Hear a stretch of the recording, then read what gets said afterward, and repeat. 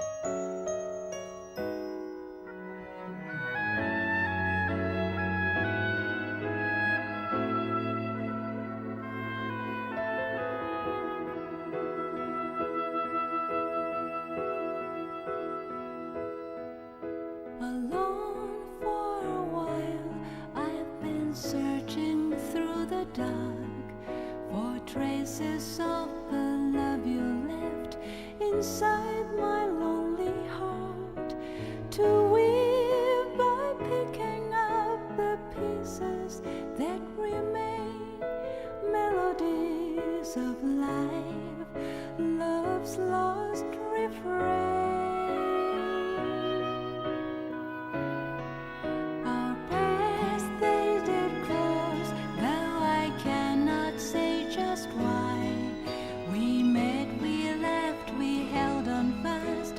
And then we said goodbye.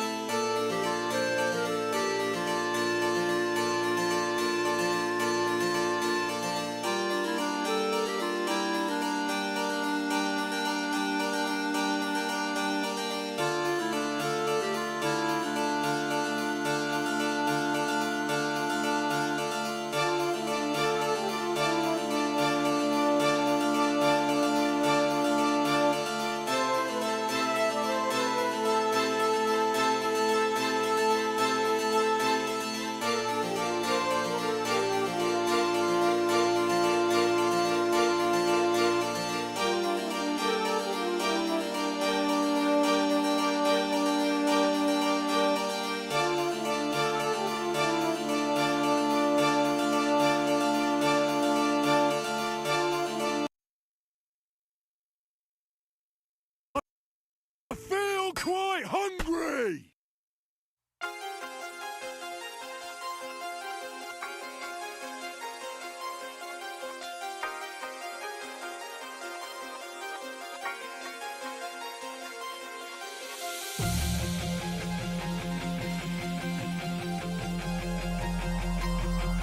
The lights go down, the crowd starts to scream.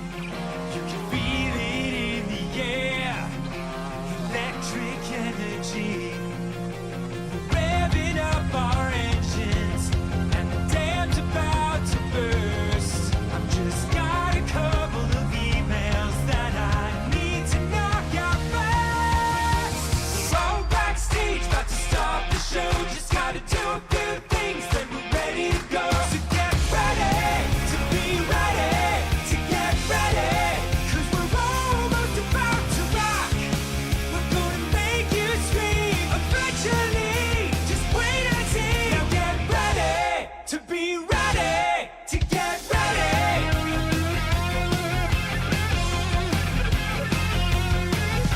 We'll be on stage in a second. Just a few things we gotta do. Gotta make the set list, wash the guitars, bathe the entire crew. Gonna play with all my Legos, then we'll eat some snacks. Drop Ninja Brian off of his Brazilian wax. Drink some gas so we can play real fast. And then you better hold on to all of your ass. We're gonna crush this show, just a few more steps. Nothing says rock like meticulous prep. So get ready to be ready, to get ready, 'cause we're almost about to rock. We're gonna chill your spine and blow your mind into time. Now get ready to be ready, to get ready. Ladies and gentlemen, are you ready to get fucking destroyed? We are nearly prepared to begin preparations for our final sound check of the evening, so please file out of the auditorium while we reset the stage. Thank you.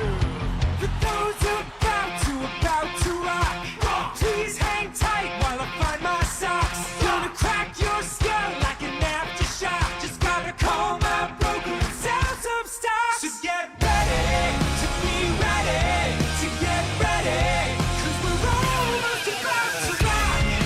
We're gonna melt your face through time and space at an appropriate pace. Get ready to be ready, to get ready. Now get ready to be ready, to get ready. Now be ready to be ready, to get ready.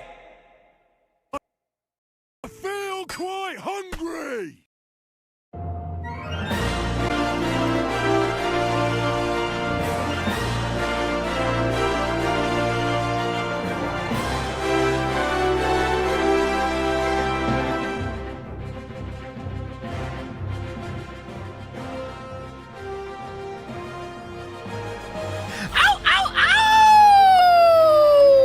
And welcome everybody to another stream with the one, the only, the wolf, who...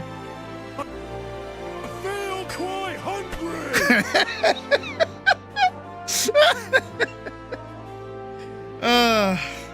Yeah, so I set that up right during stream, so I had no idea how that was going to sound when we actually did it. But I'm pretty happy with that. That came out pretty good. It's really hard to find an audio clip of Henry screaming, "I feel quite hungry," and not having a bunch of fighting sound effects in the background. So, yeah, it's the best we can do. And it complements our... Give it a sec. There it is. So, today, as you may have gleaned from the title, and also what I said in the Discord, and also what I actually just posted a little while ago, which I'm gonna double check on. It's only got 60 views. That's okay. It's early and it's Sunday. It's early and it's Sunday. That's my cope right now. I want to draw. I know I said yesterday that we would continue KCD. We especially left off on like a really big cliffhanger where we were going to break into Mark Bart's camp. And I already know the scene that's going to play out, so I know what's coming up and I know what we're going to get into. But I woke up today and I'm like, you know what? I want to work. I want to animate. I want to draw. I want to get started on this film. I want to keep going with it. And I'm going to be pissed this week because I'm only going to have one day to work on it, theoretically, because we're going to have Wednesday, which is going to be, half crit, half whatever, unless nobody submits to crit, which I would not mind. But besides Wednesday and Monday, Tuesday is going to be entirely dedicated to Final Fantasy. So yeah, like I'm in a weird spot with it right now. But I do want to keep working on it, and especially where we only have 2-ish. It's a lie. It's a bold-faced lie. But we only have 2-ish more animations to do. One of them is presumably very simple. I'm lying to you again. I'm lying to your face right now. And then the other one's more complicated, but I have more confidence in doing it. And it's like one thing that we have to get done. I'm lying to you again. I'm legitimately lying to your face. It's wild how much I'm just lying to you right now, and you're just taking it like at face value. Like I'm even telling you that I'm lying to you. And you're like, yep, Sid is going to be totally fine, and everything they're going to do today is super easy, and nothing's going to cause any problems, and they're not going to hate their life at all. Of course not. Of course not. I will. I will hate my life. But I like what I do. Presumably. I don't know. Depends if I fucking do it. It's the important, I love what I do, but I have to do it in the first place. It's like, yeah. But I wanted to start as early today as possible so that I don't have any kind of like cold feet or changing of my mind or like falling out of it. I want to draw. I want to animate. I want to put stuff together. I have ideas in my dumb, stupid, dumb brain, and I want to do art and shit. So that's what we're going to do once I'm done talking. Which, who knows, could take several hours. I don't know. It might do that. I fucking know. But I feel like it is important to also add that I have finally, after so long, decided on what the new hairstyle is going to be, or at least the one that we have right now. And I have removed the question marks, and I have put down that for $175, I will dye my hair black. Yeah. This gray mop up here, black. I'll make it black. I'll dye it like a black. Why is Heaven Sword playing? What is this? We're not going to Ishgard? The fuck? I mean, we'll go to Ishgard Foundation. I don't mind doing that. Also, I am mostly killing time because I am trying to clean up my drive at the moment. And I am moving approximately like 20 gigabytes off of my main drive onto a different folder. And I kind of want to do like a couple of those because my main drive is starting to get full of stuff I don't even know where it is. So I want to get rid of it a little bit. So we're working on doing that. So I'm killing time. So as we know, Tuesday is going to be Final Fantasy 14. We're going to be doing patch 7.5. My aura is looking like it's going to stay, actually. I was playing a little bit last night. I was just kind of vibing. I like her. I like her a lot. She's cute. It's also partially the reason why I want to dye my hair black is so that I can better match her. Because Aura with like white hair and they're not Aran they don't look good. They don't look good is what I'm getting at there. Their eyebrows just like disappear into their face. So it's like, I don't know. It's similar to Vieira. They do the same thing. Anything else to talk about? Anything else to talk about? Anything else to talk about? So we'll probably be back to Kingdom Come Deliverance 2, like on Friday. I think we'll do a Friday stream, depending. Maybe. I don't know. We might just keep it for the weekends, honestly, where I can play it for like way longer and more people can like pop in, I guess. What is this? Oh. Sweet. Okay, cool. I moved over like a bunch of shit. All right. I now have 40 gigabytes free of the 476. That's still not good. It's still really bad. I'm trying to find where like all the like huge files on my drive even like are. I don't know what is doing. Is that just like a picture? What is that? I have like VR chat things that I don't care about. What else is on? My desktop is kind of empty. Things that aren't games. What about in here? I'll delete everything that's in this folder. I don't play BG3 anymore. Provided, probably not like a game or anything. Just like, I don't know, just like free up Friday to be a bit longer. No, I don't care about that. No, that's not. What is this? Oh, that's a Skyrim thing. Okay, I can get rid of that. What is this? I think that's also a Skyrim thing. I think most of these are Skyrim things. 94 megabytes, 18 megabyte. Nothing here is overtly huge. Nothing here is huge. There's a lot of dumb stuff here. Apologies as I do inventory management on my computer, basically. But needs to happen because I am starting to notice things getting a little slow at times, which is not ideal. God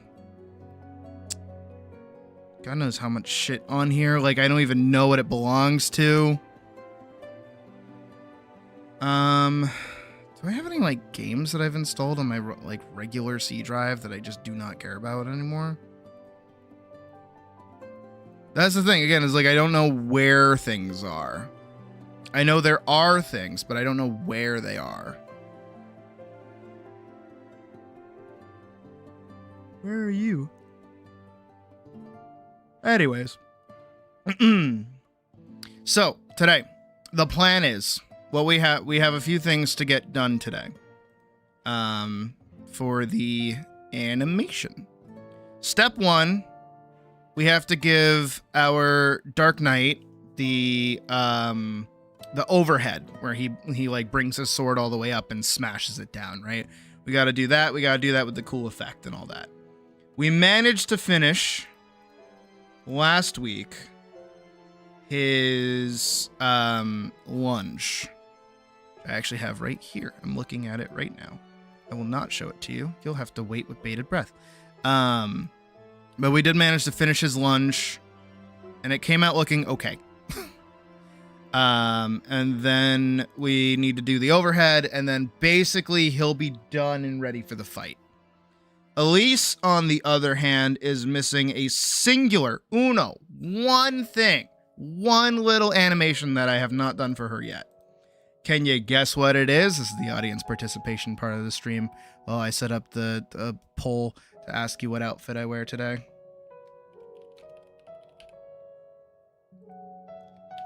Bunny.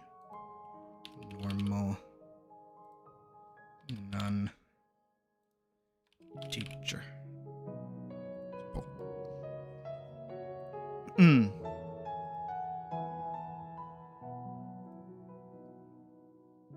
Speed paint in the thumbnail. Yeah.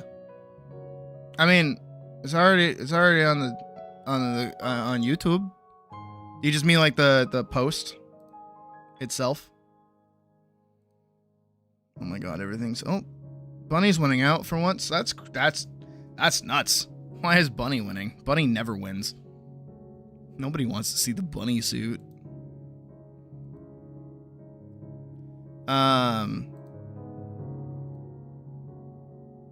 If you mean the piece itself, I forgot to do that actually.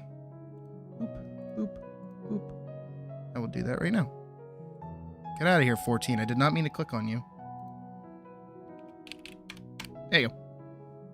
If that's what you meant. But the speed paint's already up, so. It's sitting at 76th viz. Yes, I just did it. So there you go. I forgot to do that. That's my bad. What else? What else? What else? What else? So while you guys are voting on outfits, so I never did her wall run. Her lateral form of movement. I never did it. I don't even know if it's in her source folder. Actually, it should be. Run with sword, special moves, sprint, sprint with sword, stop sprint.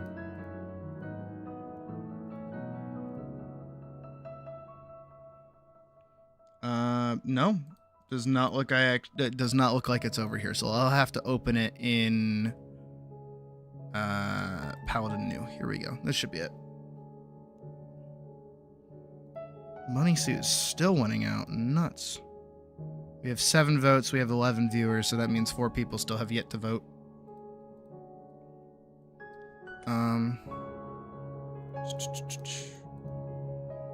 Is it not? Hold on.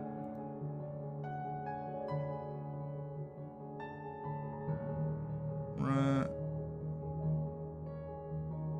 Huh? Where is it? Sprint prep.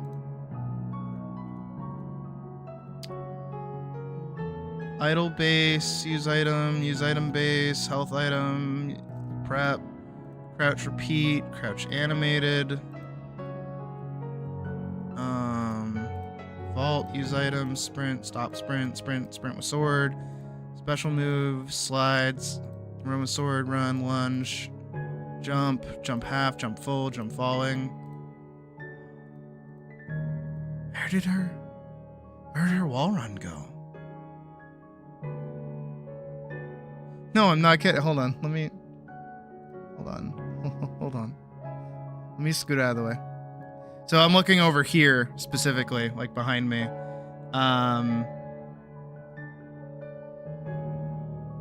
There it is. Okay.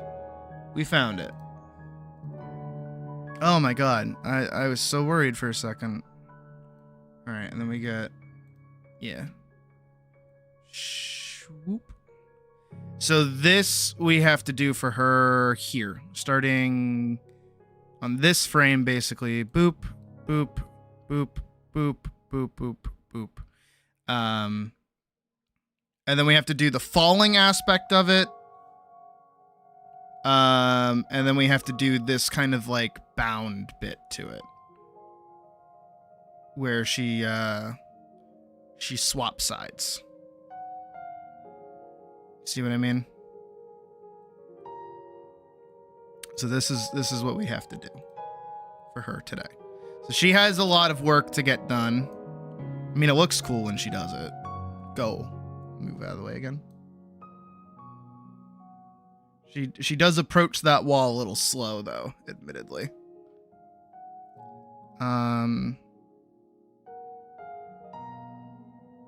We'll see.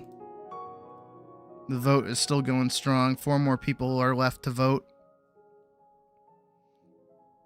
And then I want to do another variant of the fall as well. Where she doesn't like fall so confidently. I want her to like fall on her butt. So I want her to be like poof and like bounce a little. Like, womp womp. Just to kind of show that it was like a failed wall run.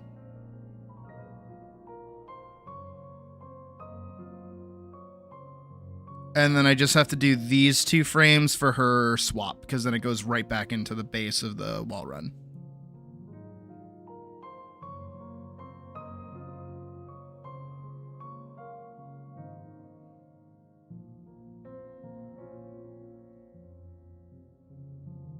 So we have that, and then we have our bad guy. We also did this one.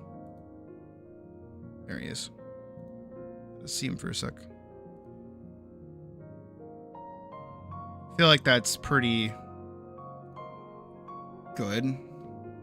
I don't feel like it's too bad. I'll scoot myself up a little bit more.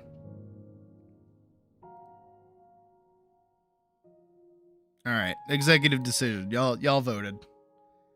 Y'all voted. Y'all get what you want. You get Bunny Zoot.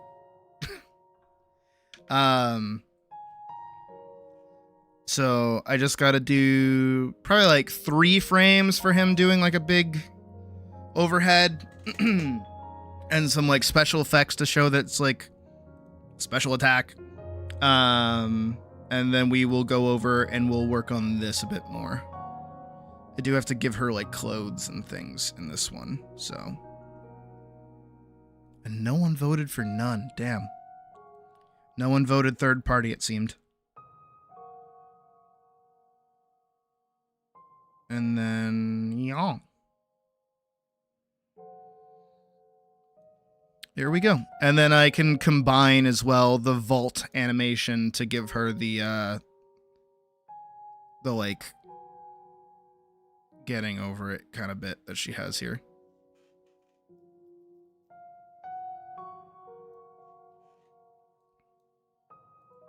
Figured that's which one it was. Swoop and boop.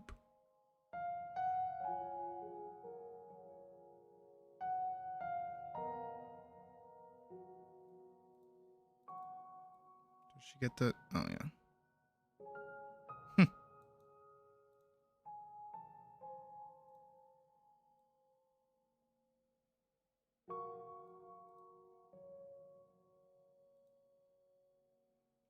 Do. All right. And that's what we have to work on today. In regards to basic animation. And then we can start putting together our lovely film. I will also most definitely have to go back through and do new portraits for both of them. I'll have to do a portrait for the Dark Knight as well. So we'll do art for him. And we also have to set up a few just like basic sprites for Ophelia. Where she is trapped in her own domain. We'll have to set that up a little bit. So we can do that. We do have an itinerary of things to get done today. And we got plenty of time to do it. We've got all day. I will be going the full length of 11 hours today. Might as well. Why not? And let's see how far I can get before I croak.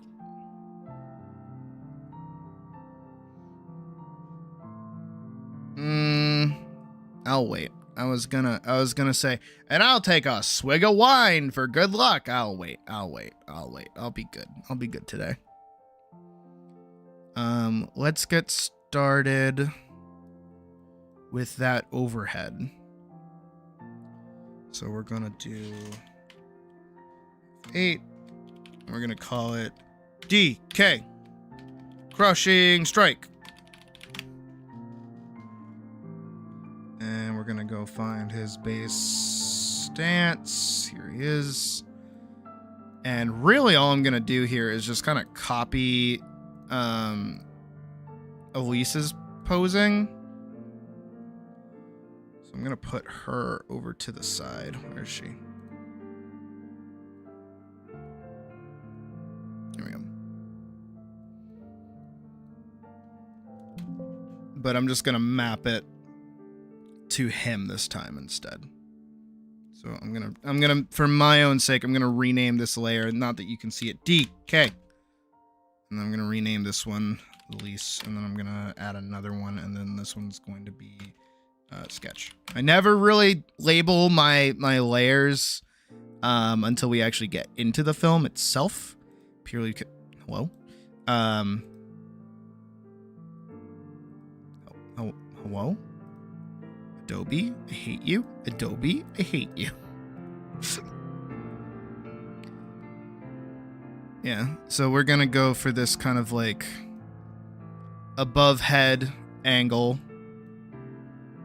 and then this kind of cut. And then it shouldn't need to be more than that, honestly. It's just this kind of shoo. Like that. But I'll give him this kind of like swooshingness. So like an effect going into the sword again to just kind of like be like, get ready, here it comes, there's a big attack about to happen, and then it'll go boom. She doesn't get that. She just gets to hit with her sword. And now let's put on some fitting music, shall we?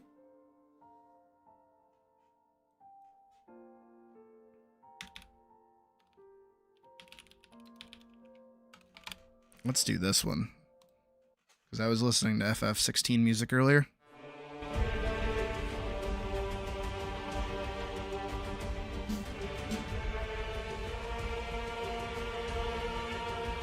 Alright, we're going to set his opacity down. We'll set her opacity down as well. Make sure I'm drawing with black. Alright, we're good.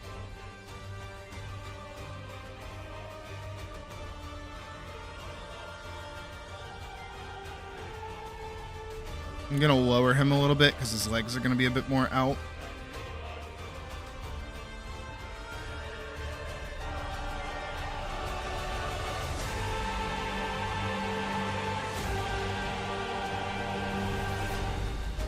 Just like that.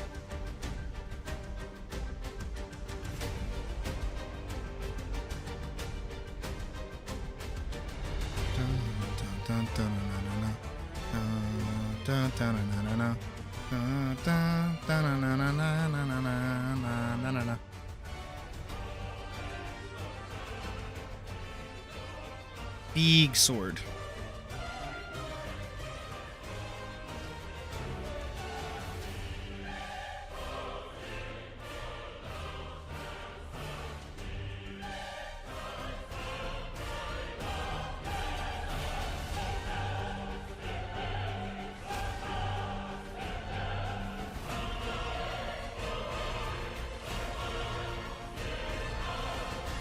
It was kind of like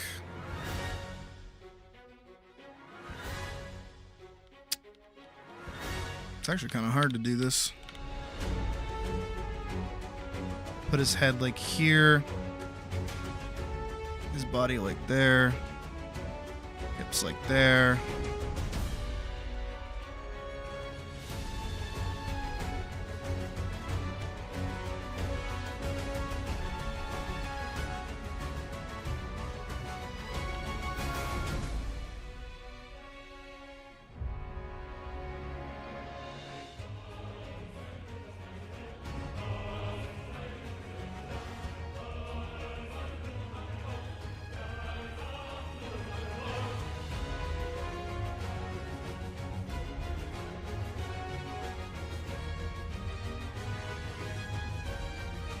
I do like the idea of how like mirrored they are in general, even with their like that.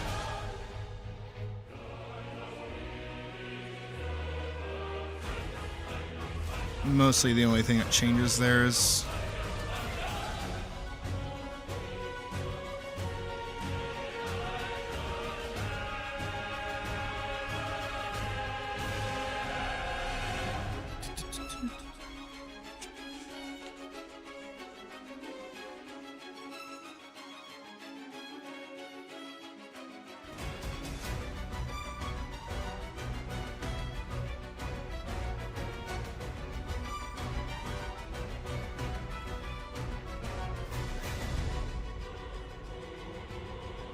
ooh, okay. Well, I guess we went over there.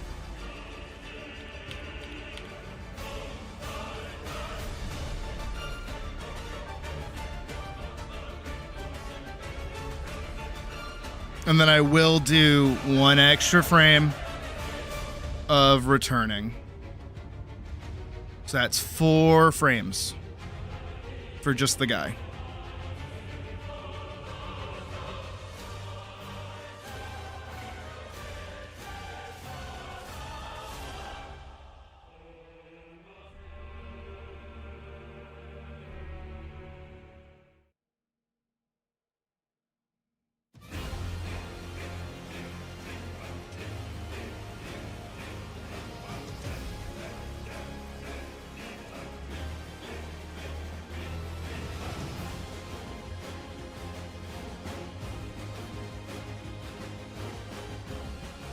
Make enemies change appearance when protected.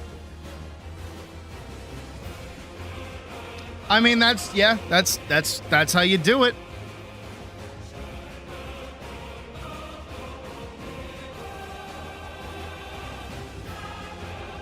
However you ease up the amount of work that you do is better, IMO.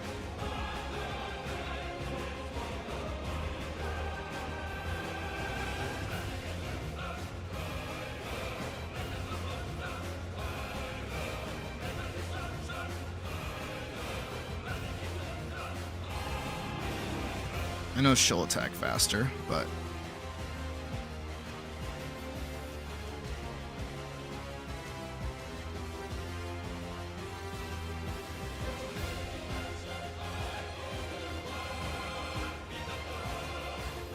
I want this kind of like...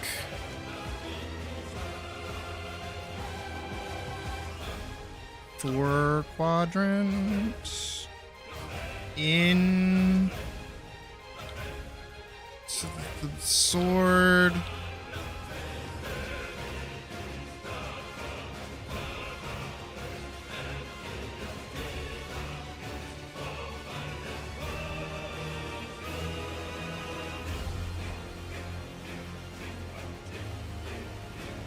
It's kind of big, like, and then when he does the big cut, I want this big, like,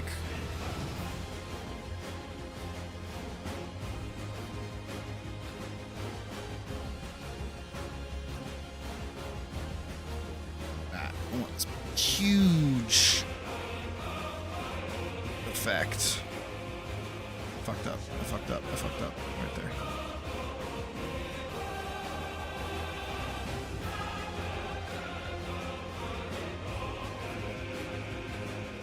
Hey, Shadow.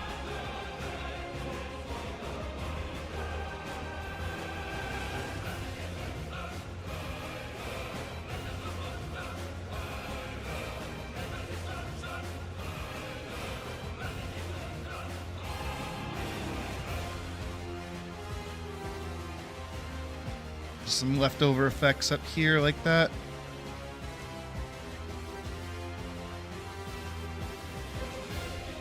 And then some of this. Just to kind of show that it's like dissipating a little bit.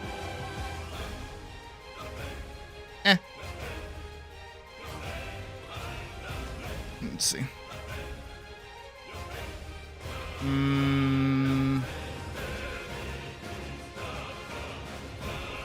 Don't like this one.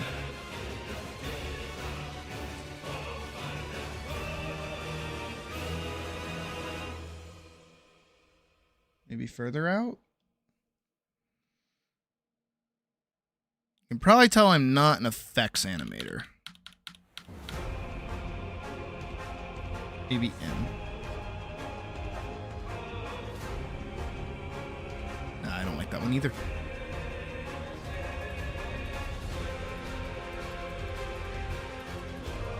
Just a bunch of dots. How about just a bunch of dots?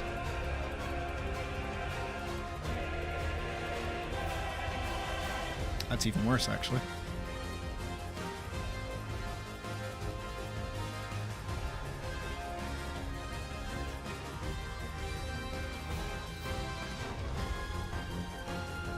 Because then that gives...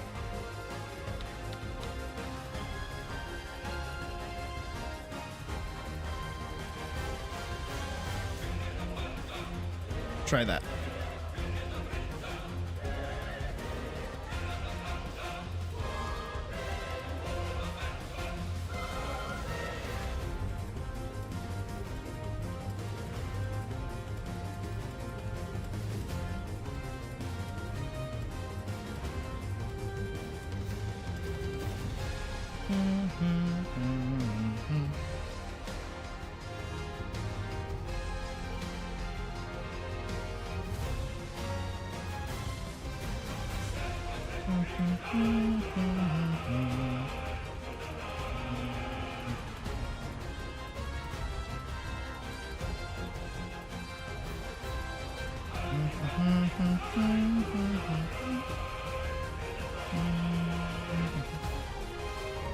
I'm gonna let him exist for a bit longer.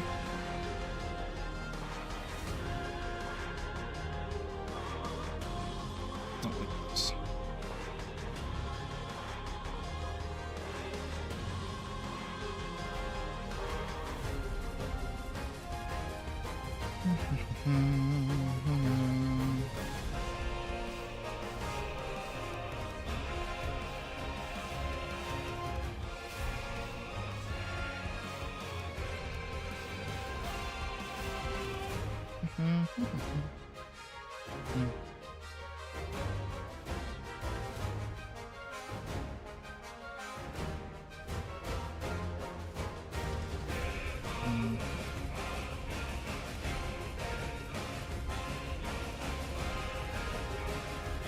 See how that looks.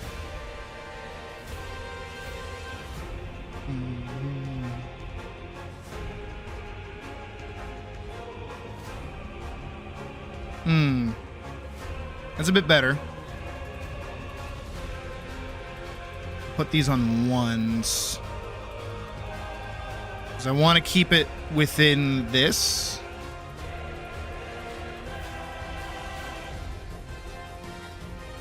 See how that looks.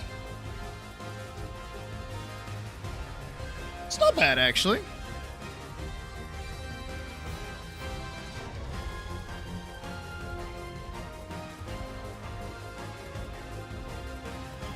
Kind of want this to sit for an extra second, like a hit stop.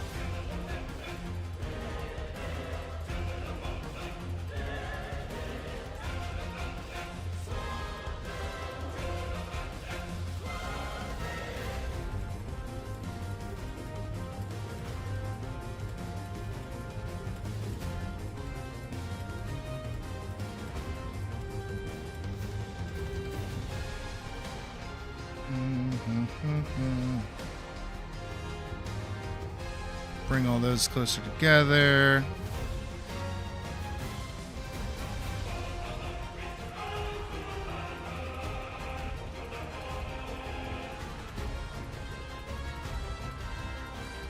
Oh, I was right. I was right.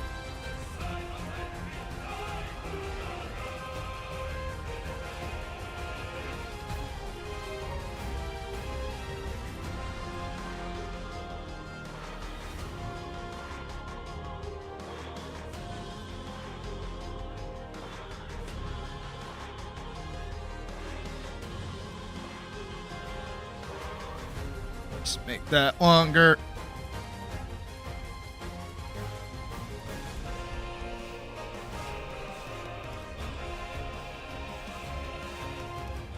It's so gentle.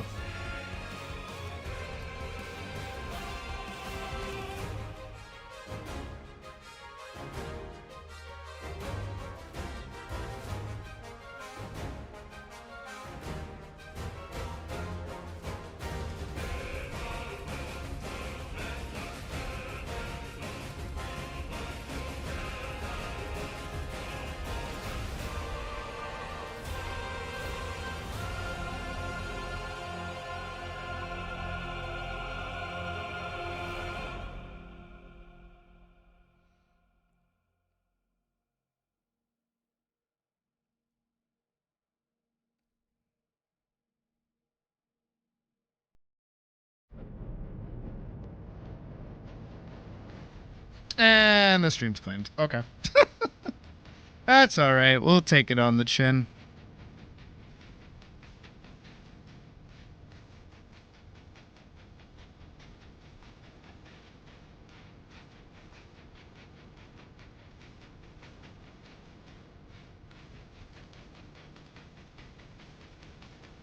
Let's go between here. I kind of want it to try to form like a sword almost.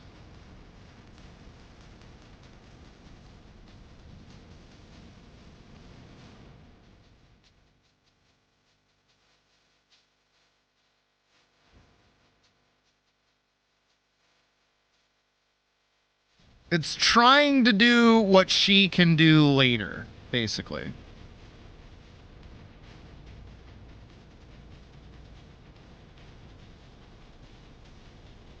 Yeah, it being on ones like that is really weird.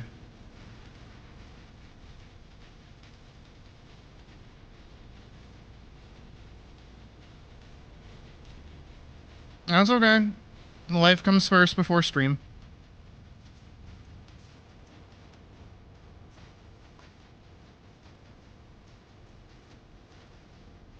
I almost kind of hate how ones look, actually. But do I really want, like, a full 1 second long fucking startup?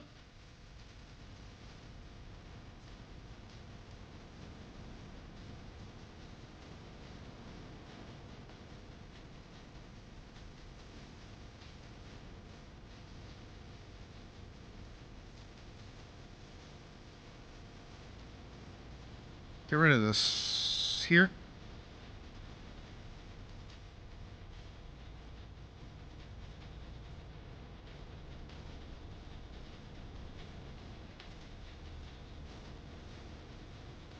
Kind of?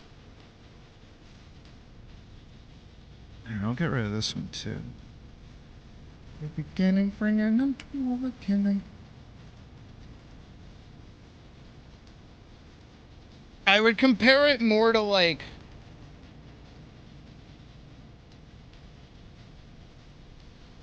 Well, I want to watch this and then I'll explain it.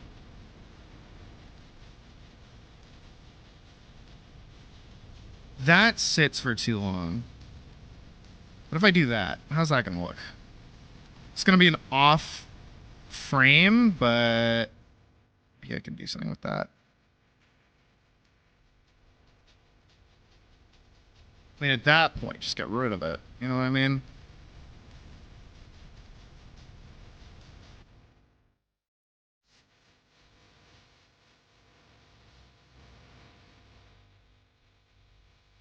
I don't like how far this starts. So the way I have it scripted, and again, it is liable to change. Nothing I do is ever set in stone until I hit publish. Hell, I even changed the music for the speed paint like right before I uploaded it, actually. I was originally going to use a Drakengard track, but then when I was looking up the specific grammar of Together Then from Final Fantasy 16, I got reminded of You're Not Alone, and I'm like, oh, that's just a better song. I'll use that instead. But the way I have it scripted is we're going to have this big moment where... Here, I'll do like a little thumbnail storyboard. So I'm gonna skip for right now for the sake of animation's sake, and because I've been putting in a fuck ton of work for this guy, I'm gonna skip the whole part in pulled where Elise is like in the town doing whatever. We're gonna open straight up in the forest. As Night Guy is attacking her. That's where we're gonna start. Elise is gonna run and get to a wall, and she's gonna be like, oh no, there's nowhere I can go. And then the Night Guy is gonna catch up to her and then go swah. So because she's running from him, there's not a lot of actually seeing him do very much, but he just goes swah. Then we get some cool static that happens. And then she pops up in Ophelia's, like, cloud realm thingy, right? Give me a sec. And I found... I don't know if I made it public or not. It might be public. It might not be public. I put together... No, it's private. Okay. I put together a little playlist here of Drakengard music that I will be using. And I specifically want to use this track.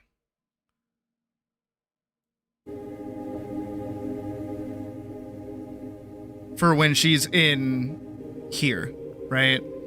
And I'm gonna put static over this as this music plays. So now it's like, ah, fuck, she's dead. And I'm gonna have her run to the right for a long time. Long time. Run to the right for a long time. I will have to loop this music weirdly because it ends with a baby going, "Wah!" which is about to come up. Yeah, you can hear it, kind of. It's weird. Here, I'll keep it repeating for the sake of the bit. And then when she runs to the right, eventually, she's gonna come across Ophelia, who's like zeked to these like really gross, not gross, but just like these really weird, definitely don't belong here pillars. And Elise is like, am I dead? And Ophelia is like, no. And this is where they meet for the first time. And then Elise is going to get the sword. And then she's going to pop back out and she's going to fight the guy. But what kind of happens here is that, you know, these pillars are going to match him and kind of have this similar, like, aura effect around them that most of his attacks have. And where, again, mirror match, all of the moves he's using at her, she's using back at him, because it is part of the dialogue here that Ophelia assumes Elise is here to steal more of her powers. So we're seeing that this is a corrupted version of what Elise now is. Right? That's how that works. That's how that's going to work. And then when he dies, he's going to drop a little Orby. And Elise is going to pick up the Orby. And the Orby is going to go into her soul. Little Orby. Going to go into her soul. And she's going to be like, whoa, there's like stuff I can do now? And then that's how she unlocks the ability to do what we're animating over here, which is the crushing attack, which is this big like shwoop, boosh, which is going to be I might as well just give her the oversword here, I guess, because that's technically what this is like a corrupted oversword. And then again, this is why nothing I say or do it is finalized until it's published, because originally she was supposed to get the oversword from Hammer, but I think I'll have to give her some kind of defensive ability from that instead. Maybe some like grand shield or something cool. I don't know. We'll figure it out. But you know, we kind of see here that that's her move. That's her big oversword move. That's her big Carrion greatsword move. But it's wrong. It's corrupted. It's dark. It's evil. It's black and red instead of white and blue. And so when she beats him, she'll learn how to do that. Alongside his big sweeping slash that he has, which is the lunge. Where's that? This one. She will also get a variant of this that is less evil as well.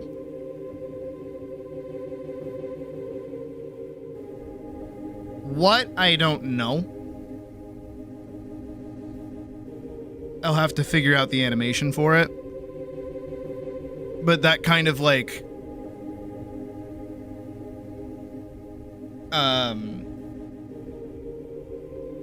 area clearing thing. So she might have it. She might honestly work it into her slide, I think. Might be a stun dipper, maybe. Actually, you know what it could be?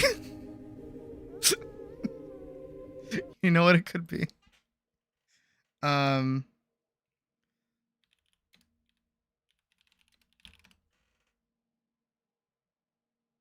What is it?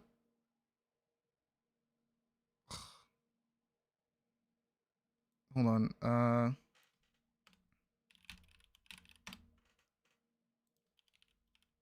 Hang on. I gotta find like the right video for it.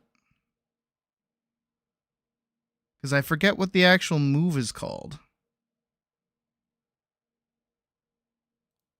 Here we go. This is old, so we're going to see some old stuff. Hi, Pocket.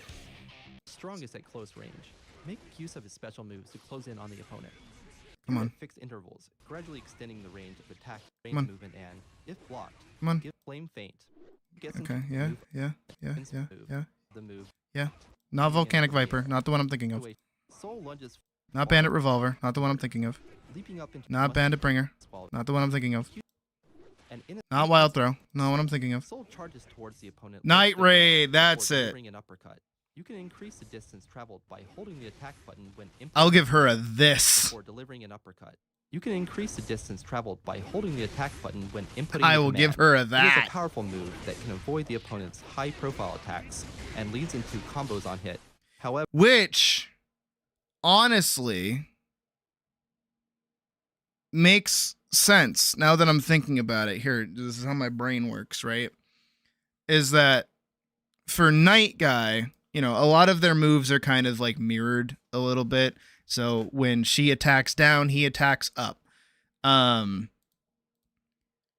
So for him to be doing this sort of like far lunge move where he like cuts and does a very similar cut to what she does, actually. Instead, I can give her this kind of like sliding uppercut.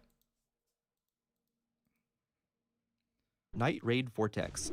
Soul charges towards the opponent low to the ground before delivering an uppercut. You can increase the distance traveled by holding the attack button when inputting the command. Vortex. It is a powerful move that can avoid the Vortex. opponent's high-profile I love it. attacks. I and love leads Soul's into voice combos actor. on hit. However, Soul is unable to cancel this move from his other normal attacks. Use this move to avoid the opponent's attacks and get in close. God, Kai's Fireball used to be so fucking cool because it was blue. Man, during the fucking beta, it was so much Combos on better. hit. However, Soul is unable to cancel this move from his other normal attacks. Use this move to the opponent low to the ground before delivering an uppercut. You can increase the distance traveled by holding the attack button when inputting the command.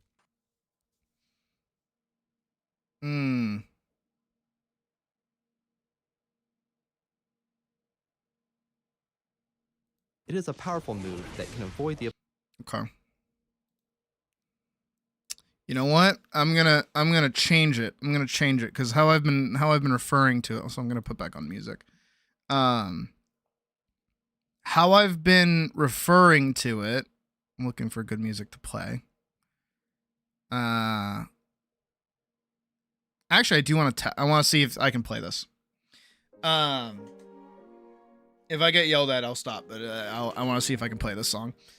I've been referring to these as like crushing attacks and piercing attacks. I'm probably going to stop doing that and refer to them more as lows and overheads.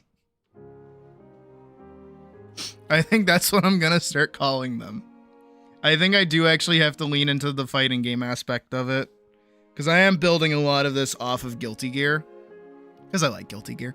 But, so like all of her normal attacks, right? Those are just normals. And she lacks any kind of special move, but he has special moves. While also having, you know, those kinds of, I do really like his normals. His normals are really good.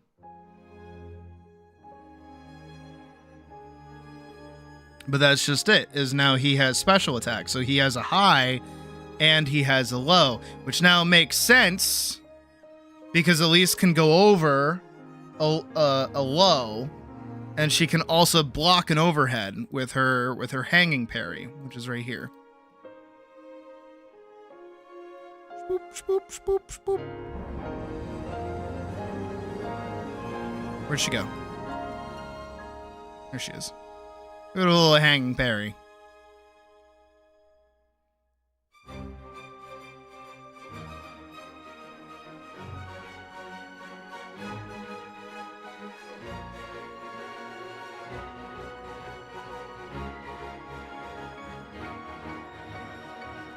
Yeah, I like that. And then we'll do... Because again, nothing I can do is ever easy.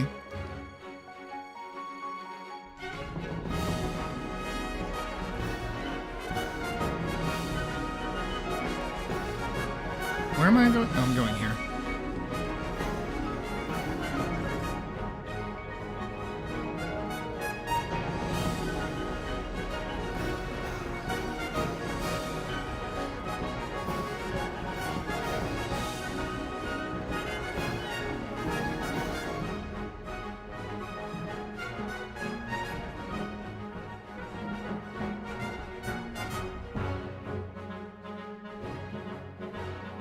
Kind of want this to actually have like a really long recovery time.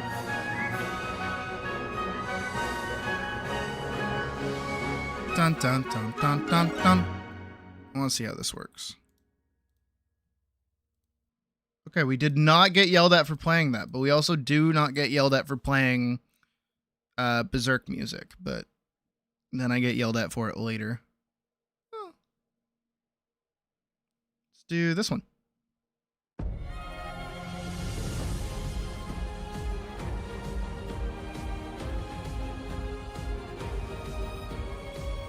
Hi, Goodzinga. And hi, Ominous.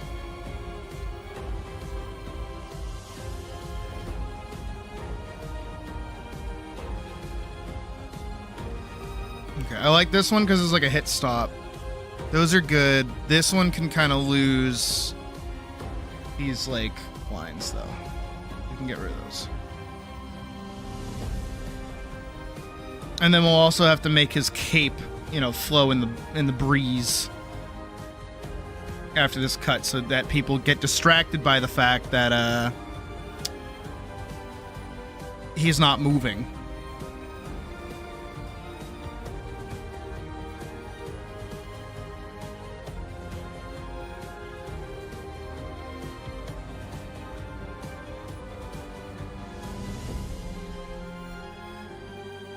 Honestly, we might put him even further back because he's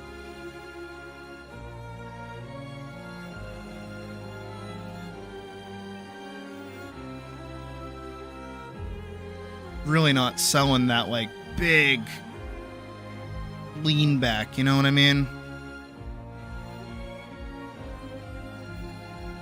You kind of need that a little bit.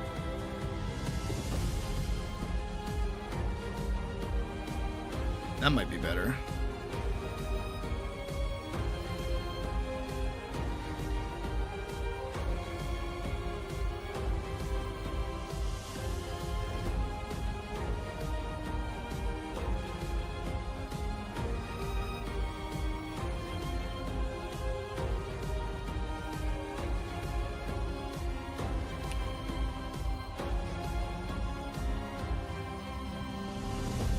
Right here.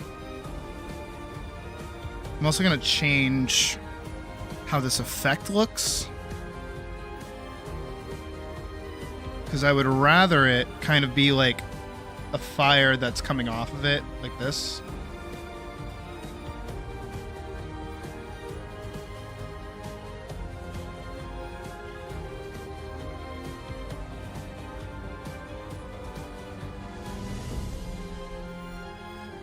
Like that instead.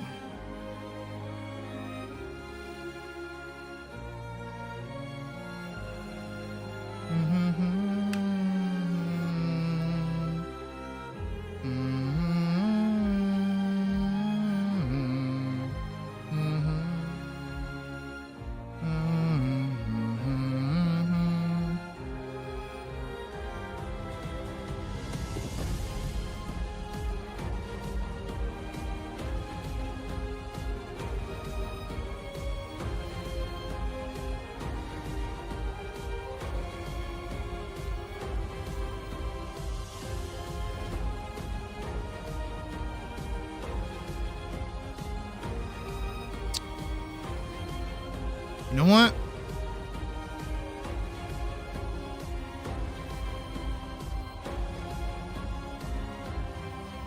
I need him to give this like way more oomph.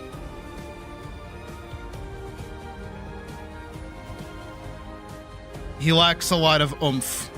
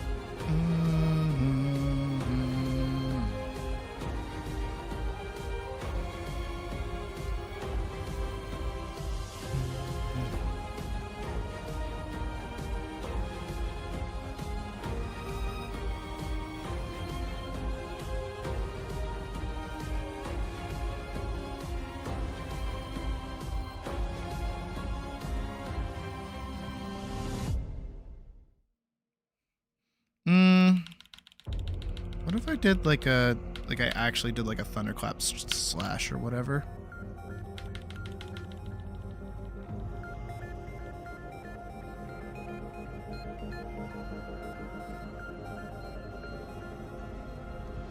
Because this curves like a lot, right? But Elise doesn't really have that. She just kind of strikes straight down.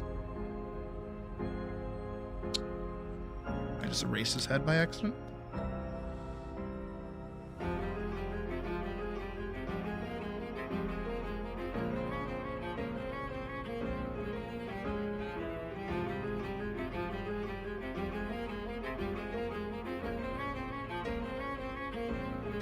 That might make more sense.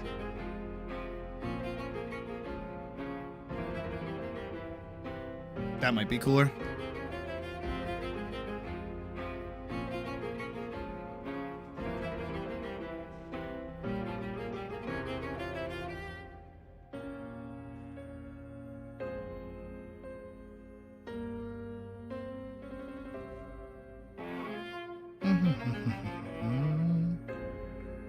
Take one frame away from that. Starts on frame 26.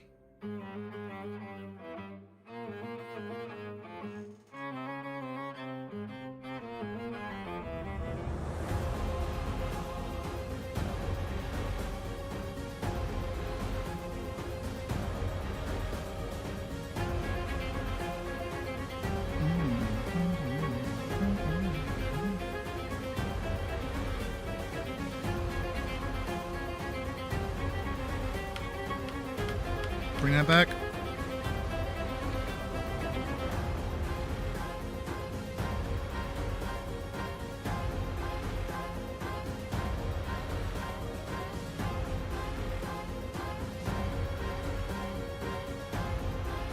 Remember when I said this was going to be easy and then I said I was lying to your face?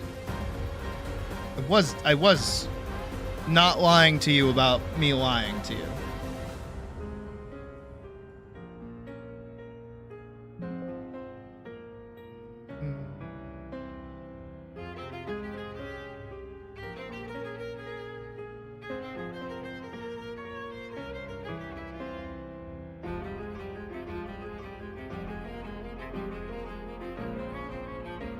Lean the sword back.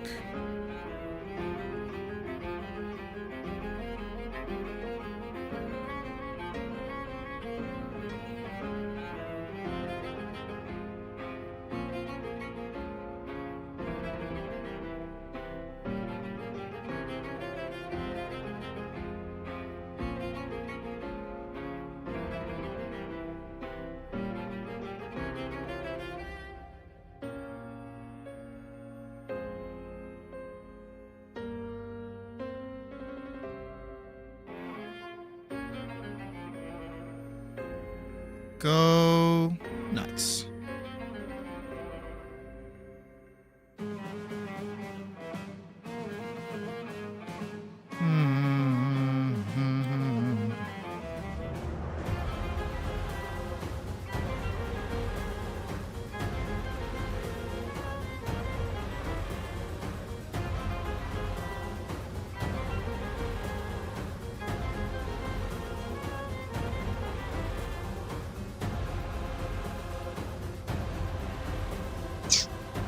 don't like it.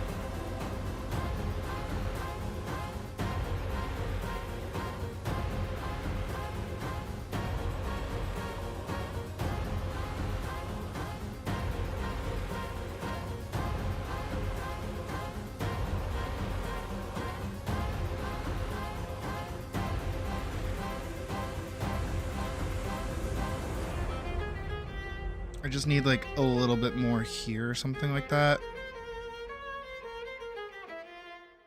Just so that feels like a little bit better.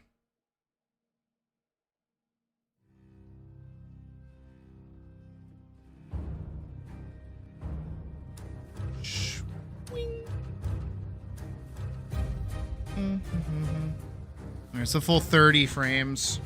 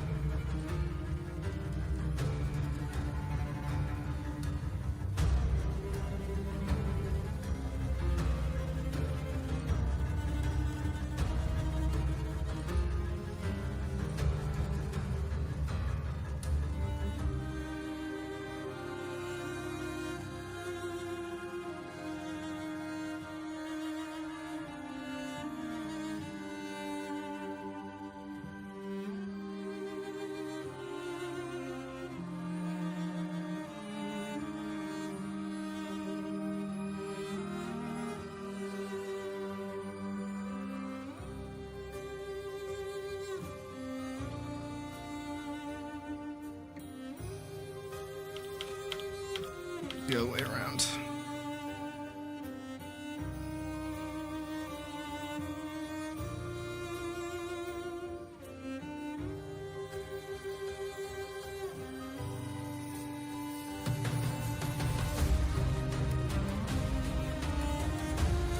Oh.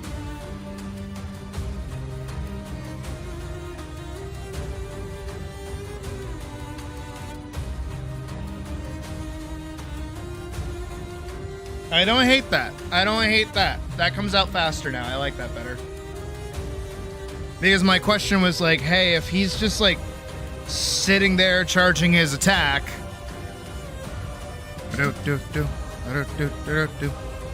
Charging my attack.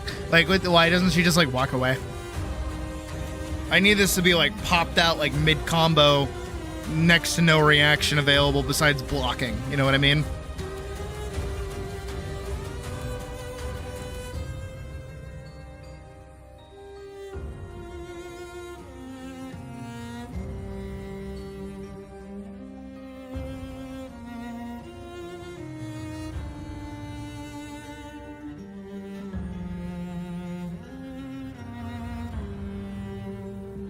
It's very silly because he's going bip bip bip bip bip bip bip bip bip bip bip.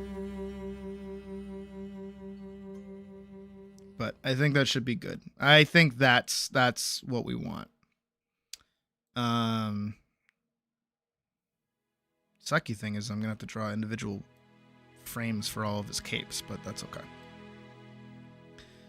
Main thing is getting these 3 base poses for him down. The charge, the swing, and the recovery. If I can do all 3 of those, I think we're good.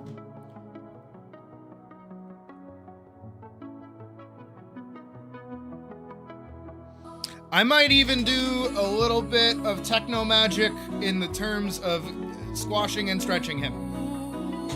In the silly method that I do with that.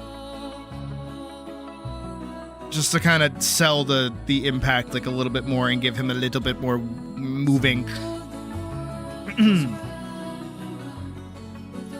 So then that way I'm not trying to rip my hair out more than I already am.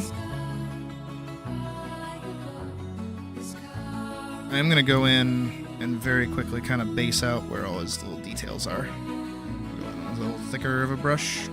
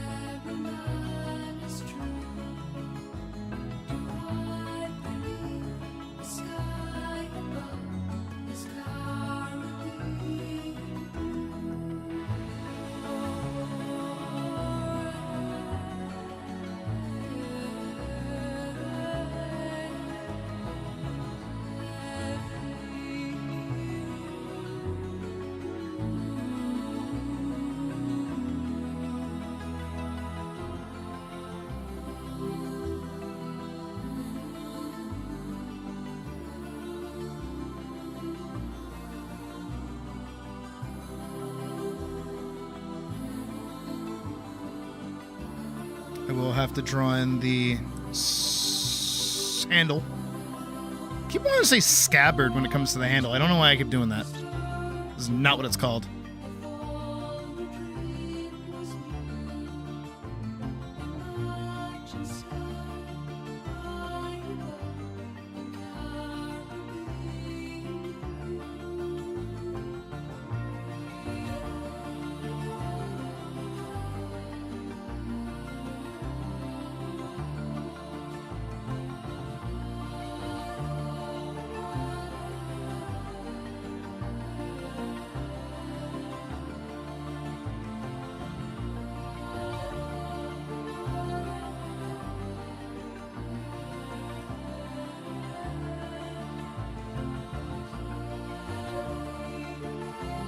And then theoretically, for a large swath of the rest of our project, we should not need to draw him animated anymore.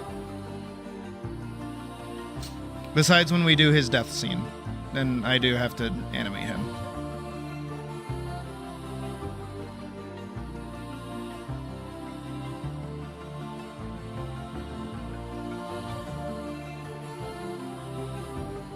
But it'll be very limited animation in order to not, again, hate myself.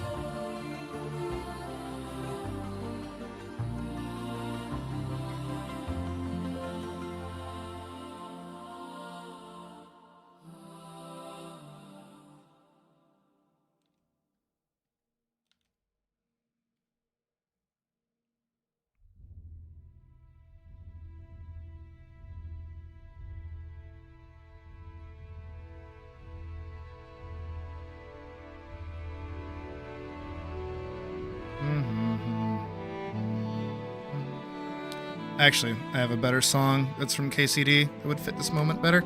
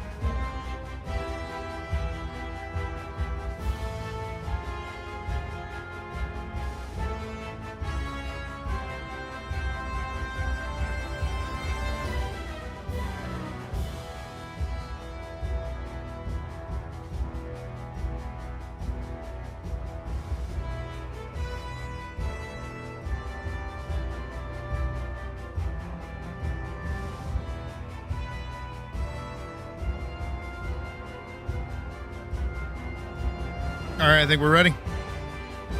Let's do it.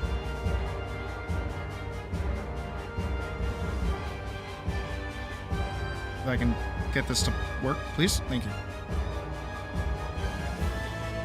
It's time to draw rather than just plan.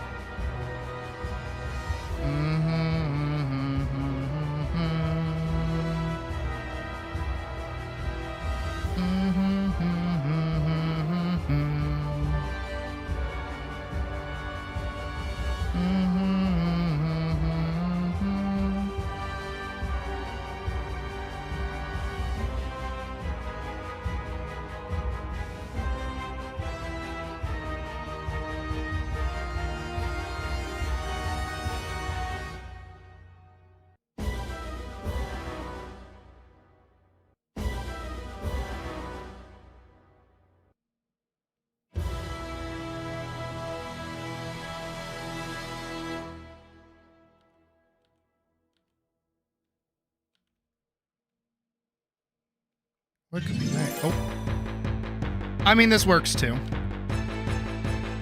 Got a lot of FF9 going on lately, I guess.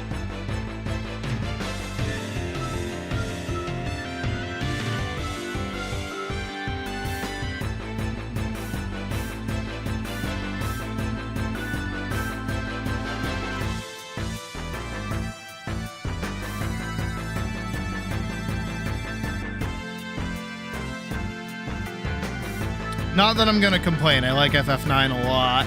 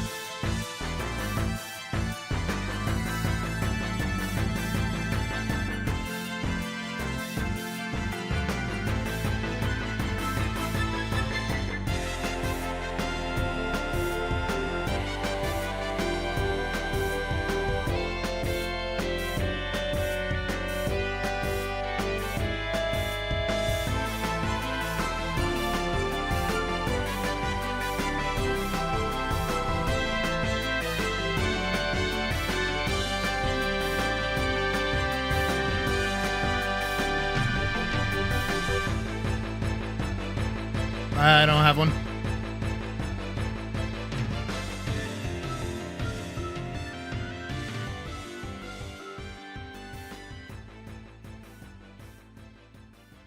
Everything has good music and everything has bad music.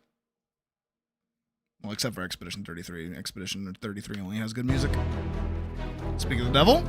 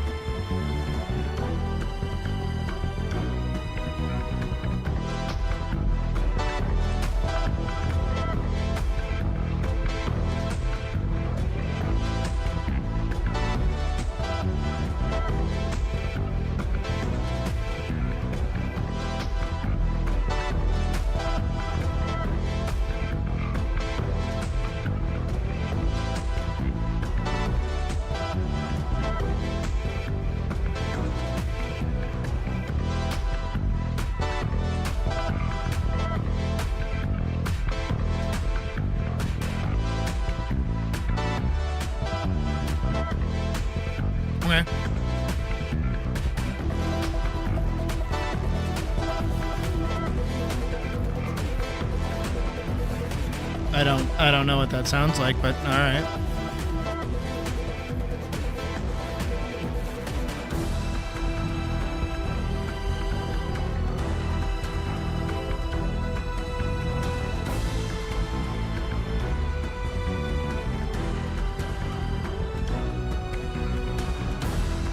And now to work another 20 some odd levels to unlock Paladin.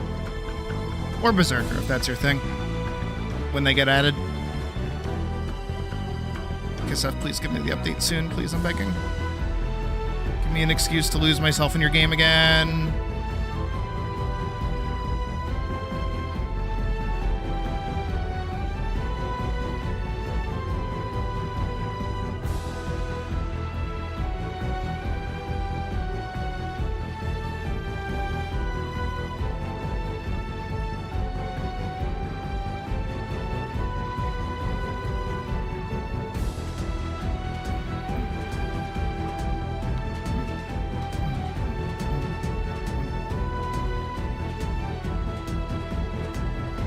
And go talk to the statue.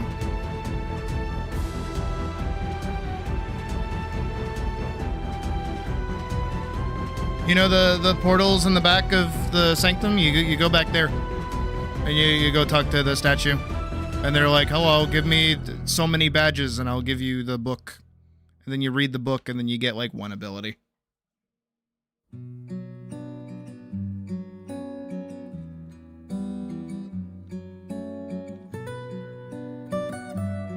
Kisef, please. Just give us the update already. I'm so tired of waiting.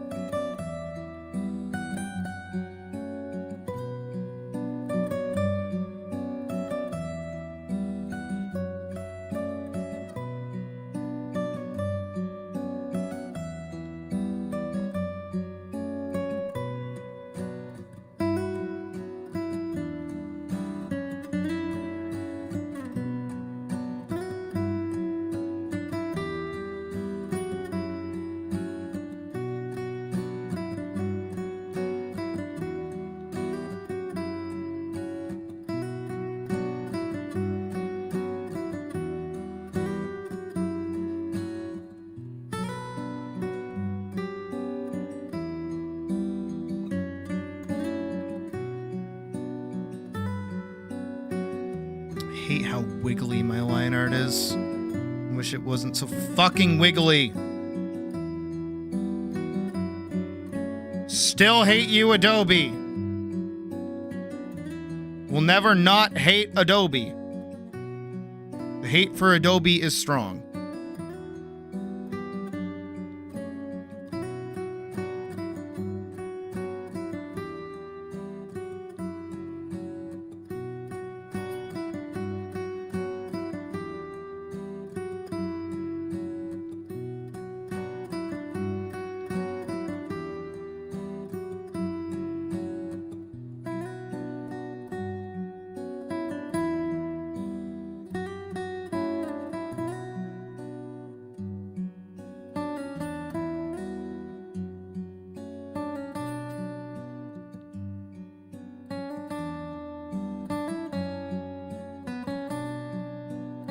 Yeah, I'm gonna hit you.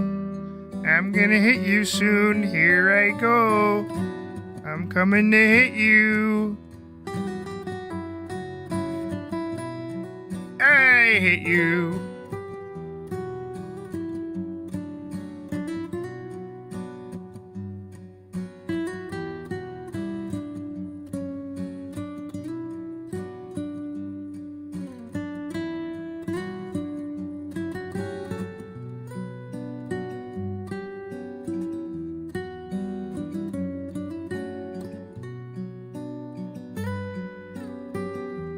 Where'd it go?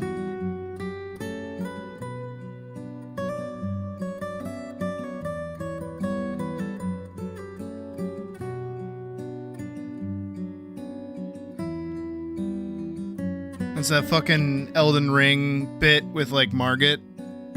He's like, hit ya. I got ya. Haha. You lose, I win, huh?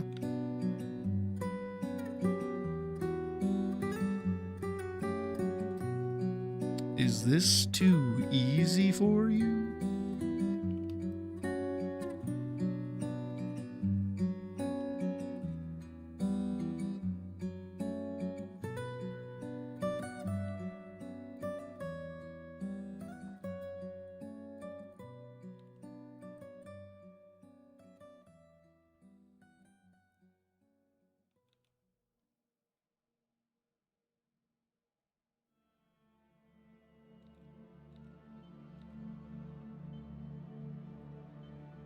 The Dark Souls games and Elden Ring. Do I like the open world aspect of Elden Ring over the more linear structure? I like both.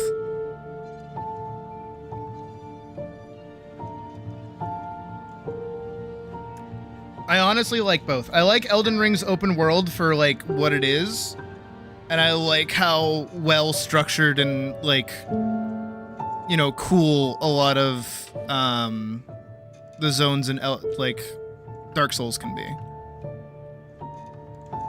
Because I admittedly do, as much as I don't like Metroidvanias, I do like exploring through an area and like opening a door and then hitting a spot where I'm like, oh shit, I know where I am. Oh my god.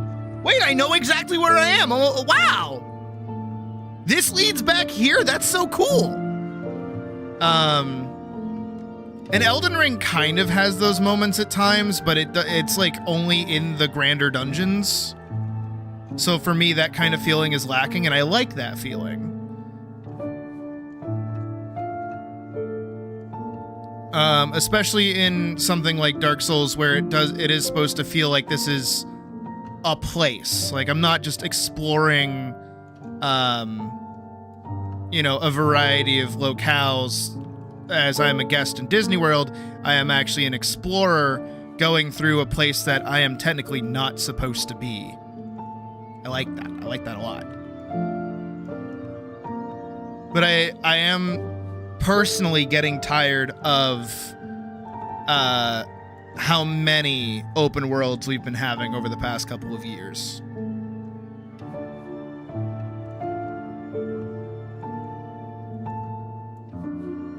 I'm a big proponent of I don't think every fucking game under the sun needs an open world. Because most open worlds, as some may know, is this. Like this is your game. You have your guy, you have like a monster, and then you have your treasure chest. Right? Boom. That's like this is your average game. This is a linear game. You go to the monster, you go to the treasure chest, you move on, rinse, repeat. Open worlds tend to be, here's your guy.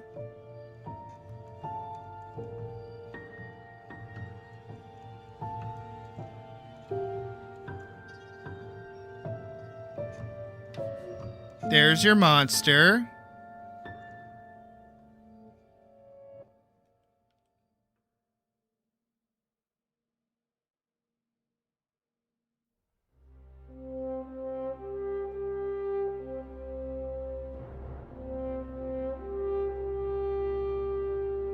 There's your treasure chest. That's open world game design for you right there. And I hate this. This I hate. I hate that. I like this. Mina like this. But here's when this is actually good. There's a moment when this is the good bit. Is when this is the point.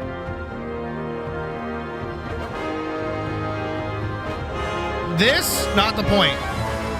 This the point.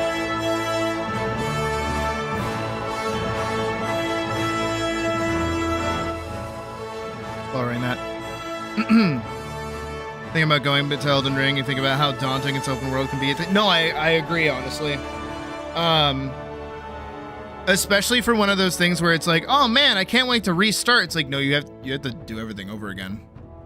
I hope you remember where everything is.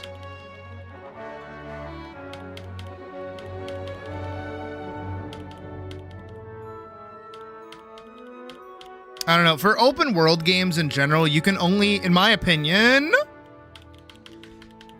You can only play them one time.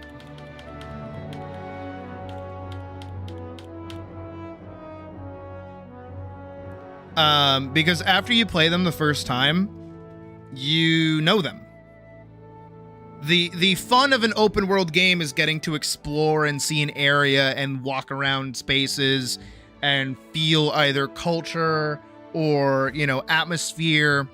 And I'm gonna make the Disney World comparison again. The open worlds feel much less. Yes, no, I agree with that. To a degree. All right, the rant has begun. Prepare yourselves. Prepare thyselves. So again, I make the comparison to Disney not because like Disney is bad, but because you go to Disney for different reasons, right? I cannot play this song. YouTube, are you gonna yell at me? I just mentioned Disney and this came on, so it's definitely listening to me. It's not my fault. I swear, it's not my fault, Disney. Here, we'll play Kingdom Hearts instead. So, okay. Yeah, we'll play this for a sec while I do this diagrammic rant really quick, okay? So, you have like Disney, right? And I know I compare a lot of the time games to being like a guest at Disney World versus like being an actual adventurer, where Disney is this kind of experience of here is a land, here are a variety of attractions in the land. You can do these in any order that you want. You can do like where you can go here to there or there to there. You can go wherever you want, whenever you want. And each little attraction is maybe like 15 to 20 minutes long, right? And this is most open world games. This is kind of what they center on, is they drop you into a location and they say, go, go, go, go, go, go, go, go, go, go. And then you have more linear games that, you know, because they have like a set route for them like this, they can put more stuff along that route. They know where you're going to be looking half the time. So they can put a lot more like important things around these kind of turns here and there to kind of keep you more invested. Also, hi, Mouse. And while technically Disney itself would feel like you're a pioneer adventurer going around or a guest at Disneyland, it is that you know full well that you're just kind of in this space, and you're able to see everything that you're able to go and do, pretty much, right? This, however, has turns. So while you're going down here, you don't know where you're going to go next. There's things that are getting obscured and otherwise. Hell, even Disney technically has this as well, where it can, you know, put up thematic buildings to kind of cover one from another spot, so then you have to go around that and go, oh, there's a thing. But here's the thing, right? If you go to Disney World, if you go to this, right? And you go, I don't care about the land. I just want to go on all of the rides. I want to do all of the rides. I'm going to go on all of the rides. And then you go boom, boom, boom, boom, boom, boom, boom, boom, boom, boom, boom, boom, boom, boom, boom. And you do all the big rides. And that's the only reason you're there. You're going to have a miserable time. You just are. Because that's not why you go specifically to Disney or any amusement park. It might seem like that's the reason you go to the amusement park, but that's not why you go. Why you go is for atmosphere. Because I will say the most amount of fun that I've had personally in Disney World is sitting down with my family and relaxing. Taking in the atmosphere. Going over, and instead of going on a ride, instead getting a snack at a little convenience store, sitting in one of the park areas that they have and eating that snack and just wasting my time away. and having a good time. I'm not here to blitz through Pirates of the Caribbean, and then run all the way over to fucking Space Mountain, and then run all the way back over to hit the train. I'm not doing that. We're here. We're gonna hit what we can and what we see. And if we miss something along the way, we'll get it next time we come back. That's okay. That's fine. That's not how people play these games, though. They see all of these things and they go boom, boom, boom, boom, boom, boom, boom, boom, boom, boom, boom, boom, boom. And then they do everything and they're like, there's nothing left to do. I hate this game. There's nothing for me to do in this video game. There's nothing left. I hate it. And then they stop playing the video game after that.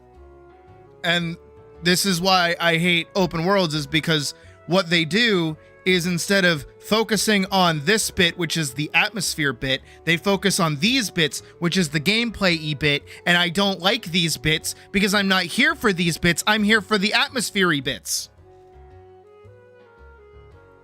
Which coincides back over if we go talk about Final Fantasy XIV for a second, which is why I'm very happy about the changes that they're talking about in Final Fantasy XIV specifically.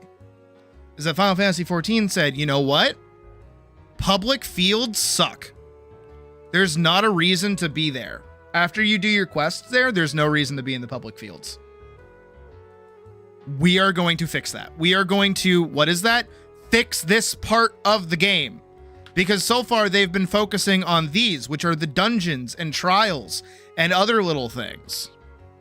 You know, they even have an offshoot area that's pretty much the same, which is field operations.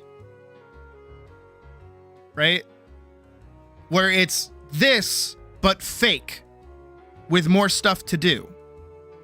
So they're working on that, which makes me happy, because my favorite part about these kinds of games, MMOs specifically, is the atmosphere, the public fields, and getting to be out in the world and meeting other people while doing stuff. Not just sitting in a city that you've been in for years and, you know, talking to the people that you've been seeing for years. What are public fields? So you know when you walk out of Limsa and you're just like in a zone and there's like little quests in that zone, and then you have like a few fates in that zone? That's a public field.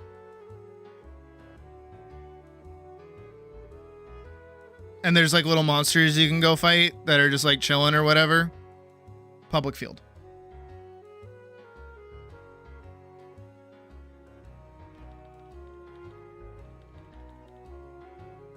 It's where you do most of your questing.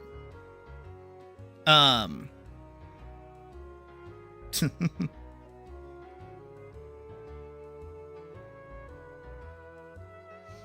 not public events, just public. They're just like areas. The early areas? No, the areas in general. Every area in the game is a public field. I played D2. No, public events is more closely compared to like fates, where they're like, hey, if you go to this spot and kill X amount of enemies, you'll get a reward. That's more akin to a public event. For Destiny language, it would be planets. Like, hey, are you on fucking EO or whatever it's called? Are you in this part of the map? Are you in this part of the map? That's where you're doing most of your questing. That's a public field. But the public field specifically is this. This. Right? It's that big open area that you walk through, right? And they're like, here's a quest for you. Here's some monsters to kill. This is like your pseudo open world. Because it is just like an instanced area, right? But you have all your little mini activities to do in here. And then you got your big activities that are your rides, which are your dungeons, right? And then you got your trials. You know, that's those are your rides, those are your attractions. You've got your little things that are like snack kiosks or, you know, puzzles to solve, or like interesting decor that they set up in the land that you're in. And then when you leave that area, you go to a different land, and that different land is themed different. Right? And then those have their own different like themed snack places and quests to go do and monsters to fight, right? Again, going back to the Disney thing, like if you think about it like an amusement park, your dungeons and things like that are very locked. So they're like a roller coaster or a haunted mine ride, right? That's kind of how they are. And then if you have something like a Fate, or in the case of Destiny, like a public event, where there's like, oh, hey, if you go here and see this thing, there's a thing going on. These are your pop-up shows, right? If you've been to Disney, it's like the parade, or the quartet popping up, or that guy playing the piano. It's the little attractions that bring you over there and kind of bring people together for a second in these open spaces. Again, this is why a lot of MMOs kind of sit with this kind of design principle, and why a lot of the time you feel like a guest at Disney World, and that's why you're going to be miserable if you just blitz between these two things. If all you care about is going from dungeon to trial to dungeon to trial, or boss fight to boss fight to boss fight to boss fight, you're going to hate games like this, because you're not taking your time to explore this bit, right? But this bit is tiring. That's the other trade-off. Really think, again, I know I keep like really leaning on the theme park analogy, but I think it explains it well if the more you think about it, right? Let's say you and your family are going to I was gonna say Disney World, but I don't. Yeah, fuck it. We'll say, okay, we're going to Disney World.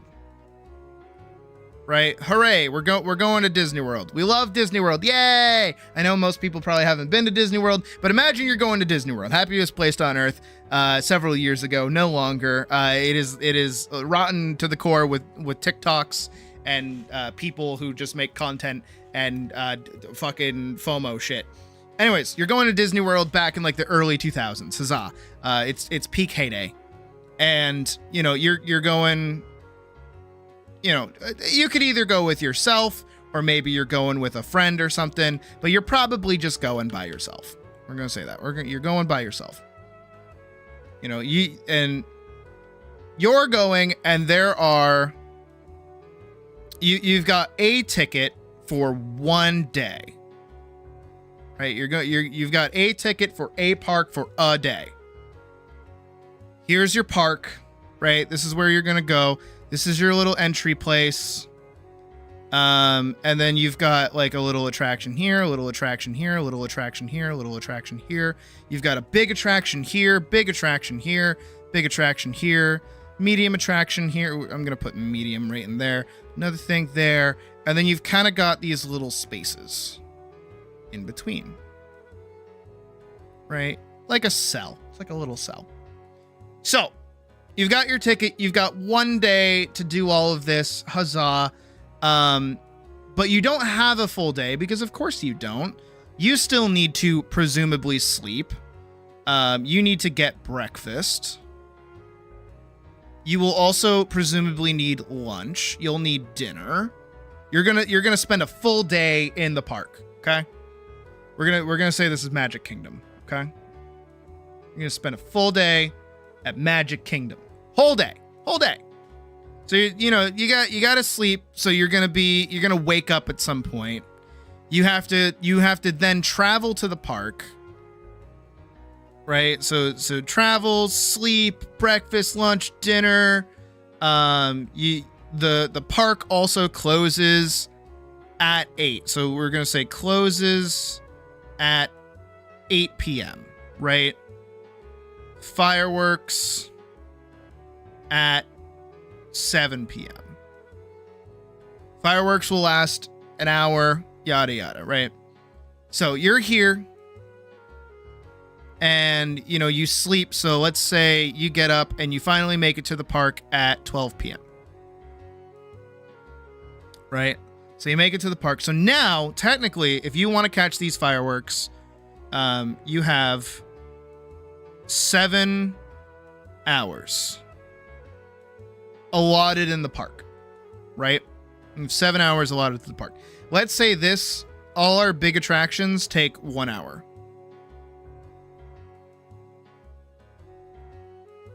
Actually, let's bump it up. Let's say 1.5 hours. Never thought you were going to need math again, huh? After graduating school, huh?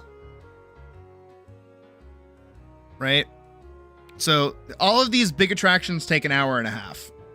All of these mini, like this medium attraction here takes just 1 hour. Let's say that. These little kiosks or something, we'll say take about 30 minutes.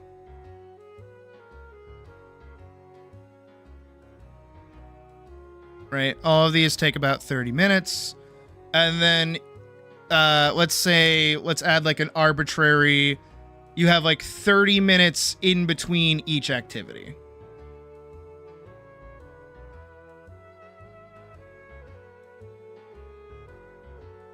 Right? That's your full, this is how your whole day is set up. And these big spaces here will take a randomized amount of time. You don't know how long you would spend in these spots, right? How do you break up your day? Because if you just go through and you do all of these, right? And you only do all of these, you're gonna blitz through about, what is that? 3, 4.5.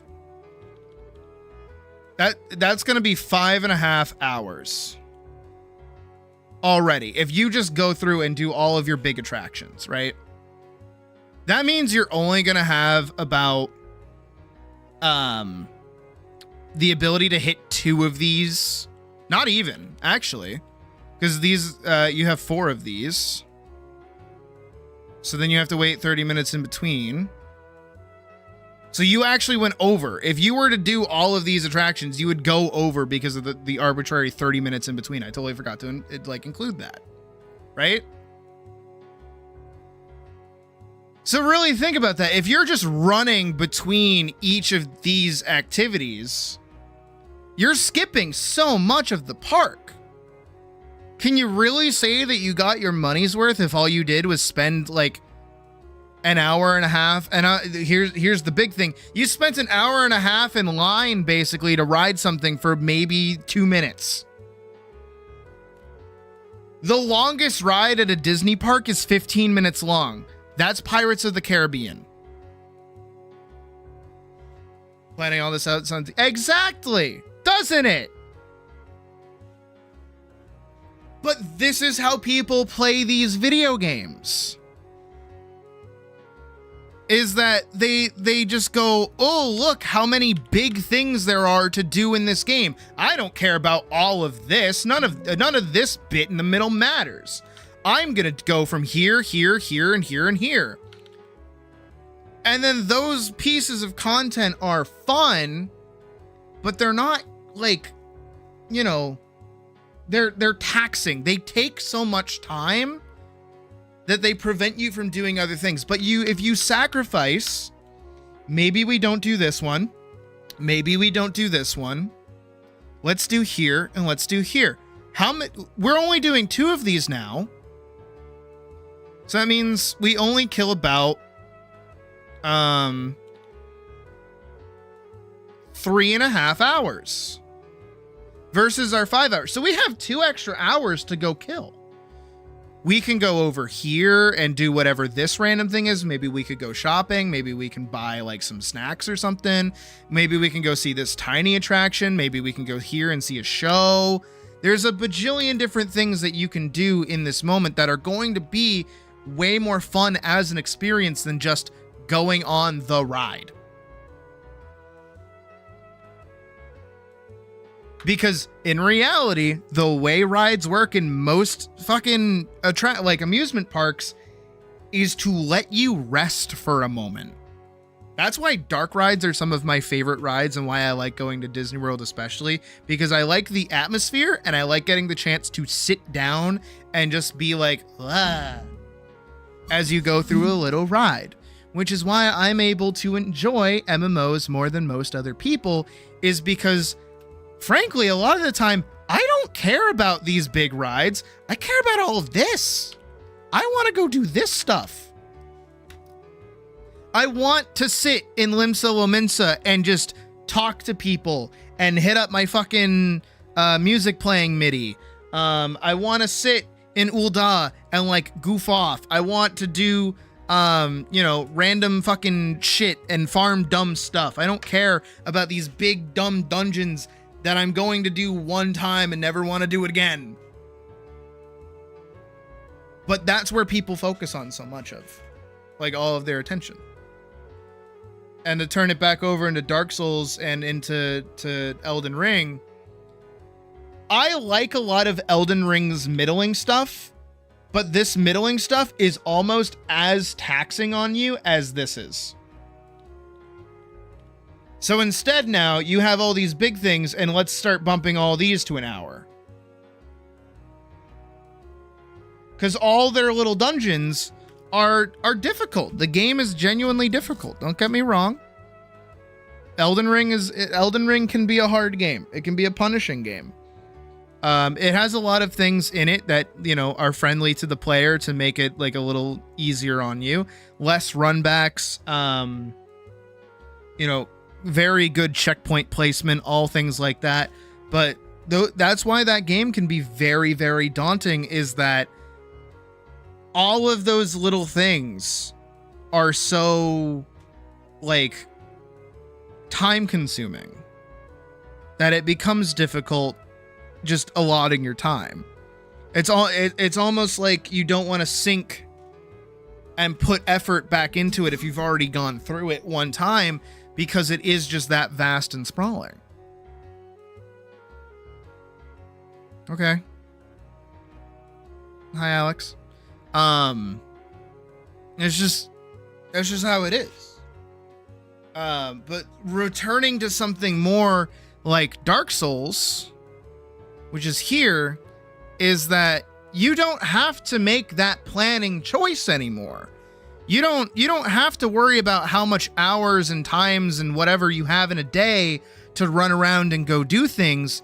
Even after your first run through, you're like, okay, well, I can go do this little clump of things and then stop. I can do this little clump of things and then stop. I can do this little clump of things.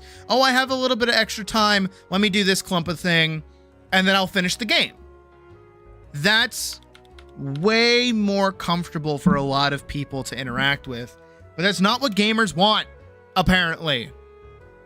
They want this, but they want this to be like good.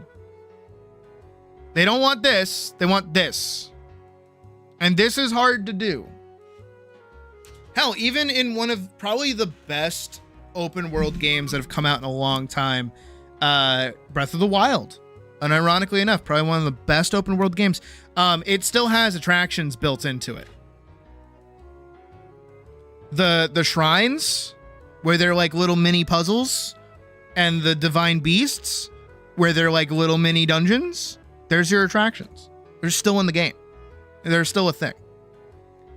But they are fewer than the amount of things that you do in the atmosphere, in the open, in the public field, if you will. Right? Way different. But that's why it's good, is because it focuses, Breath of the Wild specifically focuses on making its open world a lot like those dungeons. Which is why it's good. But no other games tend to do that. because they don't care about that middle bit. They want to pad out the time between dungeons. Because nowadays we conflate player time with like quality of game. People out here being like, I've been playing this game for over 7,000 hours. And it's like, okay. All right. You're still bronze. Like, all right, sure, whatever. Who cares? Disney World. There's nothing wrong with designing a game like Disney World. The only thing that's wrong is playing it like you're playing this over here. Enjoy your time here. Enjoy just existing. This is why, with everybody who's getting into 14, because I keep telling them to, and now Shadowbringers is getting added to it, so that's even better. I tell you guys, smell the roses. Don't freak out. Don't rush to the end of the game. Don't full tilt sprint all the way there. Just take it slow. The thing, Tears of the Kingdom is its own fucking can of worms. I ain't touching that. I don't like Tears of the Kingdom. Tears of the Kingdom is boring.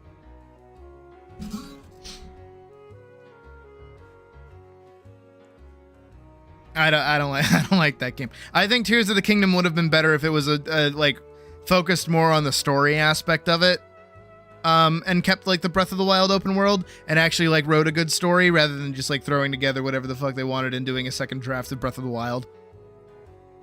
I do think the dungeons were cool though; those were fun. But smell the roses, guys. The Ubisoft games. Well, yeah, no. Ubisoft's gotten bad with it because they just kind of like settled into this, what is it? They settled into just like adding more and more and more and more activities. Yeah, no, I'm not touching that. No shrine on Shrine Island, by the way. No shrine on Shrine Island. Stupid. I understand why, but even still, no shrine on Shrine Island. Bad game. Even smelling roses and eating dandelions. I mean, that's, yeah, all right, yeah.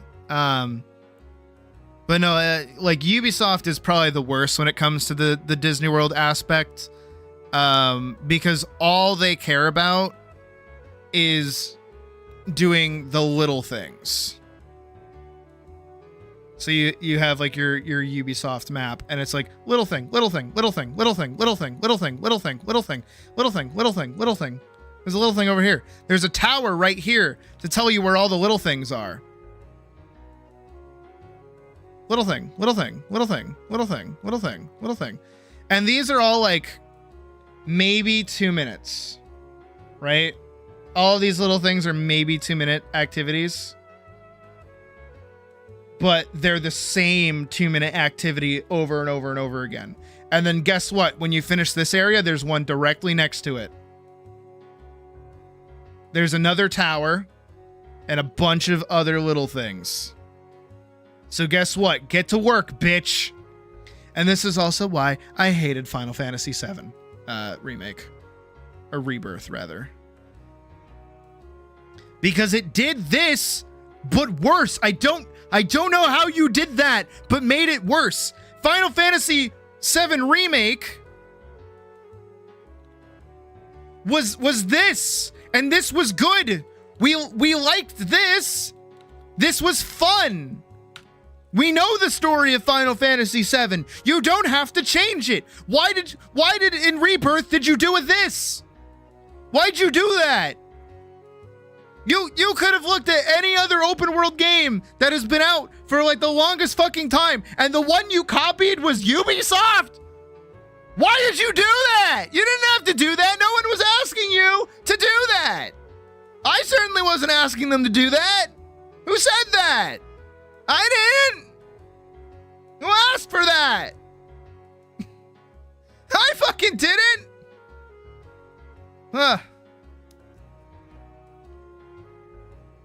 Game design. It's fun. Again, your Disney Worlds can be fun, but your player base is probably not going to care about the atmosphere. Also, by the way, the reason why back in the day, this bit worked for something like Assassin's Creed. I'm going to specifically point out Assassin's Creed for this working is because 90% of these events and little things that you were doing were drastically cut down. Specifically in this little area, a lot of these little baby things gone. So maybe in an area you had like 5 things to do, and then half of the fun was getting there, going to these locations. Why? Because the whole game was a puzzle platformer. It was a secret puzzle platformer. That's why I like Assassin's Creed specifically. Assassin's Creed 1 through 4 was very good at this. Because, you know, let's say this tower that you have to go and like climb up, this was a puzzle. You know, you couldn't go straight up it. You had to like work your, like, here's your, you had to like scale it in this kind of spiral nature to get to the top of it to unlock the area. And some areas were locked behind like movement abilities, like in Assassin's Creed 2. If you didn't have your high jump, you couldn't get to a lot of areas unless you were very creative. Especially the cathedral, which I forget. I know I studied it. The cathedral in Firenze,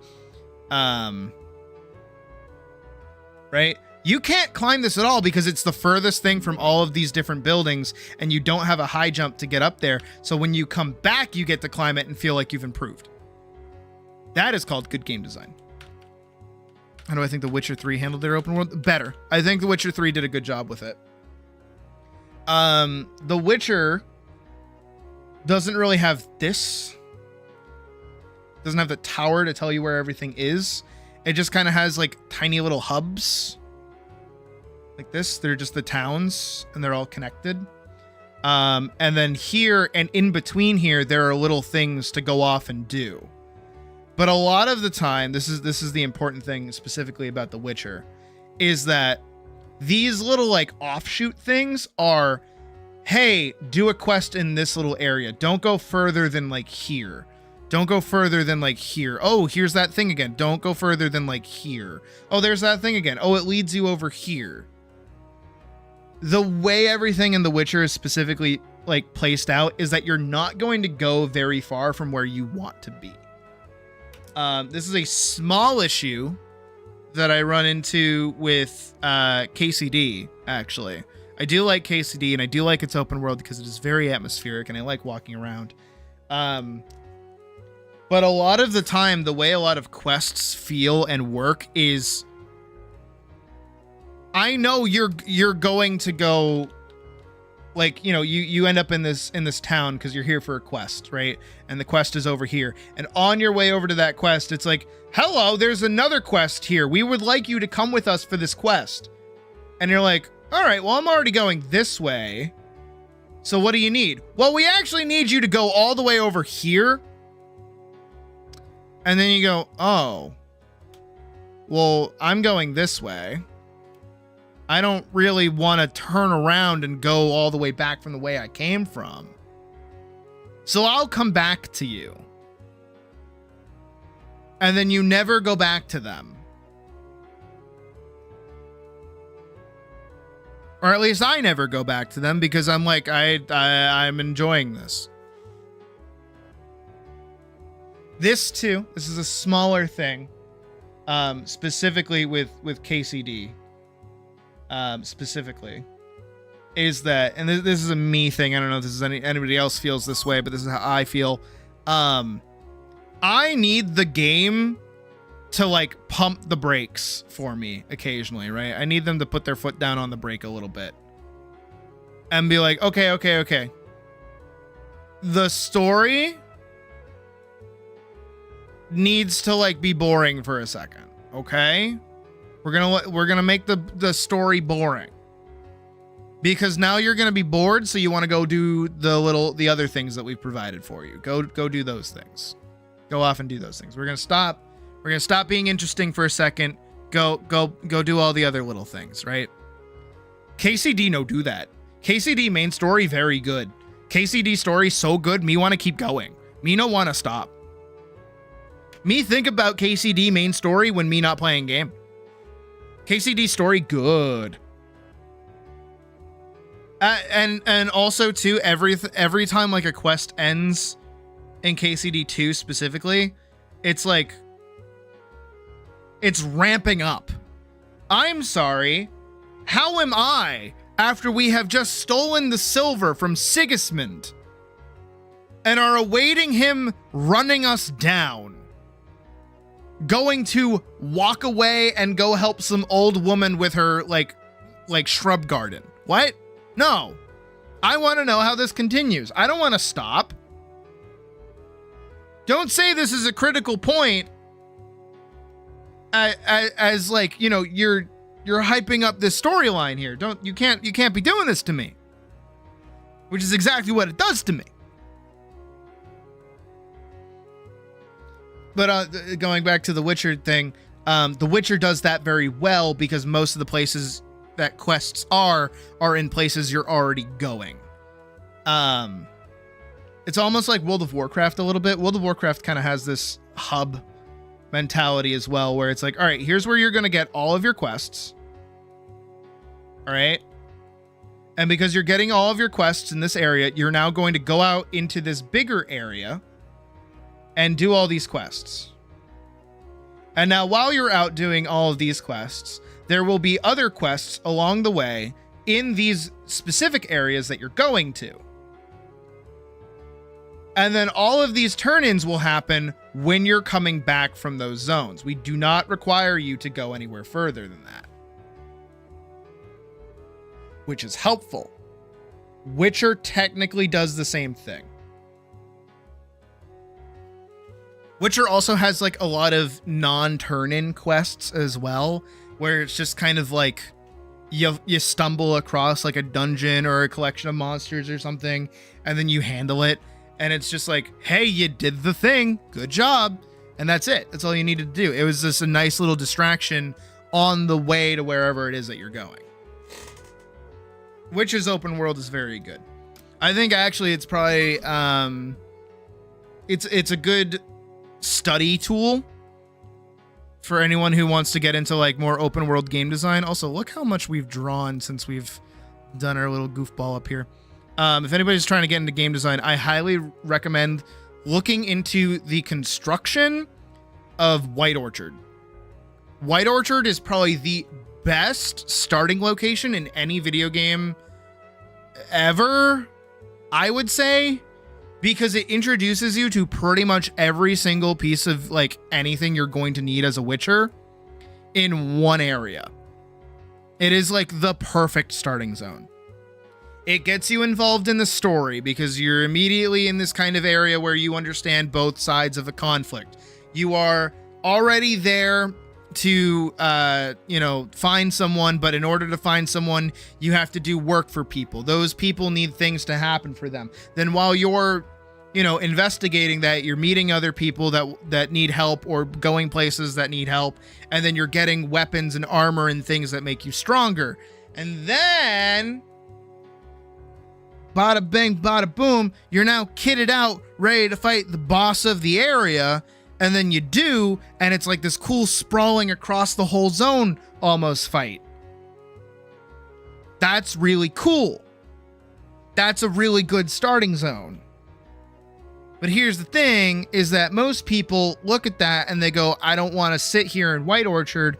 I want to move on. I want to go to Novigrad. I want to get involved in like a romance. I want to do this one specific quest that happens later down the line. It's like, no. You got to enjoy your time in White Orchard. Because if you don't, you're going to head into the mainland and be fucking low, like underpowered. Take your time. It's okay. It's fine. And that is why when I play Kingdom Come Deliverance 2, we get a lot of people that pop in the stream and they're like, I think you should do this cheat code method of getting stuff. And it's like, no, I'm gonna take my time. I'm gonna enjoy myself. And I'm gonna feel that like good about all the things that I managed to get and do. No, I will not go choke out Joe.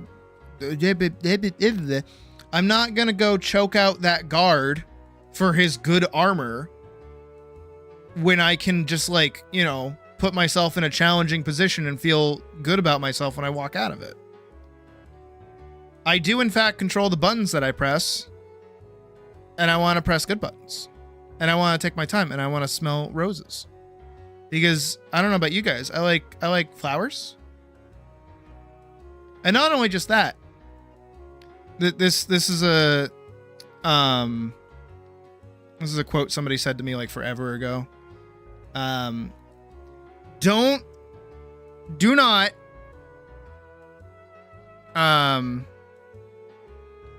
making a podcast. Fuck off with that, actually. What am I? Washed up celebrity? The fuck is that? Ew. Fuck, no. This is the closest thing to a podcast you're ever gonna get. Fucking ew. Get out of here with that. If you're gonna go to a like, you're gonna go on a nature walk, right? If you guys like walking, I don't know how many of you like walking. Don't go to the forest for the trees. You know what I mean? Really think about it. Not that it requires too much thought, but like, really give that like a second to breathe in your mind for a sec, right? Like it was a slur. It fucking was. What do you mean? You know what? This stream is already claimed as is.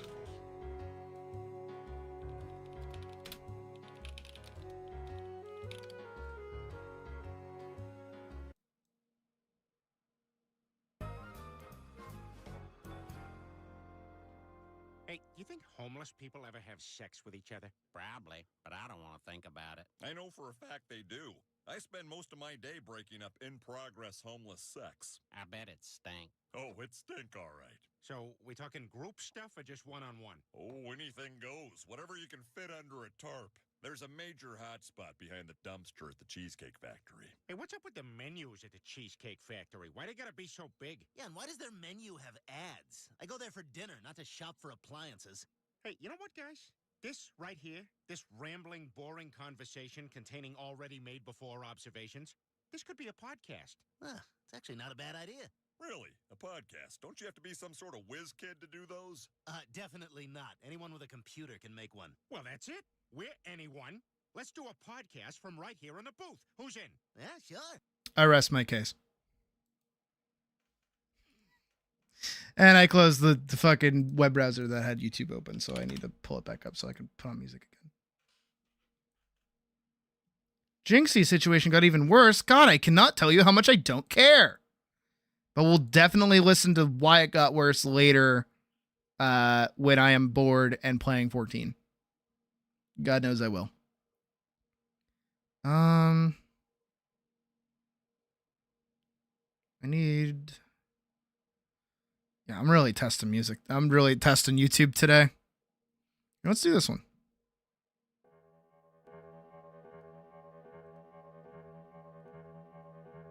Anyways, point is, don't go to the forest for the trees. There's way more to look at. There's way more to experience.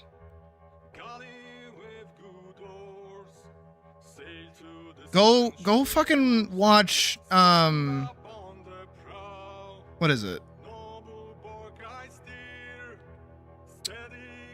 What is it? Hoppers. Go watch Hoppers. If you haven't watched Hoppers yet, Hoppers is a good example of this.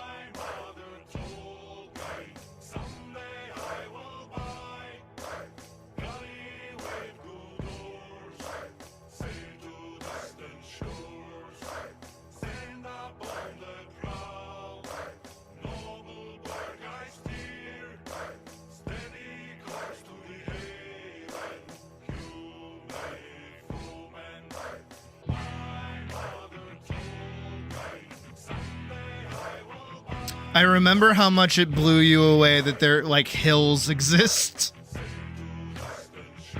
I actually told my brother about it because we went for a walk together.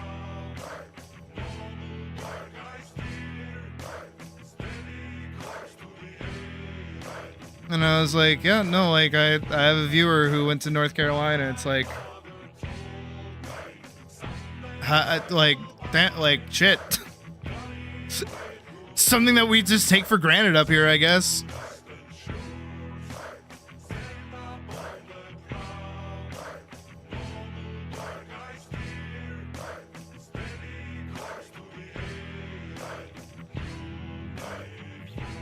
Over here feeling like he was in, what is it?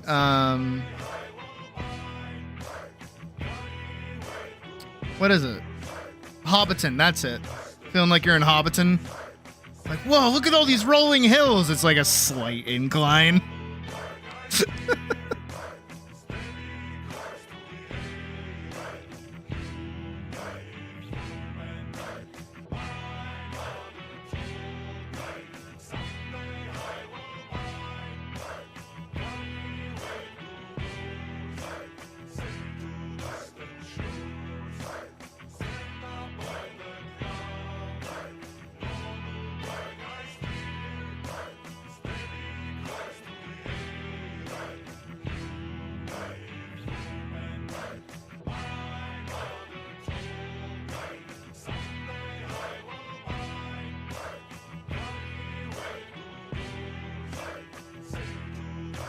I still remember, and I feel like an ass, but like, I get it, but like, I'm a bit of an ass.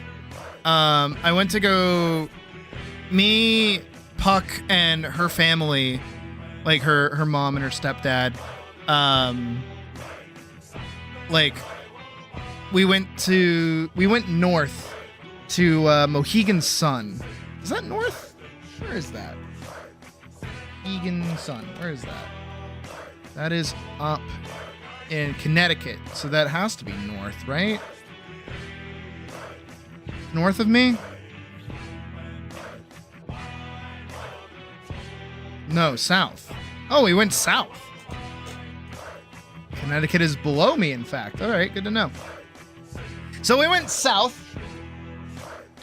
When you see there's piles of dirt, hopefully 30 feet tall. I believe that.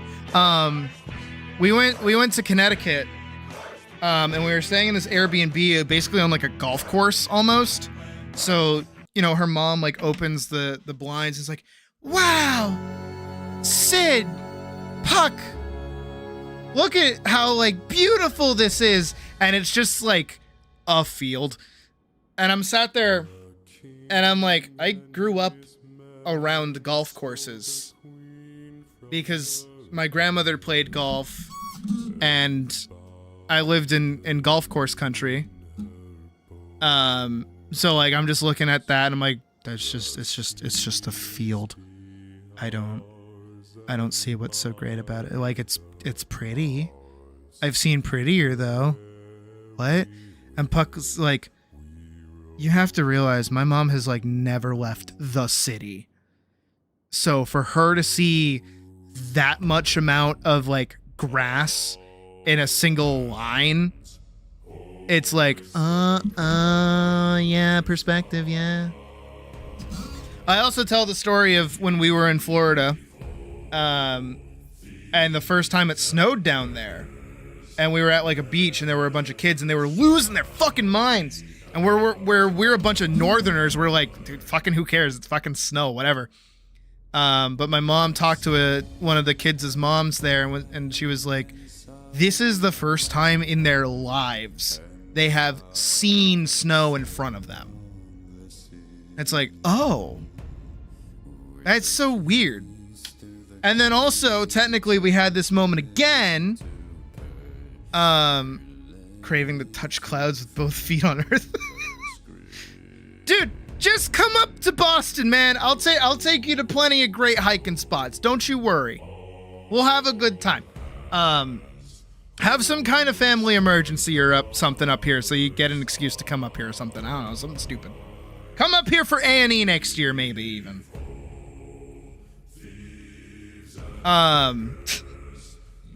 But you know, we went to Paris, and again, for us kids, you know, my mom loved Paris growing up. Okay, bye. I don't care. Just get an ad blocker or something. Or pay for YouTube Premium. I don't care. What is it? We're like walking around Paris, and you know, like every once in a while we'd see the Eiffel Tower like above the buildings. And for us, we grew up with the Eiffel Tower being like everywhere, all of this iconography of the Eiffel Tower in France and all these beautiful Parisian houses and things. And we're there and we're like, wow, it's the Eiffel Tower. That's crazy. And then like progressively throughout the day, not even the 3 days that we stayed there, the day that we were there, we kept seeing it and we're like, oh yeah, that's the Eiffel Tower there. Yeah. Yeah, there it's a building. Yep, it's there. There it is. Cool. Neat. And then we had a conversation about it later in the day because, you know, we went to go see the Arc de Triomphe, which is fucking humongous, but also a giant fuck off roundabout. So there's traffic all around it constantly. You have to go through a tunnel underneath the roundabout to go stand underneath it, which is cool.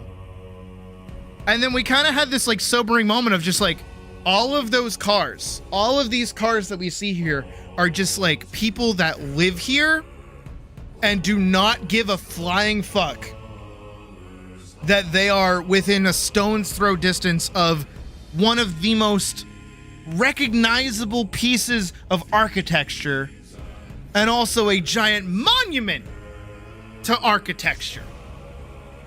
You've yet to physically see snow. Even more reason for you to come up here for fucking A&E, because it usually happens in October. And we usually get snow in October. So, hey. There you go. Now you have an excuse to come up here. I unlocked my eyes. I did.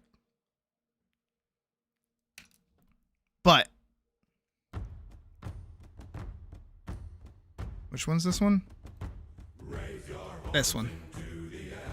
Getting a lot of Viking music. Or sailing music, rather. What did I play before this that caused this?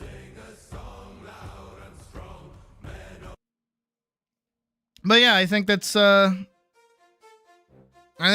of cool. That can happen.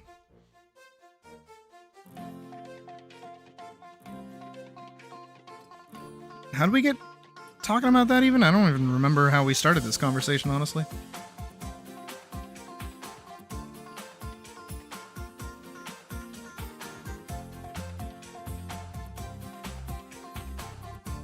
But that's okay. That's what we do here.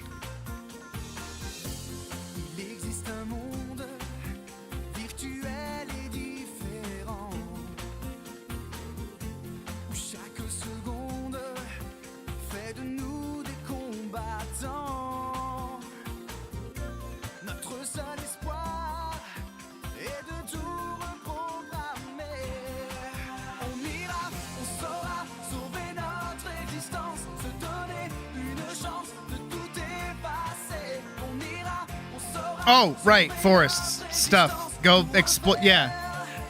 Take in the sights. Go watch Hoppers. I'll give you a good, it's got a good moral in it. And no, it isn't just environmentalism, which is really cool. I honestly think a lot of more modern movies tend to lean a little too much on, like, making their advertising come across as like, this is the most generic thing you've ever seen, and then you actually go and watch it and it's like, oh no, they actually like put thought into this.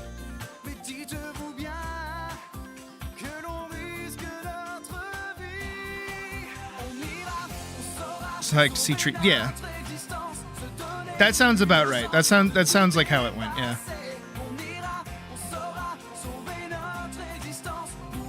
Actually, because you know what, this stream is already claimed. I don't care. It's gonna get muted all the way through. I do not mind.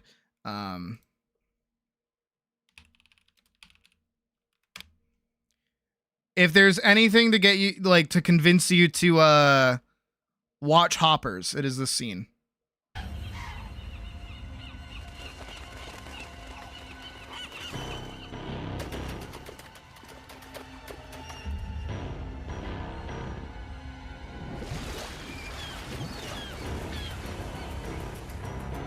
What?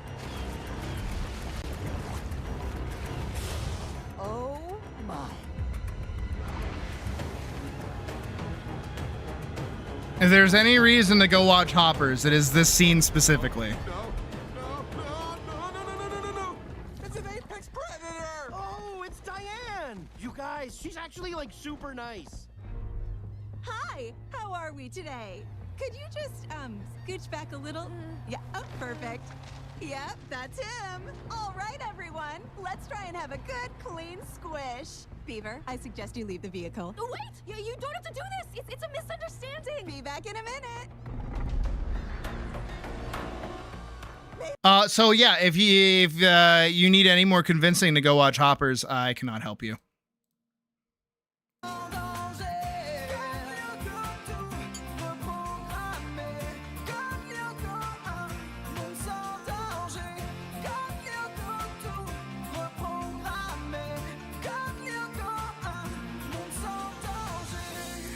On vous promet de donner le maximum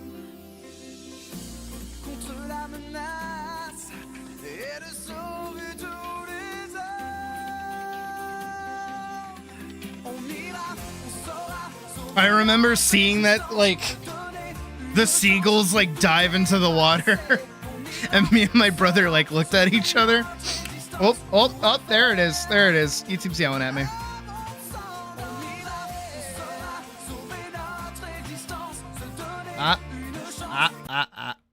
Okay. Here, let's be safe. Let's be safe. Let's be safe. We're gonna start playing like normal music now. YouTube's mad at me now. Let's be nice to YouTube. Let's do Guilty Gear music. We'll do Magnolia Eclair.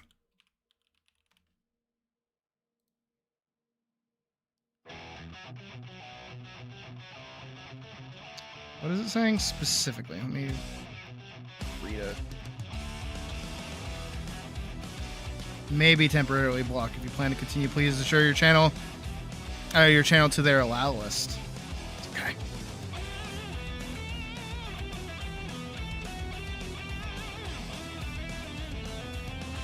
It's okay. It's okay. We're fine. We're fine. We're fine. We are not playing a video anymore. YouTube, you cannot get mad at me.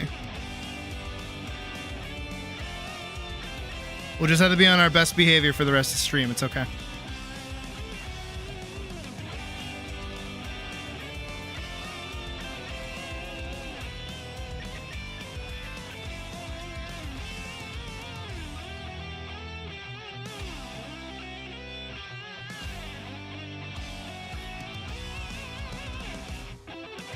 The goat?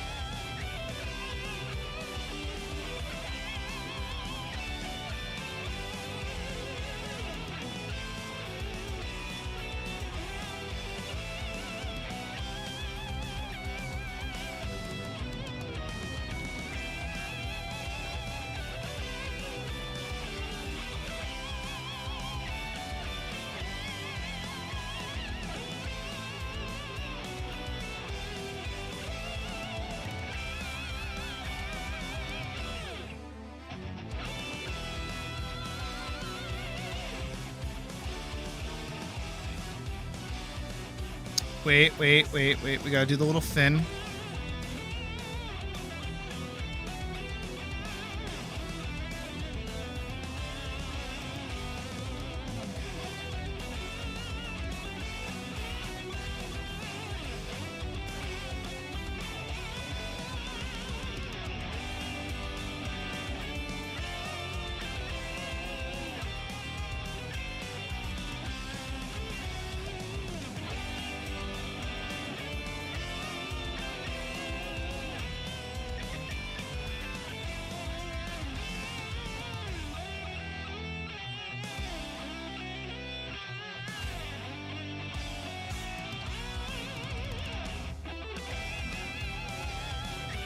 Gotta undo that. Oh, that's too.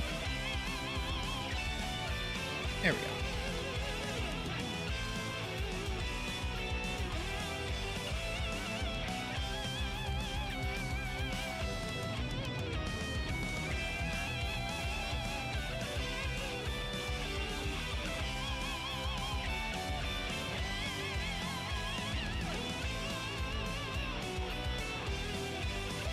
Let me double. I gotta check something really quick.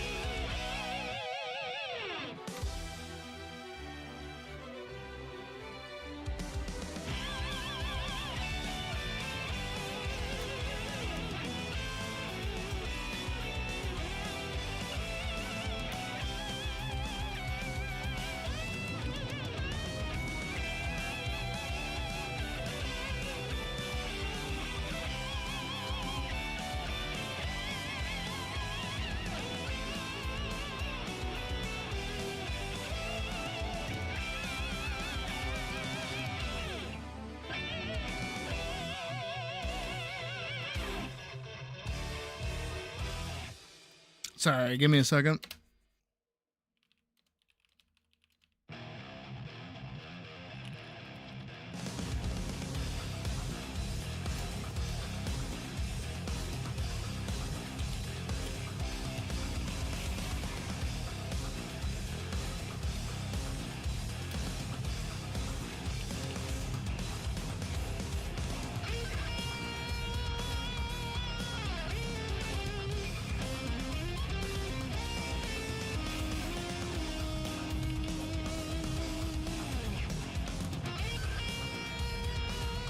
All right, back to the game.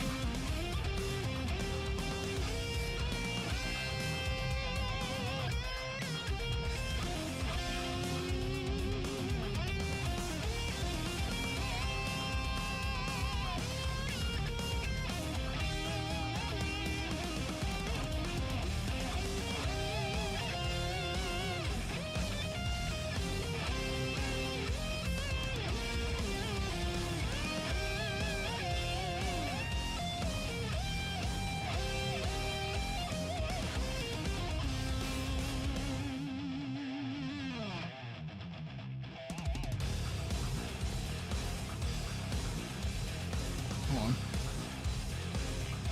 Stop checking.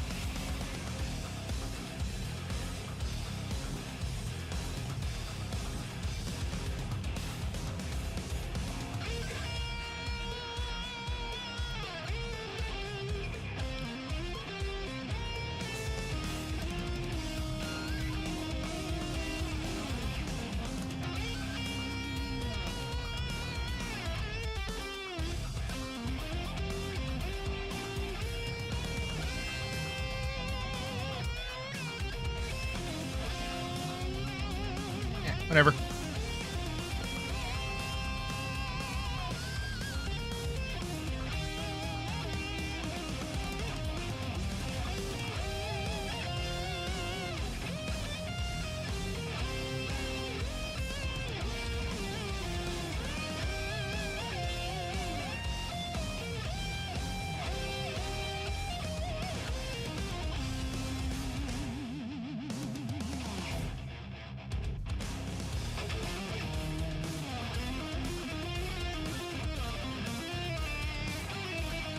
I have this like really bad habit of like starting his cape nowhere near where his fucking head is. I don't know why I keep doing that.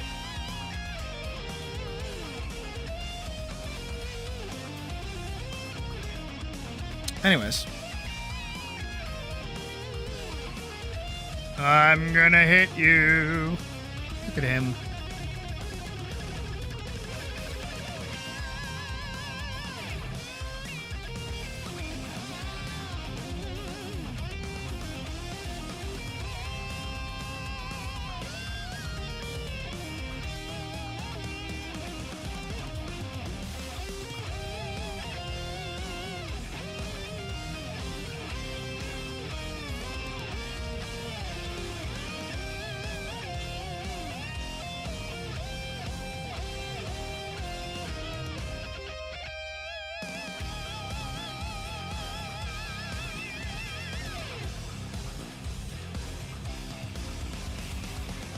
I want to try to keep it, like, kind of similar to its own shape a little bit.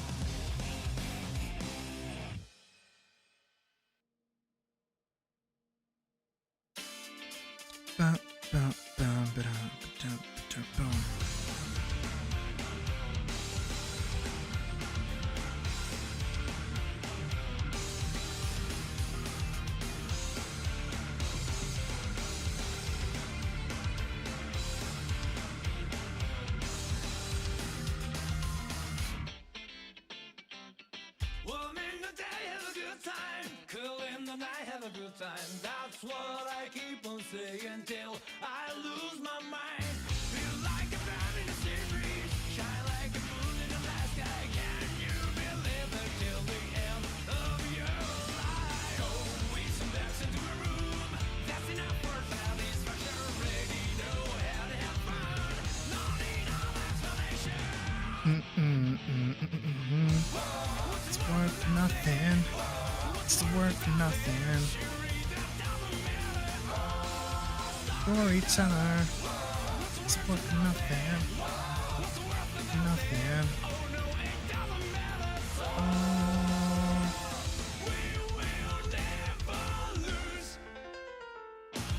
That I didn't ever be taller. That she loves some another. Just cause you think you know me, don't try to change my mind. Happiness of seeing a newborn. All future that could be dream of. Everything will be judged by our moral life. Go with some papers in the hands. Shoo. Don't mind if you make a mistake. They don't know better all. Most of this is gonna get carried by the effects, I think.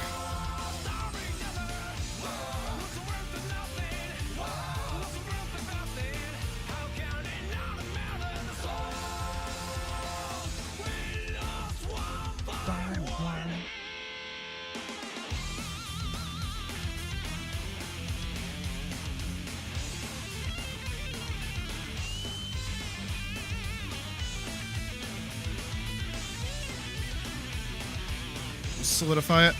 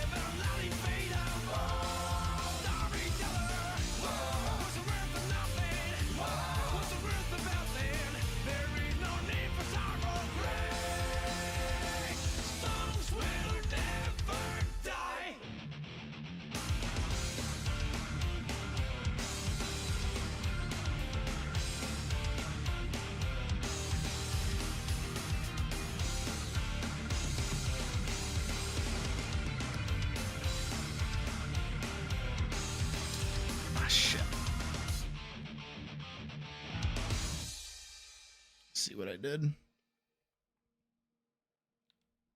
Get up to rock, get up to burn, stand with the pride, ever feel your desire.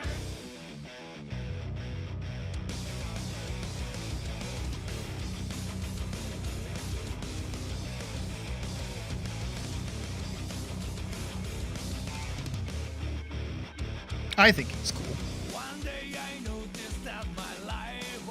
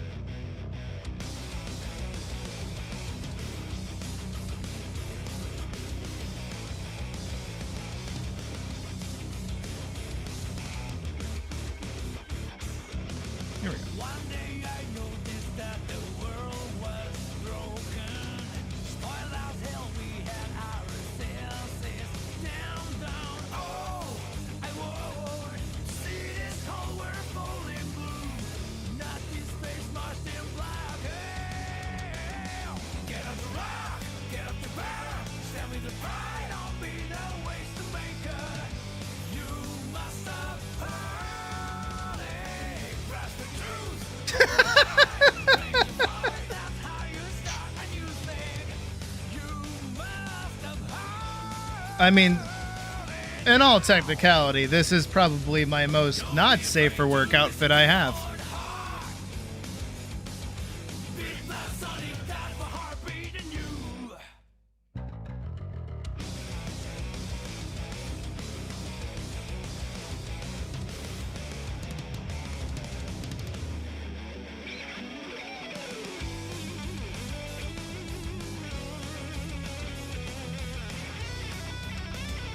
Is that a wolf? Hey, you know what? If people can actually guess my race right, I'll be happy. Do you guys remember? I talked about it forever ago.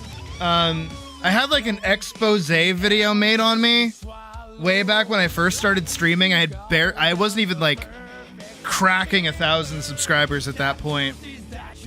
And it was still my old model, like my first, like one of the first two that I had. And they're like, Sydney Belladonna is a wolf streamer, and it's like, I'm a cat. What? I'm a lion. Do you not know what my like?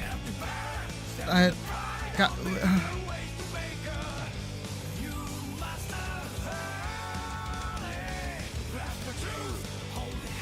Fact true. Just say yeah. That is yeah. You're not wrong, you're right.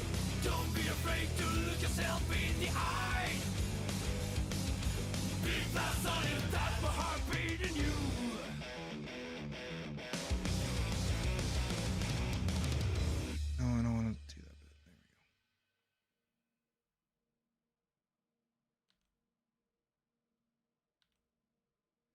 There we go. Even though technically you did actually, in a roundabout way, decide the outfit for this stream, because we would not have a bunny suit if it wasn't for you, so get fucked.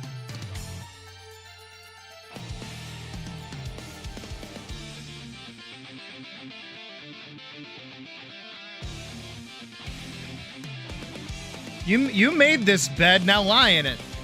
Lie in it!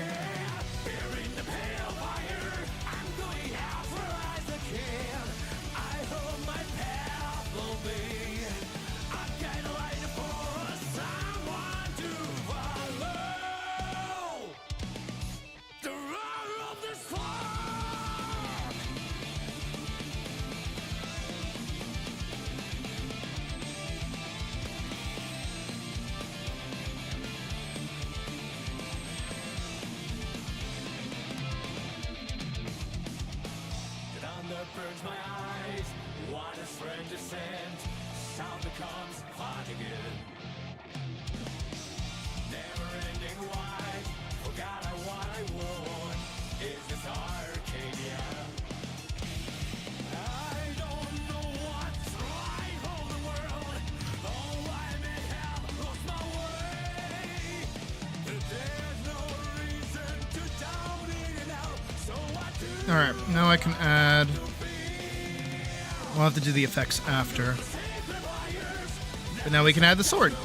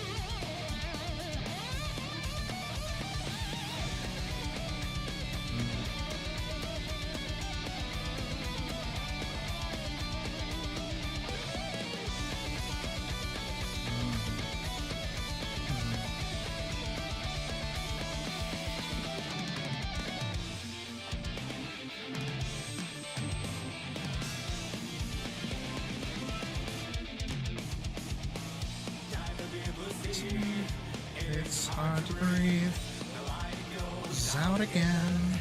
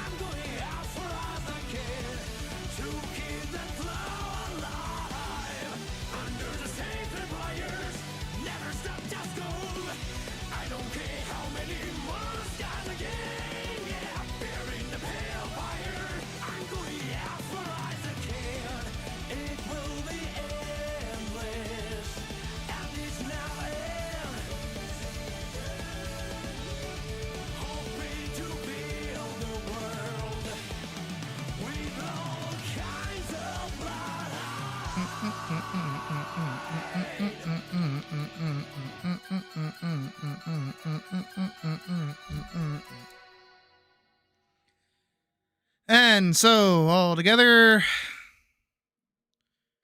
shwoom, shwoom, shwoom, shwoom. Look at this. Oh, it's Powerwolf.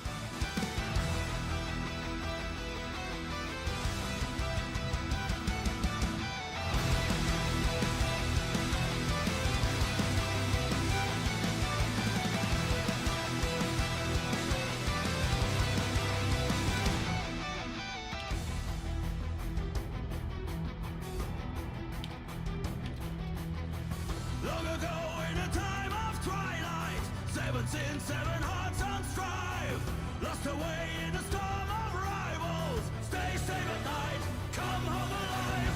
Years ago in a dome at midnight, innocent and immaculate.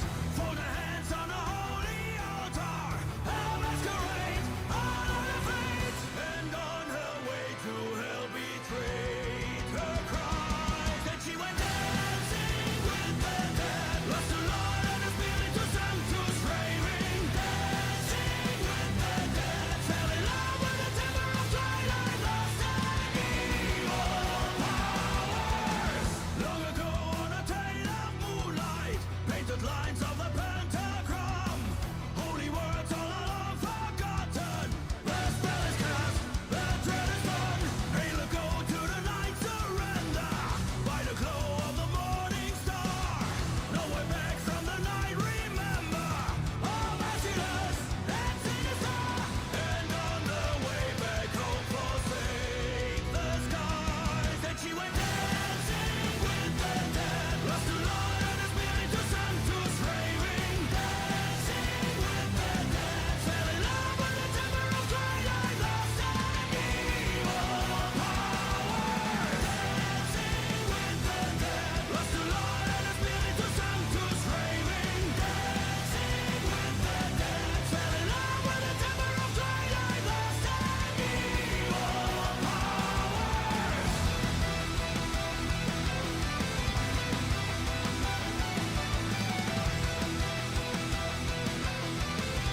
This one's requiring a bit more work out of me.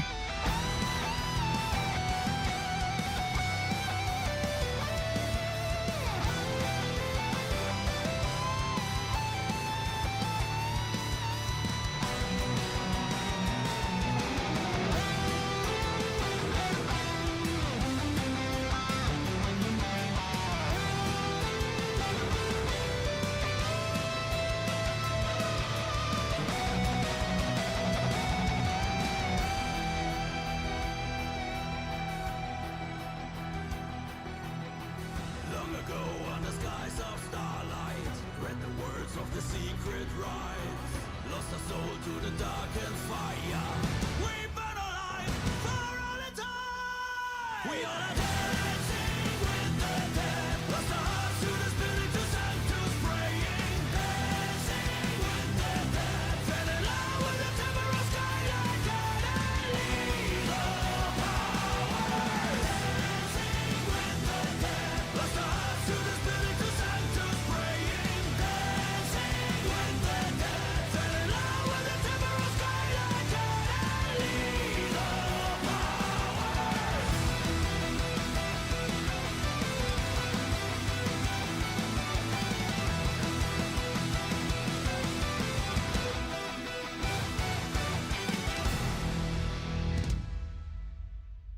It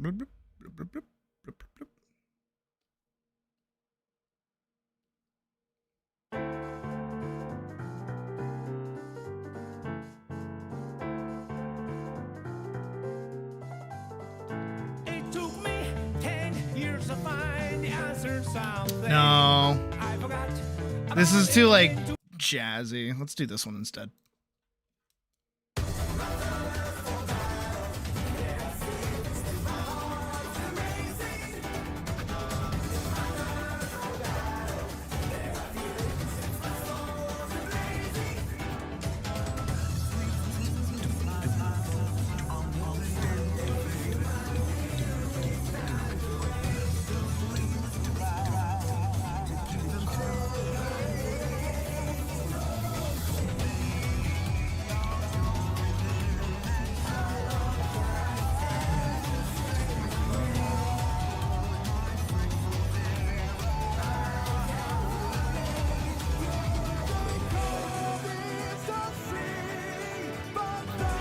I'm glad you like him, Badger.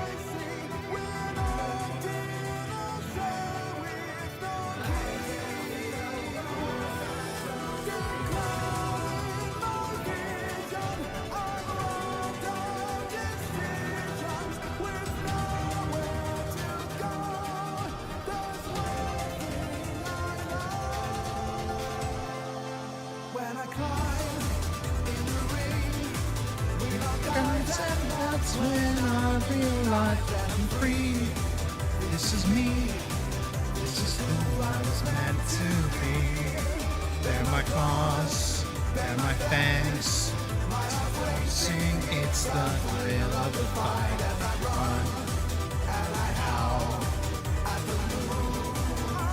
Oh, you'll be fine. By then, all of my problems with Dawn Trail will be solved.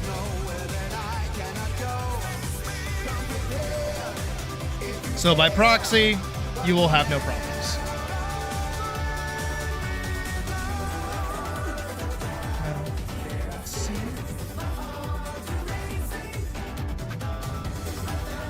There's something here still being stupid.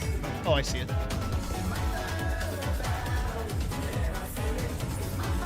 That should be good. Yup.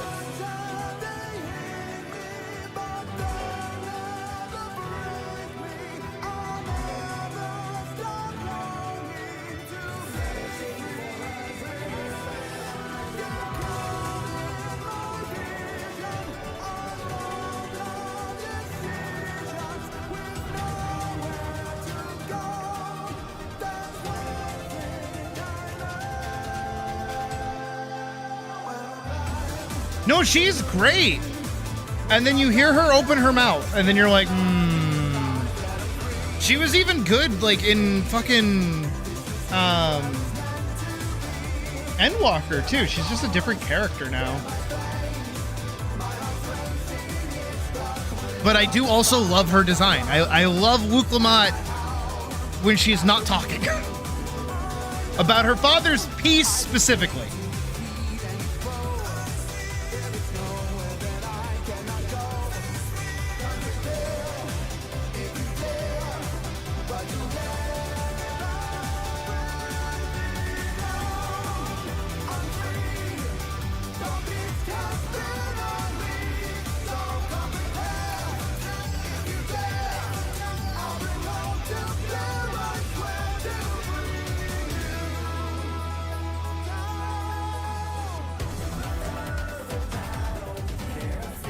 Yes, I do in fact like her in theory.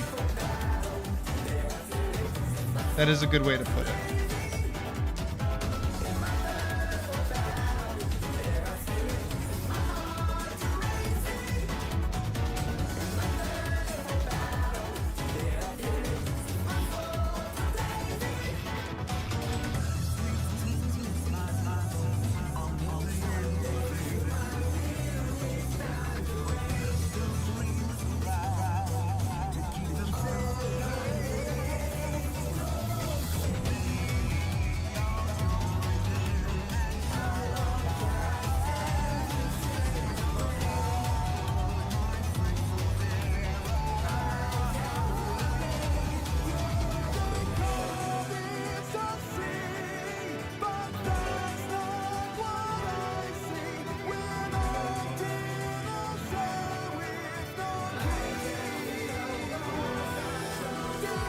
right, let's see how that looks.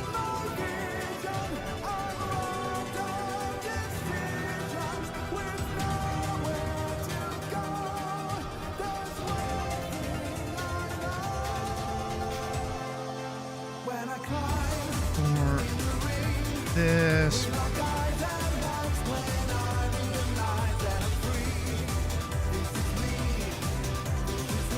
Just full send.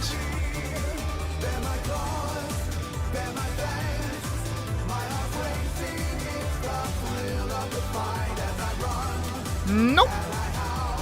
Just an animator. I actually really like the cape. That actually looks not bad.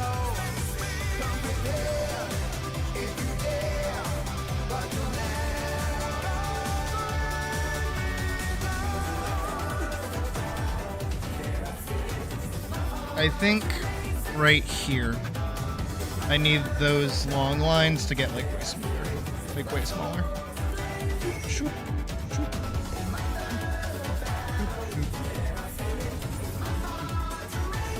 Just like that.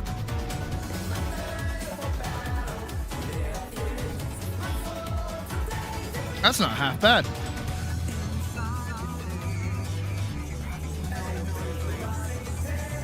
What did I say? Oh, orange, right. This is like a reddish orange. But like, I want it not to be yucky, like not a yucky orange. Very saturated, more reddish.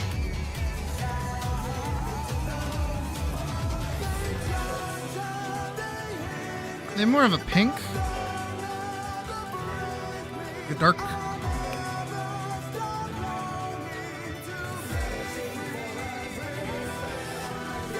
That might work. Maybe. Let's find out.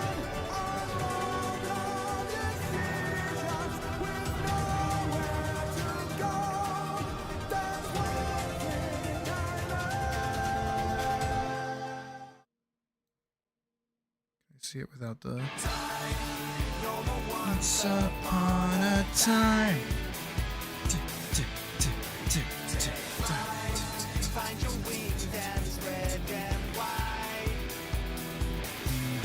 Fuck.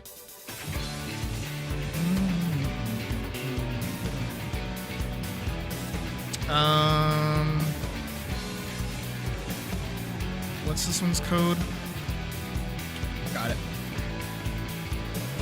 On the journey of our lives.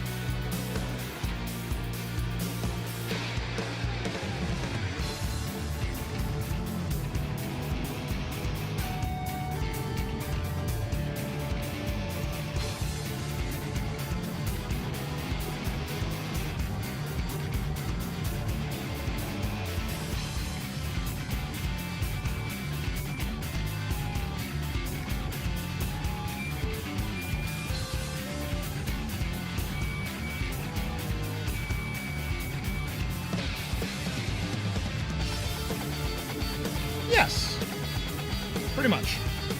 That's so I feel like in the black for it to work.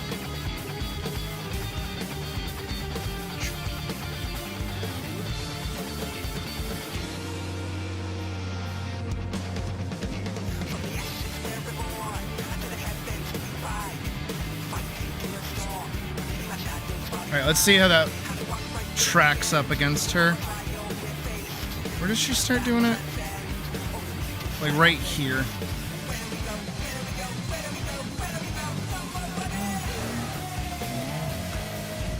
Oh, that's her.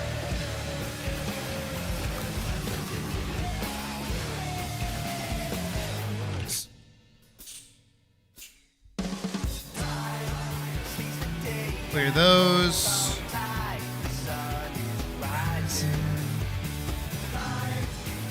Slow and take a bite, one thing at a time.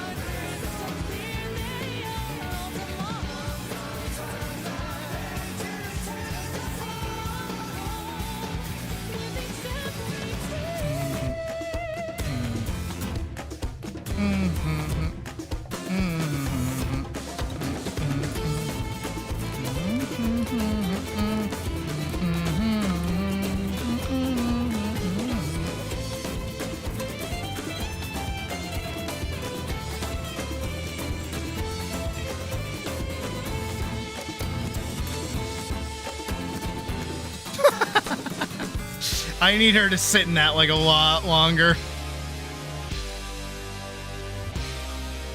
At least double that time.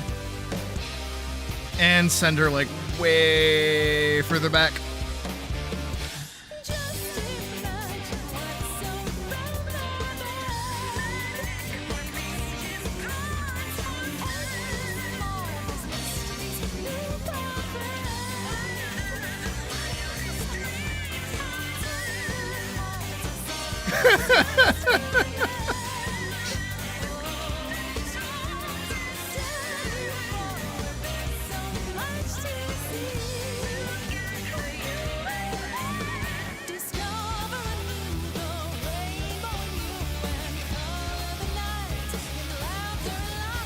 Here.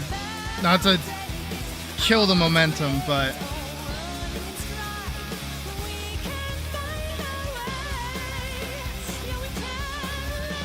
give me it.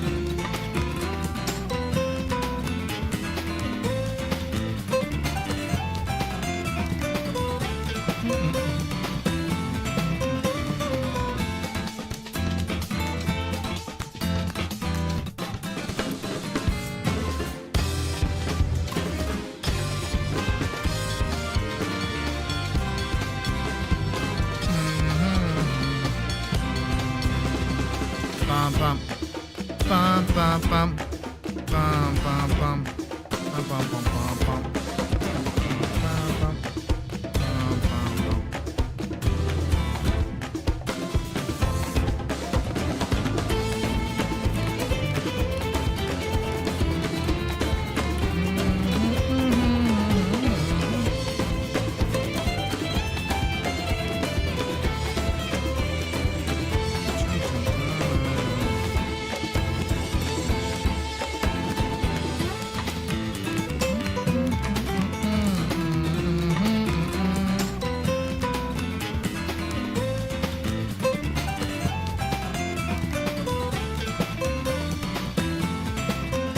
Hit me with that ball.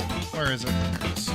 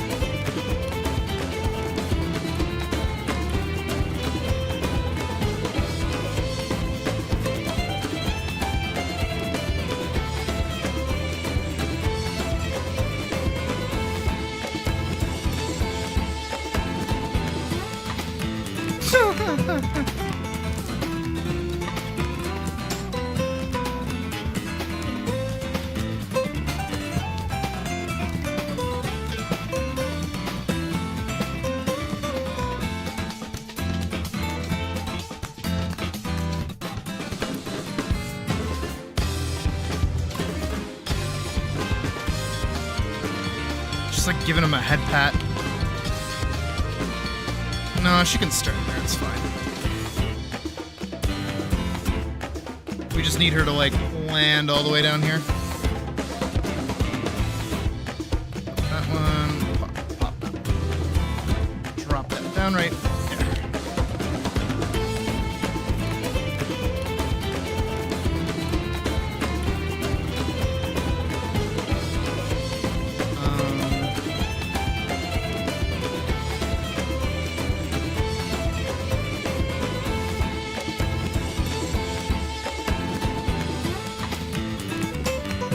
And let me pop a camera in here too.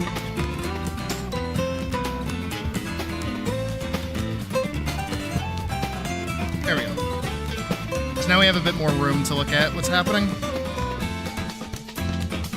Hit it!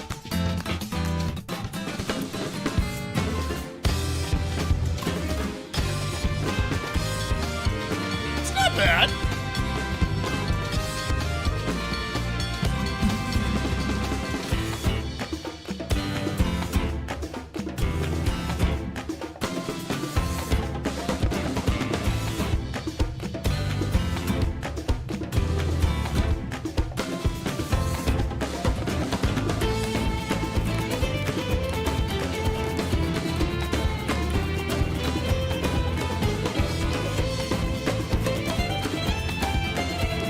But very quickly, because I never did it.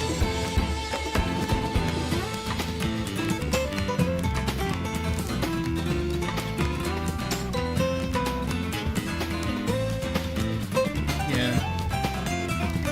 I have to go back in and like modify all of them to be a lot smaller so that they fit like the actual height of the guy. And then we have to go back into here for those who want it. I gotta go back into, where is it? I'm looking at her. I need to look at his stuff. Oh, here it is.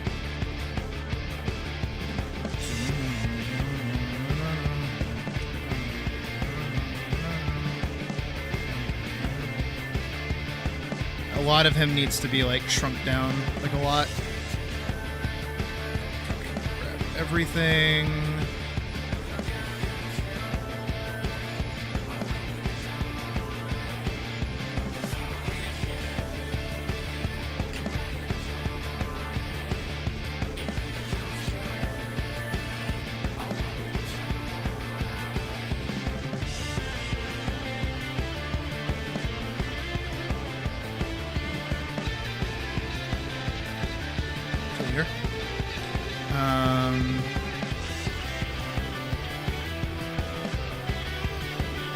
These I need to remove their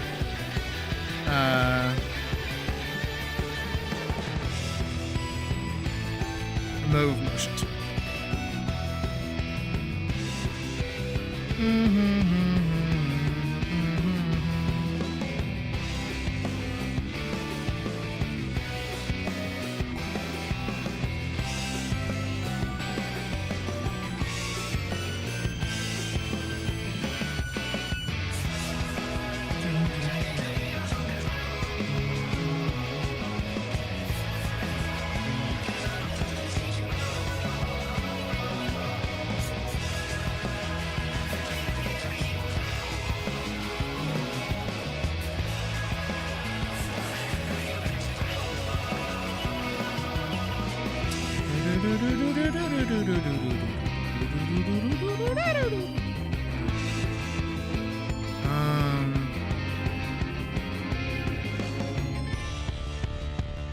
And we scoot those over a little bit. I'm getting rid of the motion tween so that I can better control when he actually, like, how he moves.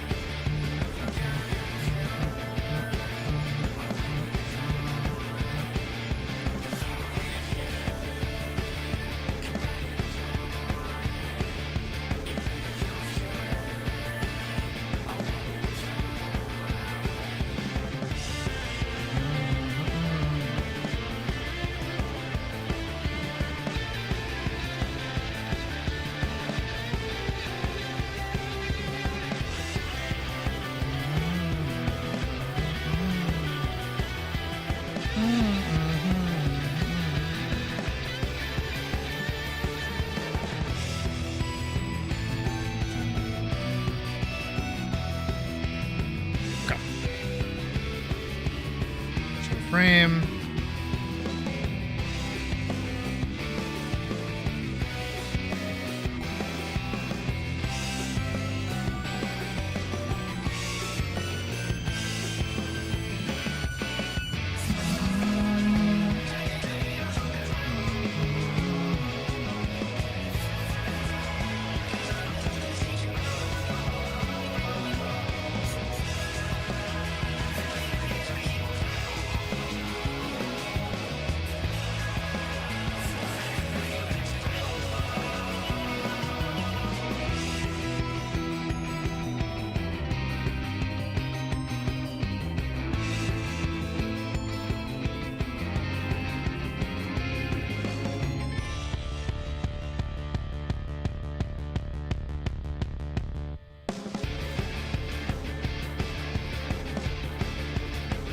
Wait, how did I do that?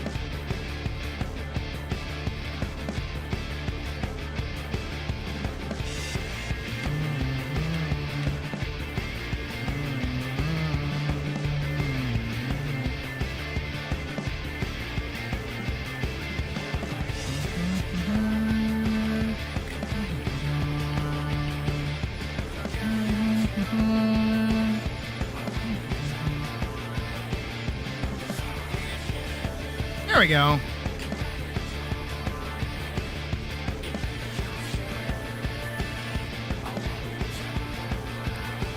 One, two. Oh. 1, 2, 3, 4, 5, 6, 7, 8, 9, 10. 1, 2, 3, 4, 5, 6, 7, 8, 9, 10. 1, 2, 3, 4, 5, 6, 7, 8, 9, 10. 1, 2, 3, 4, 5, 6, 7, 8, 9, 10. 1, 2, 3, 4, 5, 6, 7, 8, 9, 10. 1, 2, 3, 4, 5, 6, 7, 8, 9, 10. There. And that should carry over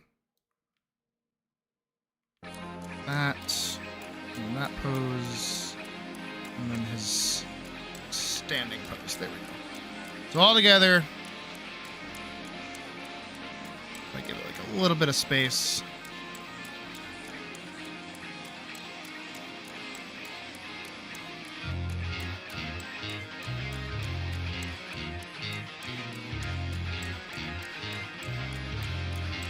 Let's give it a little bit more of a slide. Better.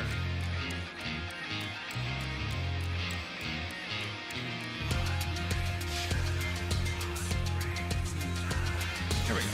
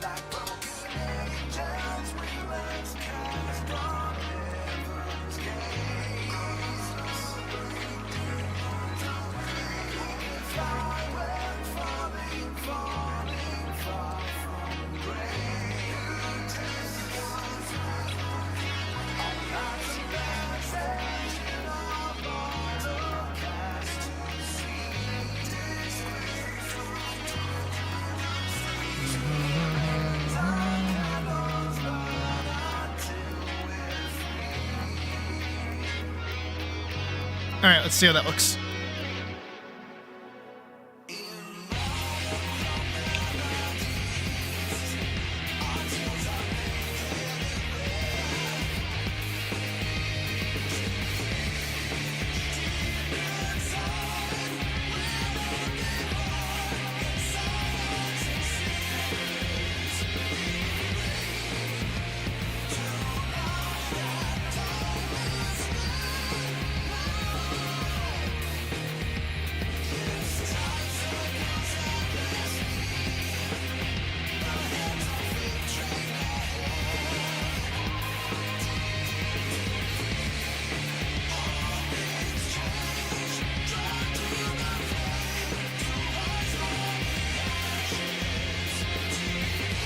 Just make that like appropriately sized, I think.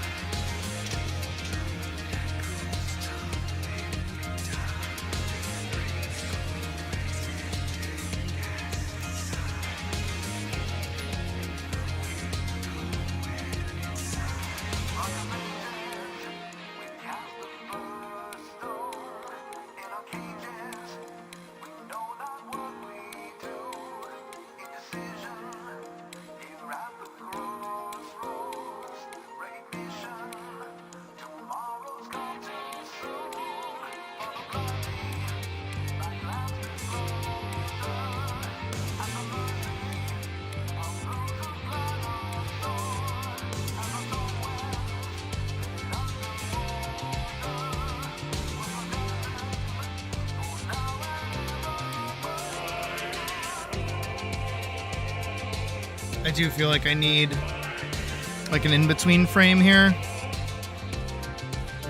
Something more than just whoop, like she does right now.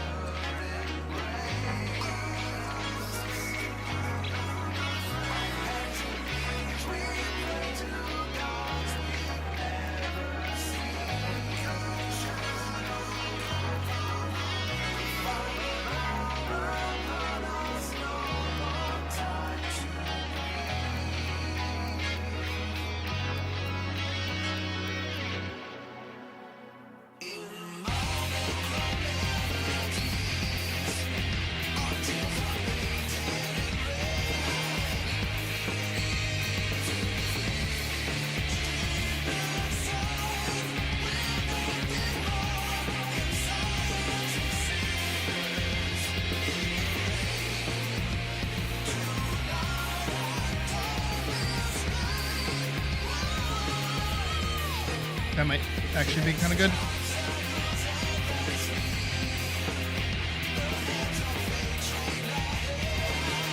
A little bit of work on it should be fine.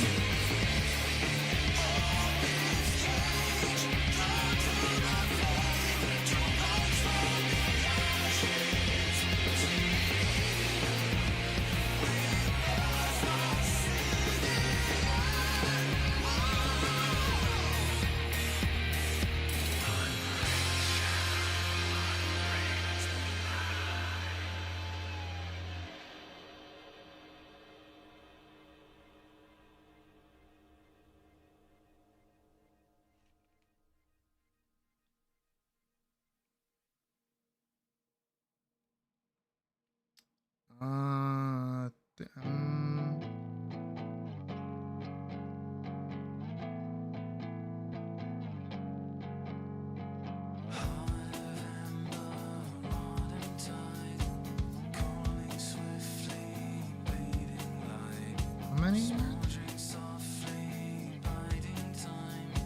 I do have 8.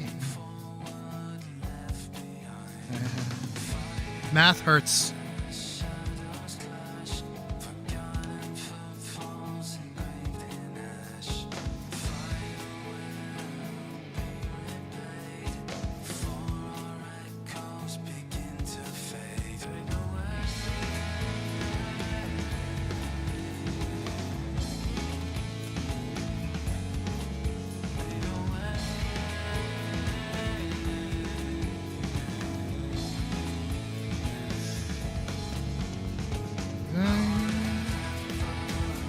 Hold on, still doing math.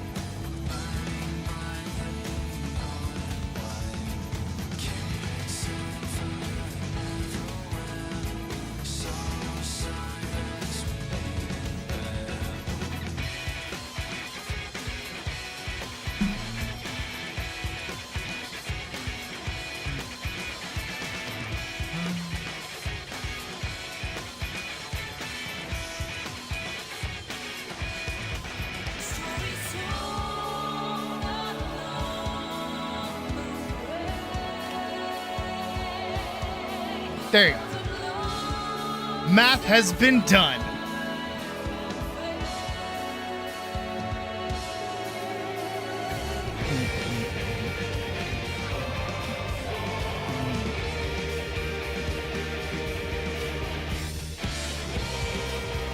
Oh, so this reminds me, this is a call out to Vorkson. Vorkson, you're being called out. Vorkson, this is a call out for you. You're being called out. Whenever you are about to start Heavensward, when you are about to go to Ishgard, you must watch the Heavensward trailer. Fuck you. This goes for everybody. If you play any Final Fantasy XIV at all, when you go into a new expansion, you must watch the trailer. Fuck yourself.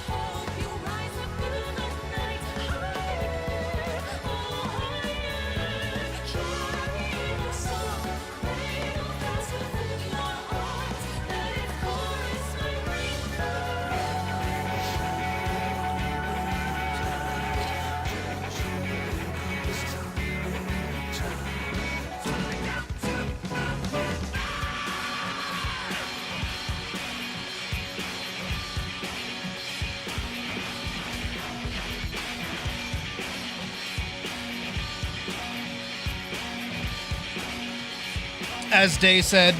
And also most of them are just to get you kind of hype. Like even the Heavensward one is mostly just like snowy place. Dragons. You're a dragoon now.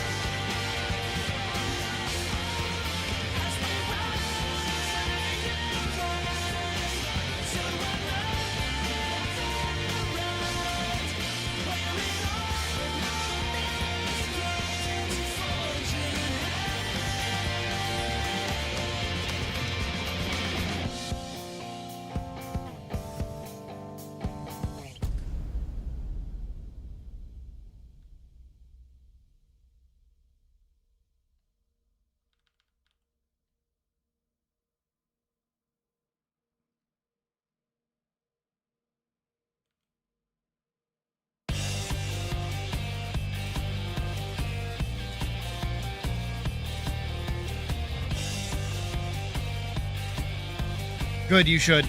You get specific dialogue if you go into Heavensward as a Dragoon. Or with Dragoon leveled, at least.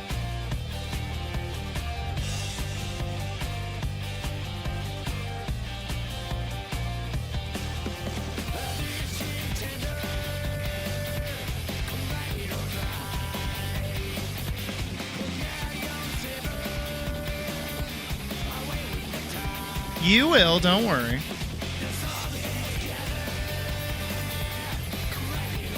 Oh, also that too, that's like a smaller thing about 14. Well, in some cutscenes, it doesn't matter as much as you wish.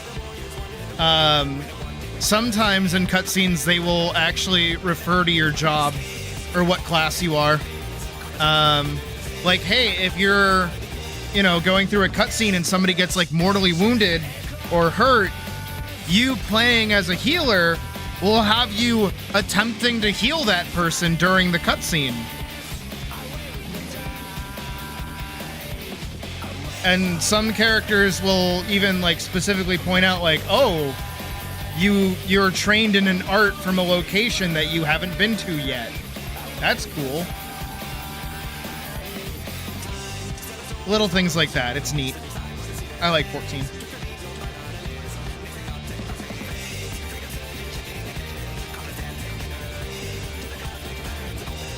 See how that looks.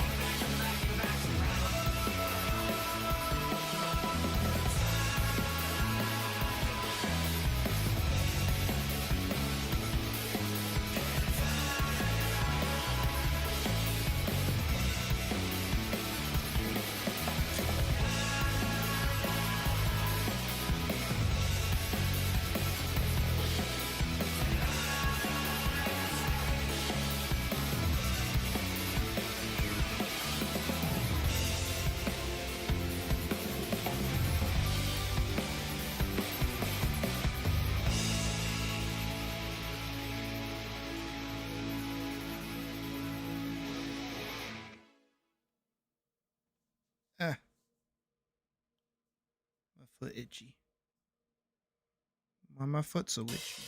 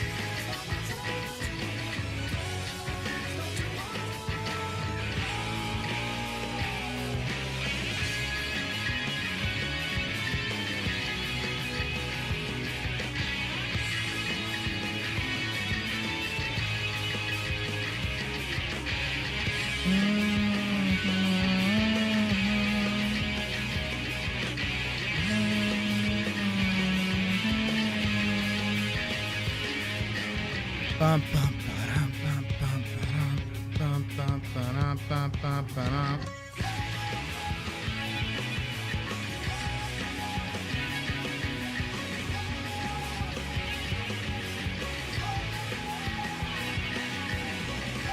I still think Shadowbringers' boss music is like the best boss music track in 14.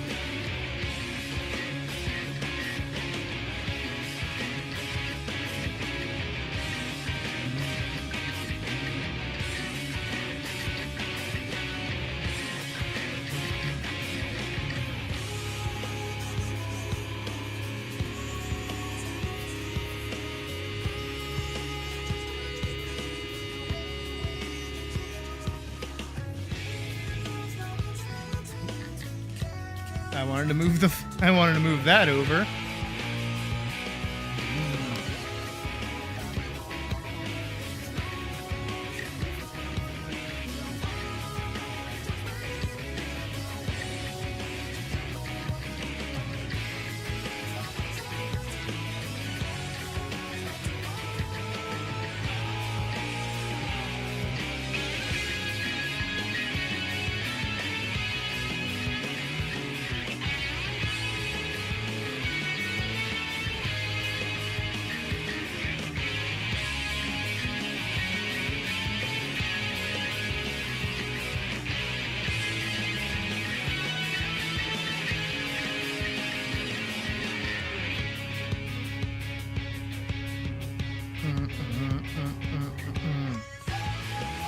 I had to do math again.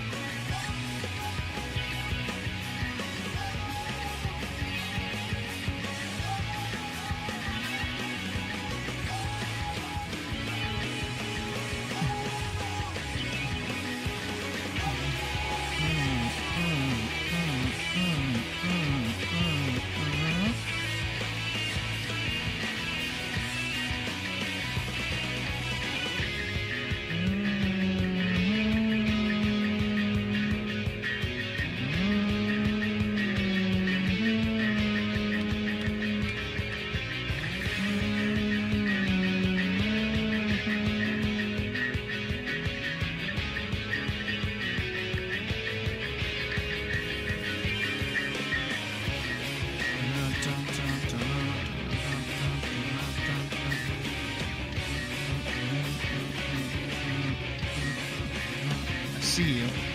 Don't think I don't see you. I see you. I gotcha. It's got a lot more kick to it now.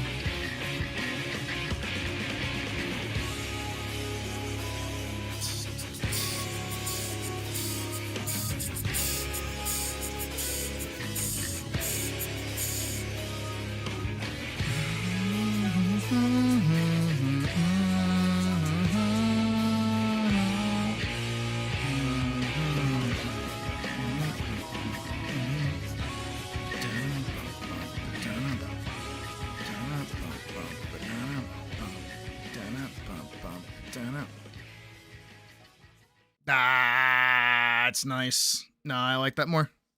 It's got more build up to it.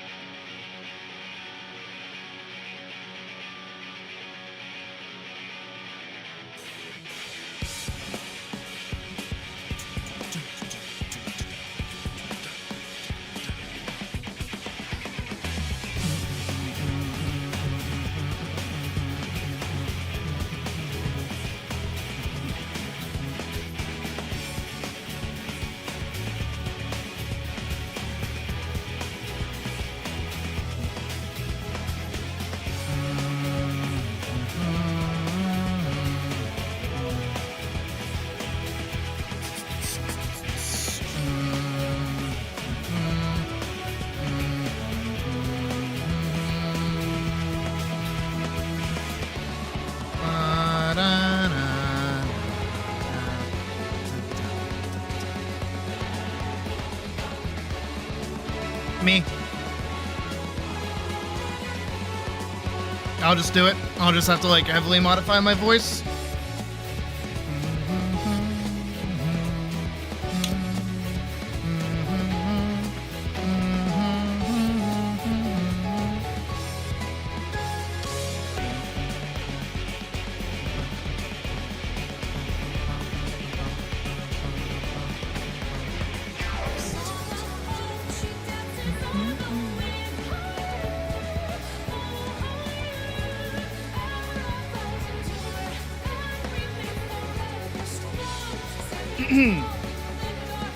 I just hope I can do it and not cringe at hearing my own voice. I tend to do that.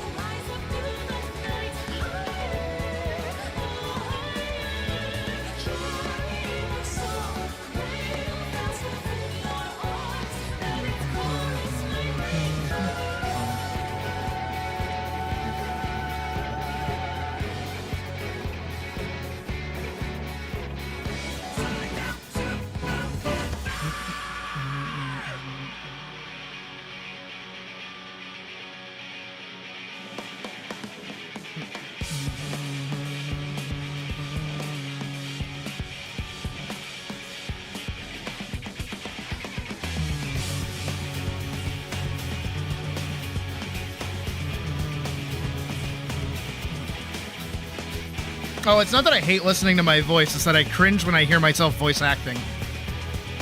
I can't listen to anybody that I know personally voice act. I can't do it. Even Puck, when she's like, listen to this thing that I voice acted for, I'm like, please don't, I'm gonna cringe. Not because you did a bad job, but because I'm only gonna hear you.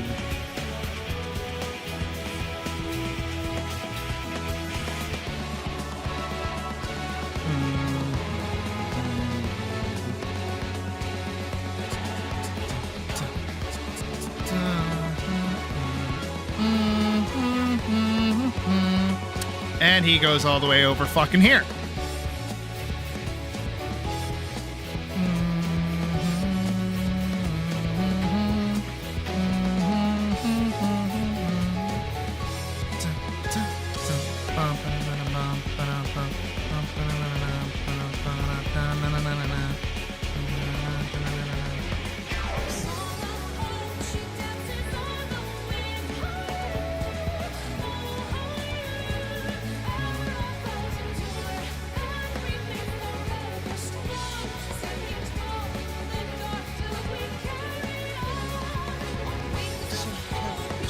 Up through the night, oh higher, carrying us all. Whispering for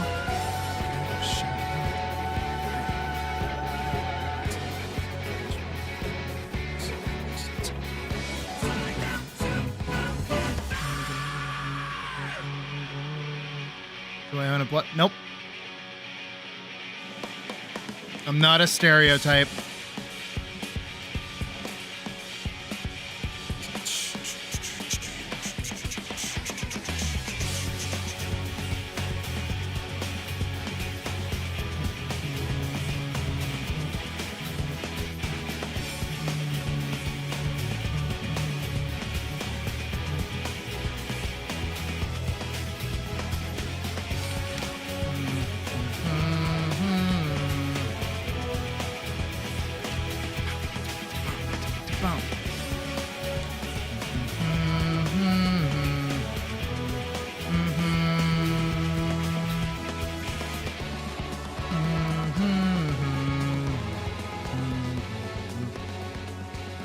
I can't do it with these ones.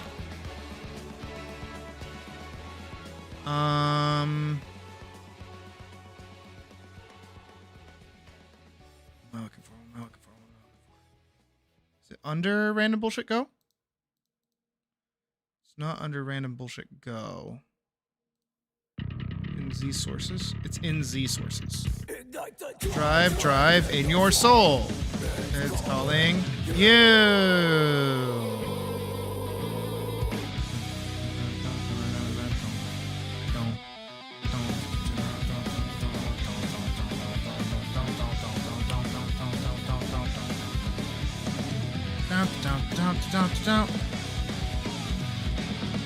Are you brave enough to be a fool?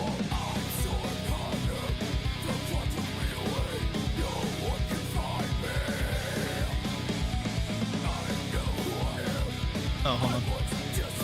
No signs. I don't know who to go. I don't know how to keep up. But don't what I want. But don't get me wrong. I know who I am.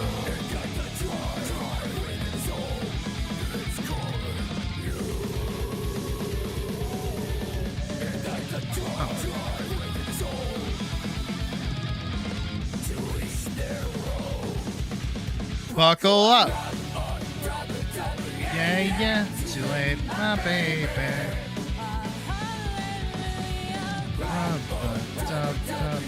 Yeah.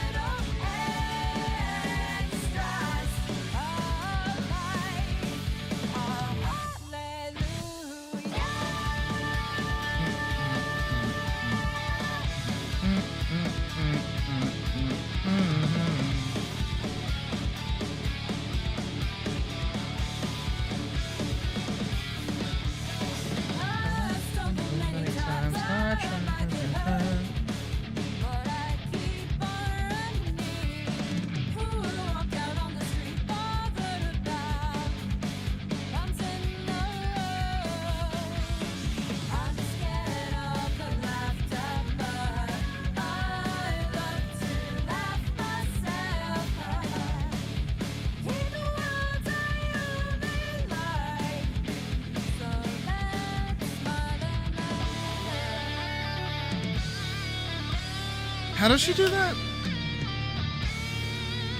I feel like working backwards.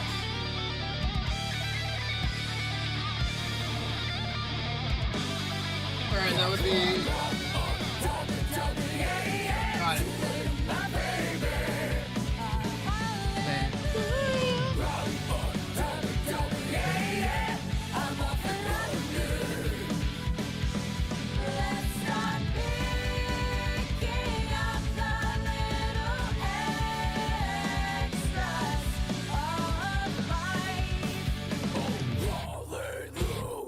Yeah.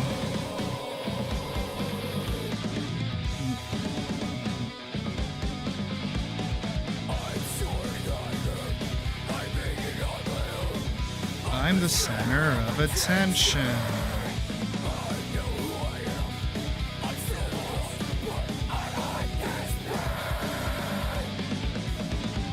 Don't know what I want. Don't know how to keep up.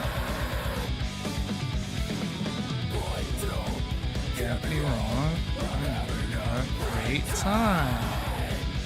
Actually.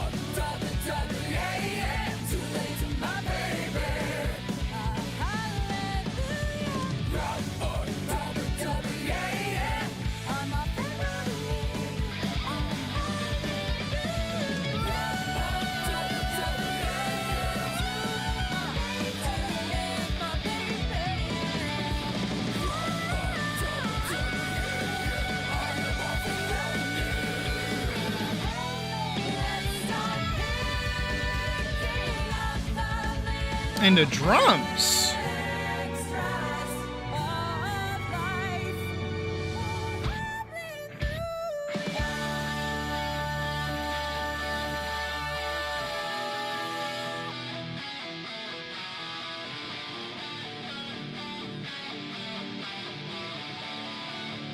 I remember playing my uncle's drums when I was a wee pup. And then he got very upset because he's like, I don't want my sister's kid being a drum player. And then that's when he started teaching me how to play guitar.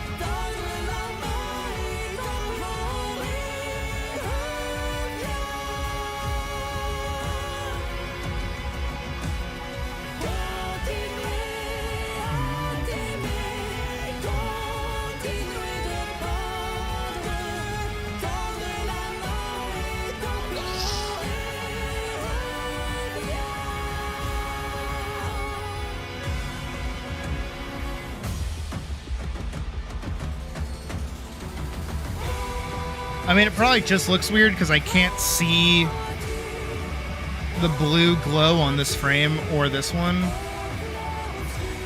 So I'll finish this out and we'll see how that goes.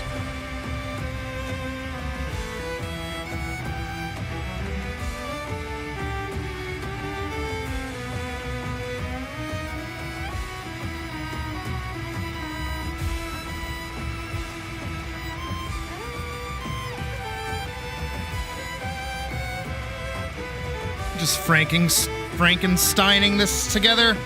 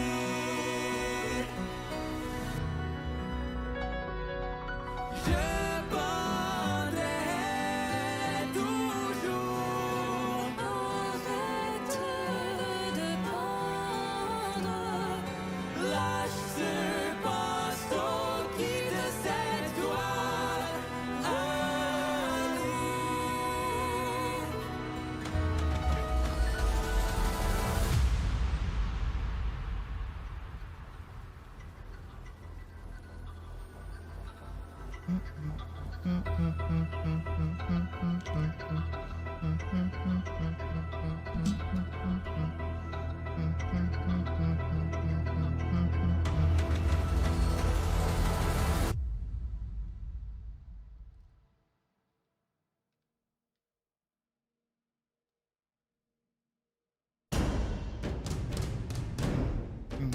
dun, dun, dun. Dun, dun, dun. Dun, dun, dun, dun, dun.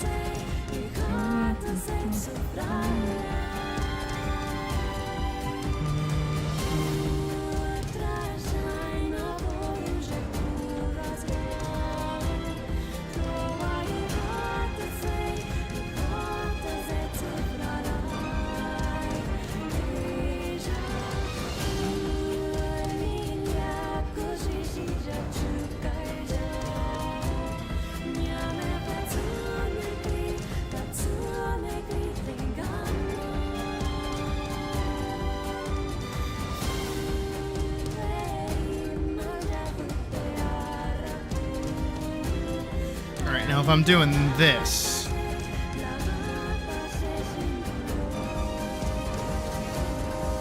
I will knock these down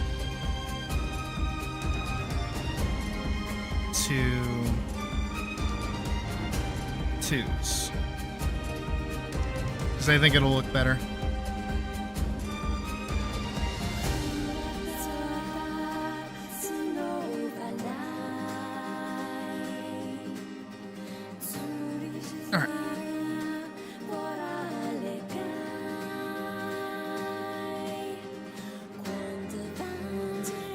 Cool.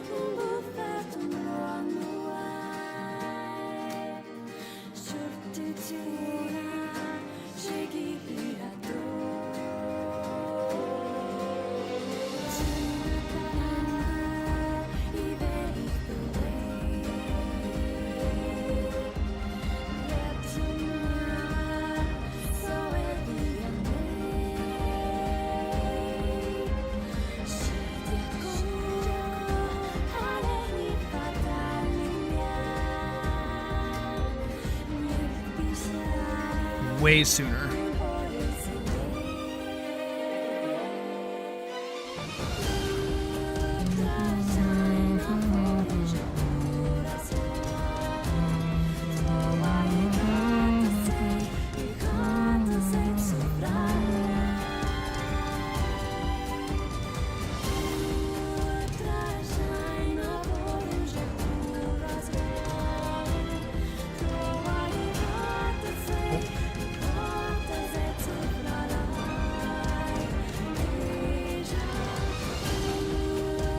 Where'd you go? There she is.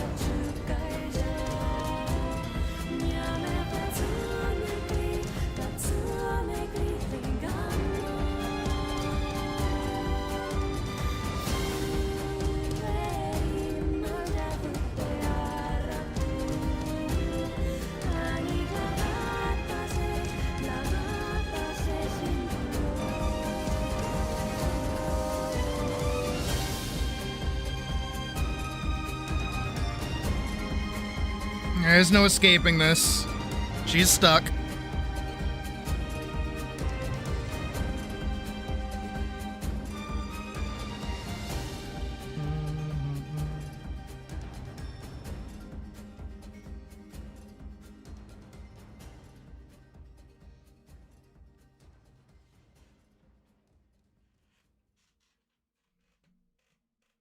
Creaky, creaky, creaky.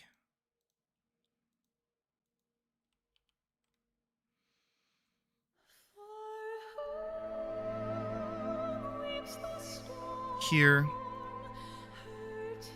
Here.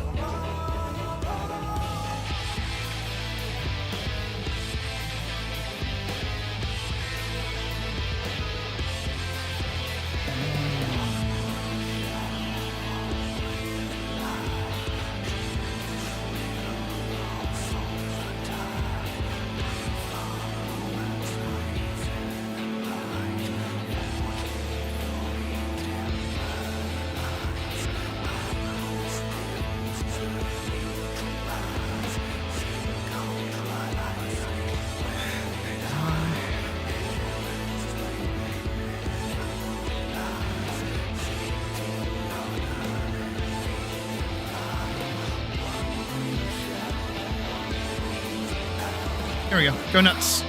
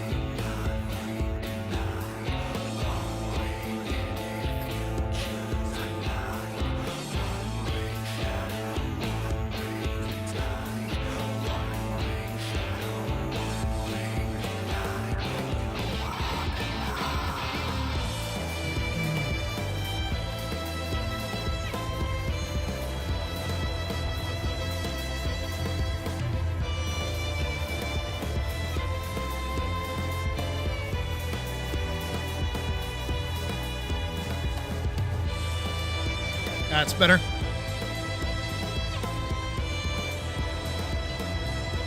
It's got a little more bounce to it now.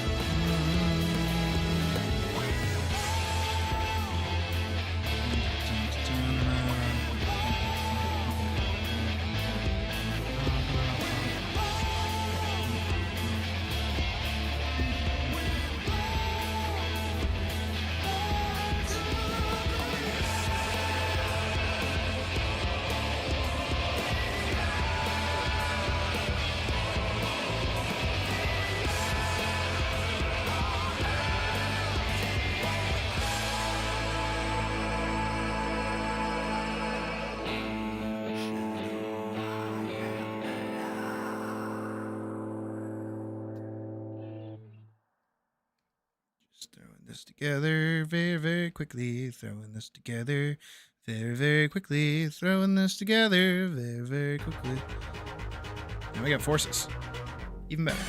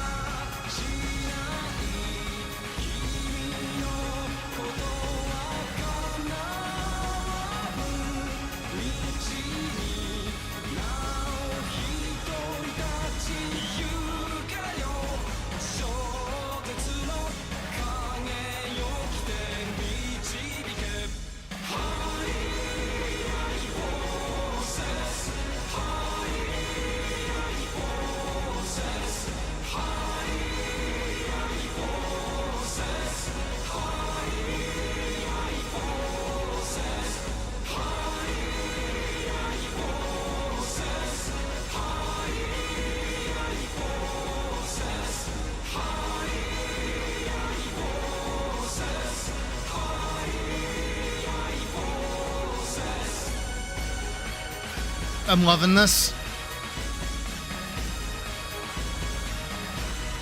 And you know what we need now? To go fully deaf and listen to a bunch of sound effects and put them all in the thing and see which ones we like. That's right. You're all now held hostage in my... Hello? Held hostage in my... it's time to start doing sound design part of stream. Hee hee. So we need a big attack for here. For like right here. So let's go find our thing of stuff. Stuff of thing. Our thing of stuff. Where is it? Where is it? Stuff I'm gonna use. Not there. SFX folder. Not there. Is it in documents? Nope. Don't tell me I fucking deleted it. Otherwise, I'm gonna be mad at myself again. Why would I do that?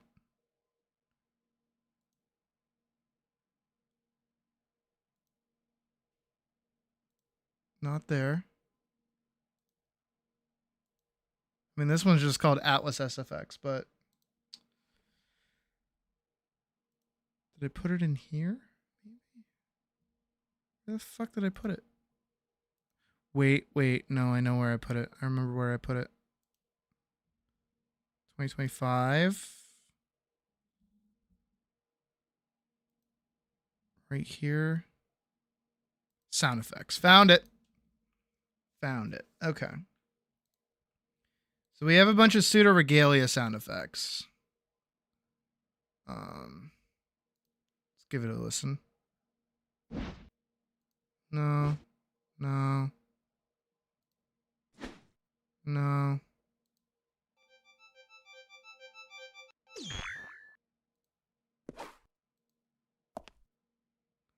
No.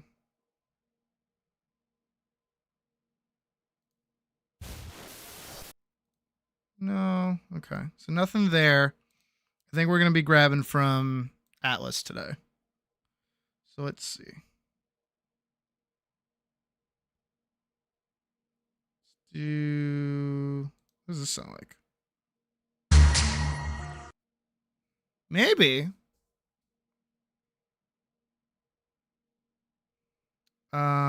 There's a bunch of swings. They're just like hit. Is there like a swing medium? Oh, here we go.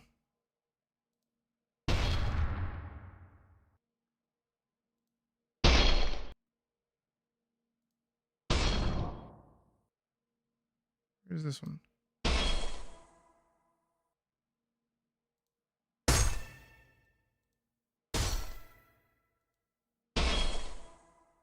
That might work. Doing like an ascension thing, like light, medium, heavy. Let's see. So that one's. Well, it seems like it worked.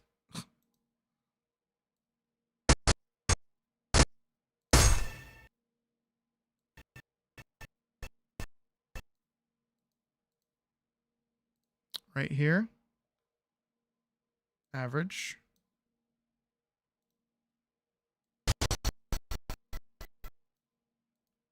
And right here should be heavy. Let's give that a listen. And it's gonna like tear a little bit anytime I like scrub, but it's just like what we gotta deal with, I guess. All right, let's give that a listen.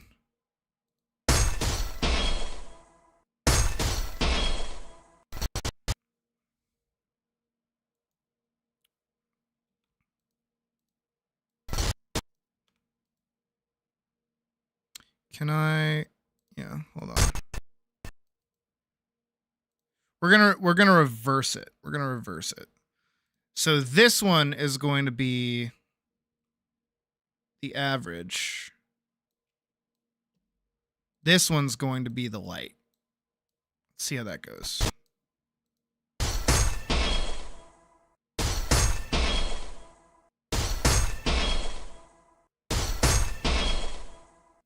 That's not bad. I don't hate that, actually. That's not bad. That's not a little bit of bad sound work there. All right, so there's that. So now we have to do... So he's going to start swinging swords, but he's just swinging. He's not hitting, even though she is definitely within the hit frame for this. So she would be dead here. But I think what I'm going to go find is... I closed it. Of course I did. Of course I closed it. Why wouldn't I close it? Dumb, stupid me. All right, there's weapon hits, and now there's weapon swings. But it doesn't look like any of the weapon swings actually have, like, effects to them. So I'm just going to do... Calm swing 2? What's this one? Ooh. Let's do that one. Oh, wait. Calm swing heavy. What's this one? That's good. Okay. I like that one better. So... Actually... There is calm swing light, calm swing medium, and calm swing heavy. So... I'm going to do the same thing. So I'm going to say... medium for this first hit.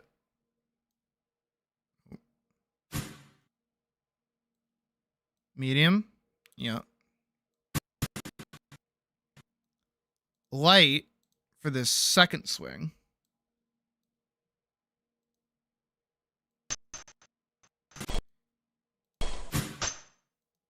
No. That's not it. That's not it at all. Neither of those are them. I don't want him to have, like, a normal... This is how, like...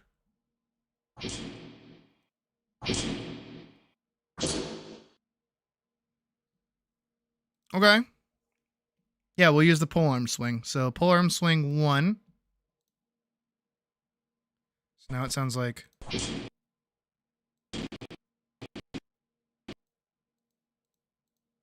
Yeah, okay. Polearm swing. I think polearm swing 3.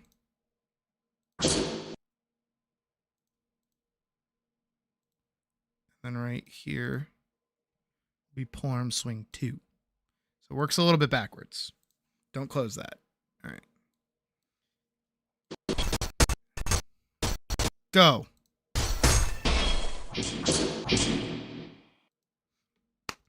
That's not bad. That right there, not bad.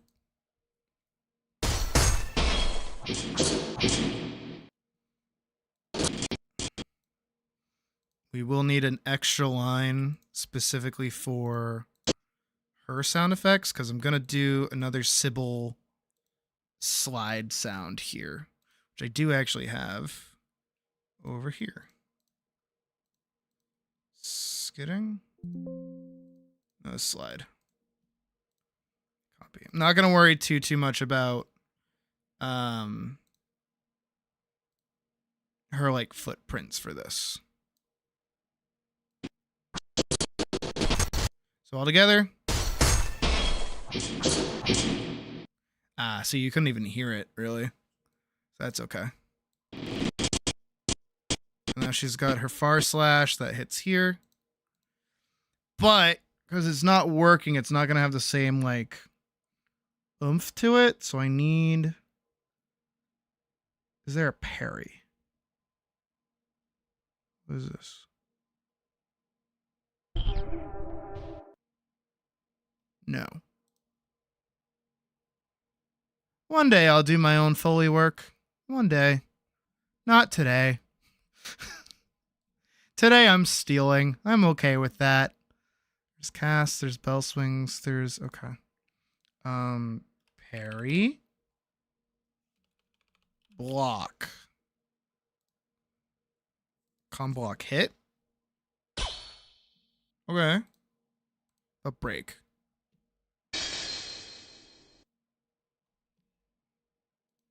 In it? Okay, that's using it.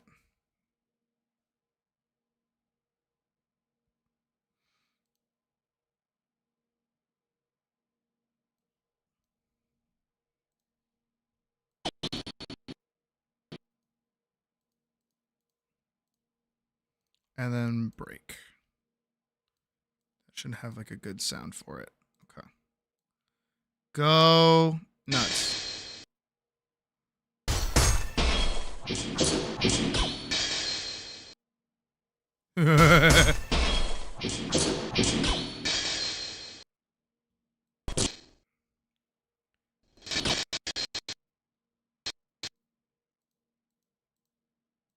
Okay, so right here, he's gonna whoop. I need a whoop. I need like a good whoop sound. You know what I mean? But like a heavy whoop sound. How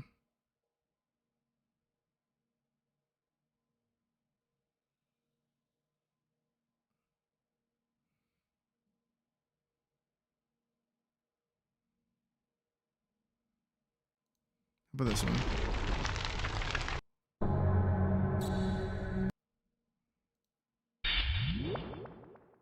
That's a good warp sound. That's a good warp sound. It's not evil enough though. That one might work.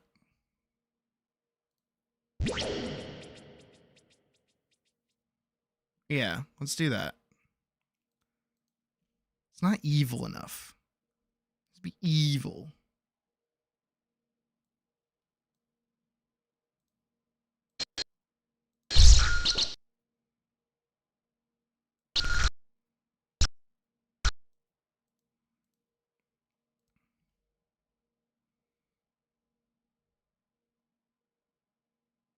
And then shadow heavy.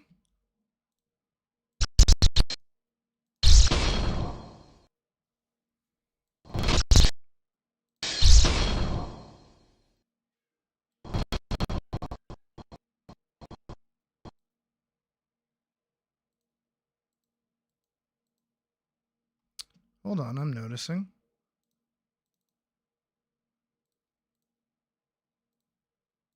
Uh-oh.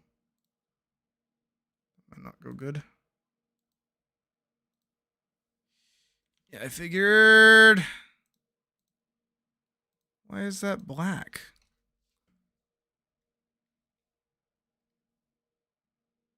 Oh, shit. Nope. Still made it worse. Spoop. Spoop. Nope. Spoop. Spoop. Spoop.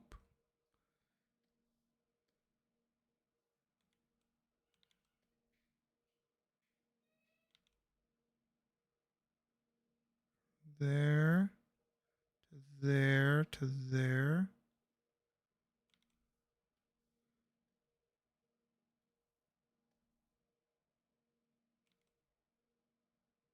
There you go. See, this is why we pay attention to these things. There we go. Because he's just supposed to be flipping his sword, right? There we go. Okay. So now here, right here, we need a new swoop. We need another swoop. I did not mean to open Metabank. Get out of here. Get out of here with all your fucking pop-ups. Shoo. Can I get a bell charge? Can I get a bell charge?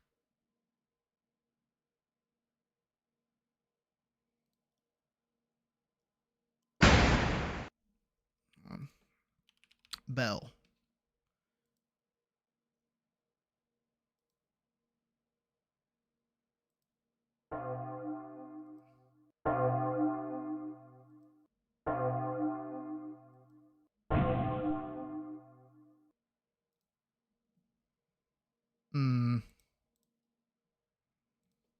charge.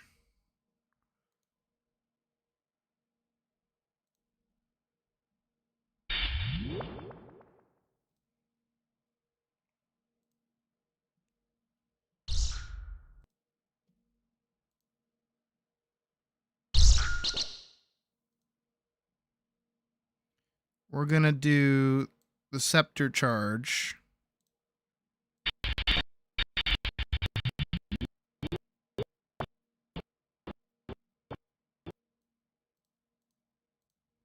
And then right here, we're gonna do the bell.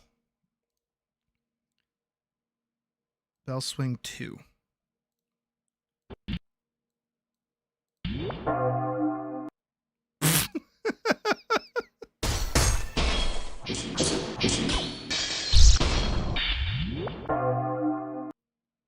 It just sounds like it's the fucking Taco Bell. It just sounds like the Taco Bell sound effect.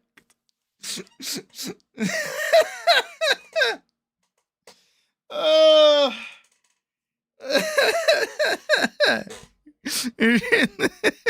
Crunch wrap. Just listen to it.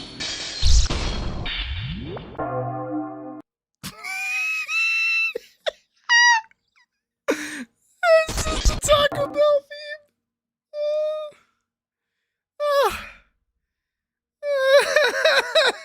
DK goes to Taco Bell. Oh god.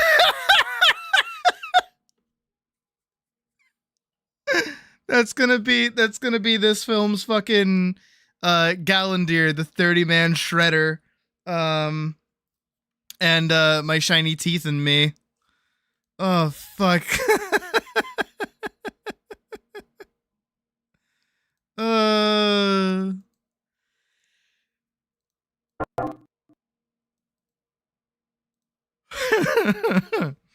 Okay, we need a different swing.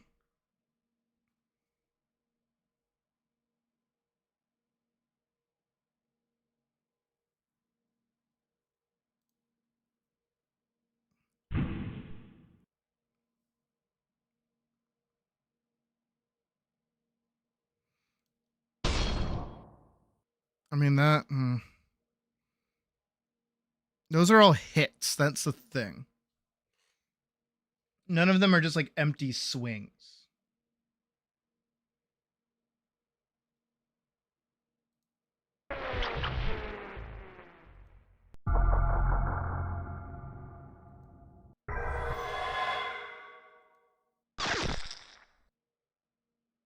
Yeah.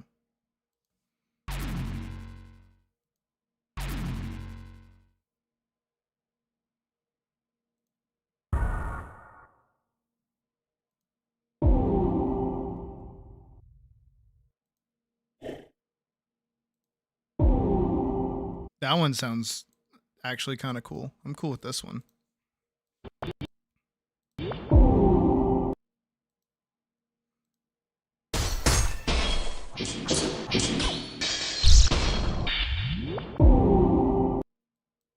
I need him to like whoosh.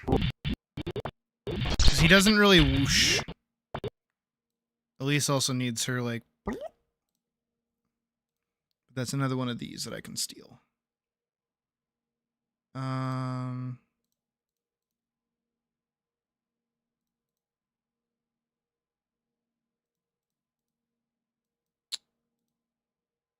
Where is it? Wet step, ultra hop. Here we go.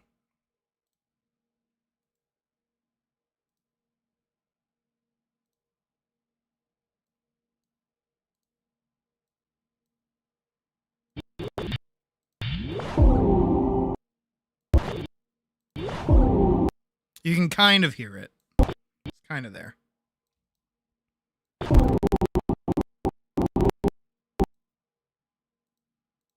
And then right here we need like another let's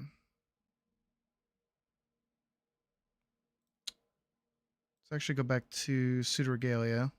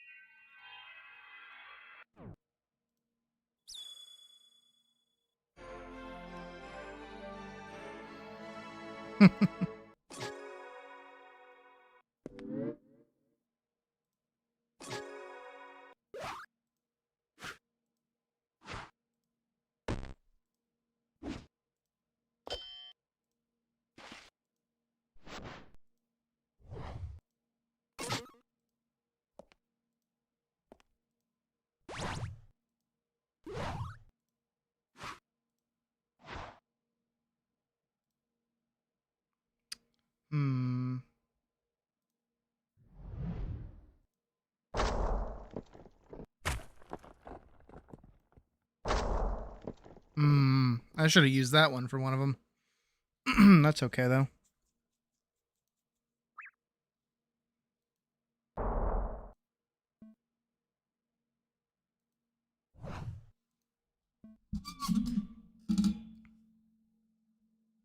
Hmm.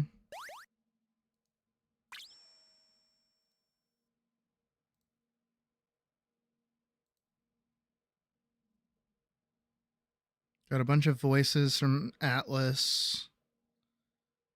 Environmental sounds.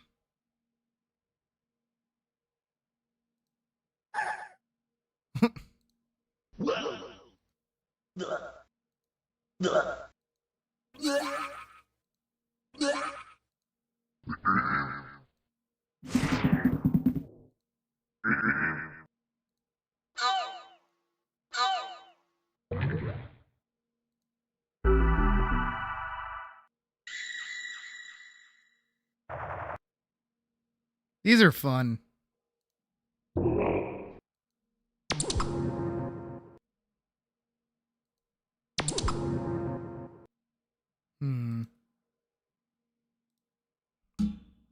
don't know. Use a cast one.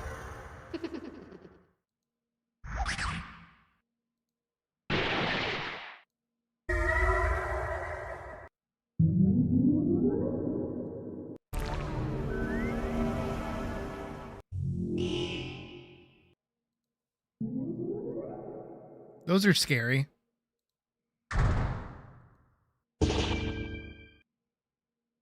That's not bad. That could work. It's a cast holy.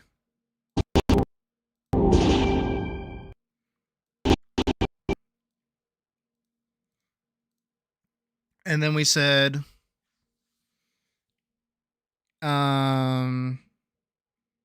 it goes average.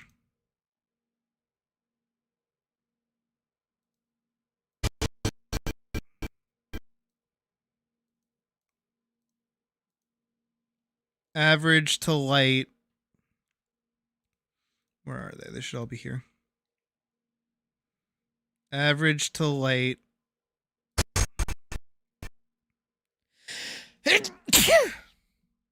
Sorry. Average to light to heavy.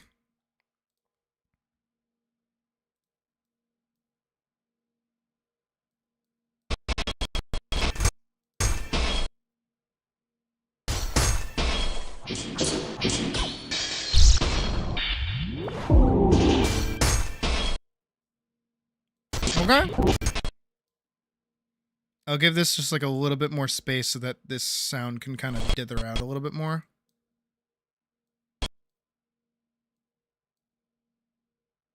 And then I will grab both of them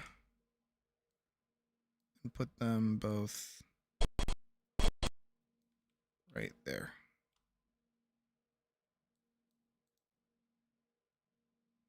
And then we will delete these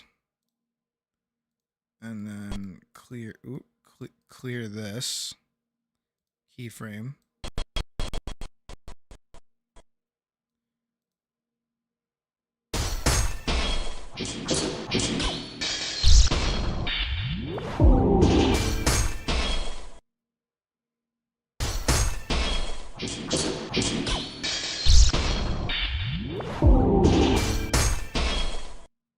Not bad! Not fucking bad!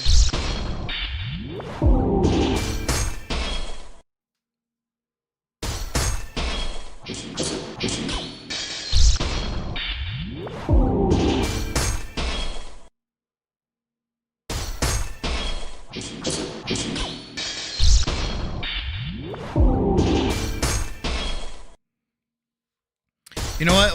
Let's really put it to the test. Let's really put it to the test.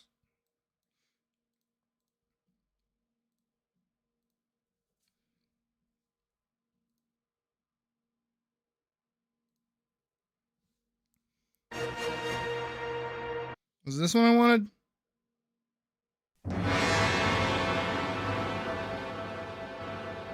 I think it was this one.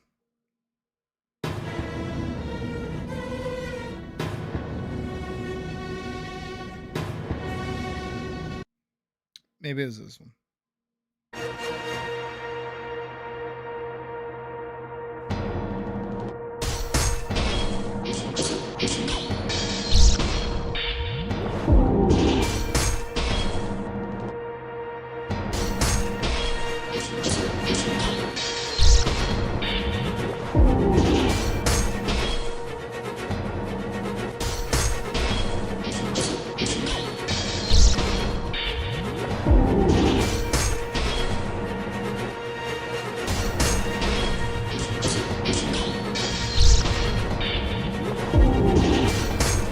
Yes. Yes.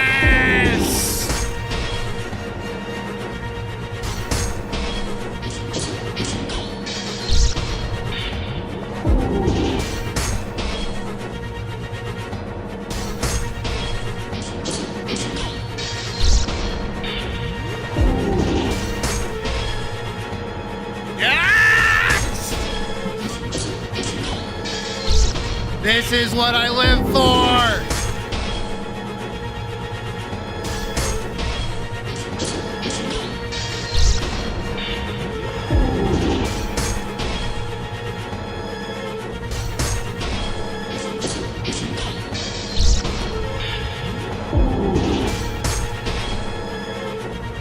It's got that fucking raw bad boy edge!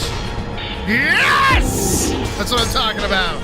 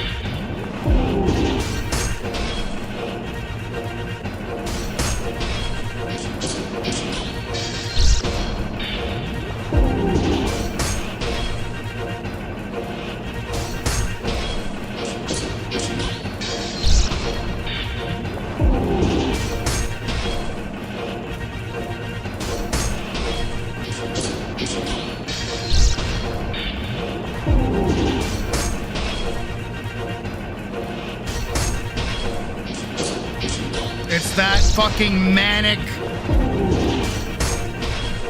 crunchy. Yes! Nothing gets to just sit either. Oh, I love it. I love it. I love it. This is what I live for. This is what I live for.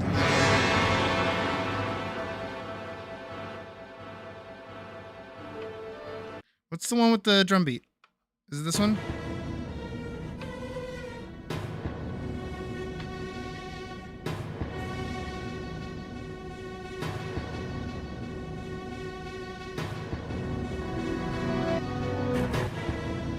It is this one. It is absolutely this one, yep. I love this.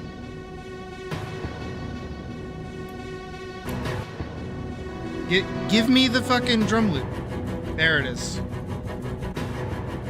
And that should happen around 30 seconds.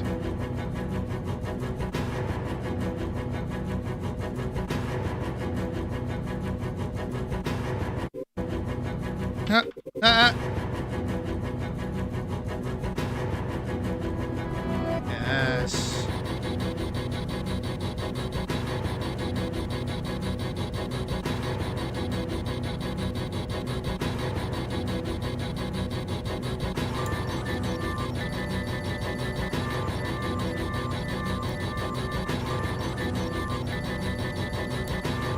We still have to do her wall run, but I'm feeling it.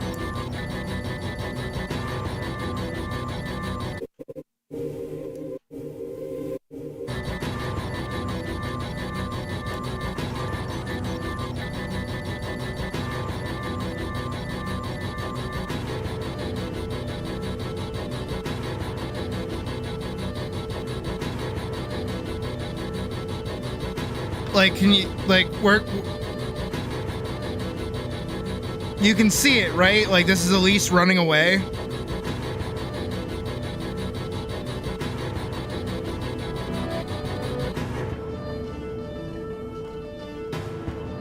That's the end of the chase. She's no longer able to run away.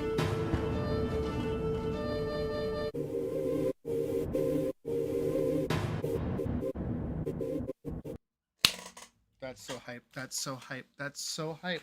No! I'm so good at the shit that I do! We are so back! I am not washed. I am fantastic. I am the best.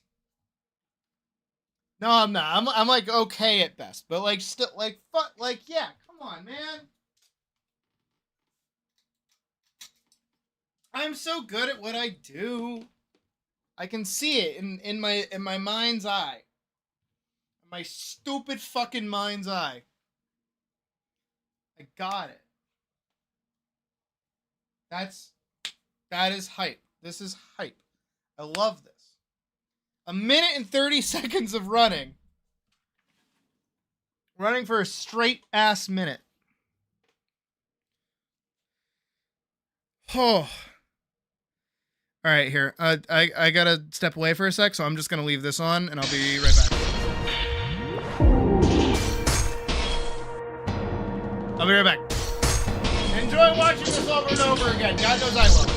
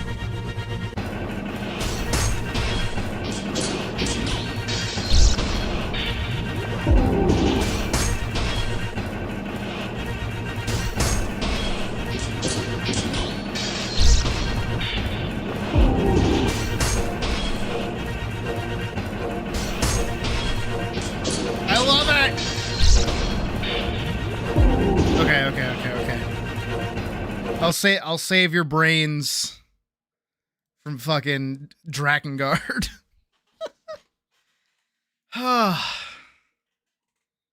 Crazy that it looks that good.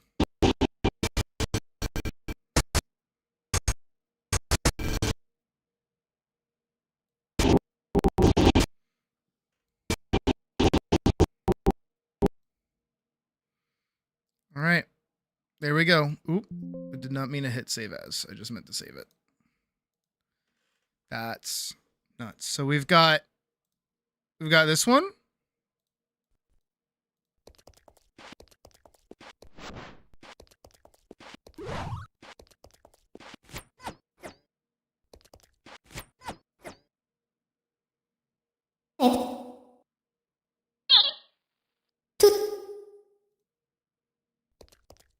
We got that one, and now we got this one.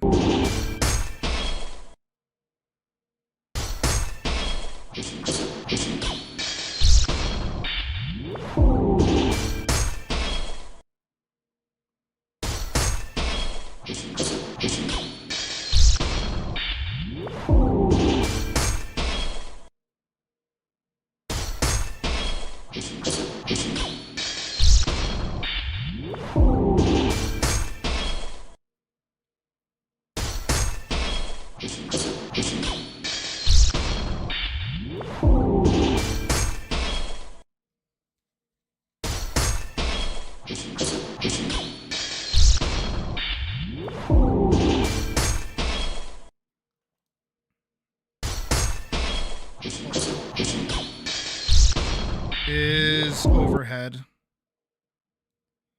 I'm actually gonna get rid of the eyes. I think him just being like this empty suit is like cooler in theory. Because I don't do it anywhere else, so.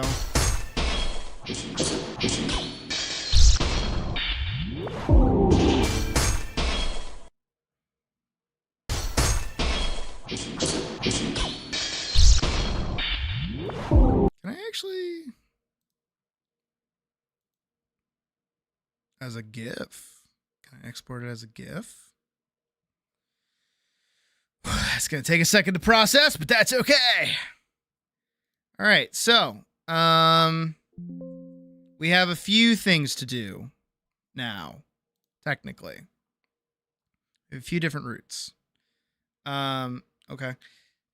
We can do... Where does this get saved? Okay, this gets saved animations. Recovered. TBU.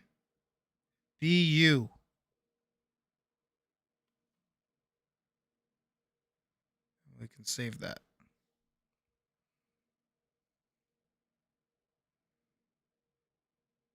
Okay. Give it a second. We hate Adobe. We remember this. We still hate Adobe.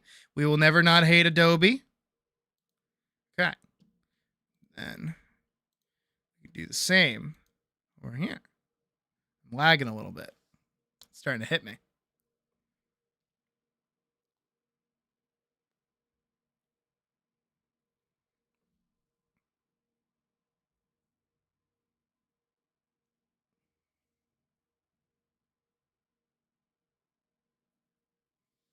You know what I kind of want to do?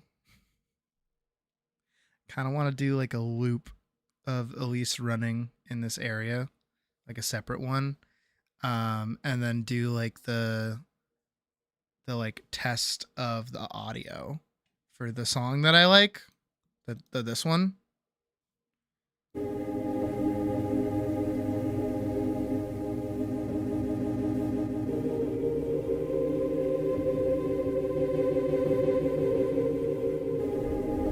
Because I think that would be kind of hype.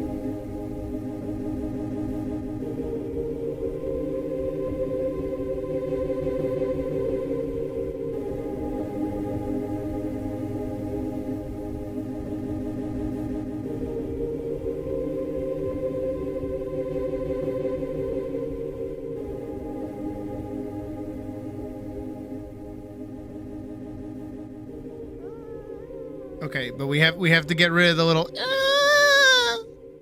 the fucking like that happens at the end there. We have to get rid of that. And also, I think there's a smaller thing I want to do. The seeds never were, and mankind remains unforgiven.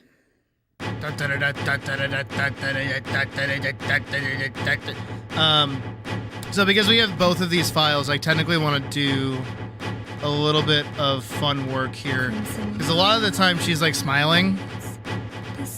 in a lot of her animations. She's like smiling. I want to get rid of that. I want her to be not happy to be here right now. I mean, even with her run for the sword, run with the sword, she doesn't even have a mouth. But here on the run, she has her mouth, so I'm gonna get rid of that. But I'm gonna keep both.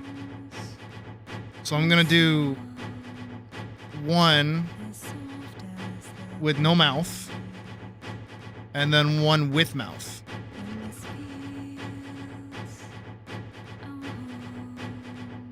This way I have multiple emotions of her moves.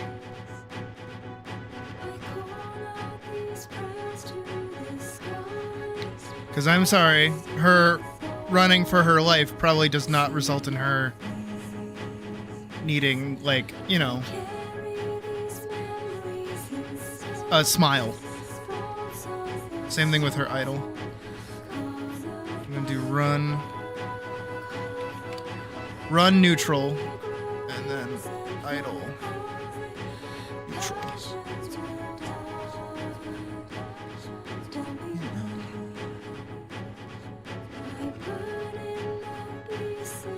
Idle base.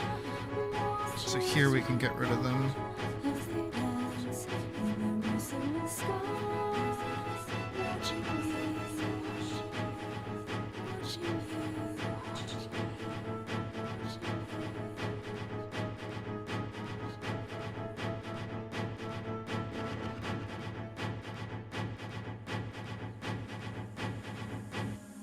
Silent black, the dawn, and time tells its tale. Dark and blood, it flows. The That's not bad. forest receives. Then we can go back to the idle neutral. Look within the dark, as deep as you dare. There inside you find Idle, base, neutral. And this way, it doesn't fuck with it if I combine both of them.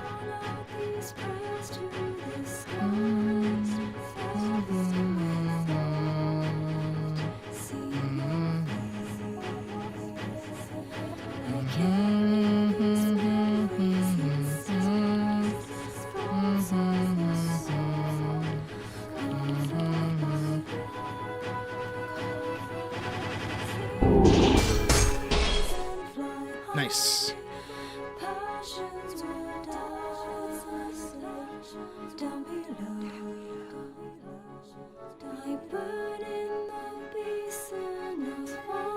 Alright, I'll have to clean that up later. We're gonna save this for right now. Save this as well. And then I'm gonna do new.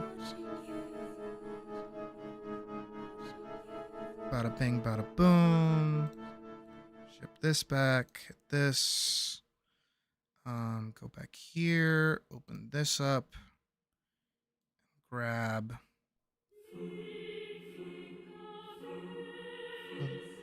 Boom, boom.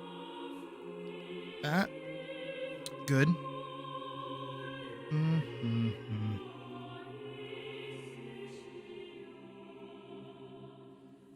Boom, boom, boom, boom. All right, and we'll do this. And then we'll go over here, grab her source. Back here, paste. It's not a perfect source, but it's a source for right now.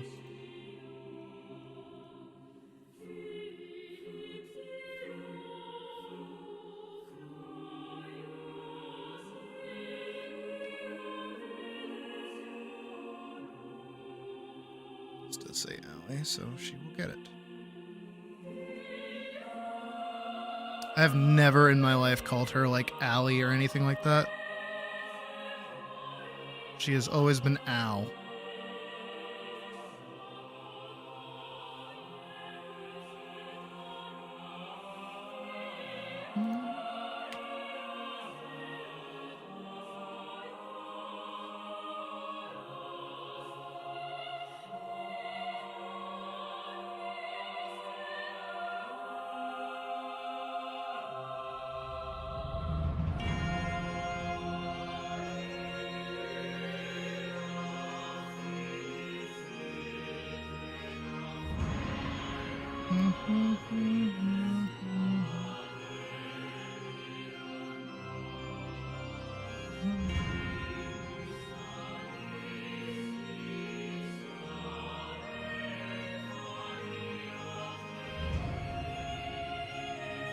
Ooh. That's not bad, actually.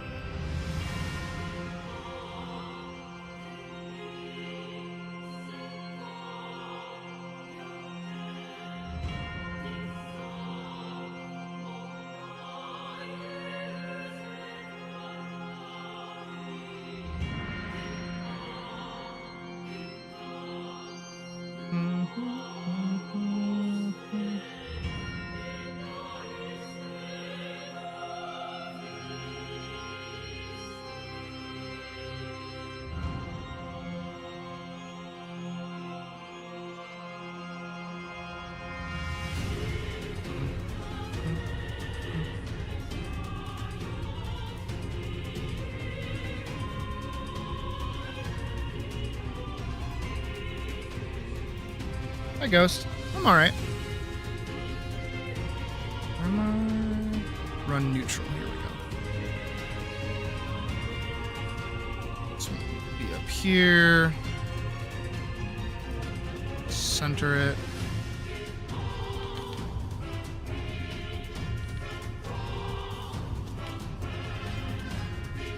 Modify, transform, flip vertical, drag it all the way down. Click. And add.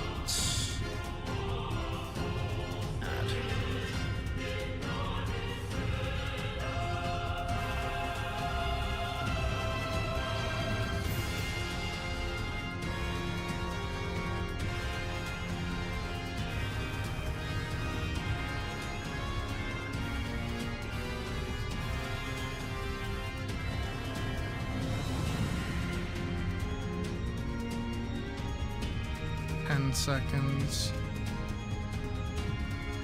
It is going. Say about halfway. I think 10 seconds is a good loop.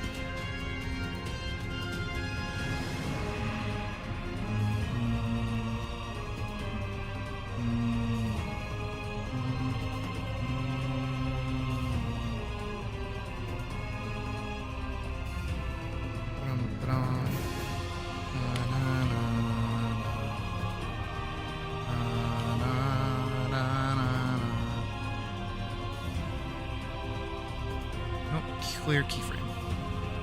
How many?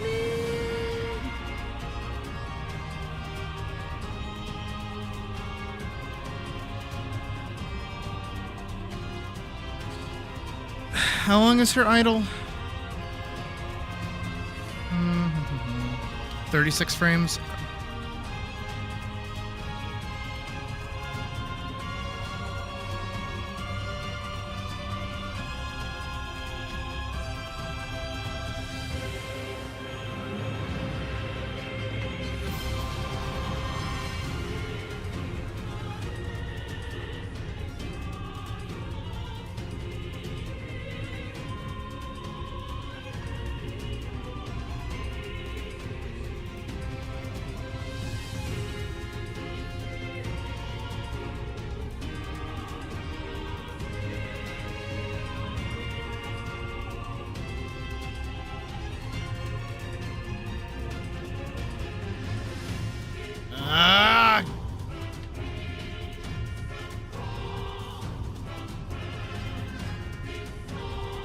I hate you, Adobe.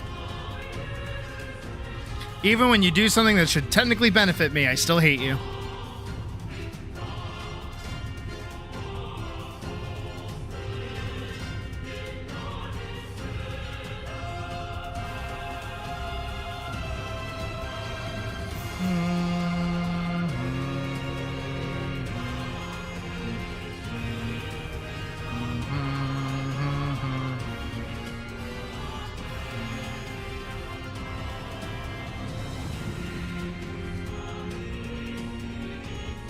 Hold on. I need to pause the music so we can hear footprints.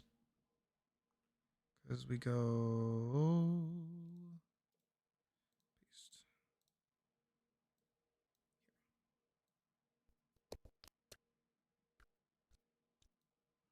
Right there. A 2.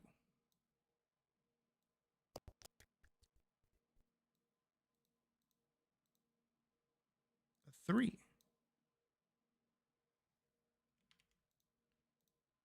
A 3.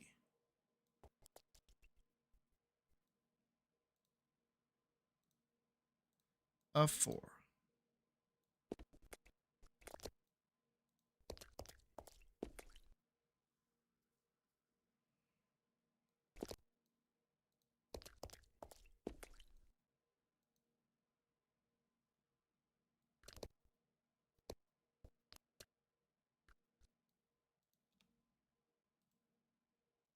Clear keyframe.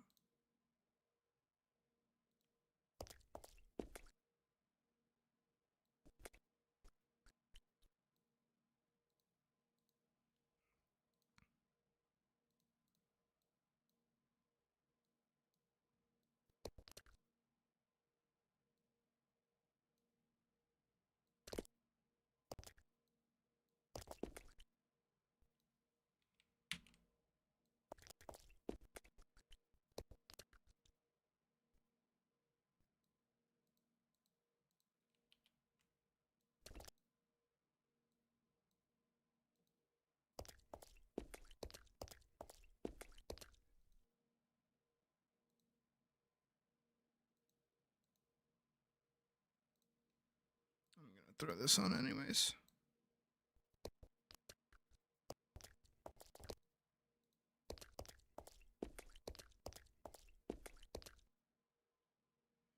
And then we do this one right here.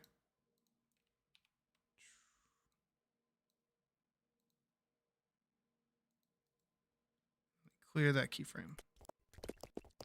Now it sounds like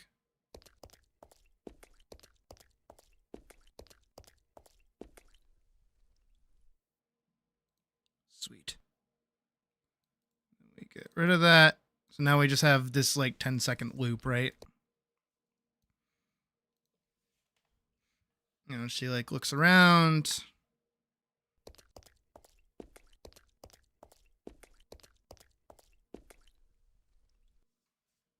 Yeah. And then we're gonna save it. We're gonna call it Angel Test. That's what we're gonna call it as. We're going to export it. We're gonna go video media so I can go drag and drop it and keep sound for it. Export it. I think it's getting moved over to animation, like the animation folder or not. I don't know. We'll see. And then I gotta open Premiere. Looks like it opened the right one. Hate you, Adobe!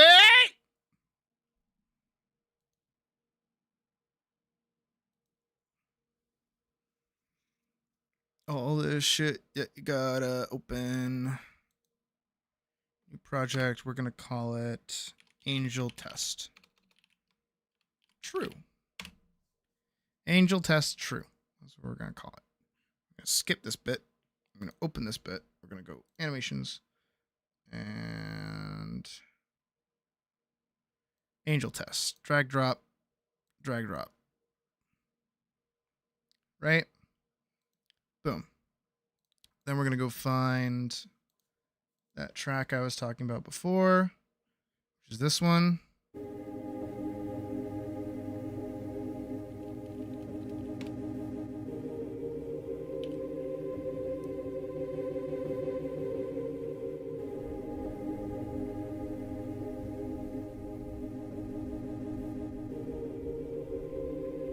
Give it a second.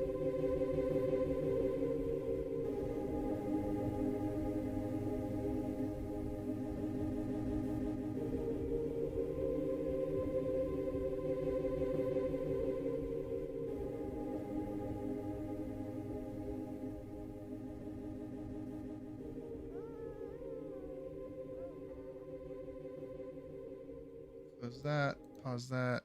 Lower this. Open this.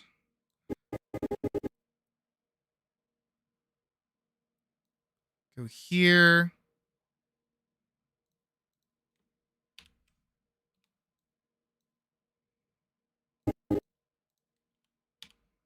Paste, paste, paste, paste.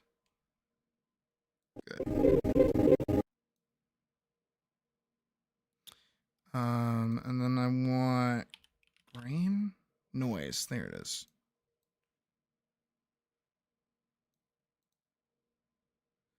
We're gonna go surprise me. It's a new button. Intensity.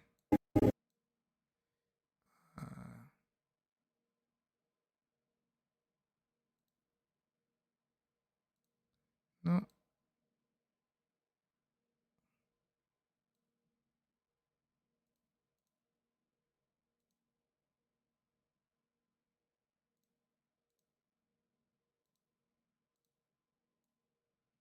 The fuck did they do to my noise?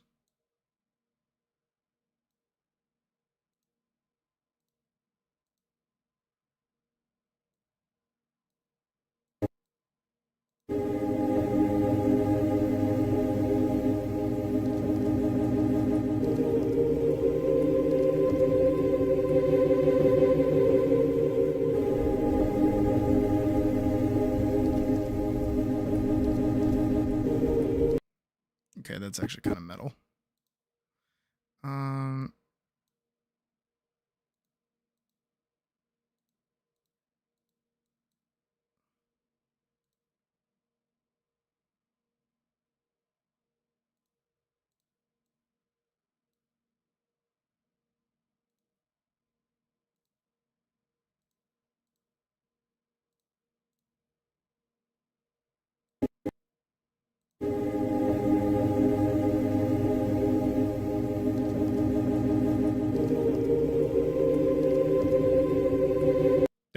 It's fucking with my head. I'm liking it. Surprise me. Surprise me again.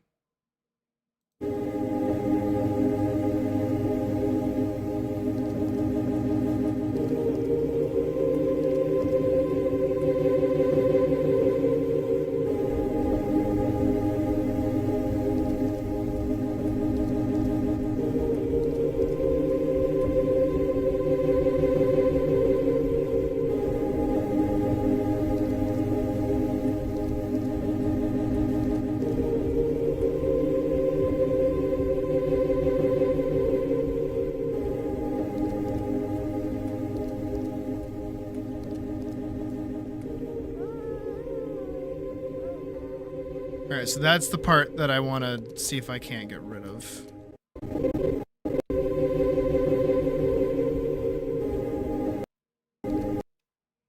Right there. I'm gonna cut that.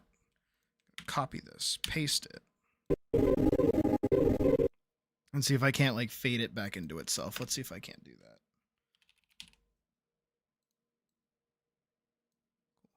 Go.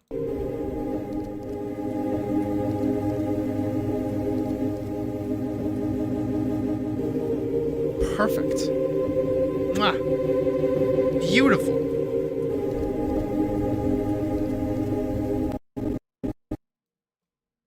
Genuinely just fucking phenomenal, actually. All of my plans are coming true. All of my dreams. Everything that I've wanted of this is actually happening.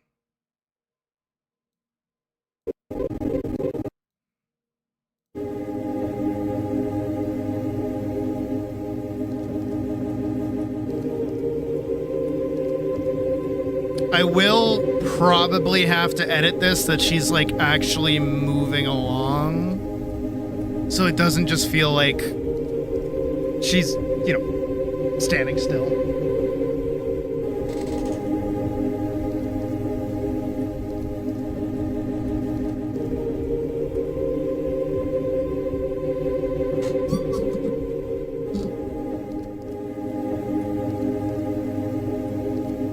I love the reflection, though.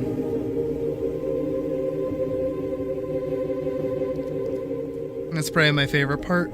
It's a small thing. And I know technically it should look different. Oh, and the way it ends is just so good. Though they really did fuck with my noise. They really did fuck with my noise, and this is bothering the hell out of me.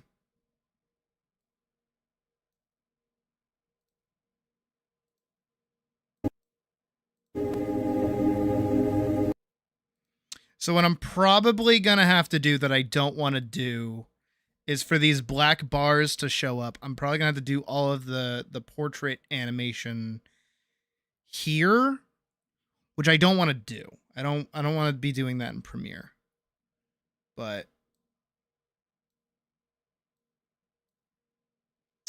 you gotta do what you gotta do, you know what I mean?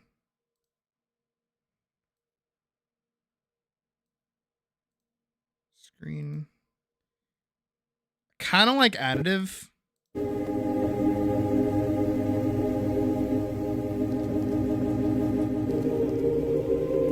Hell, it even masks a little bit of the reflection, which is kind of cool. I'll lower it just a little bit. I don't know, it gives it that much more, like... Oh. It's bugging the hell out of me, though, that, they, like, fucked up noise. I don't know how they did that. Noise used to make sense.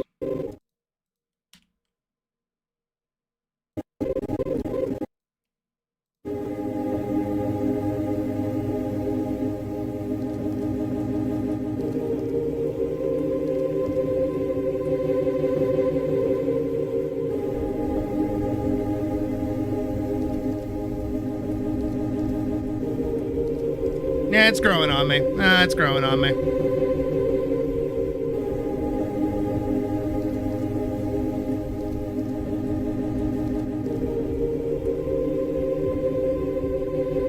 Missed one.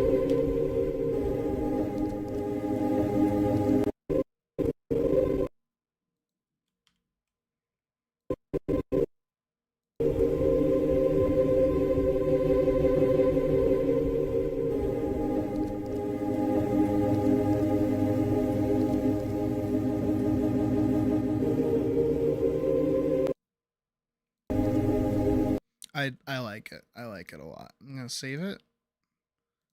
We're gonna save it as. No, we're not gonna save it as. We're gonna export it. Media. Export. Did I save these two as well? Did I export these? I don't know if I did or not. I know I did this one. I don't think I did this one. So we're gonna export this one too. Oh, right. I exported it as an image. Did not mean to do that. Export video media. Here we go. So I'm going to export this one as an actual .mov so I can send it into Discord. And then the other ones so the GIFs I will upload to YouTube, actually. That's my plan with that. Okay. All right. I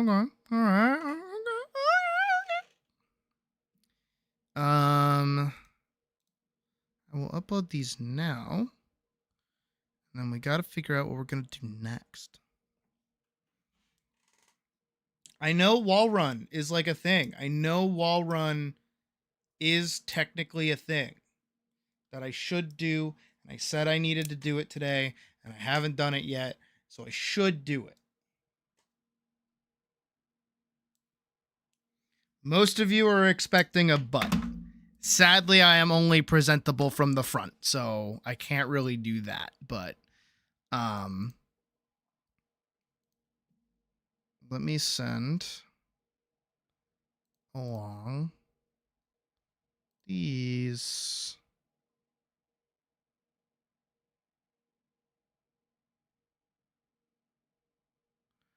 Let's do this art show, upload file. All of those should be in animations. Right? No, the other one's in videos too. That's right. Right? Right. What is this called? At least Paladin.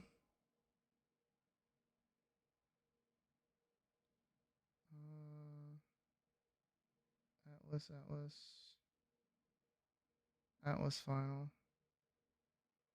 TAL. Release animation test. 2025. Advert. Is it not here? Did I not export this one as a .mov? No, I did. Oh, it's in animations. I was right. There you go. Bada bing, bada boom. Give it. Give it a watch really quick. Actually, let me also upload the angel test, which was under videos too. There we go. I won't double ping for those, but there we go. Okay.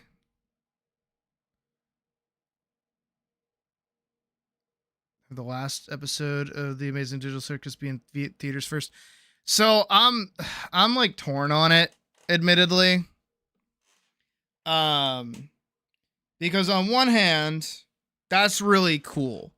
It's like really cool that a independent animation studio is able to get enough like pull from the theater industry, which is horrendous when it comes to anything independent trying to put a film in theaters like at all.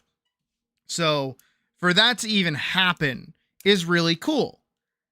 However, it is so early in terms of like when the actual episode comes out. That's the biggest problem, is because God knows all of the spoilers that are going to be fucking dumped out there almost immediately. Like, look, I get spoiled on the new Invincible episode the day it airs before I even get the chance to like consciously remember that fucking Invincible even aired that day, right? It just kind of happens. So God knows that's exactly what's going to happen. I think that what they should have done is they should have done like, hey, you know, here are going to be the screenings.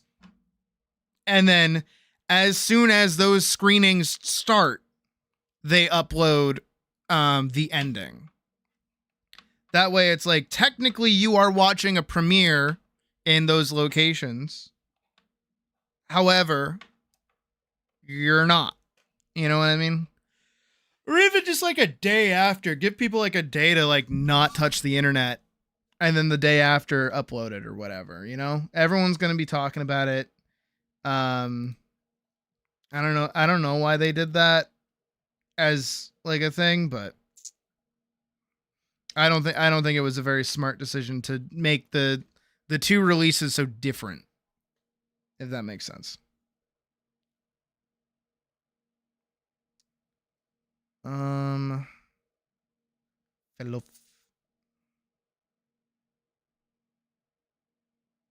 Let me see.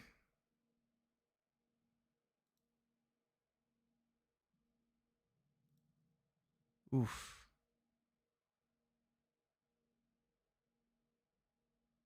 My tummy is like a grumbling. I don't know if I want food though or not. want to stay focused, locked in. Doing this. This is still really cool. I like this a lot. It's so simple, but it's I dig it.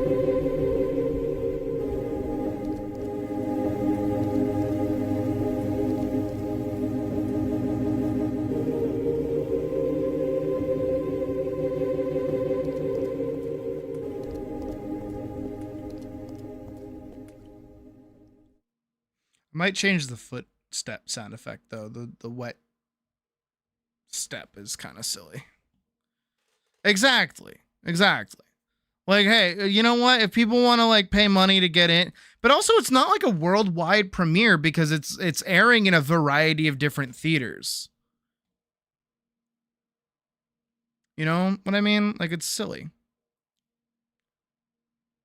Anyways, let me save this. Not that I did anything different to it, but we'll save that. Girl is dead. For theaters and online that has you displeased. Exactly.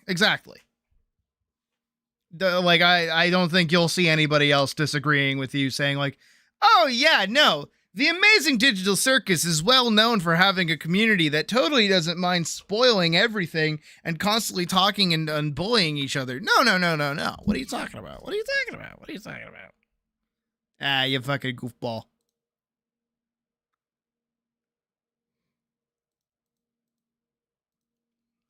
Nah, I think same day. There's no reason for them to hold it back like that.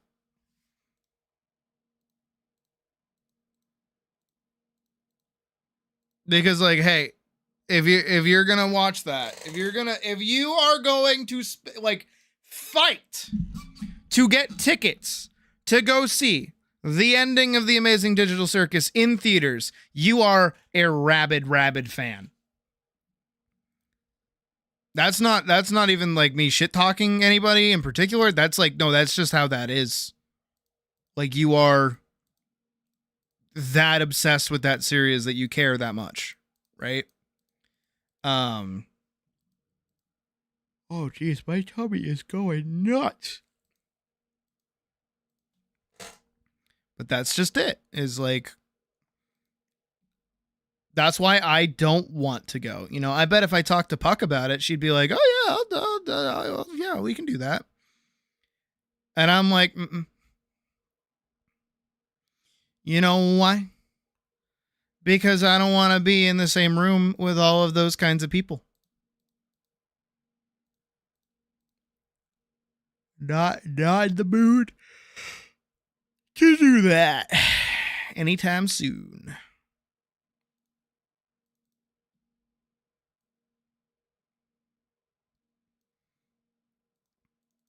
All right. We have her wall run. Which technically starts with this frame right here. All the way up here. Yep. Did I tell you that like a fucking sleeper agent? Me and Puck, we had gone to a mall. We went to a Boston mall. This is forever ago. Okay, this is before we moved. So, you know, we had driven an hour from New Hampshire to go to this specific mall because there's a cheesecake factory in that mall, and she likes cheesecake factories. So I was like, you know what? Let's go do that. I think it was for her birthday, maybe. I usually take her there for her birthday. Either that or Tuckaway Tavern, which I'm okay with saying nowadays because I don't live anywhere near it anymore. But we had gone to the mall and we were walking around, and as we're walking, we're heading over to the food court, and there's like a little like advert display, and it's doing like the slidey thing, you know how it like slides a new advert. So it's like Sephora, Sears, Minecraft movie, and then from behind us there's like a gaggle of children, and they're all like Chicken Jackie, and I was like a sleeper agent. I was like, oh, I'm going to turn around and murder children. I see. And I was like, holy fuck. Nope, that's real. That was a real experience that I just had. That is a real event in my life. I hate it. Good Hammer. Did I hate it? 1, 2. Okay, just these two, and they're like right here. They're like here and here. Not here.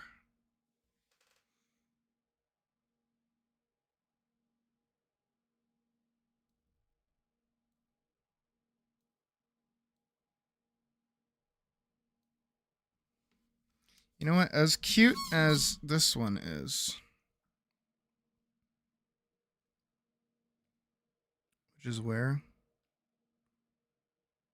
God, I'm so lost in everything that's on here. Oh, was that built into it? Uh-oh. She was built into it.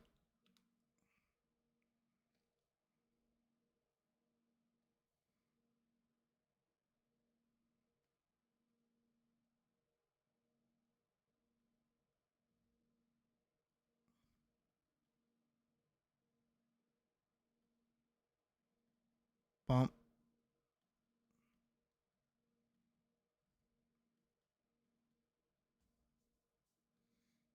Again, I like this idea of her like falling on her butt.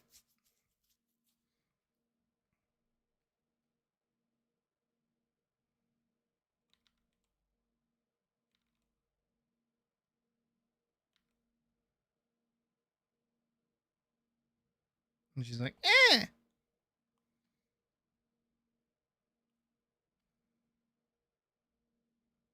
Don't worry, I'll put on music again soon.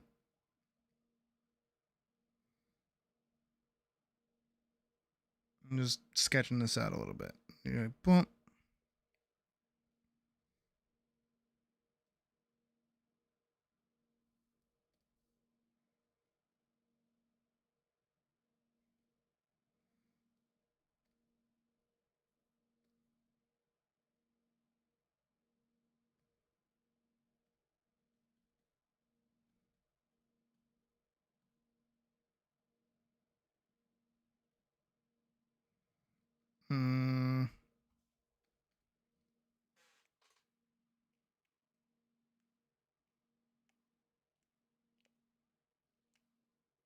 I don't need it.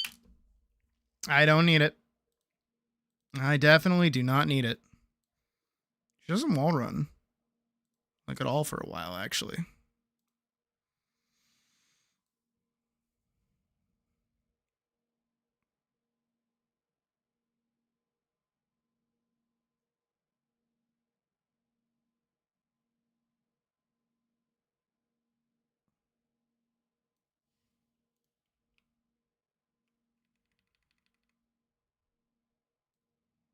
No.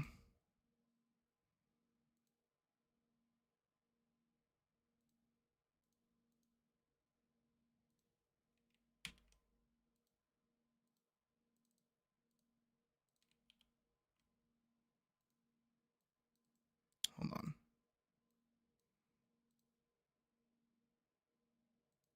Maybe I don't. Maybe I don't hate it.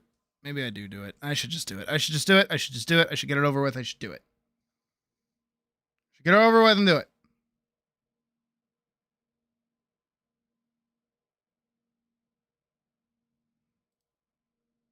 Have music.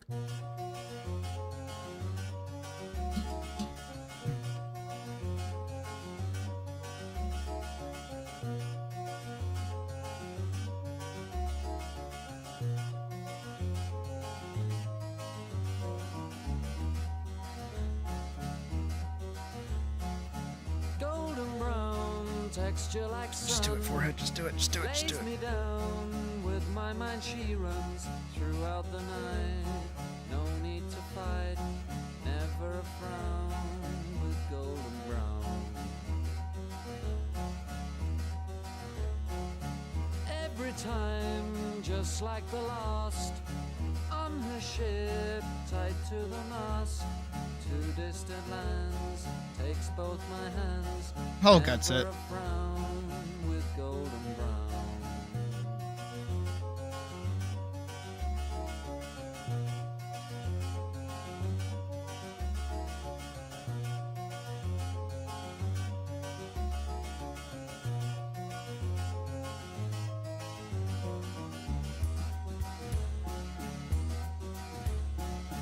Golden brown, fine a temptress.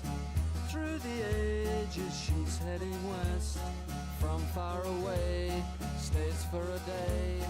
Never a frown with golden brown.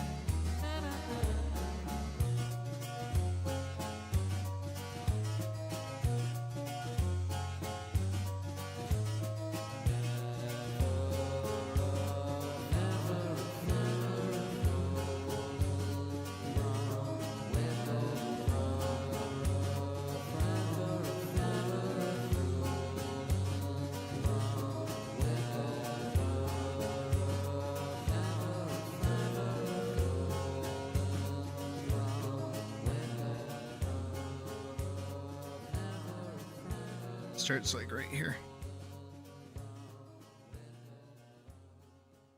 Boom. No, it's cute. I like that.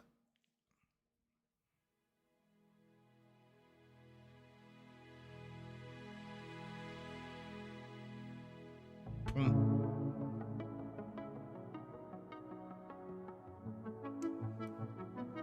All right, I don't hate that. It's good.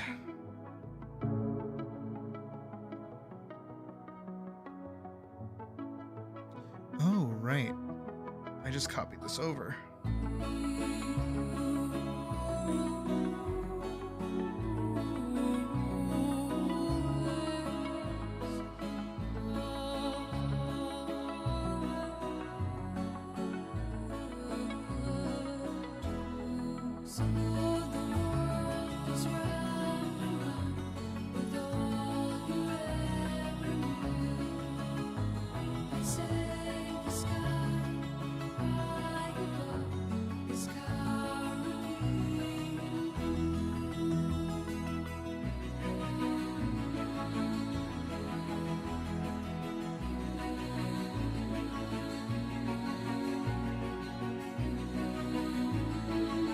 Unholy by Sam Smith. Never heard of it.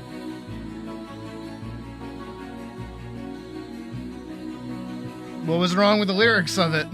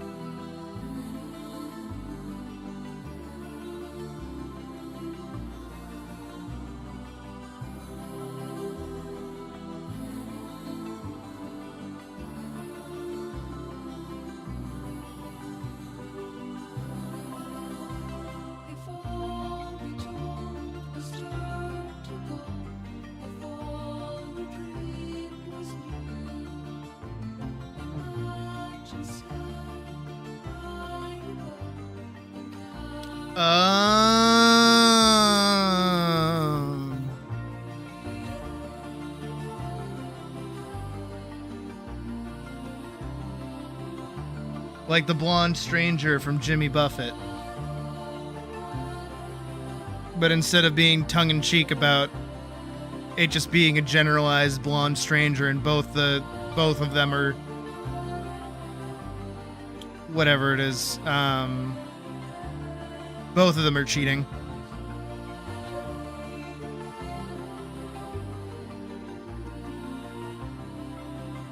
Speaking of which, I have to convince Puck to go to fucking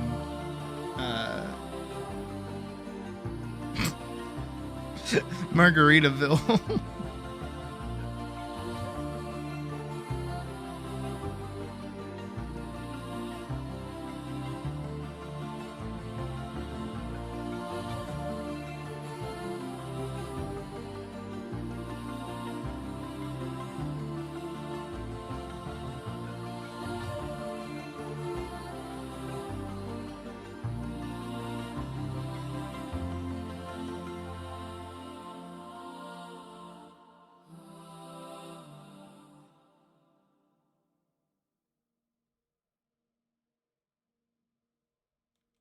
Standing on the edge Okay. of the crater. So this is what we're listening to now, huh? Like the prophets once said, and the ashes are all cold now. No more bullets, and the embers are dead. Whispers in the air tell the tales of the brothers gone. Desolation, devastation. What a mess we made when it all went wrong.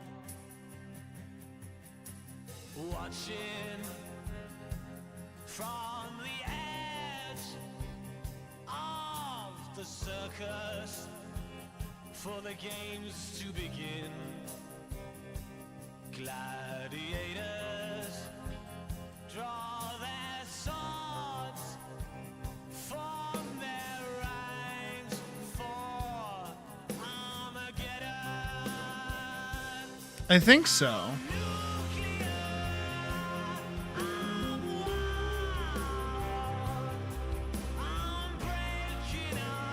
Rest in peace, Jimmy Buffett.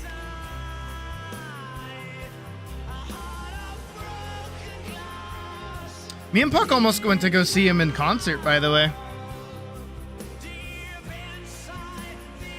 We saw an advert for it in a mall. Again, another mall advert story.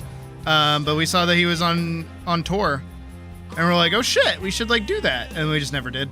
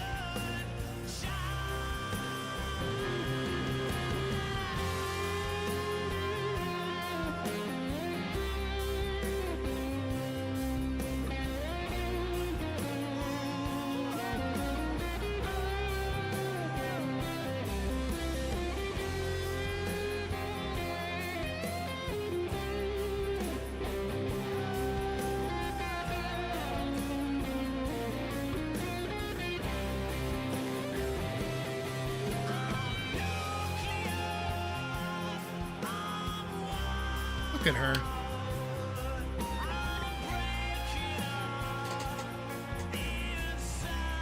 I mean, for a wall run, it does also technically make sense that she doesn't get very high.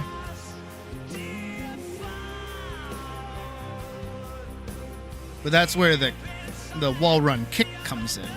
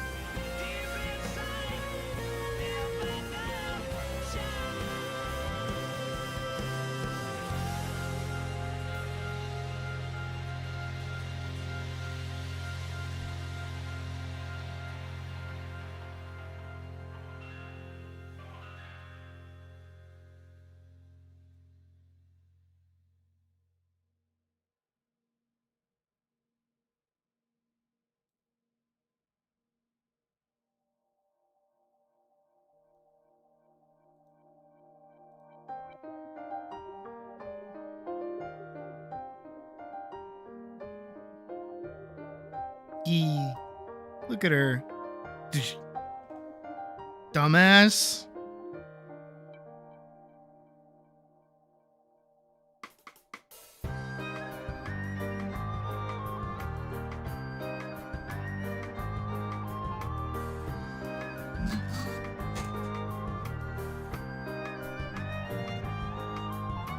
Cultivate a hunger before you idealize, motivate the wronger to make them all realize. Climbing the mountain, never coming down, break into the contents, never falling down.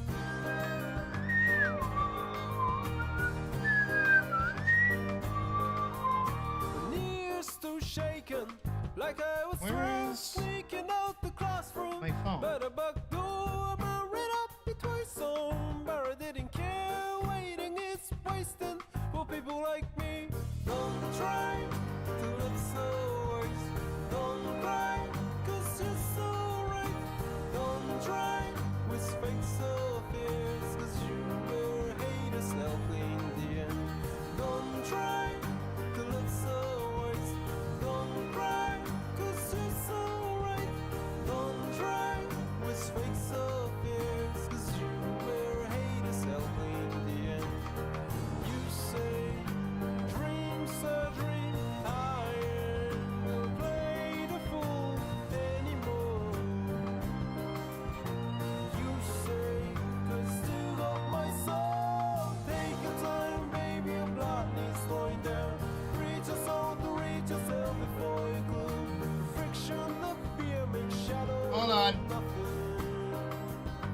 Shadow of nothing.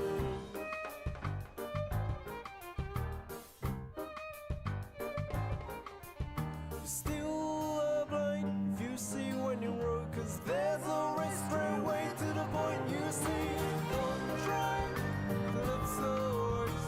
Don't cry, cause you're so right. Don't try with fake so fierce, cause you will hate yourself in the end.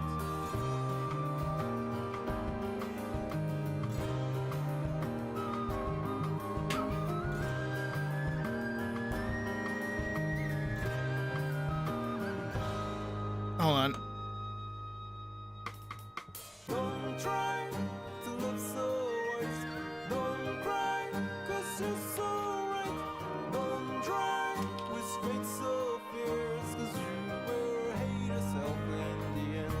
Don't try to live so worse.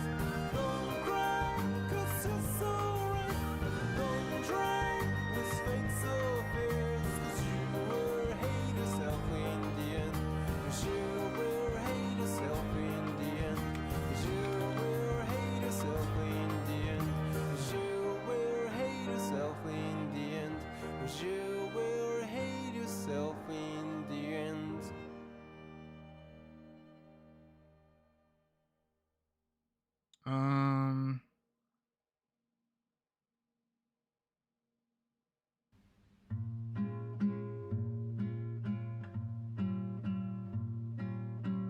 that puts a damper on a few things, but that's okay.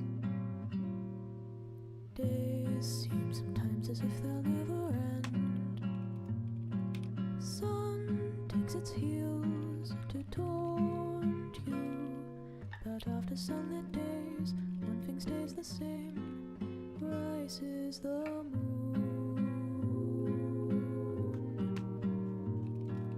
Days fade into a watercolor blur. Memories swim and haunt you, but look into the lake, shimmering like smoke. Rises the moon.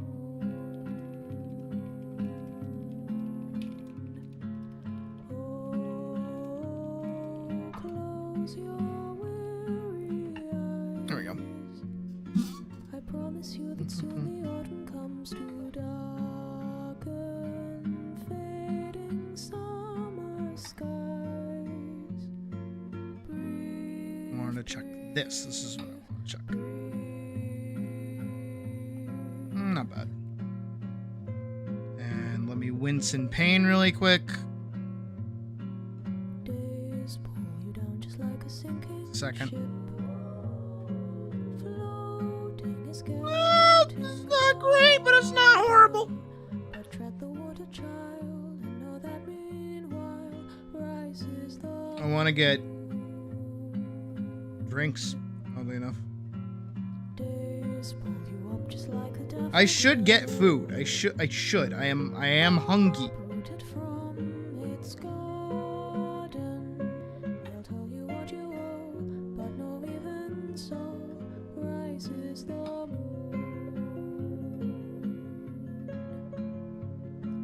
You'll be visited by sleep. What? I promise you that soon the autumn comes to steal away each dream you keep. Breathe, For my mods who know exactly what just happened, that's why I'm like, that kind of sucked. That blows.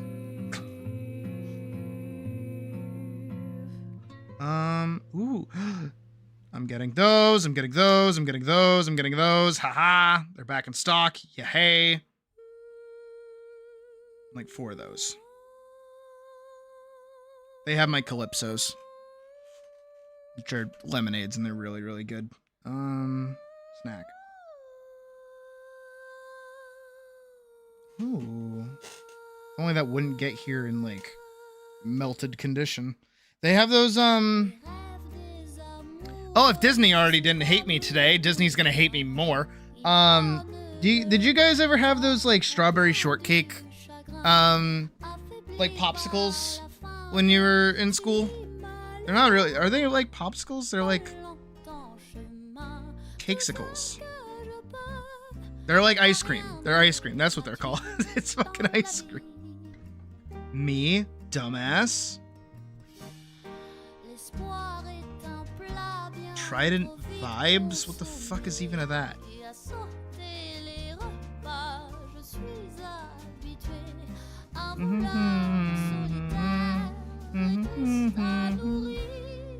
Goldfish! I do a goldfish. Not like I don't mean I'd like do a goldfish. I just mean like I'd eat goldfish. I'm sorry.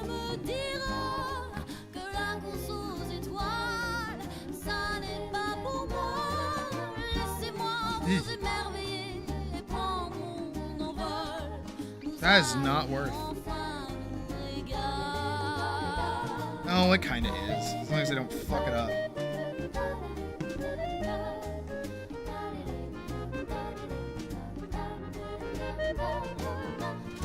Now it's less worth. Now it's less worth.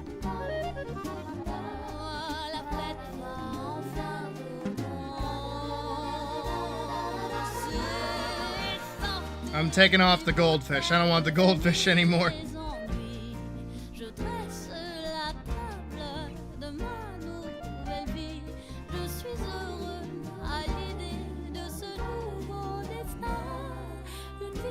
Yeah. You guys know. Yeah, the crumbly ones. Yeah.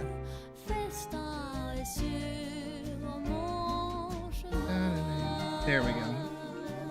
Nuke that down by like a good amount. That's good. I'm okay with that.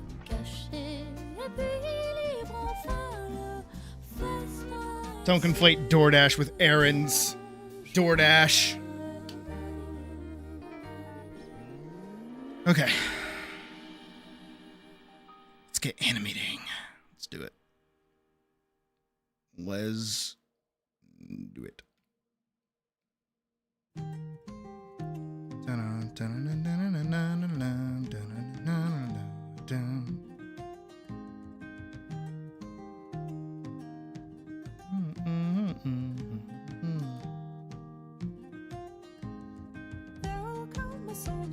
Lactose intolerant. That's my assumption. Allay, oh Lord. Tear your city down. Allay, oh Lord.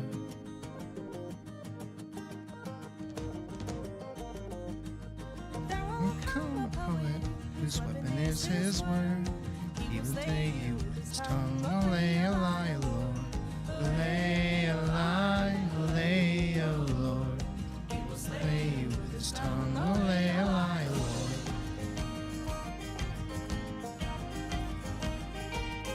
Ah, that would do it. See, if it was for the former, I'd say just power through it like the rest of us. It's the second one that's like, it makes more sense.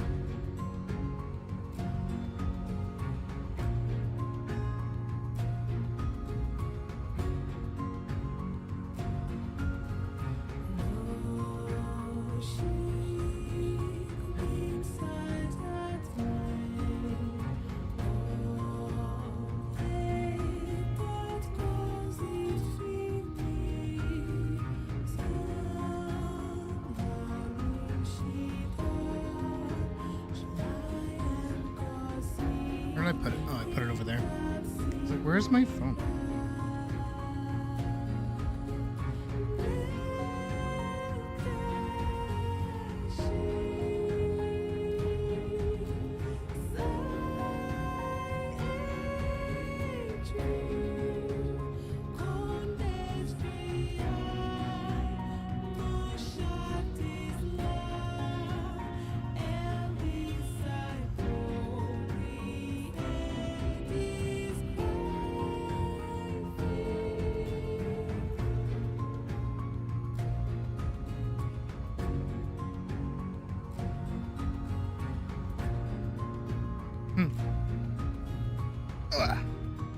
Putting stuff away.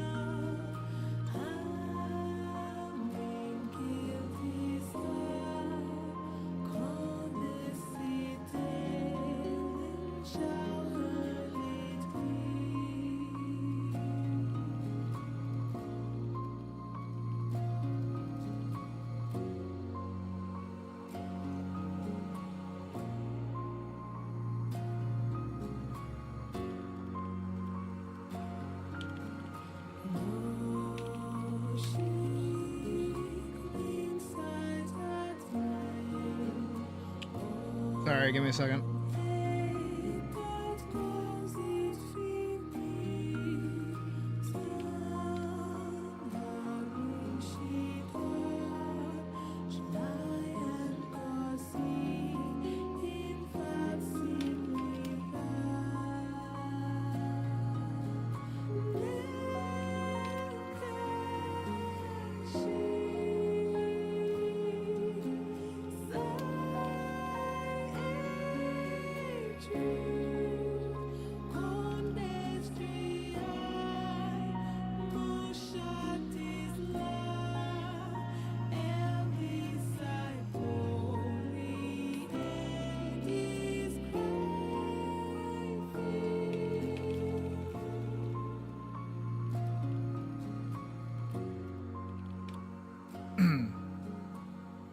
Sorry, I'm dealing with a thing. Like dropping my phone everywhere. Holy shit.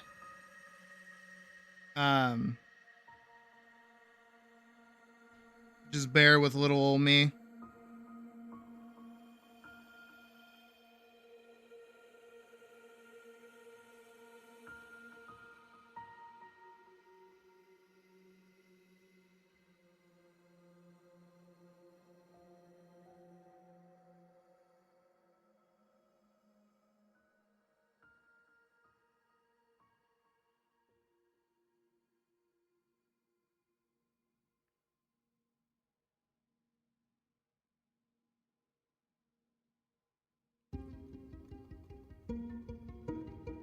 Oh.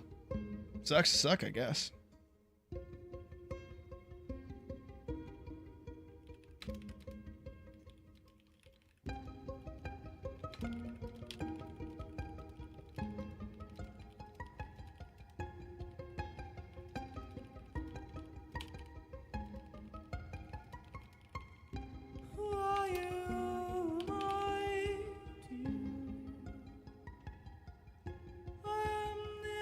Let me see if I can do it through this in the first place.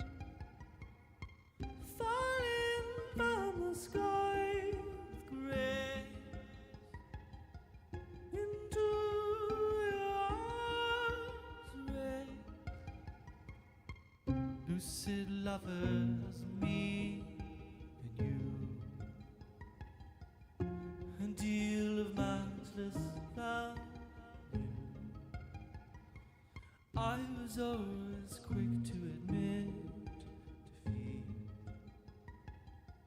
Empty statements of Got it. hope to me. And my heart is shook with fear. I'm a coward behind a shield and spear. Dealing with the thing, sorry. Let it shine under the morning star. Why am I am the Antichrist, falling from the sky with grace into your arms rain. One for my heart and two for sure. 3 tears for all the souls below. One day we turn them into figurines. Burn them all with all my Sorry. Again, bear with me. Dealing with the thing.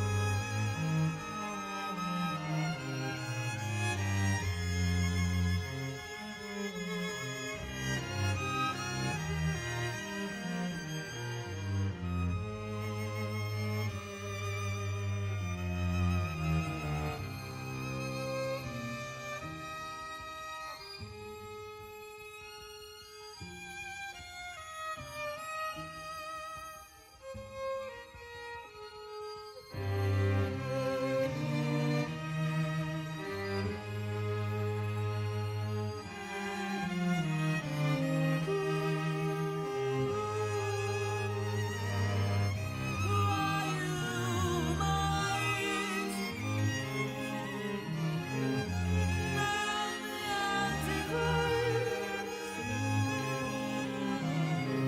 falling from the sky with grace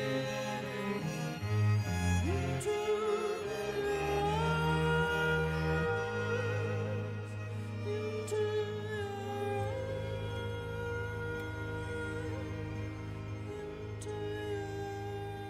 arms.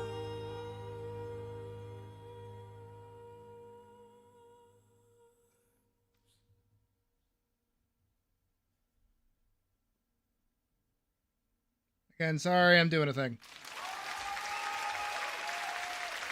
Oh my god, applause for me doing a thing? Oh my god. Oh my god, this is incredible. You guys are really listening. Very polite. Or no, not there.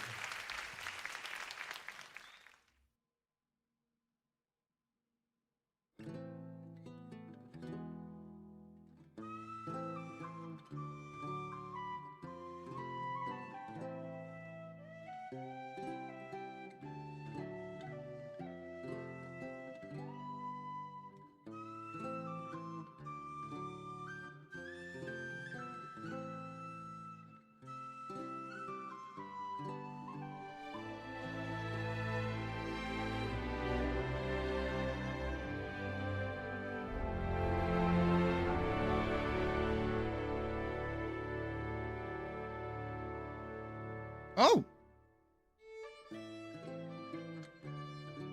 Hold on.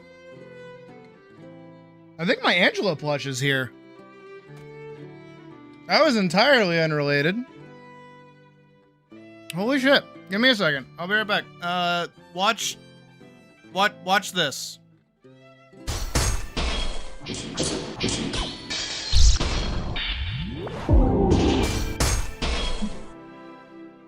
My phone. There.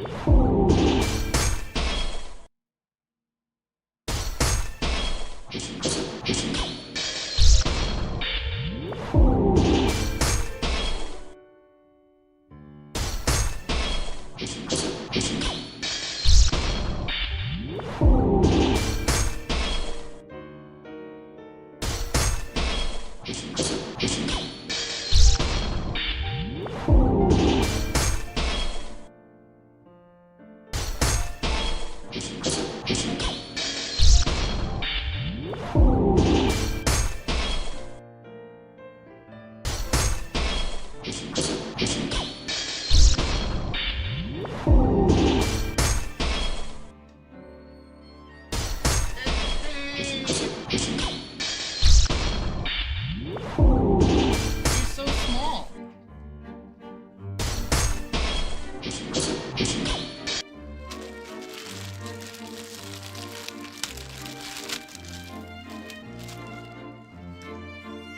Oh, she's tiny. Wow. I'm so used to fucking the Digital Circus stuffies, so. Jesus, she's got tits. Oh my god. Cool. Oh, let me turn on the light and take a picture.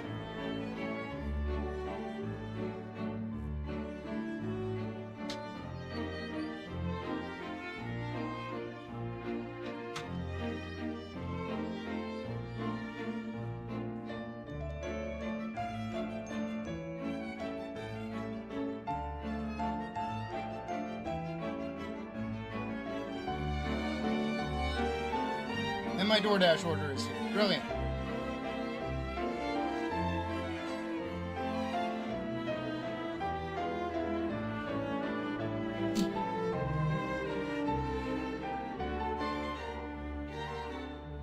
Hold on. There we go. There she is. And that's where she'll sit, on my desk. Well, not my desk. That's my shelf. All right, let me go grab my drinks. I'll be right back one more time. Enjoy staring at Angela in idleness. Can I get some woos for Angela while I run downstairs?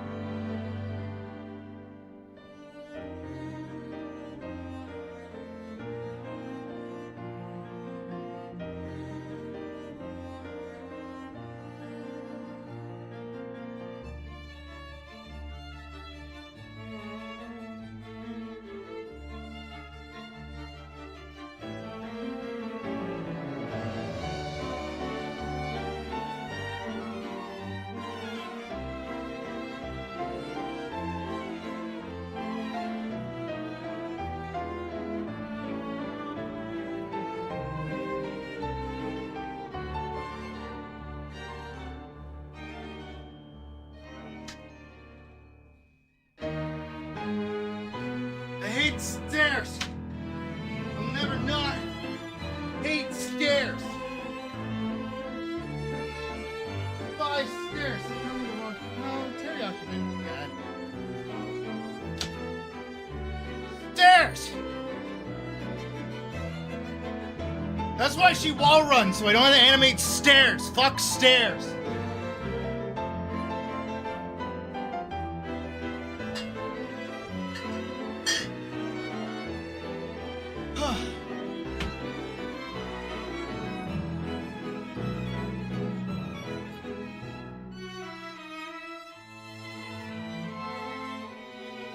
All right. I'm back for real this time. I should have shaken it first. Hold on. Shake it, shake it, shake it, shake it, shake it. Shake it, shake it, shake it, shake it, shake it. Shake it, shake it, shake it. I got a lemonade. I got a bunch of lemonades, actually. And Angela's here. Well worth it. Well worth the wait. It's been several months. Love to see it.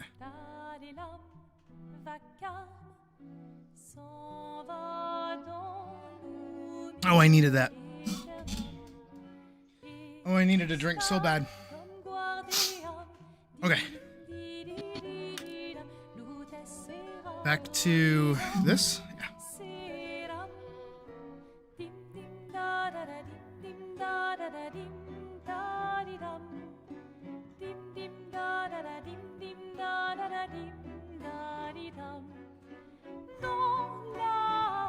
We're good. We got this.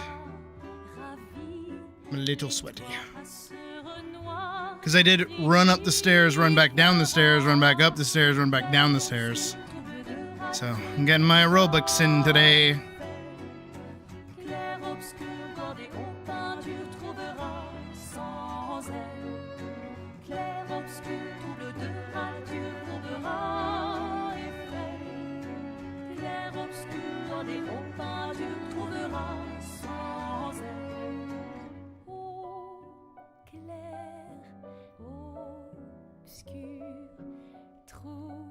She's so serious about going up this wall.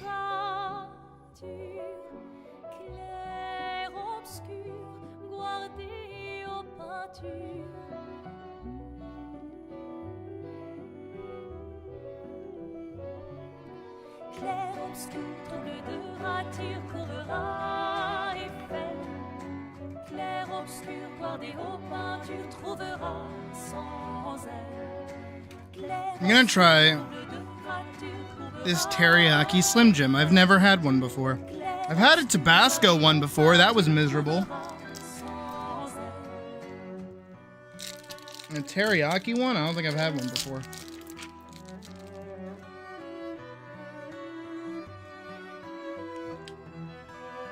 I think it's stale.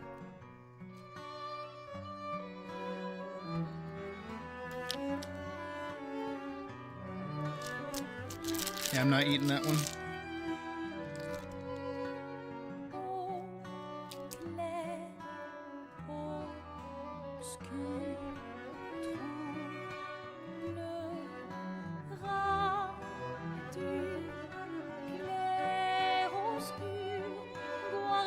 Let's see if I can actually, like...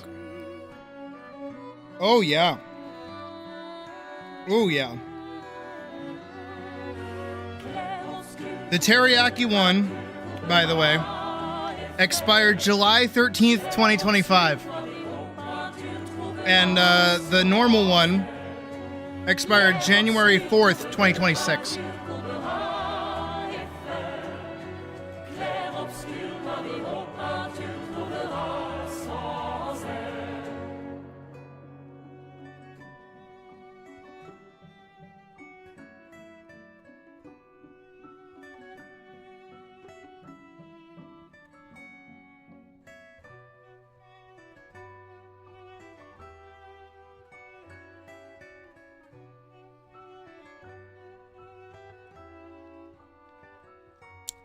So that's fun.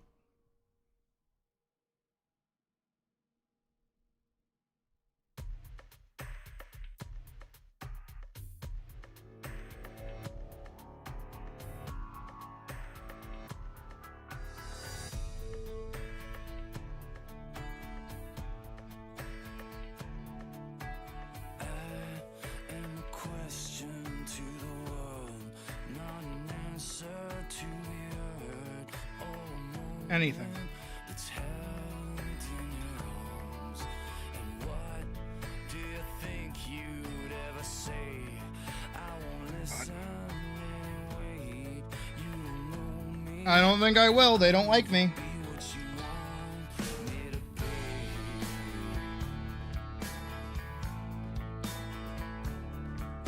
And what do you think you'd understand? I'm a boy, no, I'm a man. You can't take me and throw me away. And how can you learn what's never shown? Yeah, you stand here on your own. They don't know me, 'cause I'm not here. And I want a moment to be real. Wanna touch things I don't feel. Wanna hold on and feel I belong. And how can the world want me to change? They're the ones that stay the same. They don't know me, 'cause I'm not here.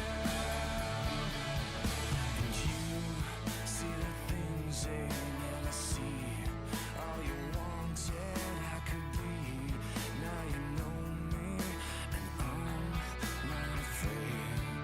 And I wanna tell you who I am. Can you help me? No, they're not even sauces. They're Slim Jims. Bro, that place ain't got no fucking like truckers going through there, I guess.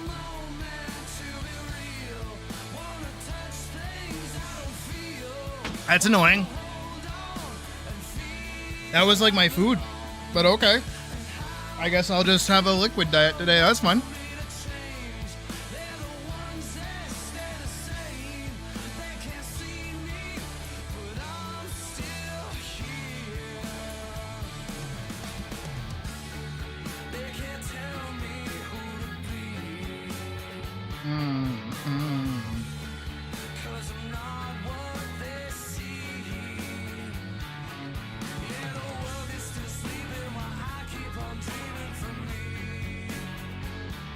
I don't know, for the past few days, like, DoorDash keeps fucking me over. It's getting kind of annoying.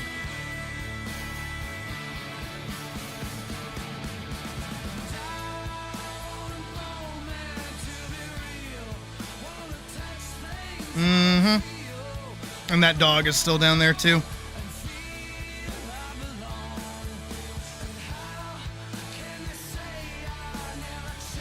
Otherwise, I'd go make a salad. But they seem to really like existing in the fucking kitchen. I don't know why, they just do. Adobe. Hey! You know what? It's my fault. It's my fault. It's my fault. I was getting too much stuff done. I was being too productive today. It's my fault. It's my fault. It's my fault. My fault. My fault, my fault, my fault, my fault, my fault, my fault. Maybe. My... What? Why? Why even? I haven't listened to Kansas in years. No. No, we're doing this. All right. Scoot. No, we gotta go find the guy. Where's the guy?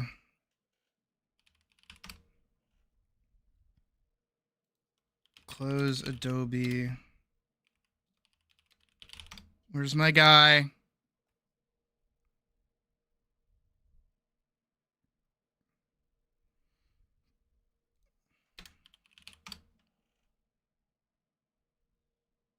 Found him. You're watching this right now because your Premiere Pro just froze or crashed. First thing, stay calm. It's going to be okay. And always remember what Doug... This... Okay, we gotta go find our PID. First thing you need to do is to find your PID number, and there's two ways to do this. You want to hit Control-Alt-Delete. Yep. Control delete. Yep. This will bring up your task manager window. From here, That it did. you want to go into your performance tab. Performance now, once tab. you're in the performance tab, make sure you go down here. It'll say open resource monitor. Now, Resource once you're in monitor. your resource monitor, you're going to click on processes.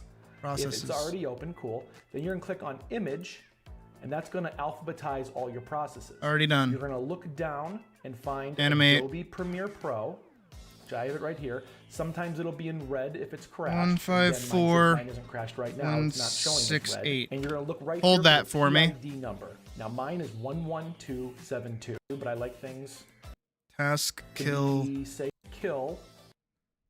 Okay. Command. Task kill space slash PID. Right? Am I doing it right? Space 154 168.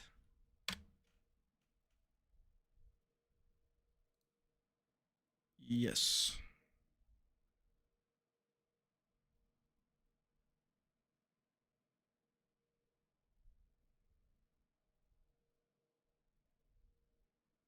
Come on, you can do it.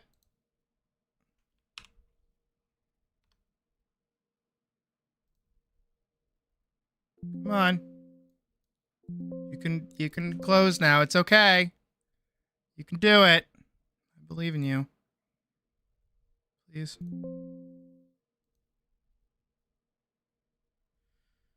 Come on. Adobe. I hate you. I hate you. I hate you. I never won't. Get the fuck off my screen. I hate you. I hate you. You're the worst. I wish there was another animation software that I actually liked using. You're literally the worst thing ever. I hate you. I hope you fucking combust. Fucking bitch. Alright, get rid of that, get rid of that. Let's hope I didn't lose too much. I don't think I did because it made me save, so...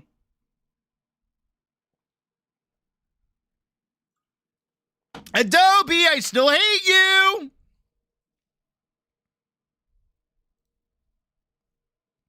I don't care if you save my things as recovery files, I still hate you! I can close this command window. How much fucking shit? Oh my god. Okay. Adobe! I hate you! You're the worst! That one echoed around my room, actually. No, that one was good. That one was loud and good. Adobe, I hate you. I hate you. I hate you. Do you know that, Adobe? I hope you know that. I hope our hatred towards each other is at least mutual. You beta cuck.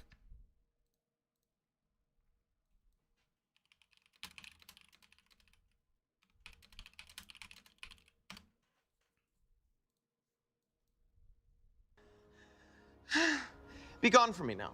What? Be gone from me, you soy boy beta cock. The transaction is complete. That's how I feel right now. Towards Adobe. All right, what do we want to listen to even? Here we go.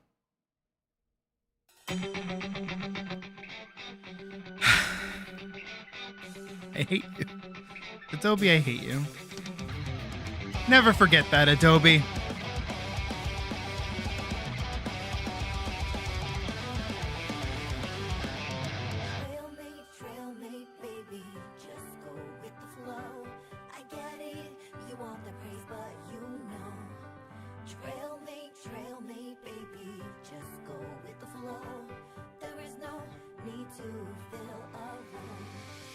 Majesty is not the final destination. Here it is. Even if you save the Whole wide world. tomorrow will come. There we go.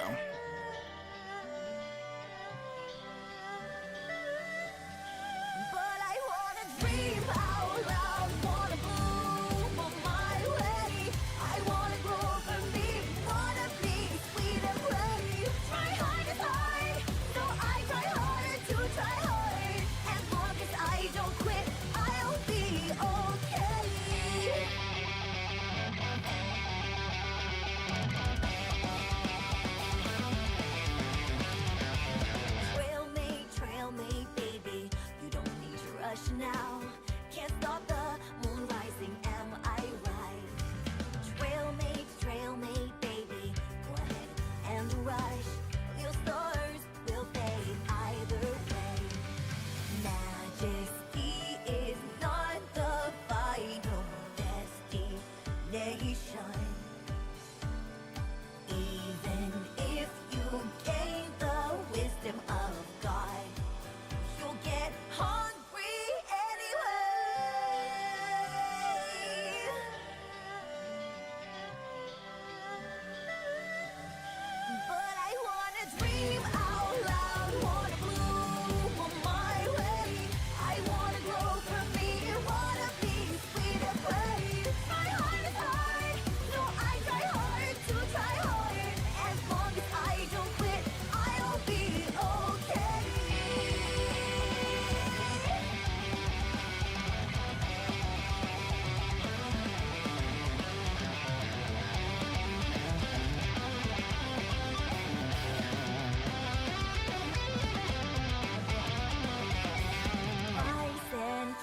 Crumbled in the wind, rebuilding, and it's swallowed by the tide. Castle made of gold, burned down by mistake, but I love myself for heading back to the beach.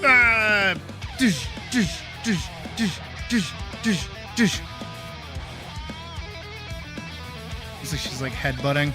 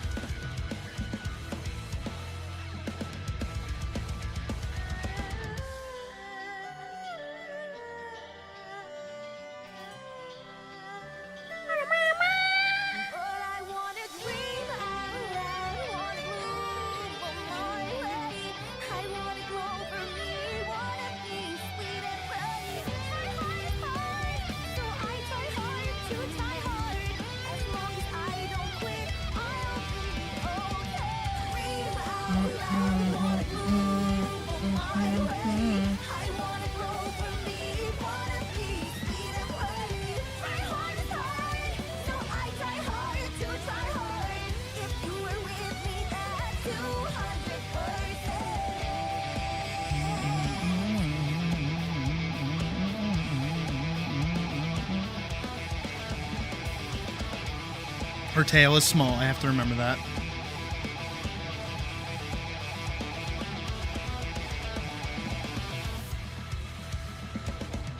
There, right there, right there.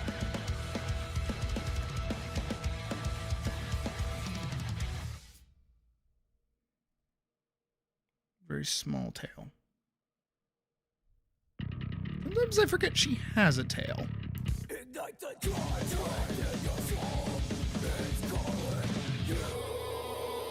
Sometimes she does in fact go the way of Jax, admittedly.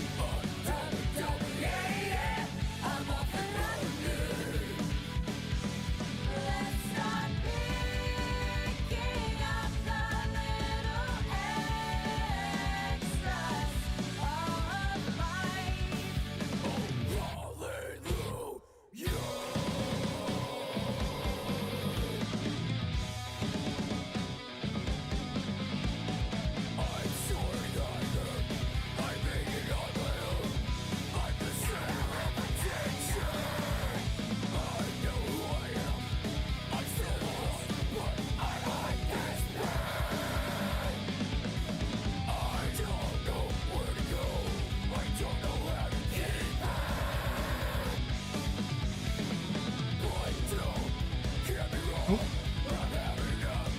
There we go. Like, where did she even go?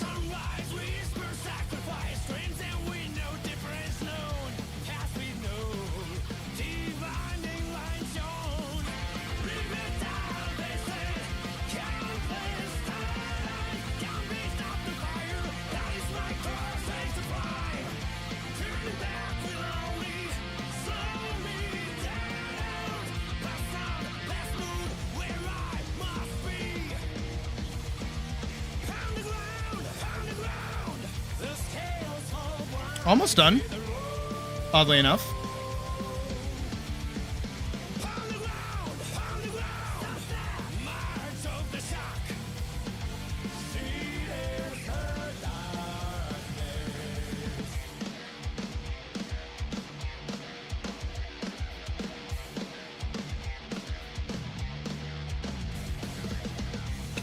I need another lemonade.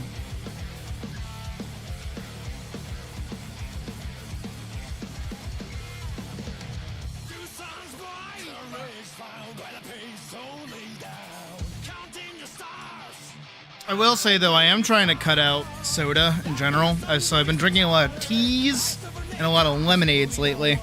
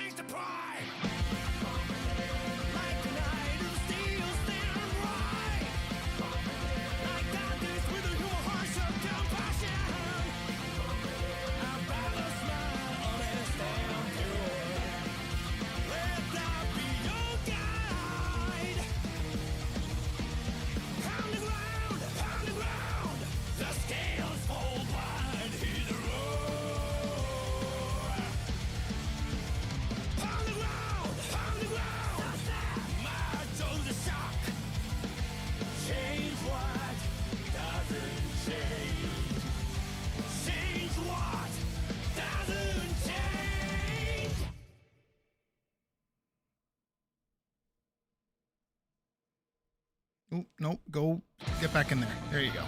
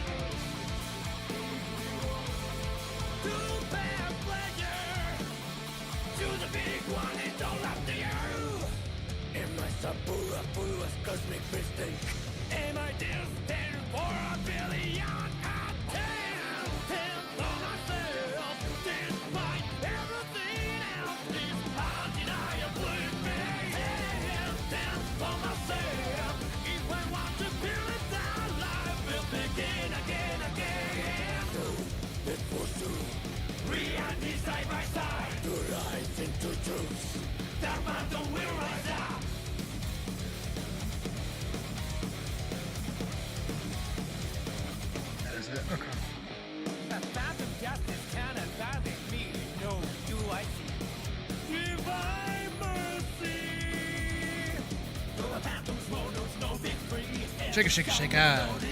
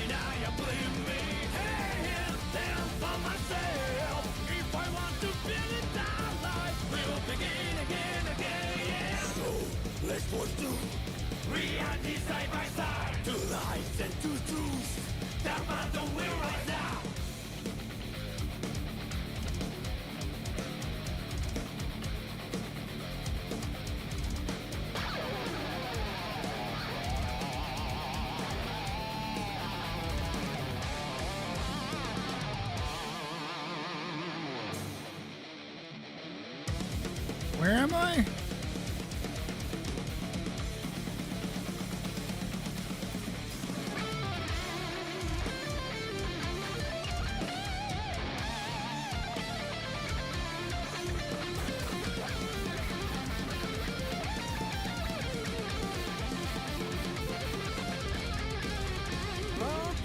Numbers can share with many others. I thought it was a tragedy. I thought it was lonely. Sometimes I thought it was special. But it's just another like everyone else. It's just way to be called one day. I should accept the fact that And then there's a falling frame here, and then she eats shit.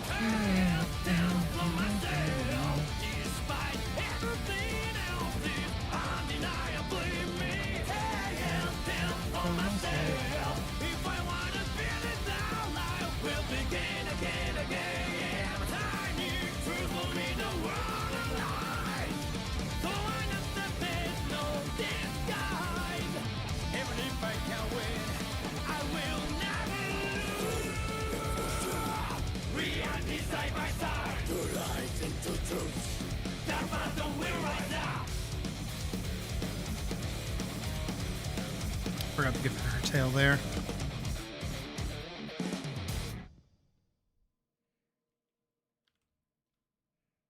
And then her tail right here.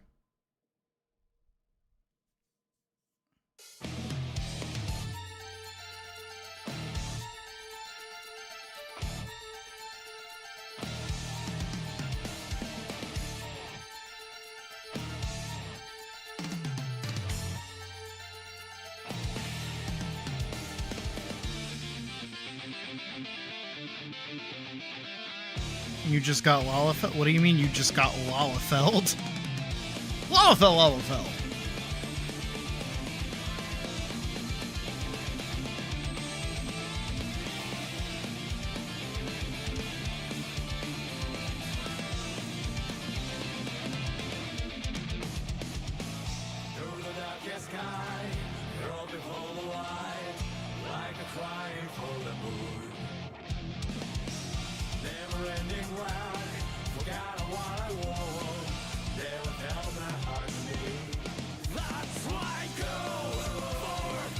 Don't look back.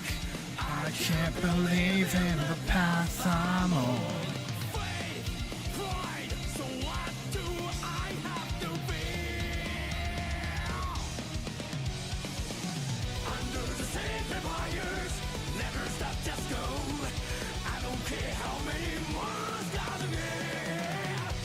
Oh. Good, you've been got.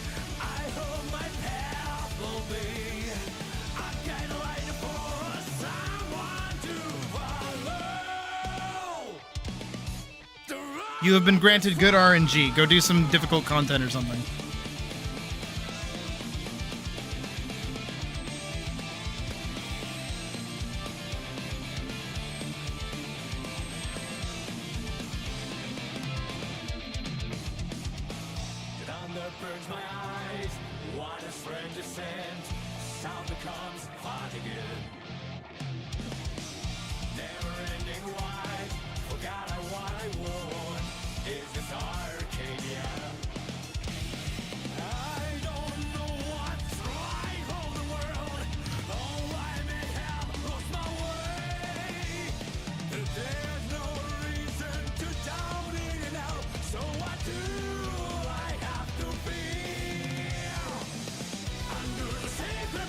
Don't worry, if you hang around us long enough, it'll happen.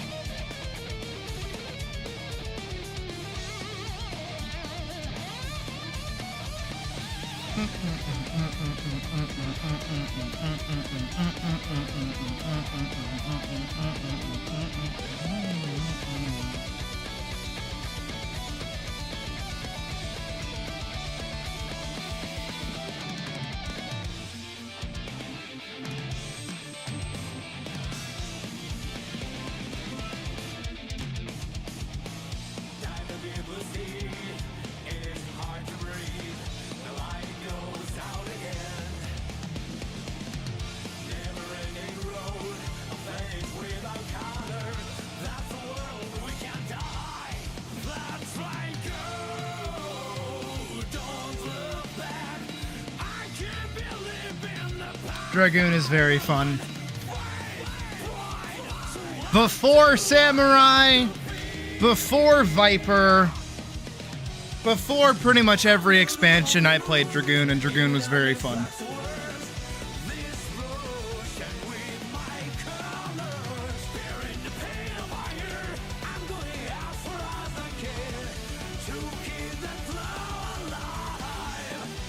What are the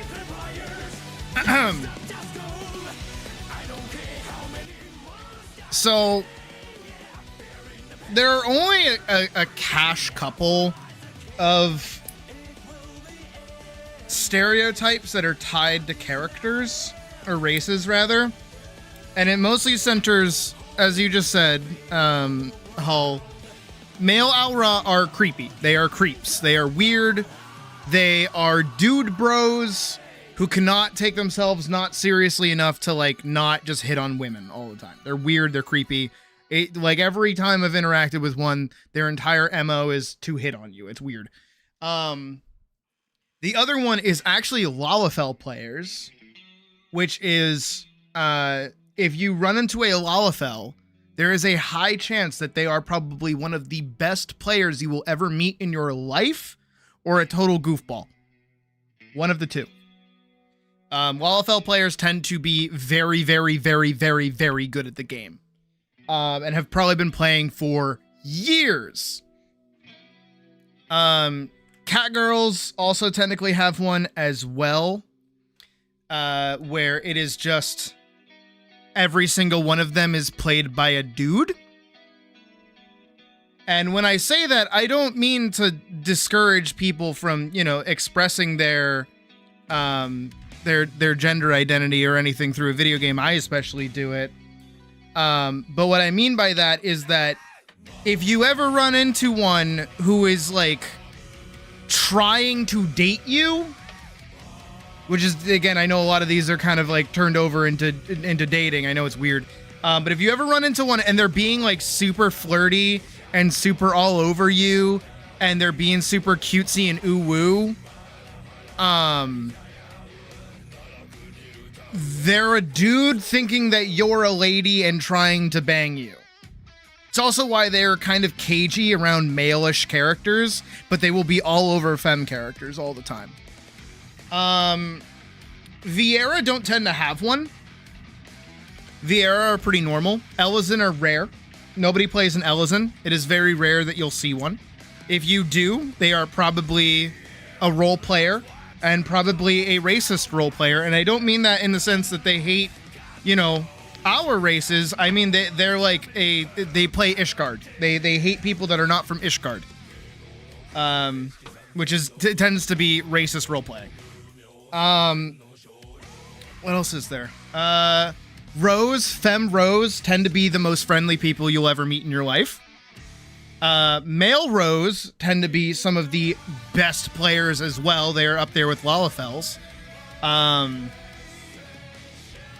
Hrothgar, on the other hand, tend to be just like furry baras, and that's kind of it. They are into furry, masculine, big, buff men, and they are very, very gay. They're basically bears. They are the bears of the game. This is stereotypes. These aren't, like, be-all, end-alls. What else is there? Bunny boys are some of the most emotionally volatile people you'll meet in your life. They will have the hair trigger of, like, a fan or something. I don't know what. It has, like, a hair trigger. They're very, very uppity. They can be extremely offended very quickly over very stupid things. What else is there? Hearers are weird. Male hearers are weird. They tend to be very strange people. Because you're playing a fantasy game, why are you playing as a human? Why are you doing that? They tend to be very strange. Female hearers don't exist. And if they do, they're a Highlander. And they will not talk to you.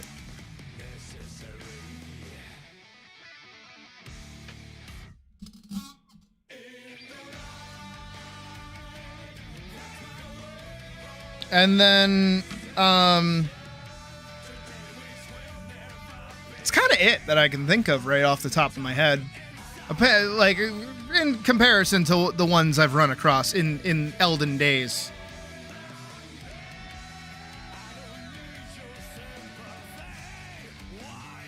I'm trying to think if there's anything else. I think that's it. And female Hrothgar haven't been in the game long enough for stereotypes to actually exist. Oh yeah, you did play a male here. Yeah, I forgot about that.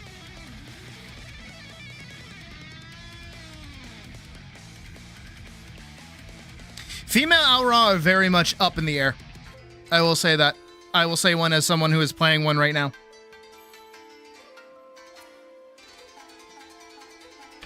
Human so rare. Cat girl.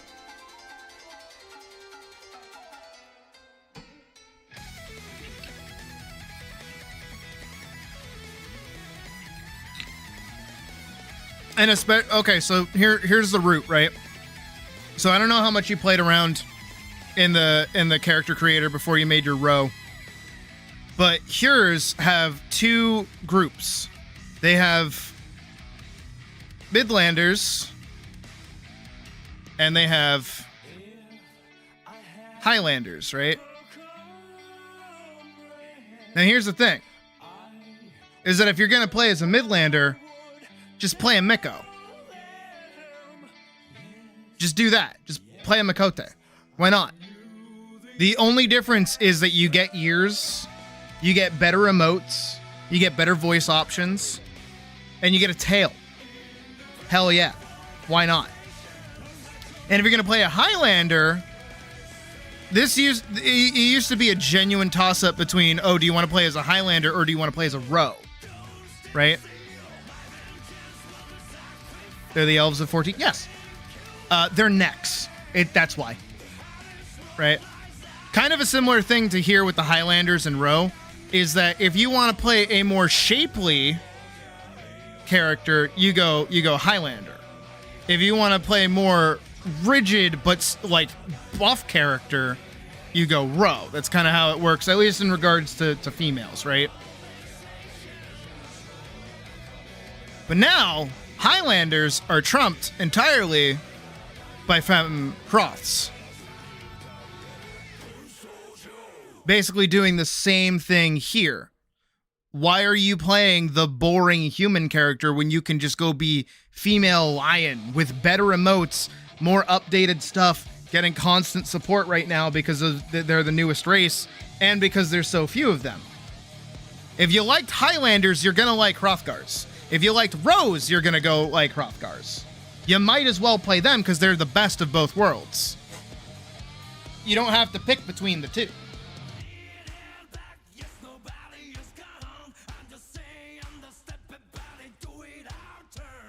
Cat girl and human, you'll never guess what you chose. I'm assuming a Miko.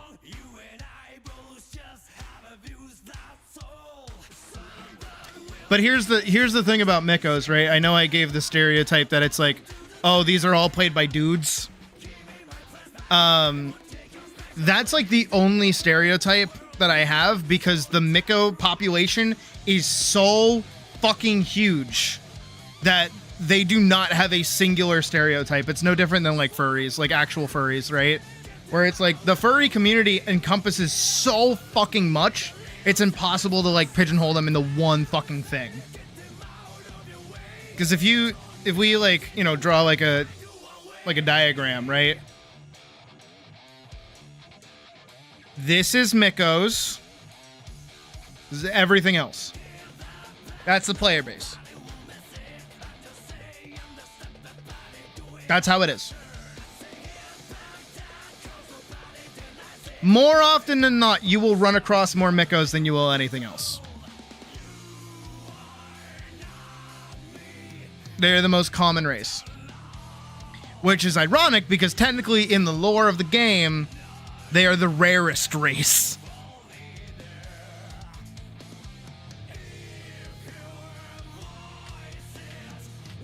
So there you go. There's your little history today for Final Fantasy 14 races.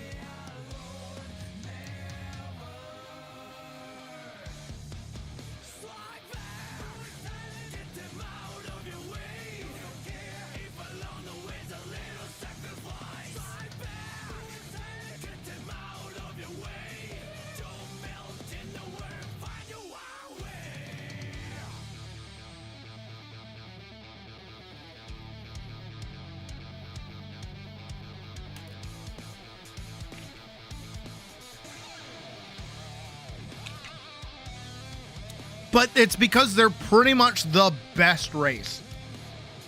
If I'm being like super honest, The reason for it is step one, their frame is really good. They have a really, really good, just like regular body. They have a good booba to butt ratio that makes them attractive. Everything looks good on them. They are so close to the Hure model that it's almost a 1-to-1. So everything that gets like made for a Hure is going to look good on the Miko. There's a smaller thing, actually. It's a little bit of dimorphism that you might not have picked up on. But if you look at an Aura compared to a Miko, the Miko will have larger boobs than the Aura will, on average. You know, obviously scales are a thing, but their boob slider goes higher than this one does. So Aura tend to have smaller chests, though they have wider hips because they have a thinner abdomen. Mikos are better built. I know I'm focusing a lot on the body right now, but that's mostly why is for glamour's sake. If you want female glamours, this is the best one to go for because you're not going to get a lot of jank. They don't have any fluff or anything. Like, again, Aura have scales. So that will sometimes it'll sometimes meddle with color schemes. Because if you're playing a Rayen, your white scales will stand out, and if you're playing a Jayla, your black scales will stand out. So you kind of have to match it.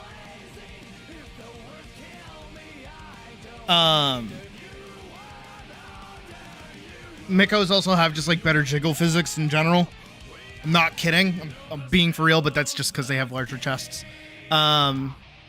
Their ears are well like managed in most cases. Like if they wear a hat, their ears will stick out. Unlike Aura that will have like their awkward horns kind of stick out a little bit. Same thing with Vieira. Vieira have like their whole ears sticking out of most hats. So people don't tend to like that. And also, for the longest time, we didn't even have the ability to wear hats on Vieira in the first place. So if you wanted a glamour with hats on, just go Miko. Their tails, are a thing, but they fit better. So if you wanted to play a Miko, you could either be a wolf, a cat, or a lion. Because you could get the tuft tail, the fluffy tail, or the thin tail. So all three of these furry types are contained in this one singular race.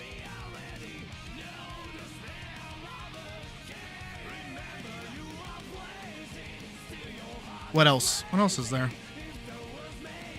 They just look good in general. They're like one of the better looking races in the game. I'm slowly talking myself back into it. As much as I like my Jayla.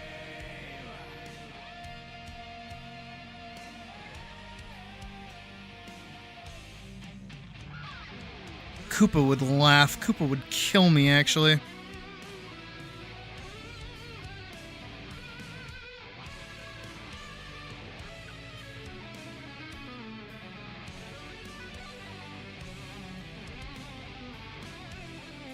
But yeah, Mikos are like the best bread and butter for most people.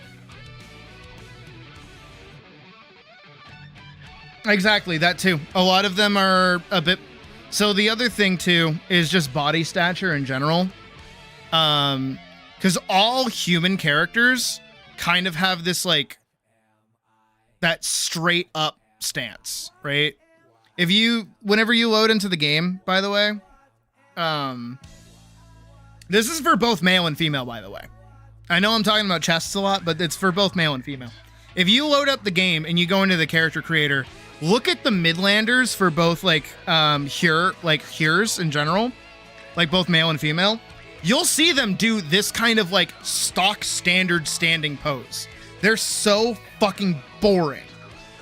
But then if you look at like the Mikotes, both of them, the males kind of have this like cool, sleek, like yeah kind of pose, and then the girls kind of have that contrapposto thing going on where they're like, ooh. They have more interesting idle stances, so they don't look as fucking cardboard in cutscenes and things.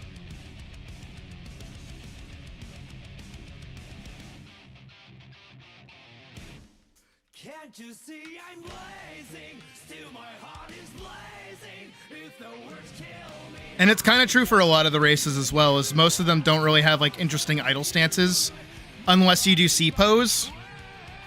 But your C-pose stance doesn't get carried over into cutscenes, so you'll just be like a stick.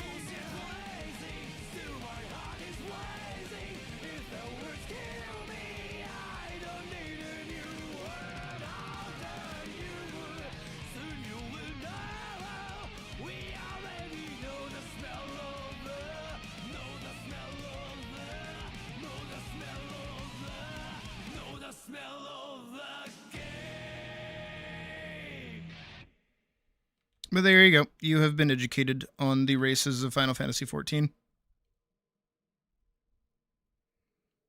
Realistically, though, it just kind of comes down to, like, what works for you.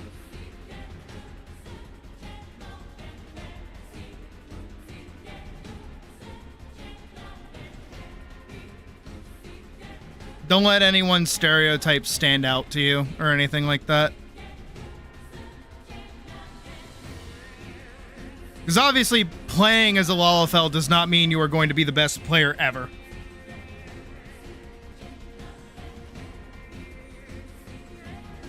Exactly.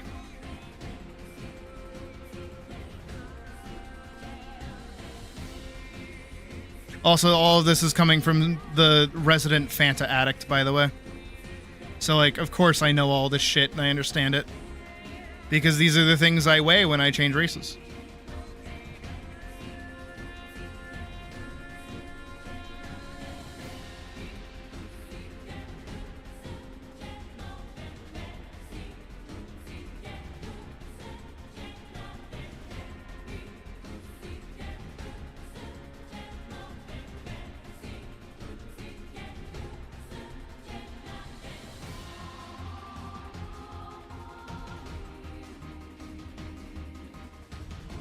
It's also why I can't stay with one for very long either. It's because the pros and the cons depend on what I'm doing and what I want and when I want to do things and yada yada. It's going to stand out a bit too much if I color that all in black.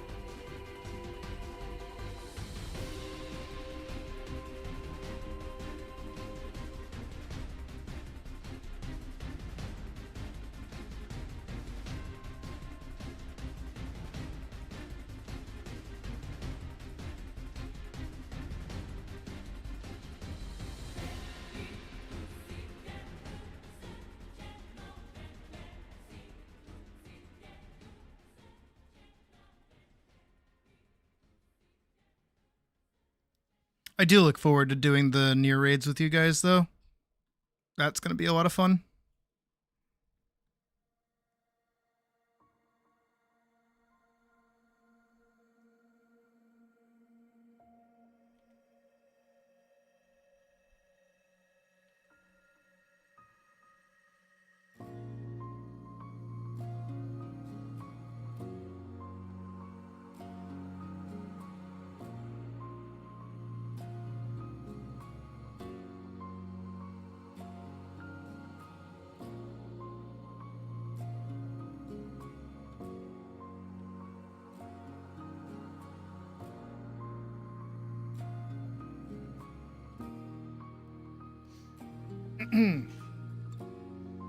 Yes. Like I said before, when you asked about like rotating content, it is very rare that events rotate back around. But anything that's like a raid or some kind of trial tends to stick around. I think the only trial within the recent years that has gone away is the Final Fantasy 16 collaboration, which had a special trial for against Ifrit. And that one went away. But the Monster Hunter one from Stormblood is still around. The Monster Hunter one from Wilds is still around, so the more recent one with Arkveld. The Nier raid is still around. The Garo raid is still around. The Garo armor might go away at some point. I know they took it away for a little while. In between, I think it left around Shadowbringers, and then it came back around Endwalker, and it hasn't left since. So I don't know if it's on rotation or not. They tend to do a Yokai Watch collaboration every, like, towards the end of a patch cycle near a new what is it? Near a new expansion. They'll usually do that to get people to come back. I'm trying to think of other ones. The Nier raids are, all three of them are still there, of course, because they get built into progression. So all of the gear that they drop isn't just like glamour or for like fun. It is like gear that you can wear and use for leveling.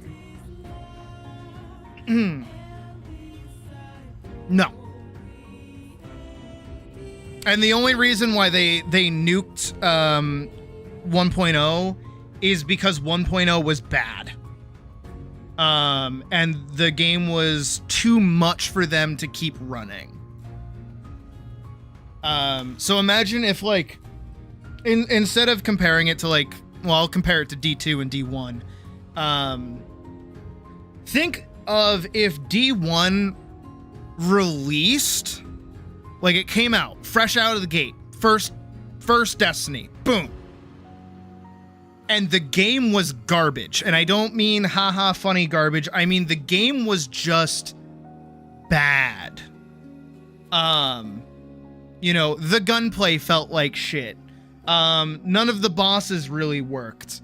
The only good thing in the game are the cutscenes, and even those are so rendered at such a high rate that they can't really run on your console. They are intended for like high-end PCs of the time. But the game looks nice. And then that dev team that made it then go, no, we don't want to do this anymore. And then they leave.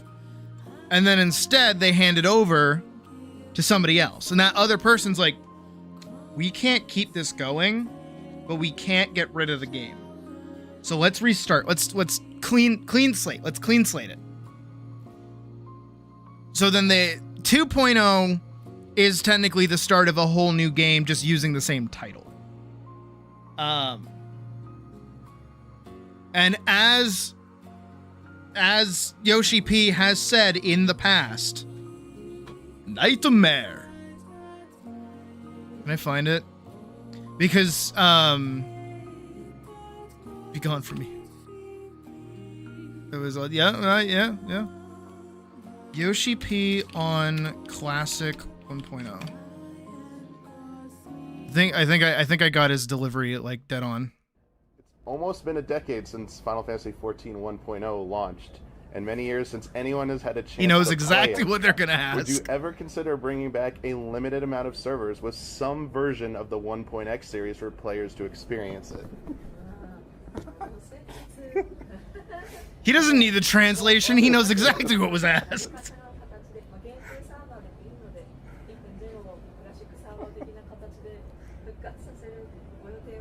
Nightmare.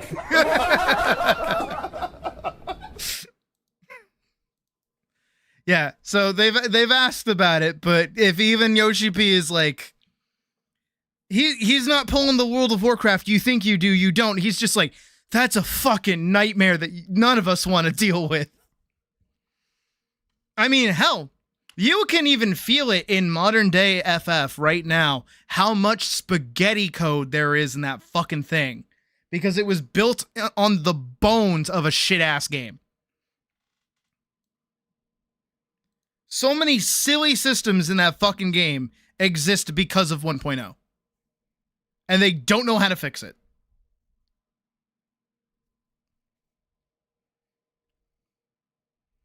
So that is the only thing that they probably will never bring back. That and the Final Fantasy what is it? The Final Fantasy 13 collaboration.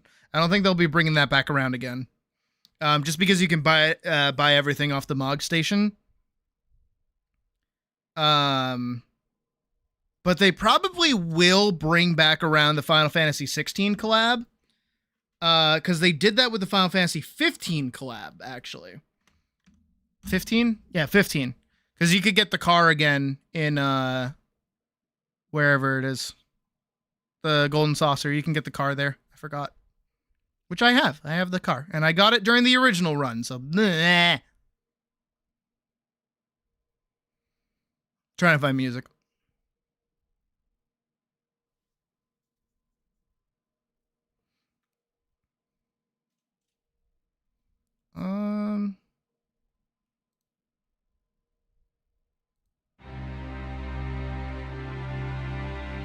That's a fucking piece. Mm-hmm. No, if I, like, actually, Hollowed, and for anybody else, I'll pause this very quickly. For anyone else who is actually genuinely curious, I will link off to this.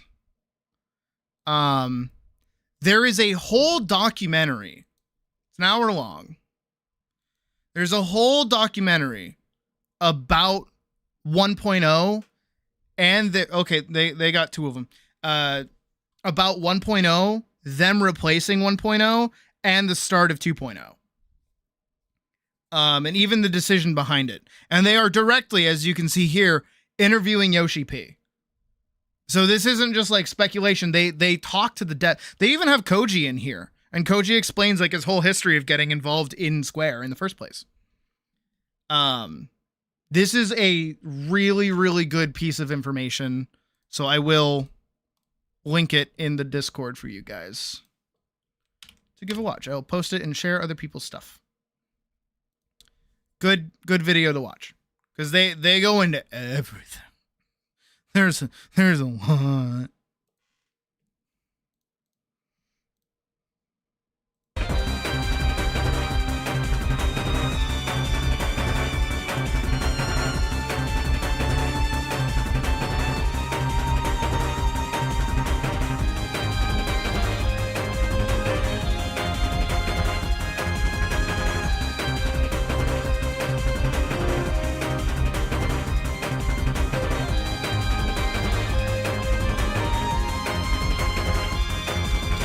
No problem. They're also really well made documentaries in the first place, so. It is indeedy. Actually, because we have it open.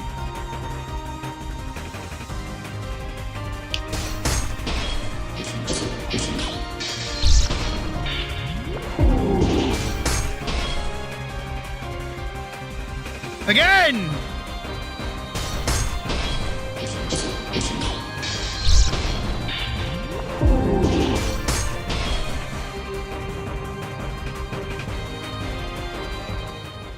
again, it does go back to the thing I talked about during the fan fest the other day.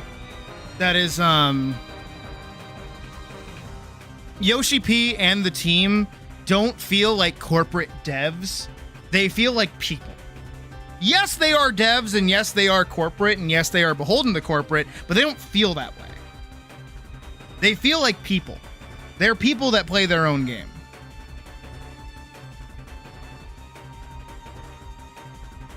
And I genuinely blame, I will. I blame the fact that Dawn Trail and Endwalker were as bad as they were, IMO, purely because they were working on Final Fantasy 16. And I think that, like, took a lot out of them.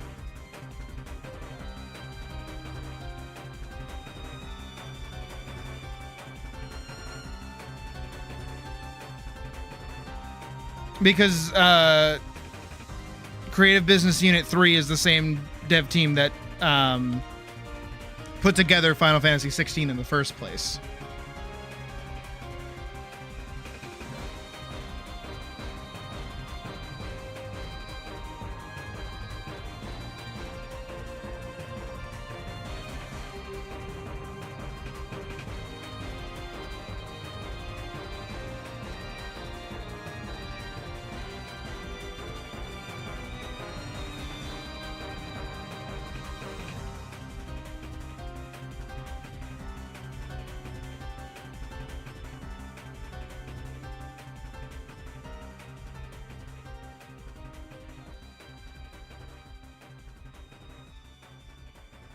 So that is my cope.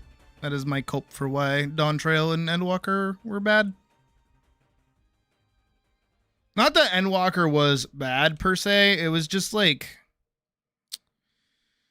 it lacked content. And the same thing can be said for Dawn Trail.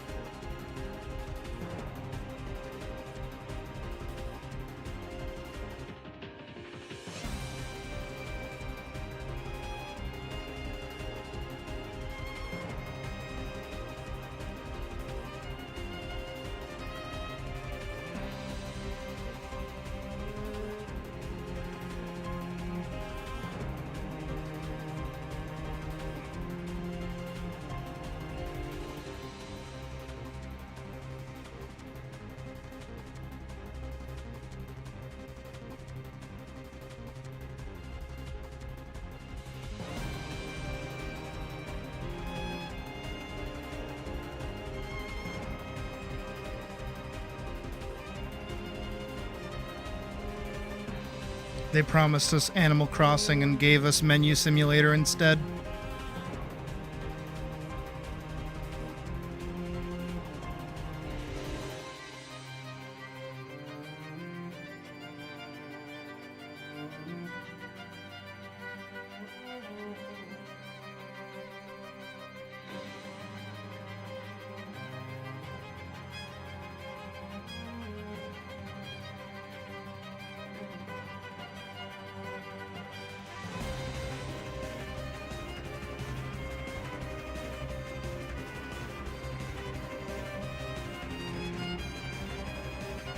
Like what?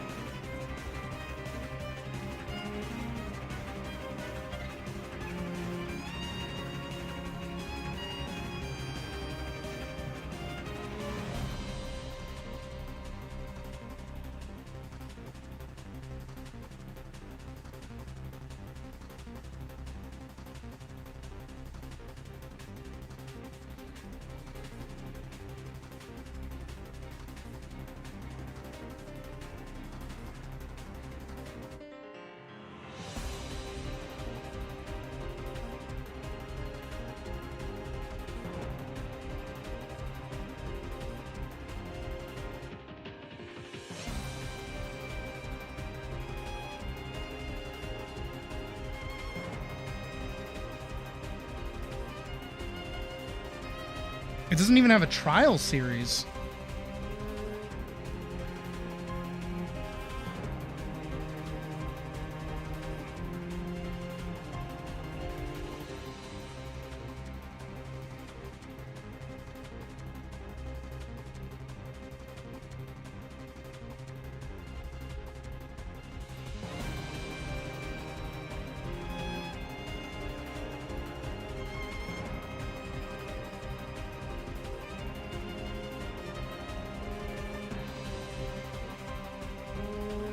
Normal raid series. Yeah, it.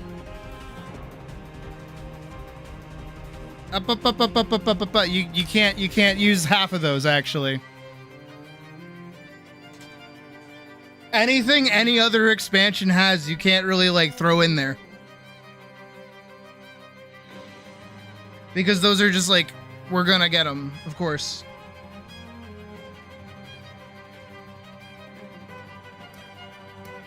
So like normal raid series, alliance raid series, like of course we're gonna get those.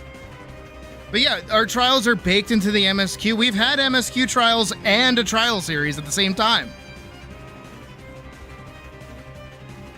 Like the Four Lords. Yeah, but comparatively to other expansions, we've gotten next to nothing. Even the Field Op is like the worst version. Somehow they went backwards from Eureka. I don't know how they do that. Same thing with the Cosmic Exploration. That's just downright, it's just menu simulator again.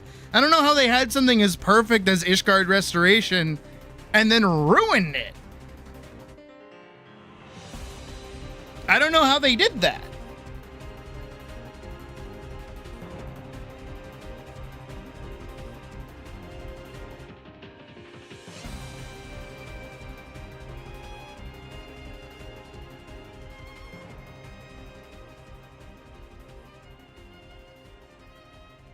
I wasn't really sketchy with this, huh?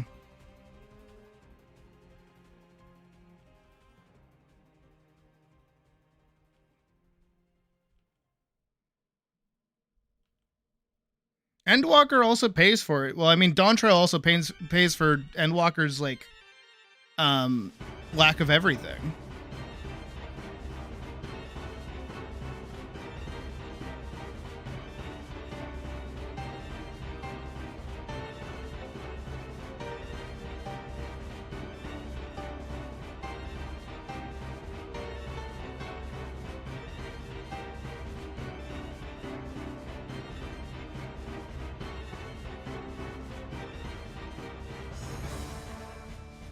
And most of that content is not valid content.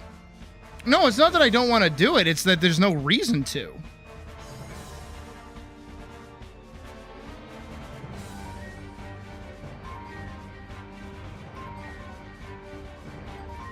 Half of that content's not even fun to begin with.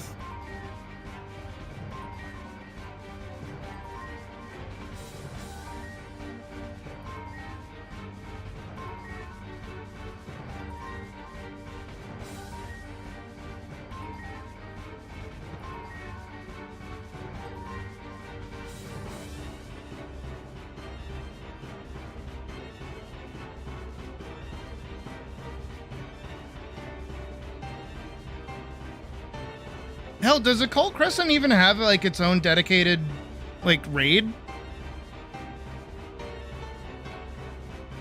Like a DR? Does it have a DR even?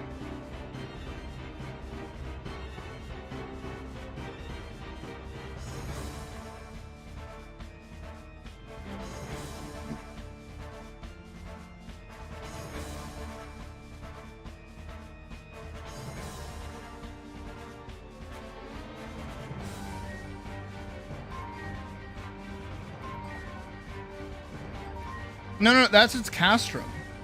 I'm in a DR.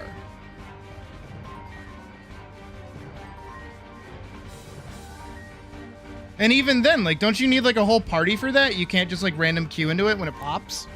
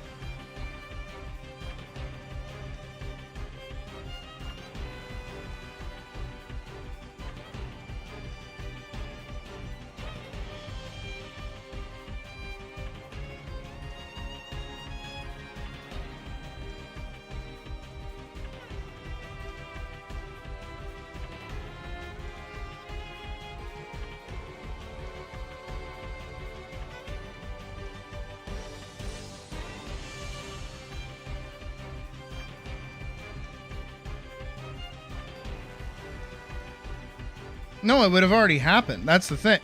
So the way that it worked, at least in Boja, which I genuinely think they should have just stuck with what Boja was doing, because Boja did it right, is you had the field operation, right? So here's your field op, and in the field op you had fates, right? You had your little fates. And the way that you spawned fates is you killed the mobs, and then you'd spawn a fate. And then every time you did a fate, it would work towards bringing down the cast time of Castrum, which was a zone-specific, like, raid, quote-unquote. It was more dungeon, but it had, like, raid mechanics and stuff to it. And it was really cool, and it was really fun. And you could only do it at max level of Boja, so you would, farm all this out, whatever, get that, boom. Then, midway through, you had DR. And DR was its own dedicated alliance raid. But it wasn't an alliance raid, it was a separate thing, because during Shadowbringers, we also had the Nier collab, which had 1, 2, and 3, right? So DR had its own thing. And then we got the second zone that had a different castrum, more FF12 themed actually. And then the same thing applied here. Right? So you got 2 zones, 3 raids.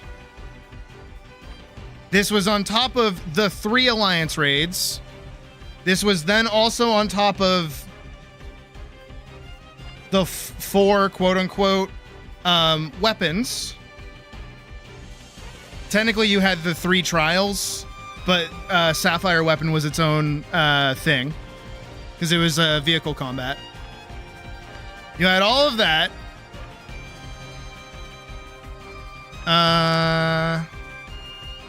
What else did we get? Oh yeah, and then you had Ishgard.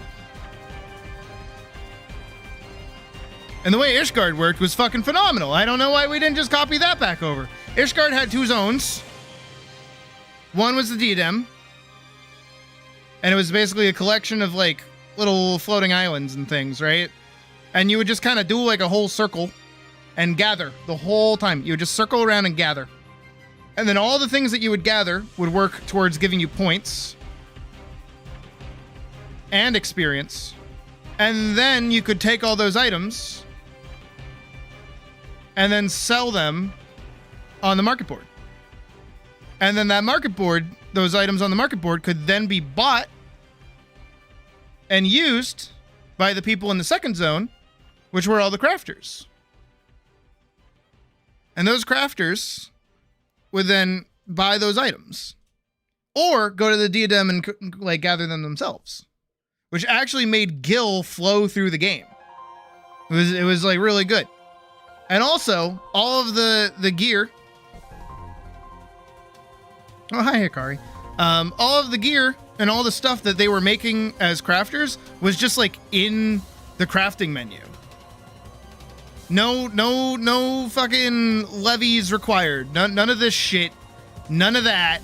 It's just in the menu as soon as you unlock getting here. And it would carry you from like, I think it would actually be level 1 all the way up to level 80.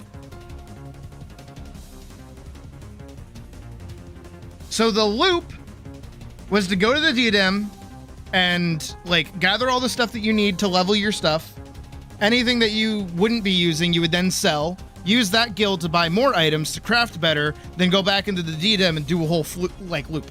Unless you were rich and were just able to dump a shit ton of money on stuff. So that's on top of Boja. I'm going to not include Nier. That's on top of our trial series. That's also on top of the trials that we got from the MSQ as well.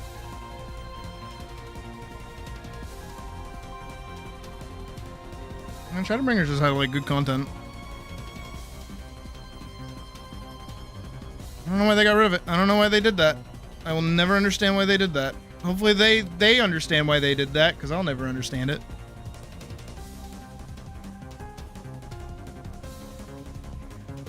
But yeah, if Cult Crescent doesn't have a DR, I don't know what they're doing. And as far as I know as well, the Fork Tower requires its own party. Like, you can't just go in with, like, random people. Castrum and the other one, I don't remember what it was called. Both of which you could go into by yourself. You don't need a party for it. As long as it popped, you could queue in for it. And then you could have multiple small groups of people to do each thing, as long as you had people in different sections for each boss. Because there were, like, 2 separate floors to bosses sometimes. Which was cool.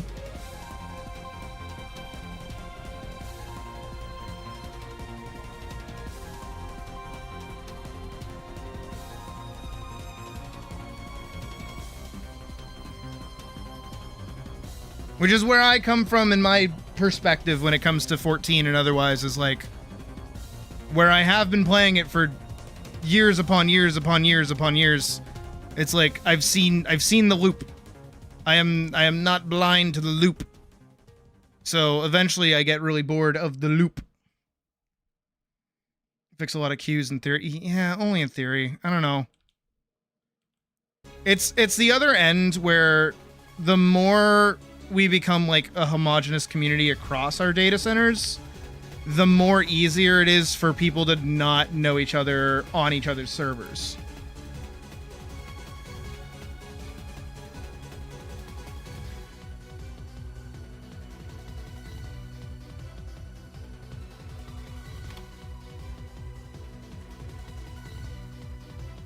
No problem, Ho. You enjoy your nap.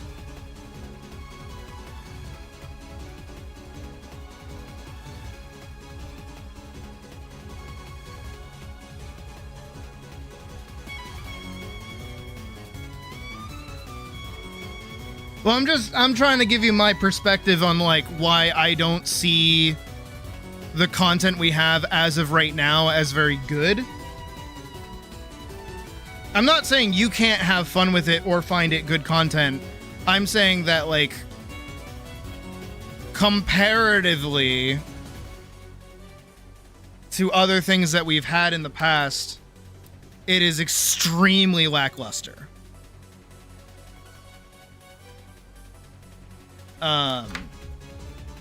And also there's a lack of reason to do things.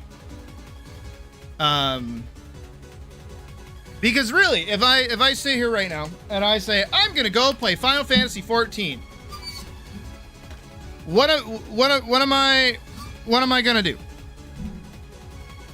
If I log in right now, what am I gonna do? Am I going to run roulettes as my level 100 character? Why? I don't need Gil. Like, I'm not planning on buying anything. I don't need material, like, I don't need tomestones. Because the next patch is going to come out and just kind of like truncate them. It's not that important of a deal. I can wait a little while for the raid series to loop through and make the current weapon tier like drop. So I don't need tomestones for anything, so I don't see why I need to do that. I don't really care. If I log on to 14 right now and I'm like, all right, I'm going to level a new class. Well, that means I have to dungeon spam or do roulettes and then actually get less rewards, and play a job that is not my main job, and not have all of my abilities that I want to do, and get partnered with people that don't know what they're doing, because I'll be doing low-level dungeons. Not low-level dungeons, but lower-level dungeons, not max-level dungeons, and spend upwards of 4 hours just sitting there, not even making it very much farther than, like, 92, because all of my classes are at level 90. Okay, I'll go do a Cult Crescent. Why? It's just fate farming. I can't go do Fork Tower because I don't have a group of friends to go do that with. None of the people I play with are at a high enough level that I can get a group of people together to go do that. Do I want to sit in Party Finder and wait for people to join me? No. I don't want to wait around for 5 hours waiting for people to join and maybe know what to do. So I'm just not going to do that either. Am I going to go do the cosmic exploration? No. Why? Because I don't care about any of the glamours. Not only just that, but like most of the menus that you have to tussle with are so damn fucking annoying. I don't want to touch them. I don't even want to look at them, frankly. So I don't really find that very fun or engaging. It's just kind of boring and sleepy. What else is there for me to do? Go do the raids? Why? I don't get gear from them. The fights are fun, sure, but like, it's more of a headache than actually like fun to do. There's no reason. There's no reason for me to really play the game besides just like hang out or try to make content myself or try to do something myself. That's where I sit right now, and for the most part, I've just been getting caught up, and I was able to do it in like a day. Yeah. I waited like a day, and I'm caught up in gear score. I haven't played in months, and I'm already like almost max for somebody that doesn't do Savage Raids. Like for me, as a player, I'll see you later, Badge. There's no reason for me to do most of the things because like I get the loop. I understand the loop. No amount of anything that I do is going to matter in like a week from now. Not even a week from now, like 2 days from now. None of it's going to matter. Because there's going to be the new raid. As long as I'm geared enough to go do that, I'll go do it. I don't like any of the glamours from the other raids. I've done them. I don't need to go through them again. Why would I do that? However, as much as I'm doomsaying as I am, there is a reason very soon, and that's with the release of Evercold. If they go through with their fucking Battle Pass thing, please God, yes, do that, because it will give me a fucking reason to do shit in your video game. Because, oh, what? Now I get rewarded for playing as a crafter during the week? Oh, that's awesome! I'll do my 5 crafts this week. Sure, I'll log in and do that. That'll take me a few minutes. Awesome! Oh, just do any trial and I'll get a reward for it? Sweet! I can help out a friend. Or if they're not playing this week, I can go do something else. That's god tier game design right there. That's fucking goated. But as it stands right now, what am I gonna do? Go unlock all of the fucking like stories in the variant dungeon? Why? Why am I gonna do that? I don't care. The bosses are fun, but they take fucking forever. They're fucking damage soaks. Go through it by myself. Why? I did my time. I enjoyed the game. I had fun. But there's no, like, drive for me to do anything in it.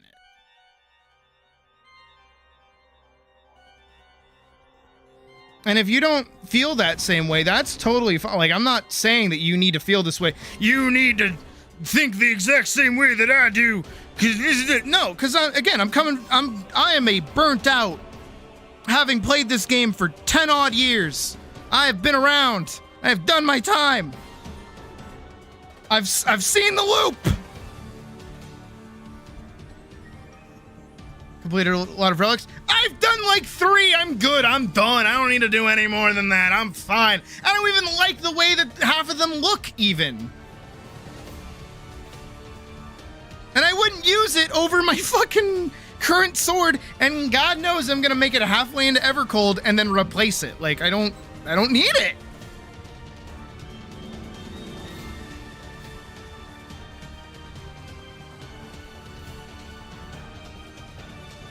Day would agree with you on that in the Destiny 2 thing.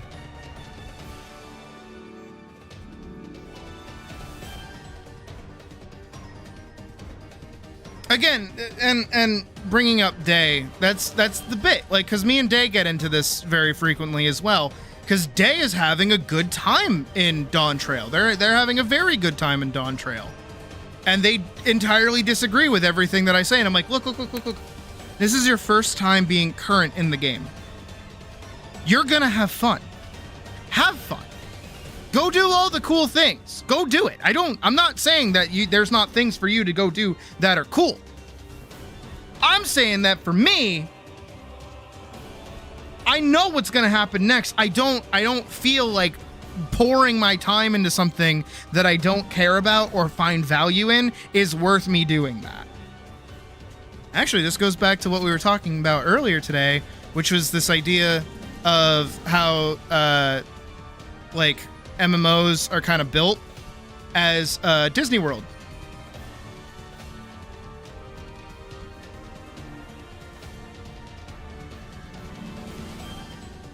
Here.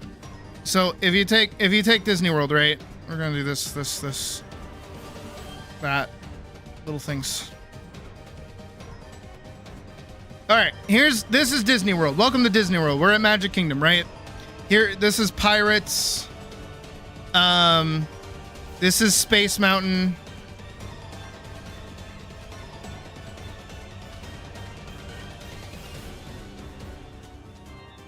Pirates, Space Mountain. What's another ride? Haunted Mansion. I like Haunted Mansion. Haunted Mansion. And then, what's another one? Mr. Toad's.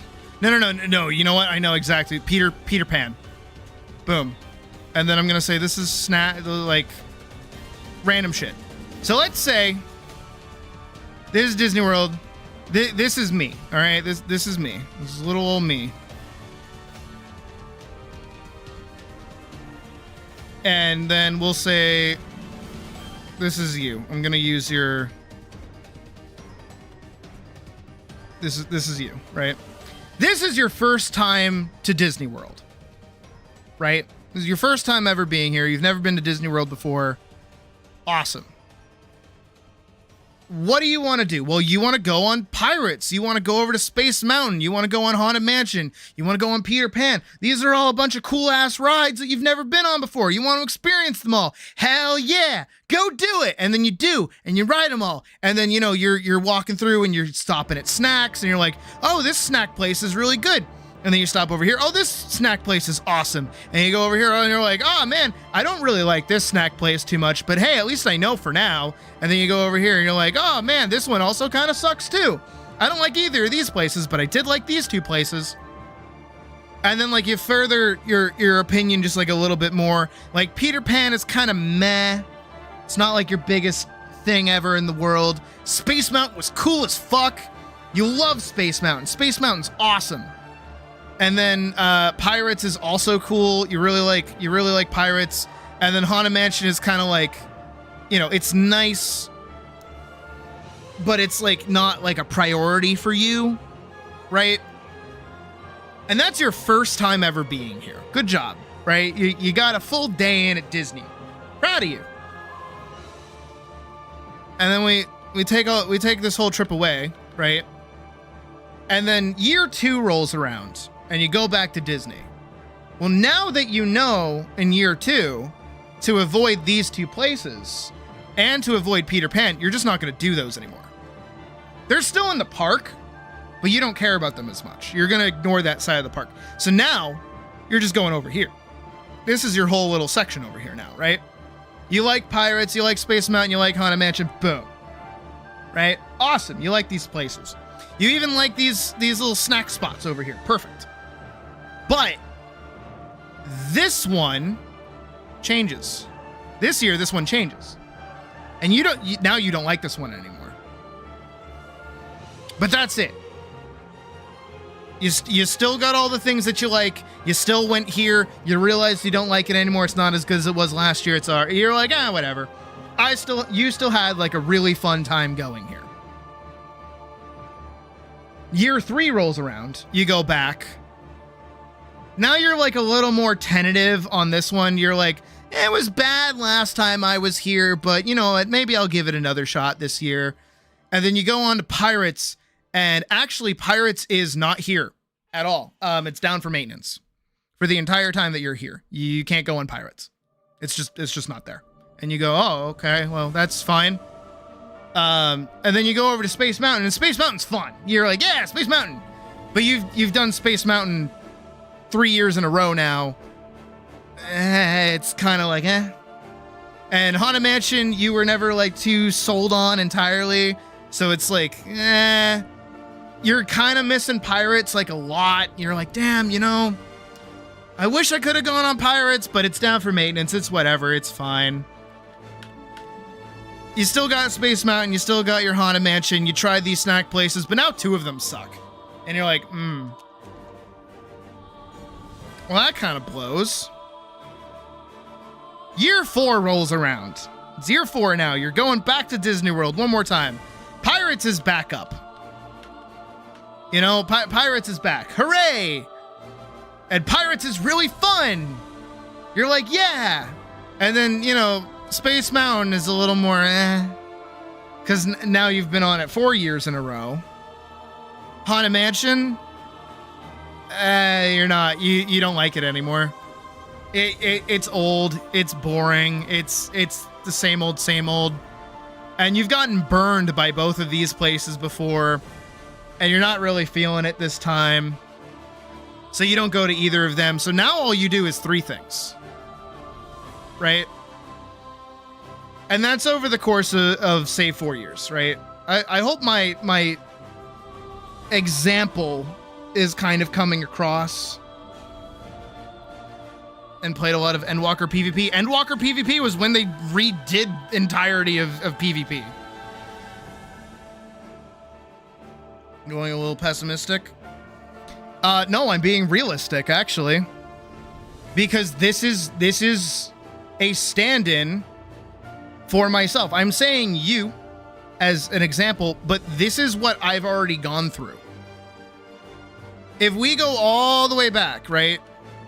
And we say that this entire time, this has actually been me. Right? I only like Pirates, and I kind of like Space Mountain. Right? How? They barely like changed it. They like actually barely changed PvP. What? And I don't know how you look at what they did with Evolved and are worried. I'm pretty happy and ecstatic and over the moon about it. It's fucking finally that they need to do that. Point is, though, is that I've been playing this game for 10 years. I've been going to Disney World for 10 fucking years, all right? I only like doing this stuff because I've been burned by all of these different snack shops. I know that Peter Pan sucks ass as a ride. I don't actually like Space Mountain. I prefer Haunted Mansion, actually. And Pirates is pretty great, but I don't like the drop. So I'm a little on Pirates.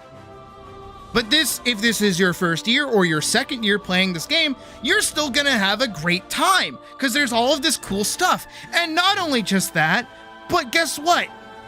There's more park for you. Because every year that you haven't been going, there have been more lands. Because there's not just Magic Kingdom. There's also Animal Kingdom. There's fucking Epcot, which is my favorite. I actually love Epcot. And there's MGM. Expedition Everest. Yeah, I did that when I was a kid and I hated it. I don't like roller coasters. That's my main take. So look at all this content that you have. You, the person that's here for the first time or second year, you're not going to be able to get to all of this in 1 year. No. I have. And I have similar experiences with this that I do in every other park. And I'm more experienced. I've been around the block a little bit longer. And that's not to say that you won't have fun going on all these rides and playing around and even getting burned in a few different places. Because it's still the experience overall that makes it all the good. Right?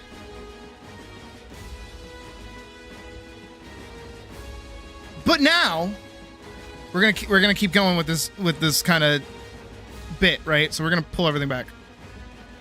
We're here, right?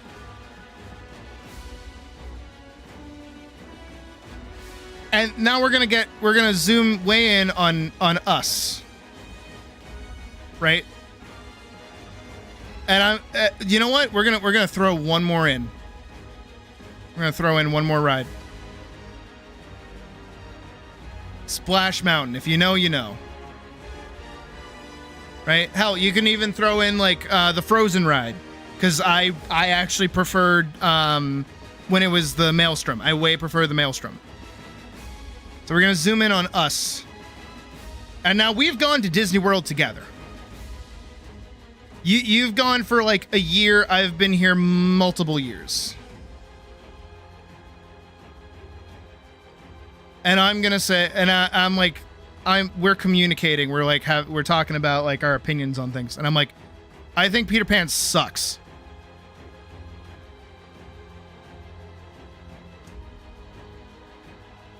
Right? And you're like, I like Peter Pan. I cannot take this away from you. I cannot. But this is where I stand. You can neither take this away from me either. Right? But now, here's what we're going to do. We're going to get rid of that. Splash Mountain is no longer Splash Mountain. Splash Mountain is Tiana's. I miss Splash Mountain. And you're gonna go, I like Tiana's.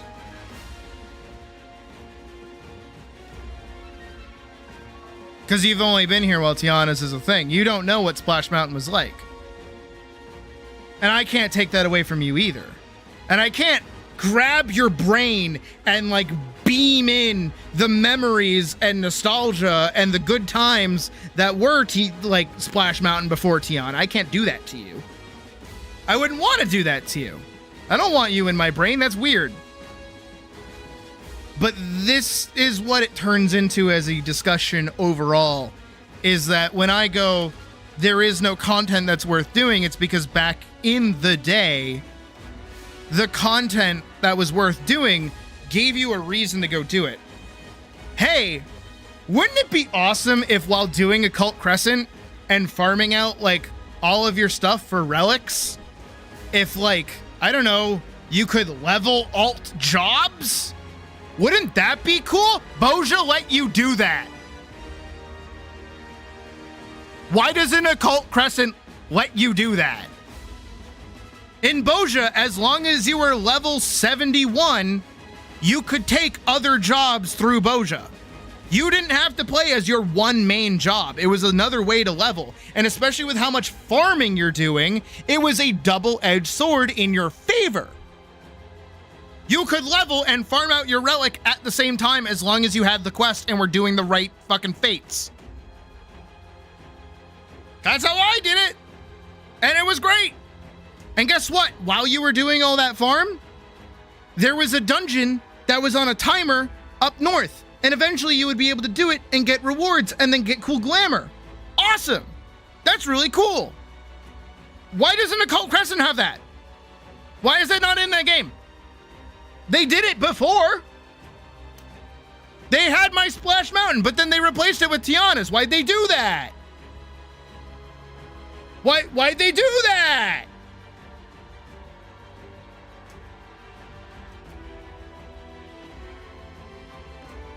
Supposedly to boost numbers in the deep dungeon. Deep dungeons have been miserable for years. There's like no reason to do them. They're too overt, like they're too overtuned.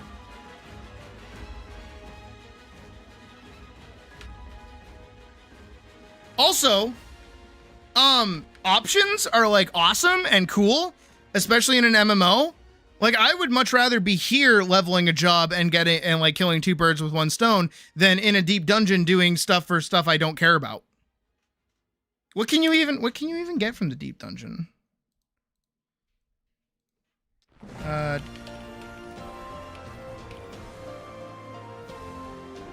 Rewards.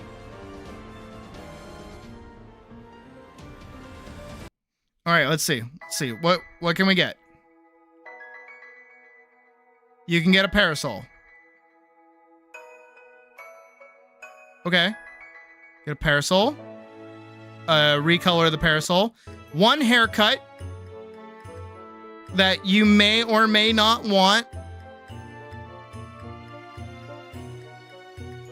Okay. You can get an emote.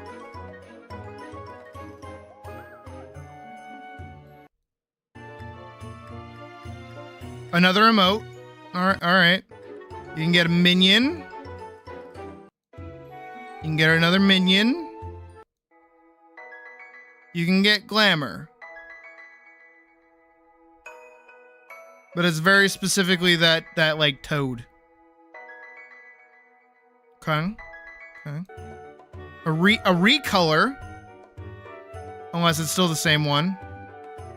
Oh no, die. Okay, whatever. Earrings.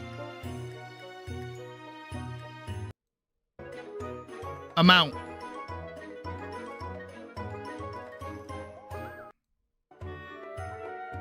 Another mount. Another mount. Another mount. Barding for your... Okay, that's kind of cute, admittedly. I do like that. A frame kit. Stuff for housing. Most people don't have houses. Most people don't even have, like, outdoor housing unless they, like, actually have a house. Card. And reading glasses? Okay. What's the point?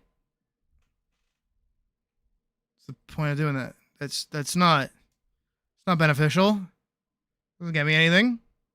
That does not, in fact, get me player power even to go through that or do any of that. I really don't care about any of that in there.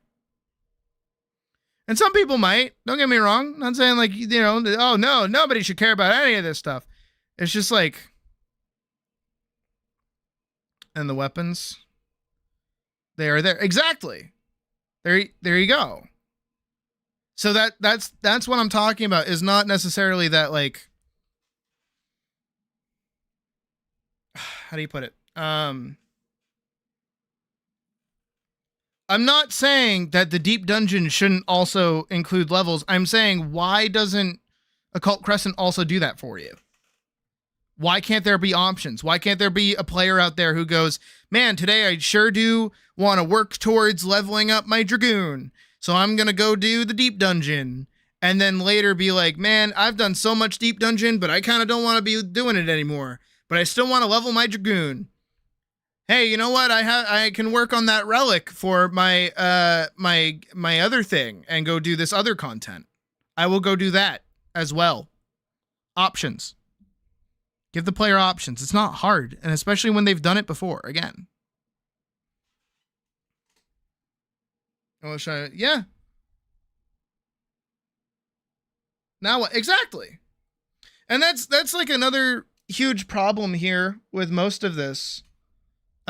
Is that you don't really get rewarded for hitting max level. I know that sounds weird, but like you lose out on content when you hit max level, actually. Because when you really think about it, right?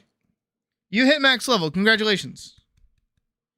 All of those dungeons that you would then go do beforehand to level to 100, like all the Dawn Trail dungeons, all of those. Yeah, you can't do those anymore with any of your fancy buttons. If you want to do older dungeons, fuck you. We're gonna take away your buttons. No buttons for you. You are no longer allowed to press your buttons. You lose all your fancy buttons. That level 100 ability that you've worked so hard to get, no, you can't press that button anymore. Oh, you want to go do like level 100 content? Sure. It's all the stuff you've already been doing. Fate farming? You want to fate farm some more? Yeah, we can do that for you. Fate farm. There you go. Do you want to do the same 3 dungeons over and over again? Here you go. We hope you like not dieable dungeon gear that will become the leveling gear the next expansion. Don't worry, it'll happen. I can already see the UA Wada stuff getting turned into crafted like leveling gear. Like it's gonna happen. It's gonna happen. It's probably gonna be around like level like 105. You know, content. Exactly. That's why I'm excited for Evercold. That's why Evercold made me feel way more vindicated in all the things that I've been feeling lately. Because all of these opinions that I have are mostly geared towards Dawn Trail. Because the problem with Dawn Trail is that it's coming hot off the heels of Endwalker, and Endwalker had fuck all. Like Endwalker actually had like nothing to do. For the longest time. Because everything that was added in the game was wait around content. Like the Island Sanctuary is literally just wait 2 weeks for you maybe to make a bit of progress. Maybe. Come back tomorrow. We don't want you playing right now. Come back tomorrow. The only reason I'm like a max level, whatever it is for the Island Sanctuary thing, the only reason I have max rank in that is because I had a perma macro running while I was in college classes. So I would be on my laptop making like writing stuff, and I would have a macro going in the background making my character loot the same 4 rocks for like 3 hours. And I would do that every lecture. It was miserable. I didn't like doing it, but I did it. And even now, it's still not fully upgraded because I don't care. Because they're like, what is there to get? Glamours and mounts? Glamours that I'm not going to use? It's the same idea as like anything that comes out on the Mog Station. It's like, if I don't want that thing, I'm not going to spend money on it. If I don't want a thing, I'm not going to spend time on it. And I've played the game long enough to have the awareness to know when something is going to be worth my time. If I don't like how the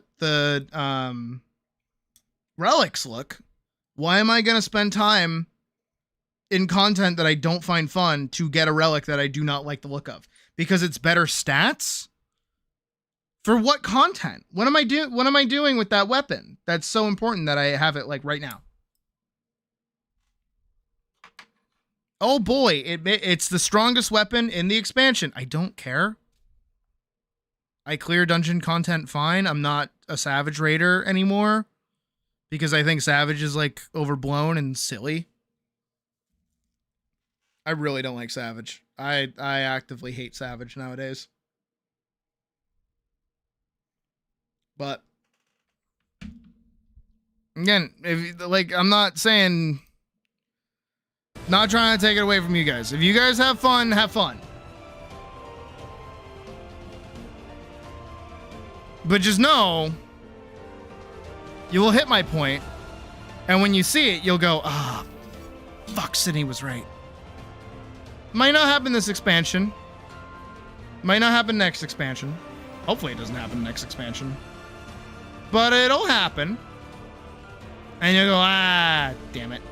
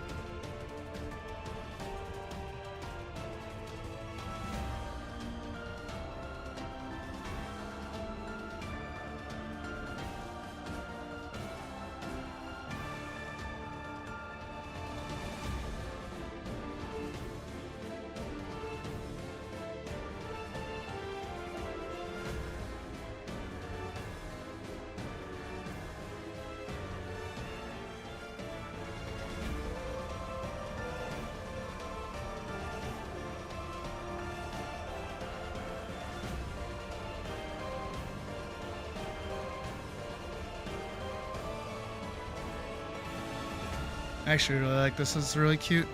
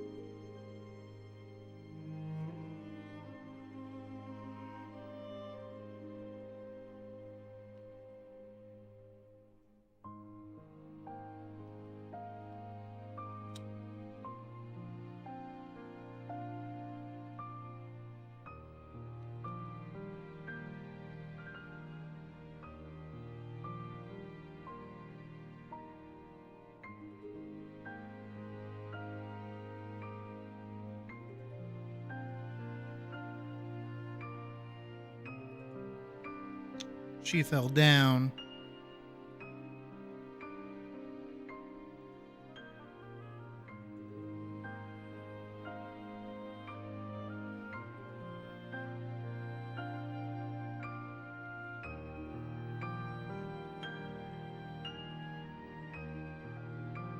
Thank you, I try.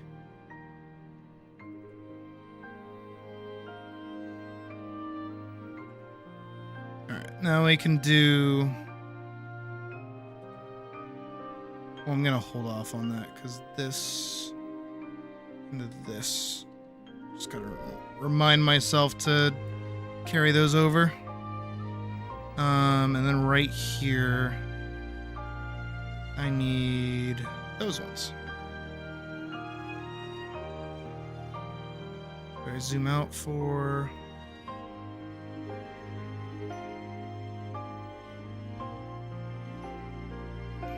and hide these.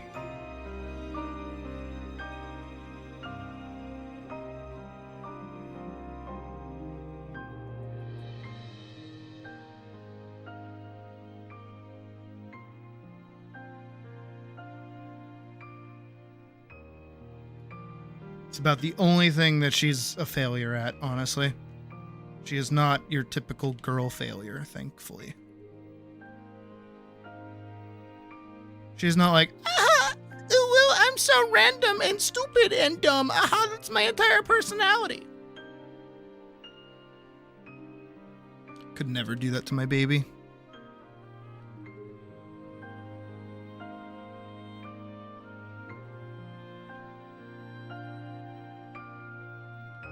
Could never bimboify her, honestly.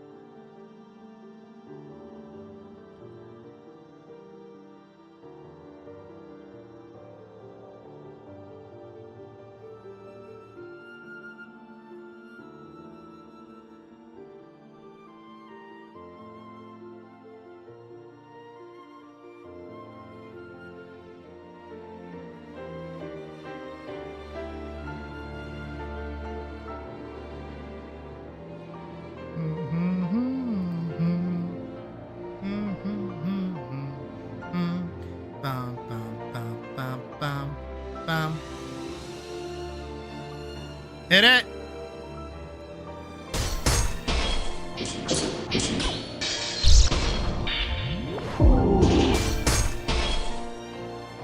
Nice.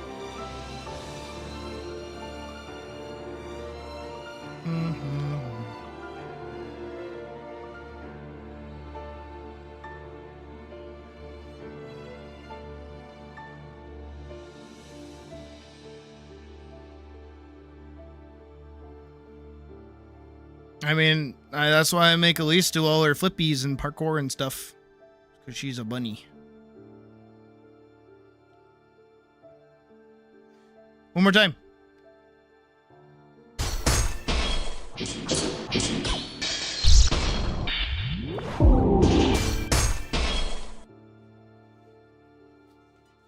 I think what'll be cooler is when I do this in Premiere, because I will probably still do sound design in Premiere, is when all of those sound effects get to linger. A lot of them get cut off too early.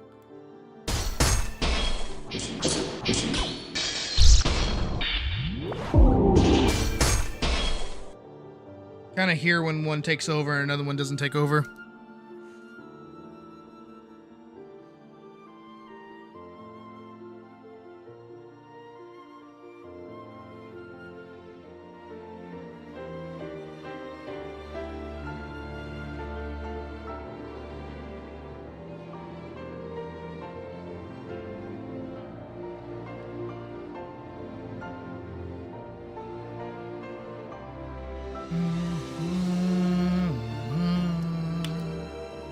Which reminds me, actually, I wanted to double check.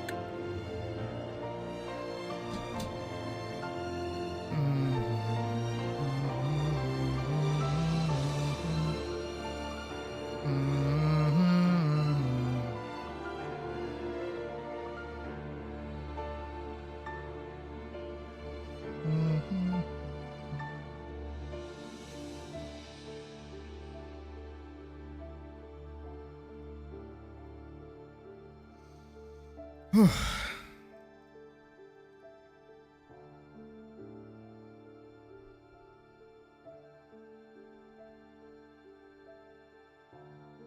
had a really productive day today, though, I will say.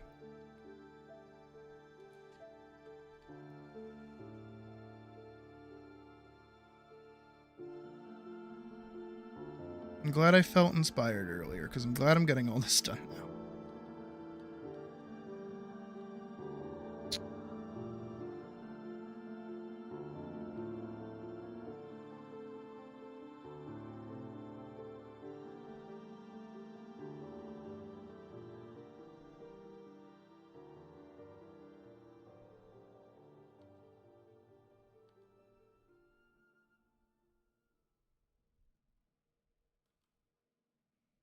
Because this means tomorrow we might actually be able to start working on, like, the film.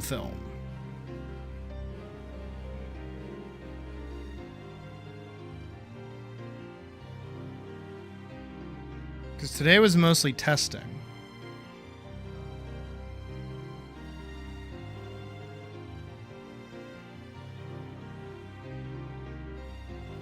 And finishing up these kind of animations, like the little things that I need.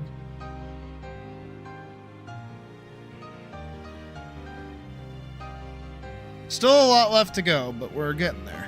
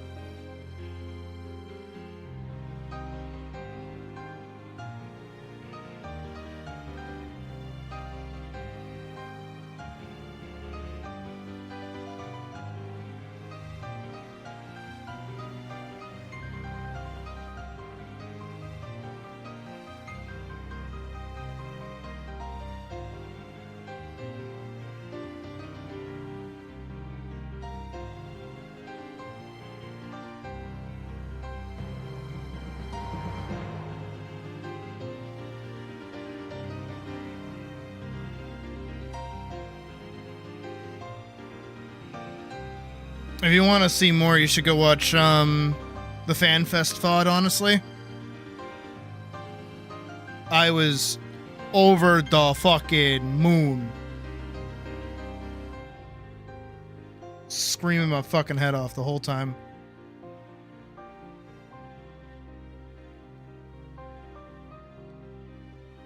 Not to put you on a 12-hour VOD, but still. It was a good time.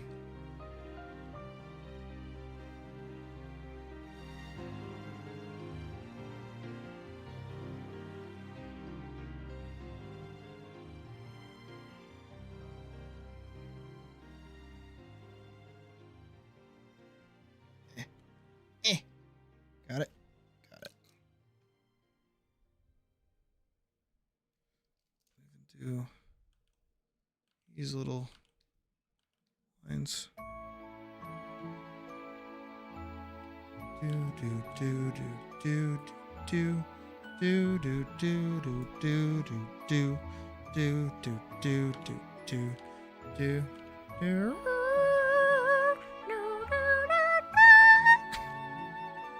Oh, my feet are showing.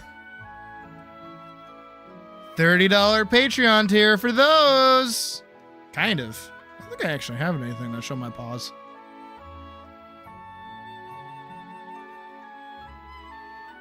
It's mostly just torso up. Maybe I should do some, like, paw stuff. Not that I like that kind of thing. That is not me, like, doing, like, a backwards, like, not that I like that kind of thing. Just like, no, like, I actually don't.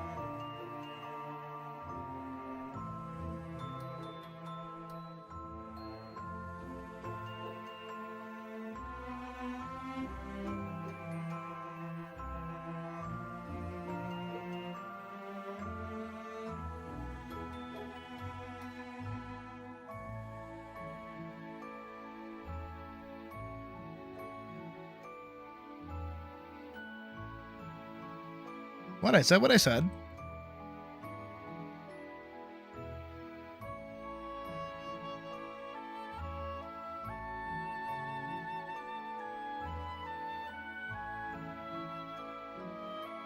She's so pretty.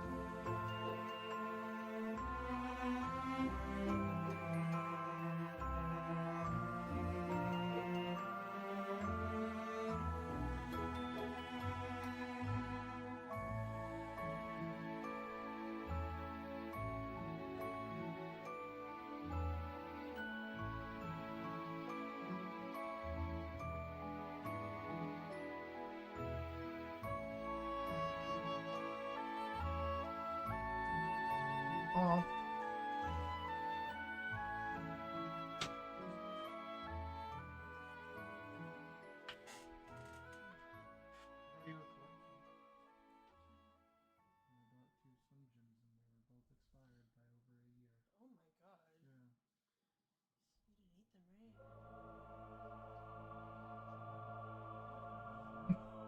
No, because that's how I found out, is because I bit into it, and it was like rock hard. And I was like, how long has this been sitting here? So I looked for one.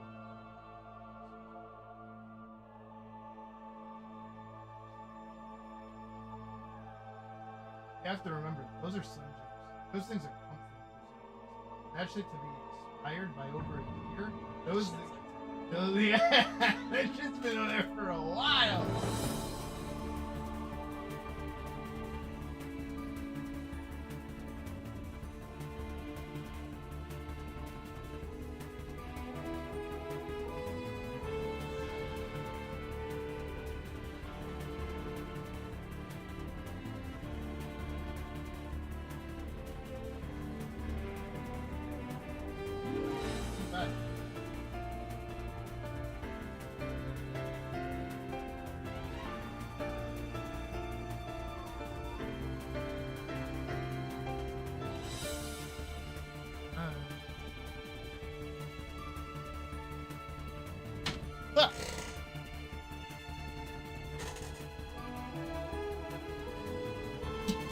That's like half a joke, by the way.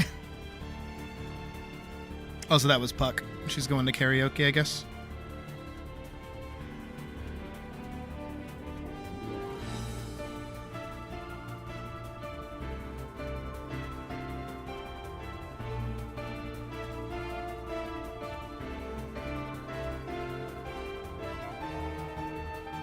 Syrupy. I'm sorry, the fucking what?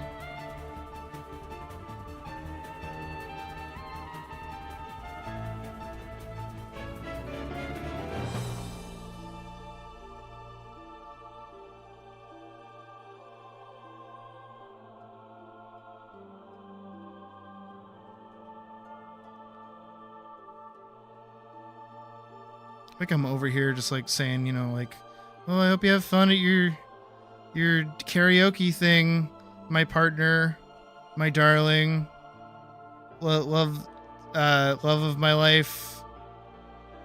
And then I come back to streaming and it's like, yeah, syrupy paw jobs. No, of course I mean, I don't want to say of course I've heard of them, because of course I've heard of them, but at the same time it's like, why'd you add the syrupy part? Why'd you need that? Could have just said wolf job and called it a day.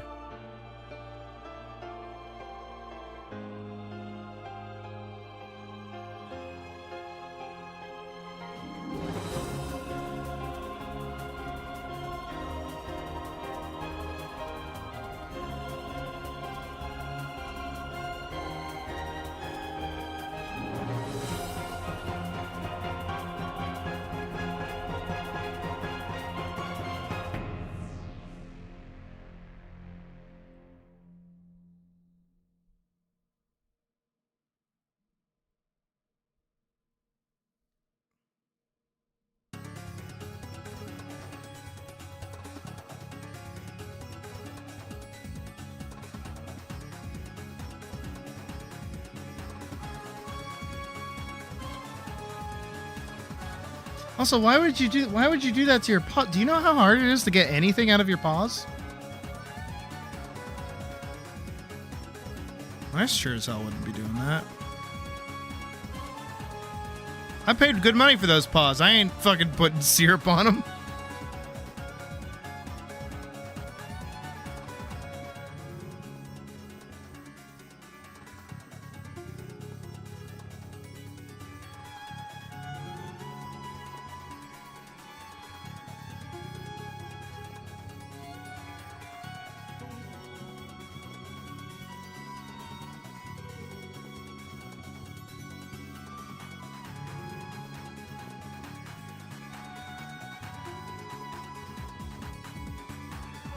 Da, da, na, na, na, na.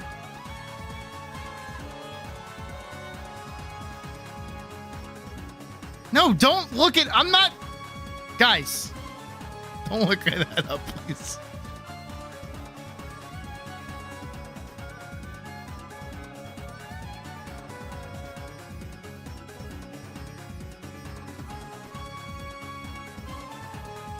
Okay, I have no idea how well this joke is going to land. But I'm gonna say something, okay? Just I'm prefacing you with this, all right? I don't know how this is gonna go. Ahem. Do me a solid, okay? This is gonna sound weird. Look at my chest.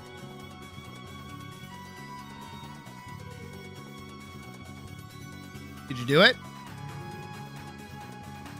Congrats, you're a pervert.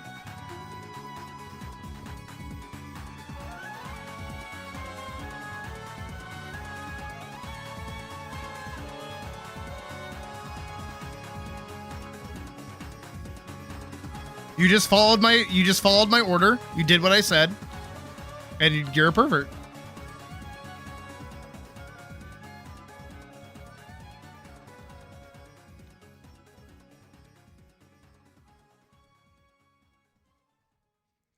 Does that count? No, you looked at my chest. Pervert. It's there, written on the bill. Pervert.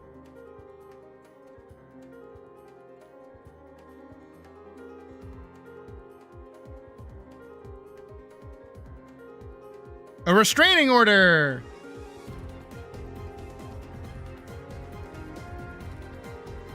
Banishment from the bus.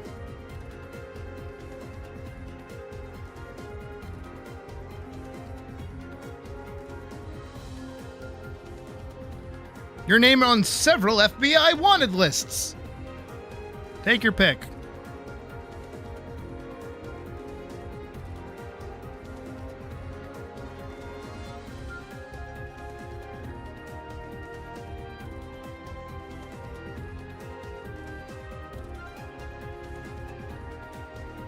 Look at her off on wacky wild adventures.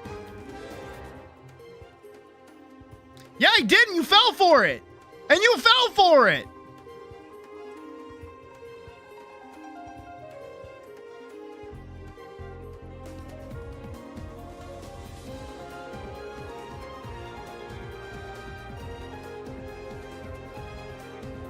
I mean, you sure? Why?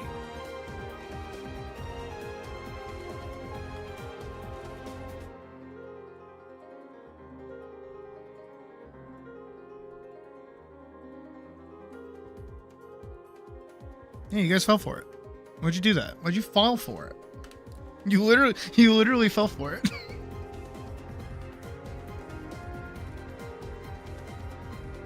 Okay, but no. I do actually want to show you guys something cool, unironically. And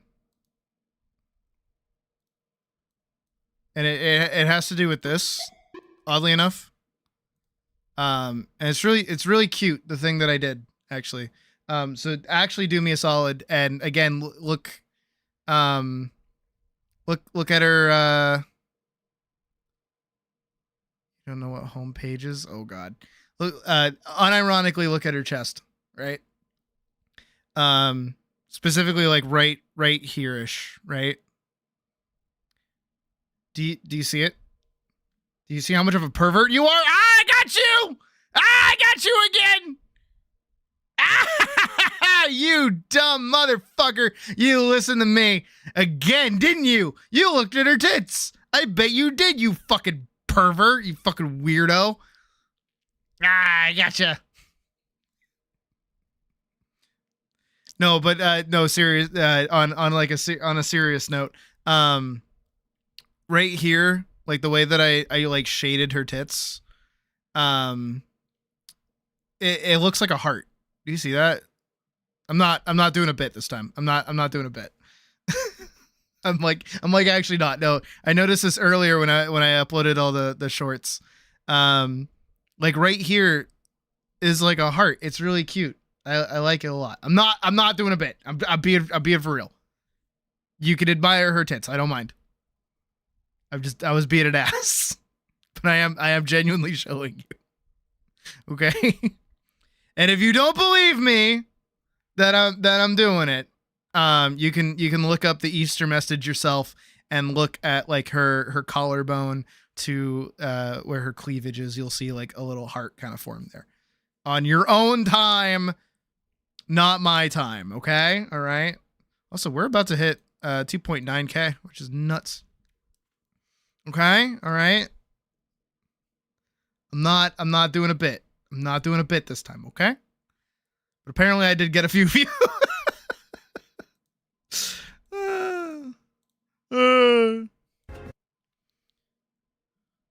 Holy shit. For 30 minutes? No, we're not listening to this for 30 minutes as much as I like this.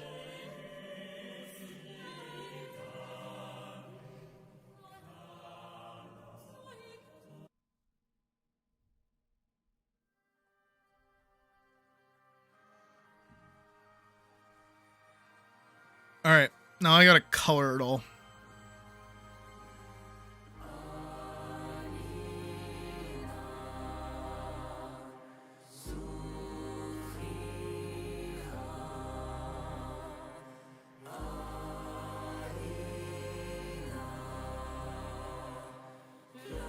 And then I have to separate it into its own thing as well.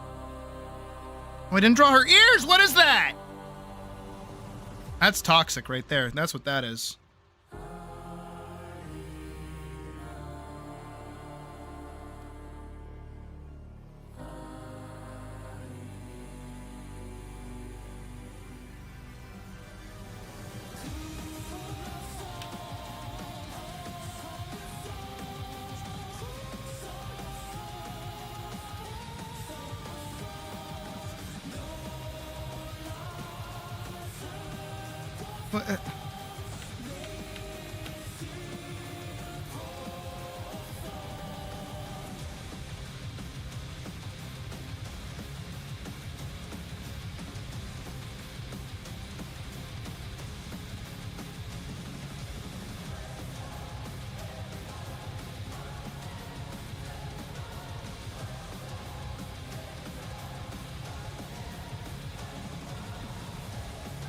Oh, actually, guys, I have a very special message for all of you. I feel quite hungry. Eh? Anyone else? Anyone else feel quite anyone else feel quite? I feel quite hungry. Yeah. How about a little bit of a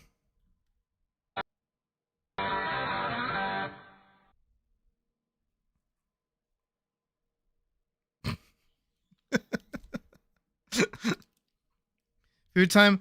Kind of, sort of, not really. I should get food though. I am hungry. There's a lot of people in the house. But I do feel quite hungry. So probably as soon as we're done with these. I just gotta make sure that they're all good.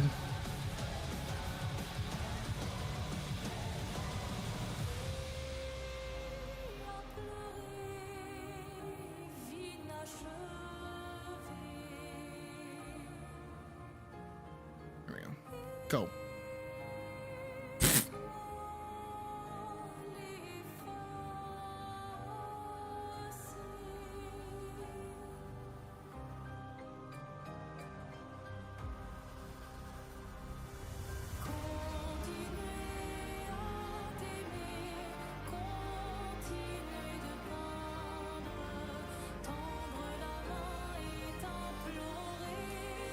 Okay, let's drop this and we'll drop her idle frame to work off of.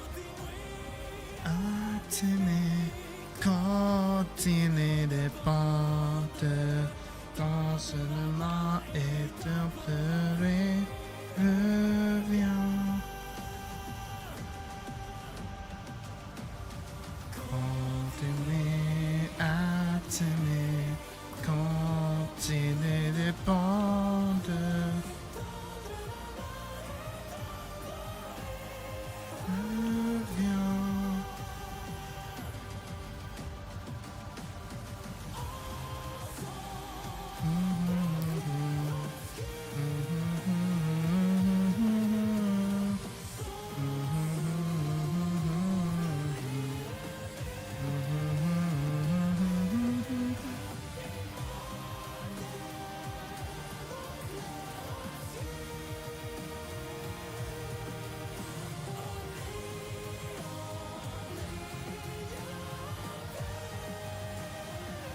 Mouse, do you feel quite... I feel quite hungry. The smile on my face cannot be overstated.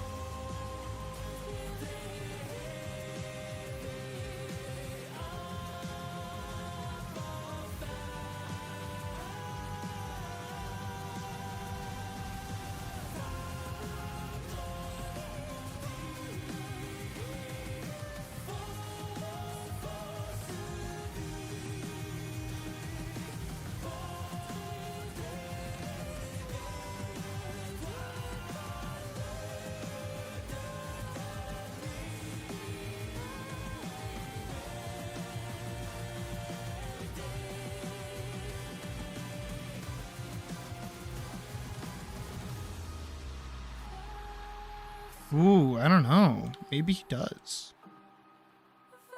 I don't know. I don't speak Czech.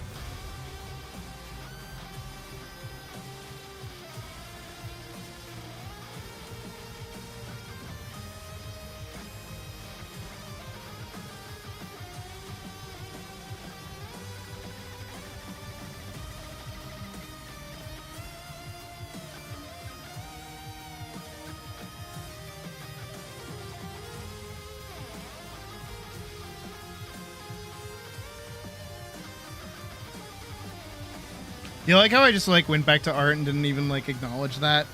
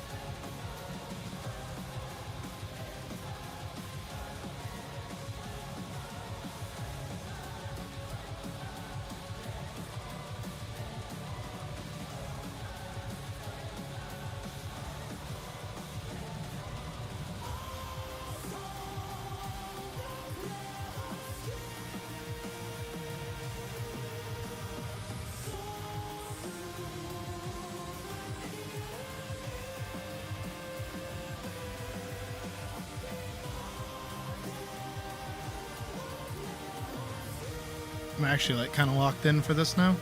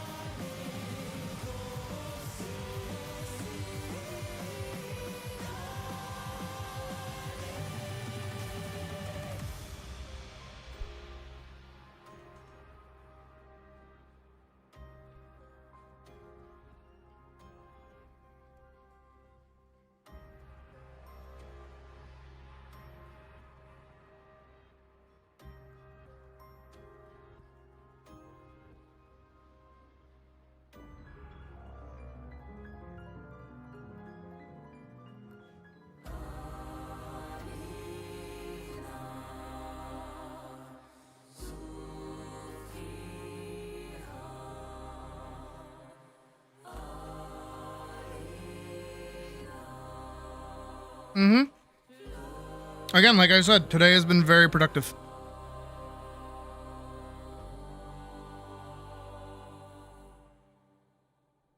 Like, usually around this point is when I'd be like, all right, guys, I think this is where we're gonna call it. And maybe we're gonna go play a video game instead. But no, I'm just like, no, I wanna finish this. I wanna be done. That's all I have to do, and then I have more to do. But I'm almost out of things that I have to do. Let me be free! Where's that break? I see it. I mean, because really, the only things I have left to do, and again, as I say, I am a liar. I lie to you guys all the time. I'm a dirty, dirty, dirty liar, right? Because the only things I have left to do, like the liar I am, is I gotta put affiliate in the pillory, the like fake pillory thingy. So that's gonna be drawn at some point. And then fuck, what else? And then I have to animate the intro sequence and the death of the guy. Those aren't going to be fake games. Those are going to be like real animation pieces. So we'll have to work on those. But those are easier to do because most of what's happening is this fake game bit. Right? So I also have to do that. And then yo, Fillery, shut the fuck up, mouse. Shut the fuck up. You fucking asshole. So that, what else? Those two sequences. And that's really it. That's really it, besides obviously putting everything together in the actual animation itself.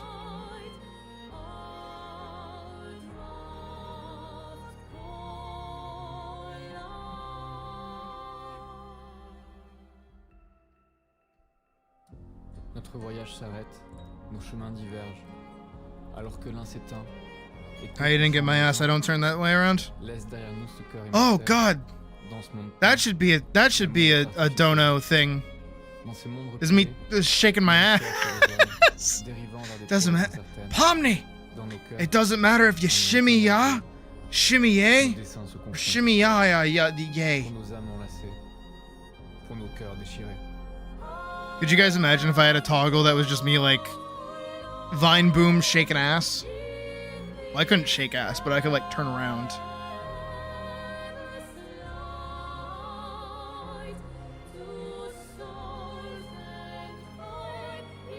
Let's like dangle that carrot in front of Holland's face.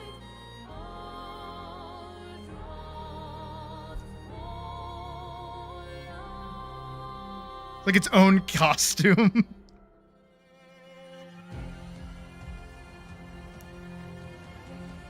Oh, is that the one he's watching?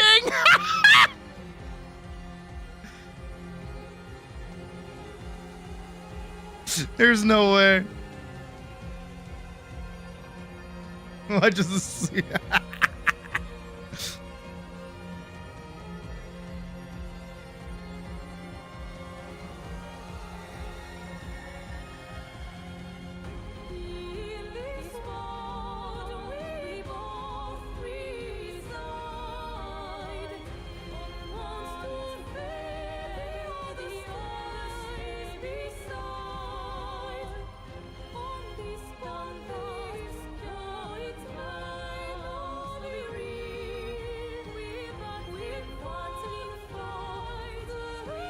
Oh my God, I hate your brother. What the fuck?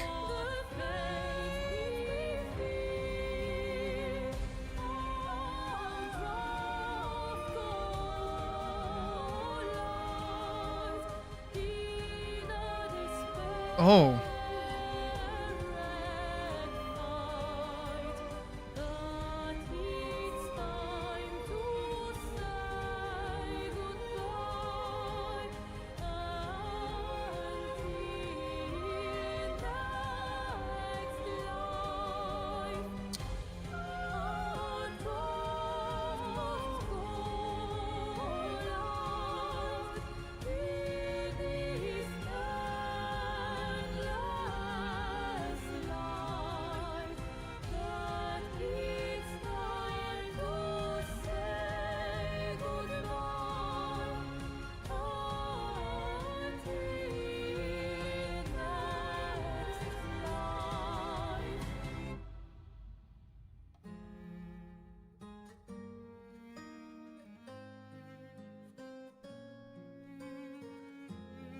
Yeah, that's the kind of thing my brother watches.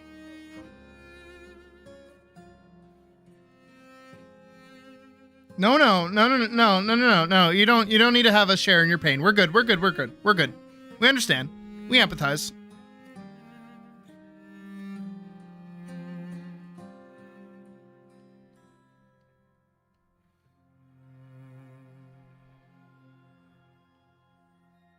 She's like ginormous compared to how she is over here.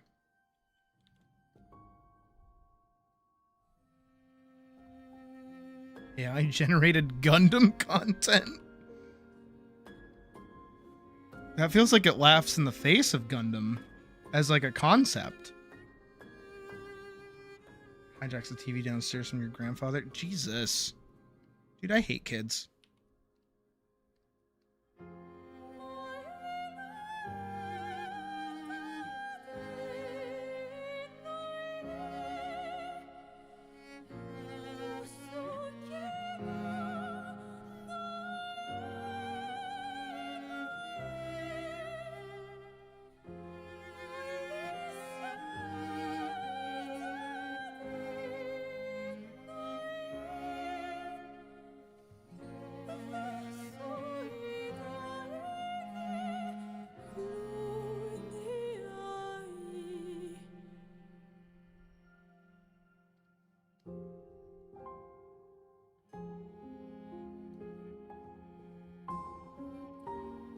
Oh, I got it.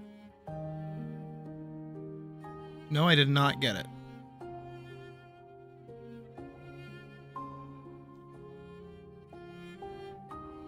And while she's playing on his computer and his Switch in tandem while, oh my god.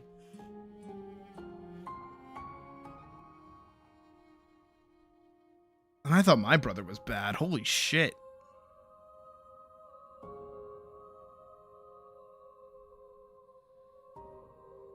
Where is this thing?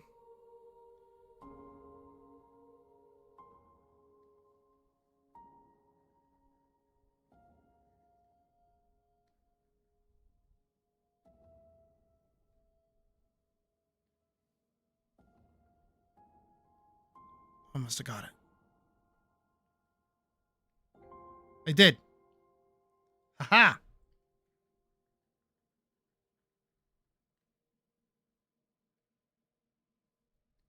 Okay, I did get it. All right, we got everything.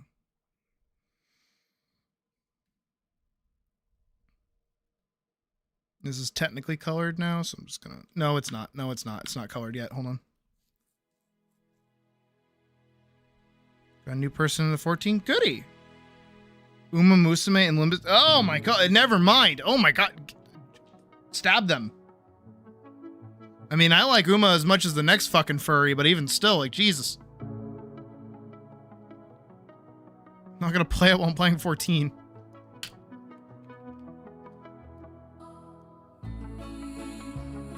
That's the kind of shit that I say, like, oh my god, why did you, like, log on to the game today if you didn't want to play? Like, if you don't want to play the game, that's fine. No one's expecting that of you, but you're really just gonna... You're gonna queue...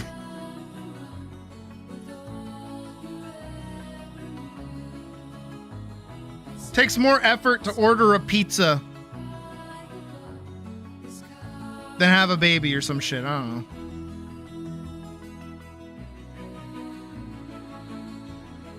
Playing the horse game. Oh my god.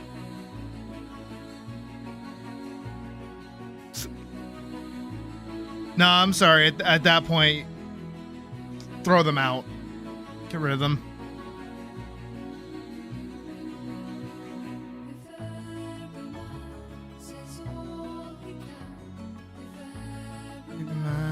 Is true. I believe I above carry in blue. Girl, you fucked up.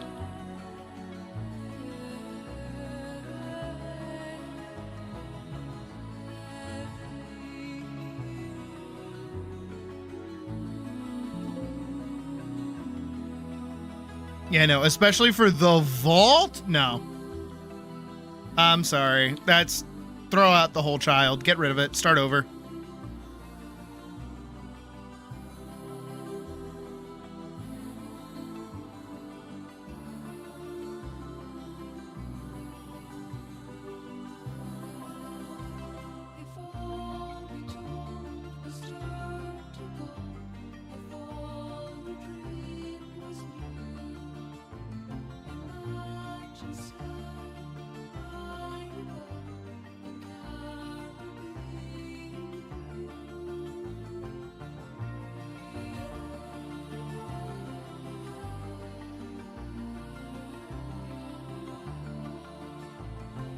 Don't play the game? Yeah!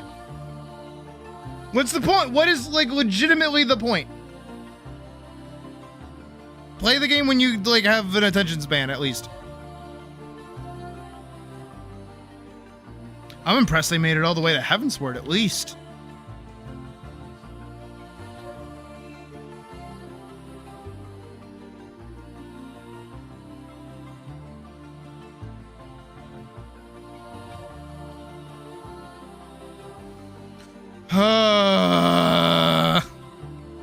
I mean, really, at that point, I doubt they cared about the character to begin with.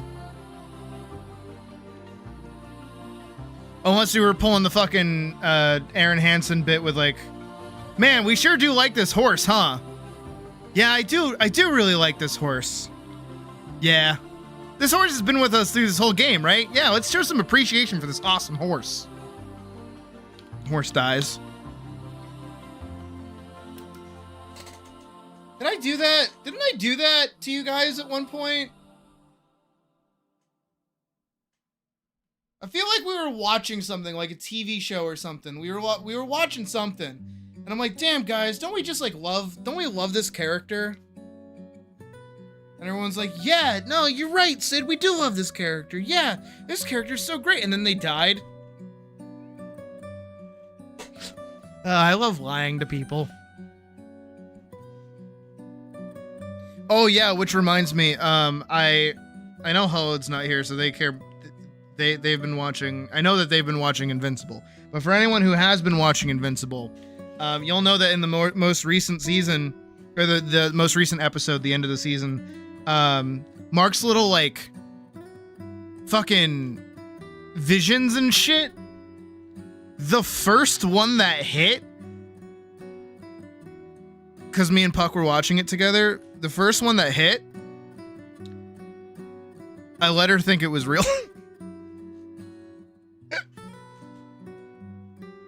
And I lied to her because I love doing that. And I'm like, yep, they're gone. Her mouth was like fucking gobsmacked. It was so fucking funny. I love doing that to her. And when Mark got spaghettied also, she's like, there's no way Mark's dead, right? And I'm like, no, he is. He's not in the rest of the show.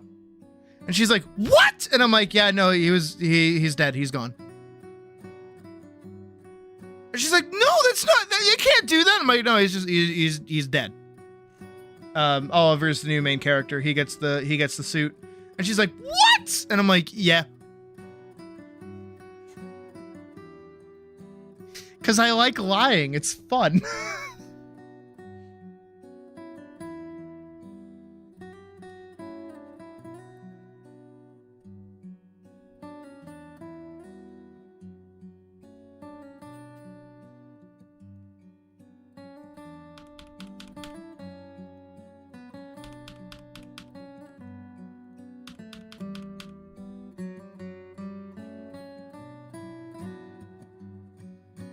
He's a good friend.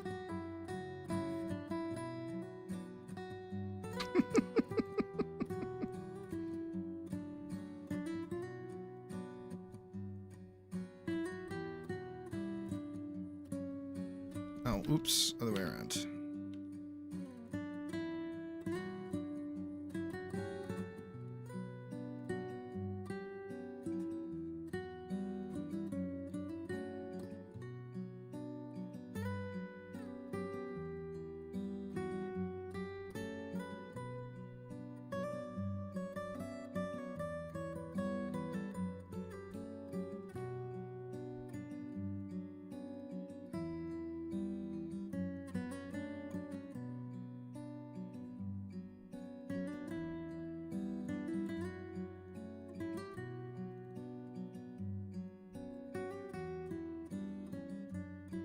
Let's do that.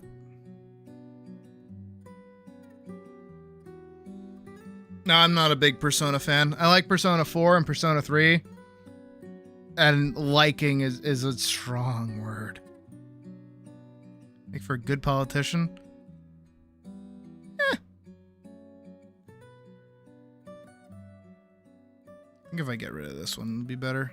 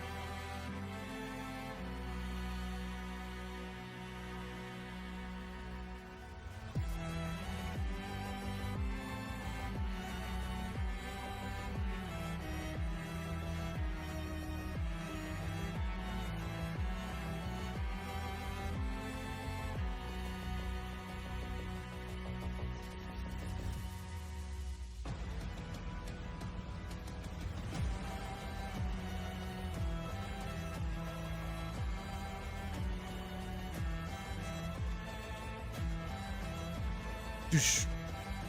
Dish. Dish. Dish. Dish.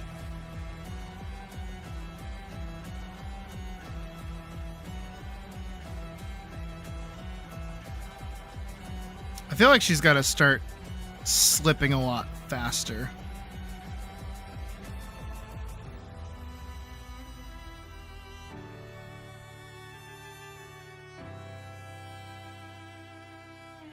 To justify the hair going up like that.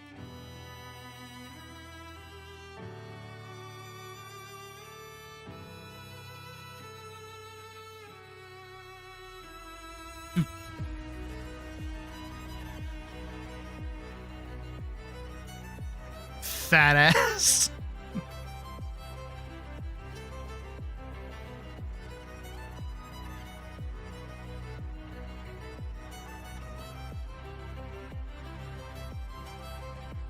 Oof. Dish. Dish. Dish. Alright, let's get this one, move that up there. Because now we only have these two left to color.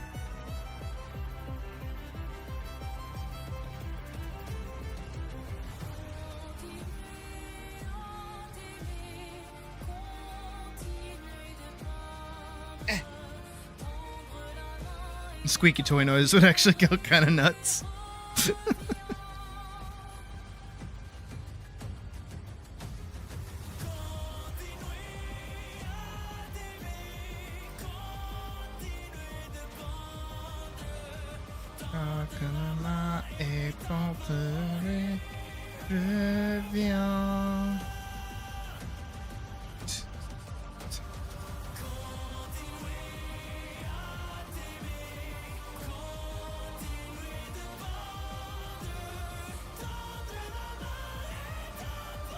Good, dumbass. That's what she should get for fucking miscalculating a jump.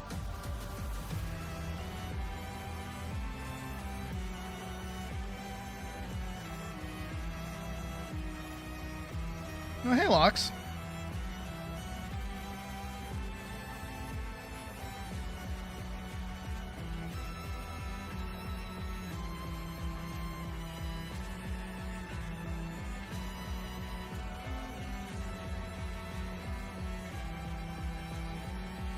Okay, maniacal.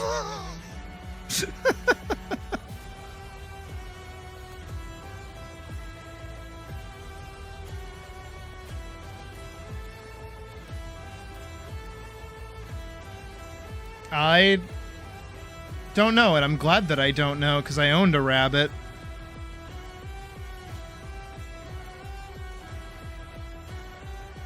The most she ever did was thump at me when I forgot to give her a berry one time. She was very picky.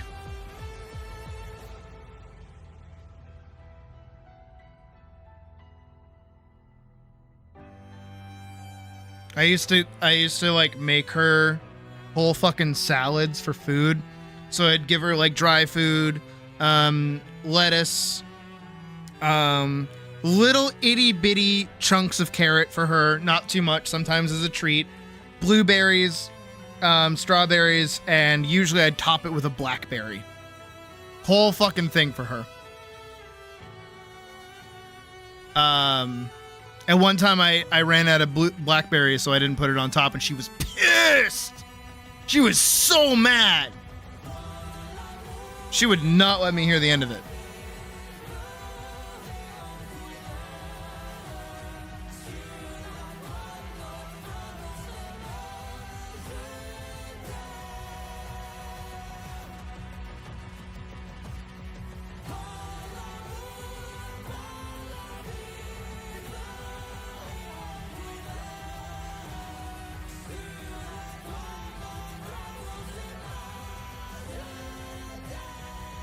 I used to like eat bananas with her too. I'd give her like a little bit of banana that I was eating.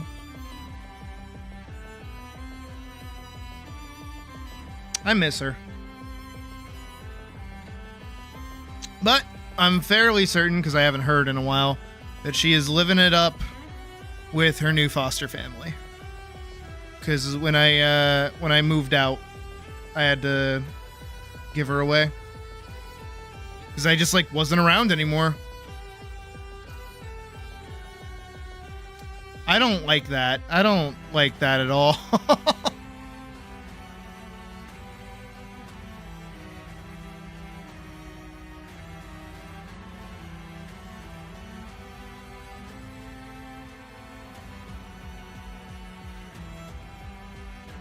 Look at her. Isn't she so, like... Beep beep beep beep beep beep beep beep beep beep beep bop boop bop beep bop boop bop.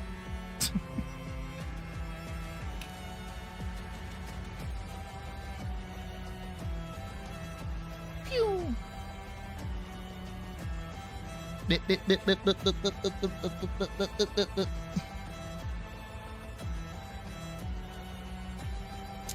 All right.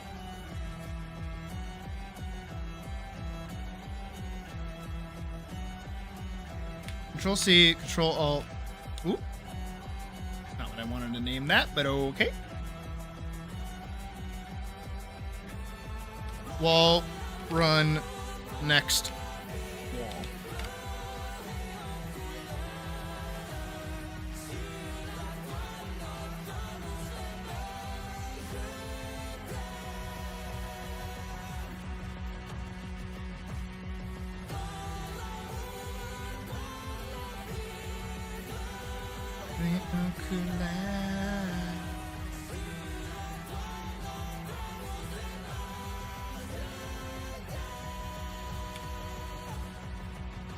Wall, run, actual wall. Up and fall. Boop.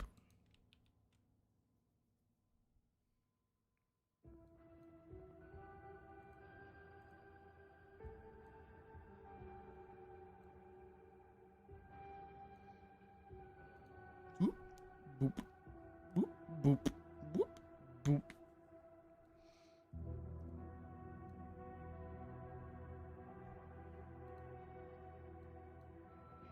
Yeah, okay. No, she's on the ground.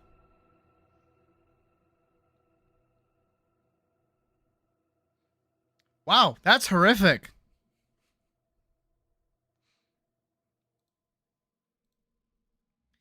All right.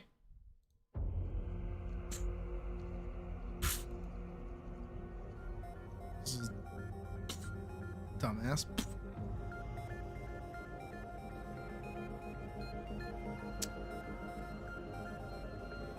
All right, watch that for a second.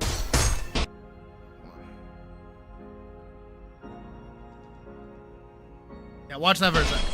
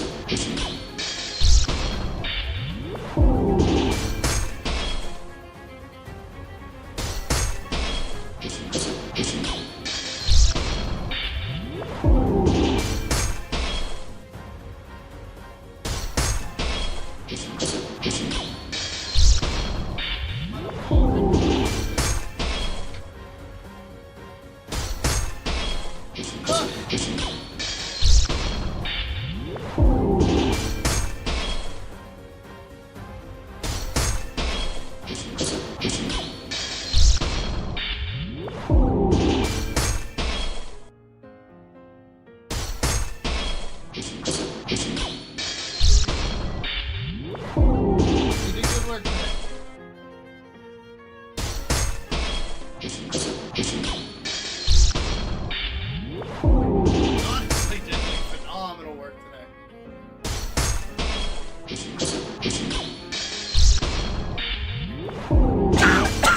I'm sorry. No, we did good shit today. I don't want to say I'm done.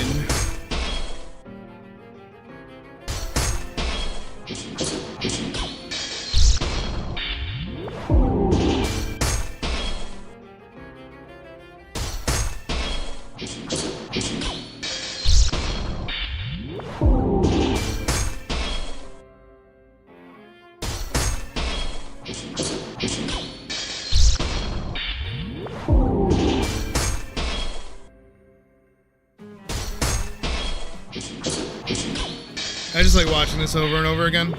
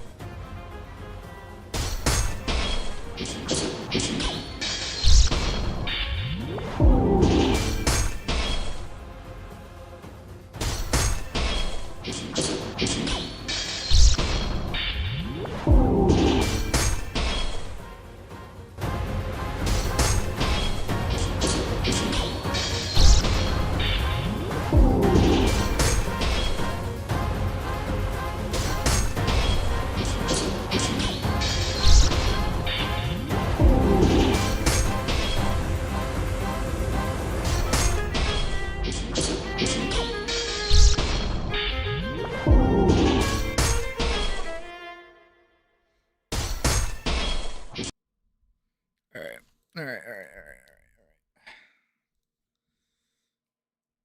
She's so hit here. She's so like dead.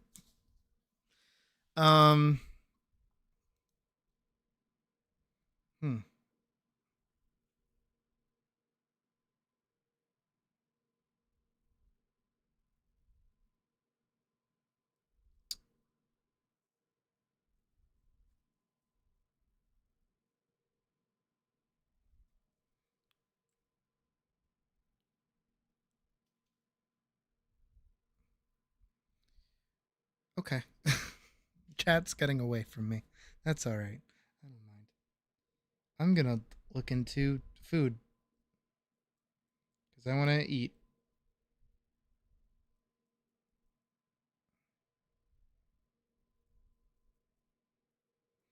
What should I get for food, actually?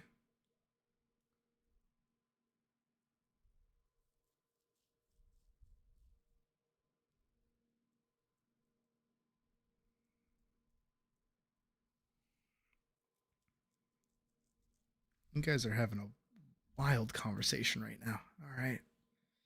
Did not realize I was on the History Channel at 2 a.m. My bad. Did not realize. Oopsies. Comically big I fucking wish, actually. Comically large turkey leg would go nuts. Okay, you know what? Maybe I should not look at chat for recommendations because it's You're saying some wild shit right now. Yo, should I get that brisket place? Yo, should I get brisket again? That's a lot of money, though. But it's cheaper delivery fee today. Oh, no. Maybe I do get brisket.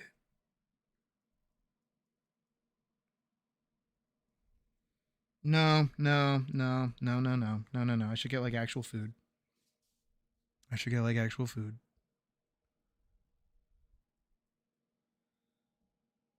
I don't know. You guys just want to hear me moan again. That's all. Fucking perverts. As proven earlier. A lot of you. No, Shake Shack. Oh my god, no, hell no. It's like $8 delivery fee. Go fuck yourself.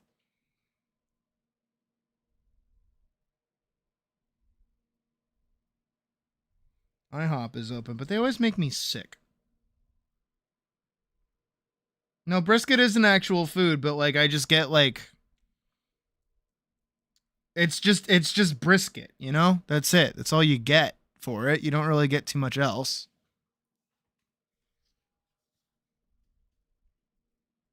I kind of want to try this fries before guys place. 4 minutes left to order. Never mind. I'll do it another time, I guess. Sounds like good time. Did I like Dragon Chef? That's right. I got Dragon Chef and I didn't have any silverware, so I couldn't eat it. That's right. I forgot. Oh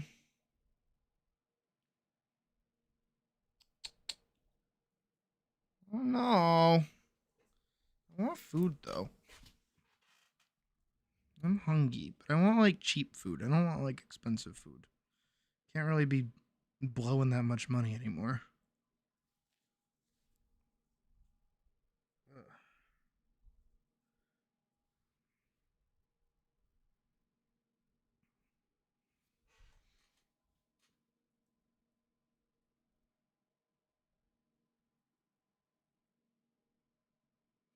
Oh yeah.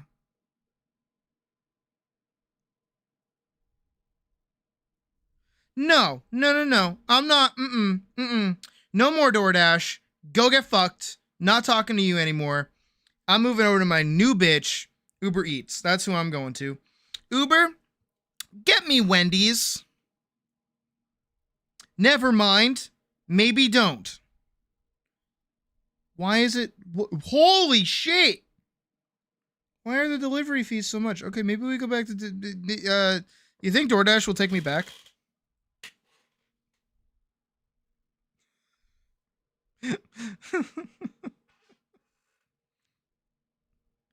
I'm just pissed off about my fucking Slim Jims earlier, man. Both. Not just one, both. And one was a different flavor too. Like, what the fuck? I got Wendy's the other day. I'm like genuinely, I'm like honestly over DoorDash, right? Because pretty much every time I've ordered it within the past like couple of days, I've had some kind of like issue with it, right? Like a few days ago when I watched like Charlie and the Chocolate Factory in the Discord, right? I got Wendy's, and when it showed up, they didn't give me my Baconator fries. They just like left out a whole ass item. Never got a refund for it. Yesterday when I got Five Guys, the fucker spilt my fucking banana shake to the point where there was like less than half left in the cup. Never got a refund for it. Today, I ordered 2 Slim Jims. Both of them are expired. No refund. The fuck? What is this? This place called Dirty Burger? What is this place? Oh shit, you expensive. Wait, we got a Wingstop over here? No, we don't. Fries before guys are on here. Fries before guys burger. Kumpier, loaded baked potato. Blue Royal Burger. What is this? What does that mean? What does any of this mean? What is this place? What's this? Describe it for me. What's on it? What is on this burger?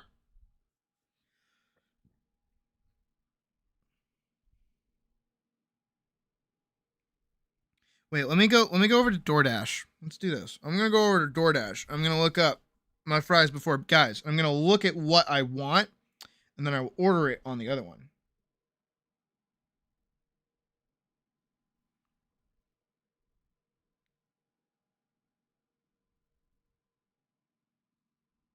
Wait, why wasn't I gonna? Oh, so what's the fries before guys burger? Juicy beef patty with melted cheese, crispy bacon, and caramelized onions on a sesame seed bun, served with seasoned fries. Actually, sounds really good. What's the Blue Royal burger? Juicy beef patty topped with crispy onions and fresh lettuce on a sesame seed bun, served with seasoned fries. That sounds even worse, actually. How'd that go from good to great? Or great to good? Fuck. Single burger, just a regular burger. Medium rare. You can get mayo on it. Oh my god. Okay, this place gets expensive. That place gets expensive fast. Used to Instacart or ship groceries in college. It was so bad. You just rode the bus for groceries. Yeah. And the driver left a whole ass Bible in your bag? What the fuck? Glad I haven't had to deal with anything like that, but I guess it's because I live on the outskirts of Boston rather than on the inside of Boston. It's not as, like, common, I guess.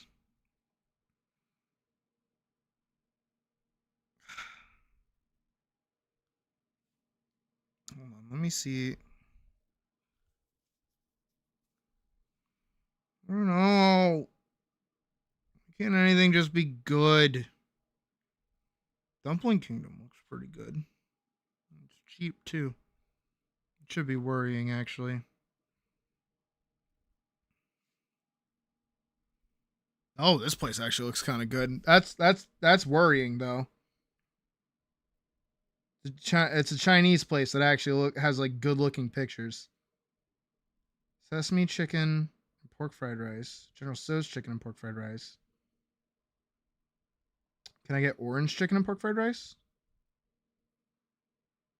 Oh no, they got like Chinese characters in the names for these. These are good.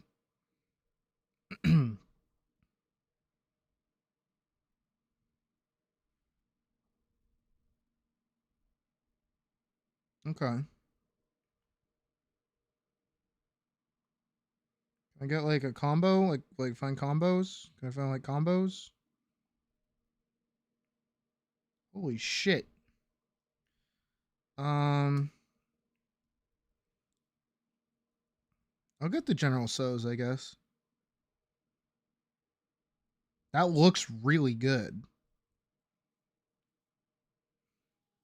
What's in the fried rice, though? I'm very picky about what's in my rice. Let me get spare rib and chicken fingers. No. I don't know what their crab rangoon looks like. They got beef teriyaki. Do they got chicken teriyaki? They do. Okay. Yeah, I'll do that. A scallion pancake? Ooh. Spicy edamame. Ooh. No, I think just that should be good. Wish I could edit the pork fried rice. What does that look like? Hold on, let me see. It looks like it's Mexican rice, but with pork mixed in. Doesn't look like it's got any veg in it. Or even egg, for that matter. They got Kung Pao chicken and fried rice. They concluded my review.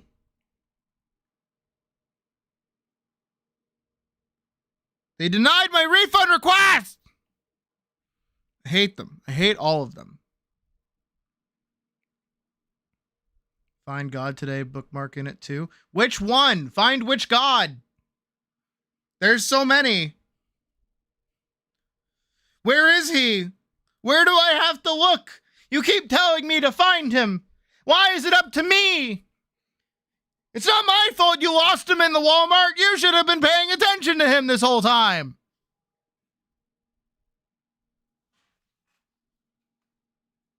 Oh, I got a promotion. I like that. I like the idea of that promotion.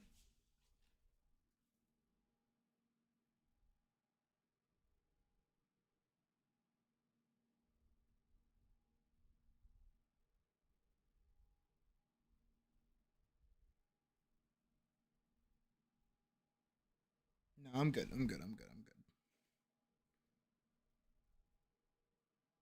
That's not bad.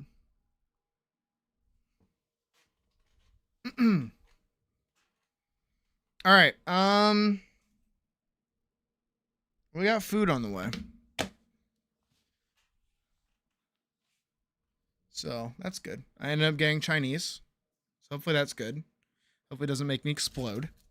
Sometimes it does, sometimes it doesn't. Not talking like that kind of explode. I'm talking about actually explode, like a detonation, like a grenade.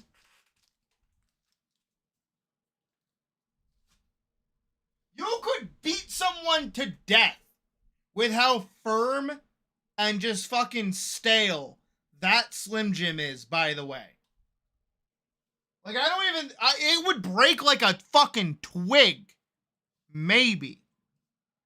Sooner break over somebody's fucking head.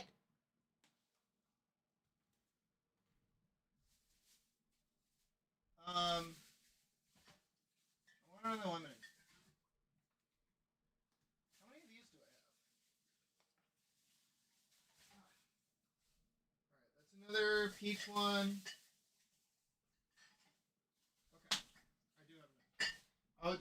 I got a blue one for Puck. So I wanted to make sure. Shake. I wanted to make sure we were good. All right. Well, because food's not here yet, but I am admittedly kind of gassed on working, so I think we're good for it.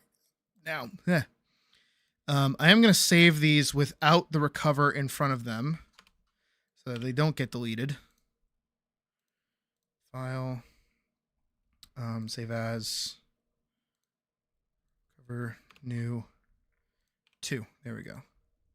Christian nationalists that you were going to go to hell for being raised Catholic and refusing to convert to Christianity. What? What? Wait, what? This is so back. This doesn't make any sense. I'm happy with these though. These came out good. How's our short doing? Let's find out. Let's find out together. Let's go take a look. Work has been well done today. We're good, right? We're good. We can just kind of relax now. Let's find out. Short, 213 views. It's not bad. 19 people watching for some odd reason. All right. Cool. Posts. 62 likes on that. 75 likes on that. Let's see if I can't post those GIFs I did earlier. Obviously, I can't do angel tests, but I can do. That's a picture.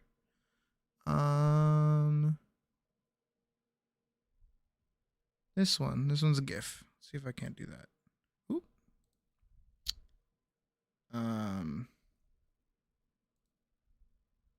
Drag and drop. Nope. Okay. Wait, why does it look like that? Do you see that? Why does it look like that? It's like kind of grainy. It's kind of cool. It's kind of got like a neat texture on it. That's weird. What's it looking like that?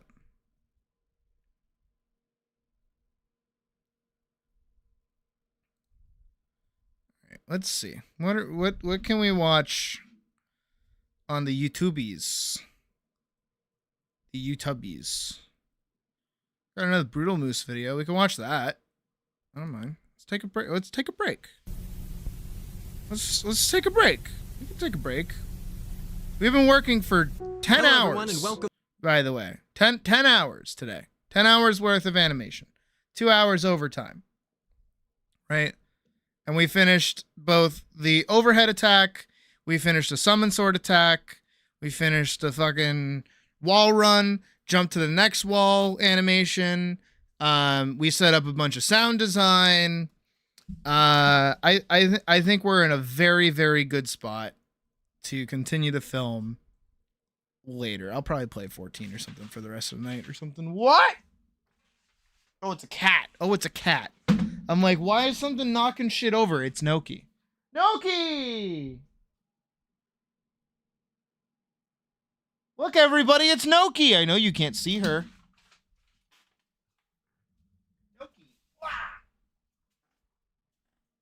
Would you like to say something to everyone? I'm holding her up to the microphone. She's trying to claw out of my hands. Noki, would you like to say something? Yeah. That's me. Well, there you go. You said something. Did you hear her?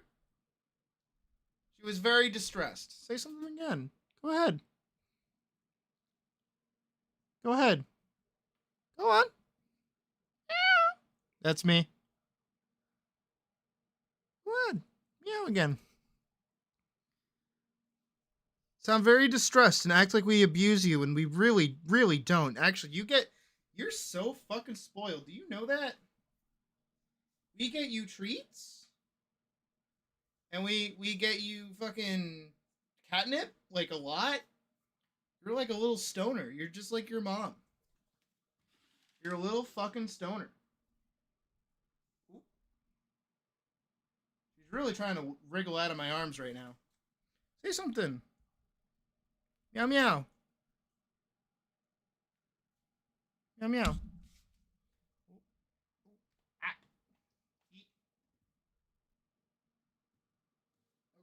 Okay. All right. You little torpedo.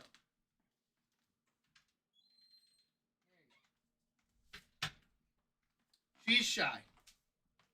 Anyways. Welcome back to Mystery Tapes, the show where forgotten VHS tapes go to be remembered.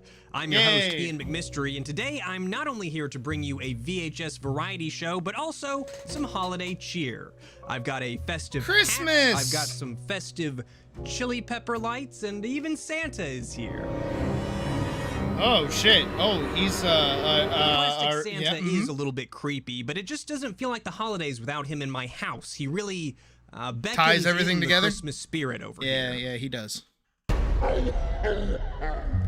Great. Now let's take a look at today's tapes. The first, a Polaroid Supercolor video cassette, and the second, a shockingly unbranded tape marketed by Walmart Stores Inc., Bentonville, Arkansas 72716.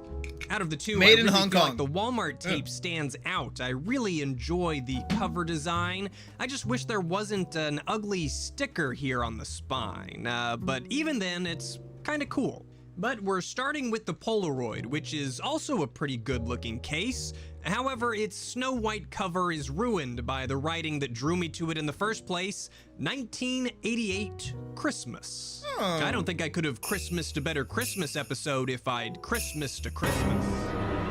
So with all the formalities aside, let's get right to... Not to immediately pause, but you know how weird it is? The idea that, like, potentially, possibly, some way, somehow, there are tapes of me as a child in somebody else's collection because it was taped over, like, it has, like, commercials on it or something. That's so weird to me. Because we had to have thrown them out or given them away or done something with them. All of our tapes. to watching this tape. I'm eager for some hollies and for some jollies. Oh boy, Jolly's my favorite. I love Jollies. I like how me stripping in this outfit just has me like pop out my belly. What greater sorrow can there be than the death of a baby? Oh! Even as we laid our little Davy to rest on the prairie. Okay! Damn! This tape, all I knew about it was 1988 Christmas, but it turns out that the VHS tape itself is pretty clearly labeled, which is kind of a bummer. First up on the list is Young Pioneers Christmas. This is a made-for-TV movie from 1976, which is a sequel to the made-for-TV movie called Young Pioneers from the same years. Both films were actually produced as hopeful TV pilots, but the series was not picked up by ABC until 1978, that is, when it was broadcast as a series for 3 episodes and then canceled. And if the rest of the Young Pioneers franchise was anything like the Christmas TV movie, I know exactly why nobody wanted to watch it. Fucking depressing? It's just a bummer, man. Yeah, it sounds like it. In the midst of life, we are in death. Ashes to ashes. We all fall down? To dust. Okay. In sure and certain hope of the resurrection into eternal life. Oh. The year is 1874, and the main couple of the film are these two here, Molly Beaton and David Beaton. They're the ones with the dead baby. Flop. Who are they? Railroad supply wagons. Why do you suppose the railroad's hauling supplies that way, Davy? Molly frequently refers to her husband as Davy, but their dead baby is also named Davy. A little confusing. It took me a second or two to figure out who was dead and who was alive. That was a fool thing to say, Dave. No, it eases my mind to talk about little Davy. If you're making a movie, name your characters different things. Just a fun idea. Molly is being portrayed by Linda Pearl, who was on Happy Days, but nowadays is more known for being Pam's mom on The Office. Oh! I didn't recognize her, but I did recognize Robert Hayes, the guy from Airplane, even though this was a few years before he became the guy from Airplane. And that, as much as anything else, led to my drinking problem. He is not funny in this movie. I don't think he tells a single joke. No, I don't think he would. He spends the whole movie going, "Oh, my land. Oh, no. Oh, no. Dead babies. Deliver my message back to them. This is my land, and I'm not giving it up. Oh, you can't take my land. Oh, no one's gonna take my land. Oh, no, not our land. This land, and I'm not moving. This kind of stuff is just not I may not know my flowers, but I know a bitch when I see one. I just don't really care. You show me where it says the railroad's got the right to take my land. It's a sad, sad movie about a sad family on a sad prairie in a cold, sad world. Jesus. Merry Christmas. Yeah, I guess. Dan. That pike is itching to kill you. Look how fucking fake that background There's a is. moment early on in this film where I thought that maybe the movie would be a bit strange and interesting. The people here are just kind of standing around, hanging out, and chatting, when suddenly... What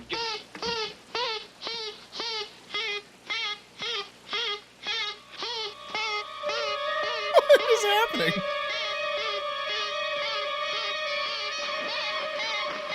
Molly? What? Freaking out. Did she like cue? She like push the fucking child over.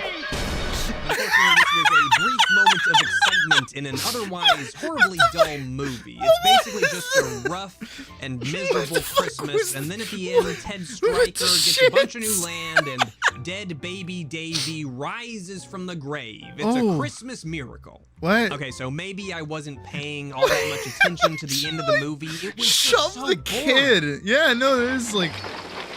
I chose my land, and that's where I'm staying. If you like tragically bleak Western Christmas films, maybe look this one up. Sure. It's definitely not for me, though. All right. No, we still have to watch Ianu, the 3-episode movie event. And dear friends, We still have to watch that. I keep forgetting to watch that with you Pioneers guys. Christmas is a solid block of local commercials which do not disappoint. Oh, hit me with them. I'm sorry. If you'd have come in sooner, we might have had a chance. So Bessie's gone? Not necessarily. What do you mean? A transplant. A transplant? A transplant. A transplant? A transplant? A transplant. Performed by the best there is, Joico. Put new life in your car with a quality rebuilt engine from Joico. And Joico has all the parts you need for engine surgery you perform. Oh my God. Come in yourself or ask your quality repair shop to get your car on the go with Joico. I'm not familiar with the Joico brand. You know what? In fact, it seems like the internet isn't very familiar with it either, but I still loved that low-budget commercial. Yeah, no, that You was know, some pretty- that dads wasn't out bad. there chuckled at this one. A transplant? All I did was Trans eat a Am. dog with pickles, and all of a sudden I'm living in Siberia. Forget a commercial. That's a movie idea right there. Woman eats a hot dog, suddenly finds herself living in Siberia. Siberia? I'm hooked. So I take a Clorette. Hey, where did you come from? Only Clorette is active all with chlorophyll gets rid of bad breath fast. Breath deodorant. I think I found my new preferred term for breath mint. Yeah. Breath deodorant. I love it. And you know what else I love? Also, girl. All right. All right. Over the years, more doctors have recommended Anusol than Preparation H. Anusol. Whoever decided to name this hemorrhoid cream Anusol Anusol is a comedic genius. Anusol is the word to remember for relief. Try to come up with a funnier name for hemorrhoid cream than Anusol. I dare you. It can't be done. I don't want to think about it. Oh, yep.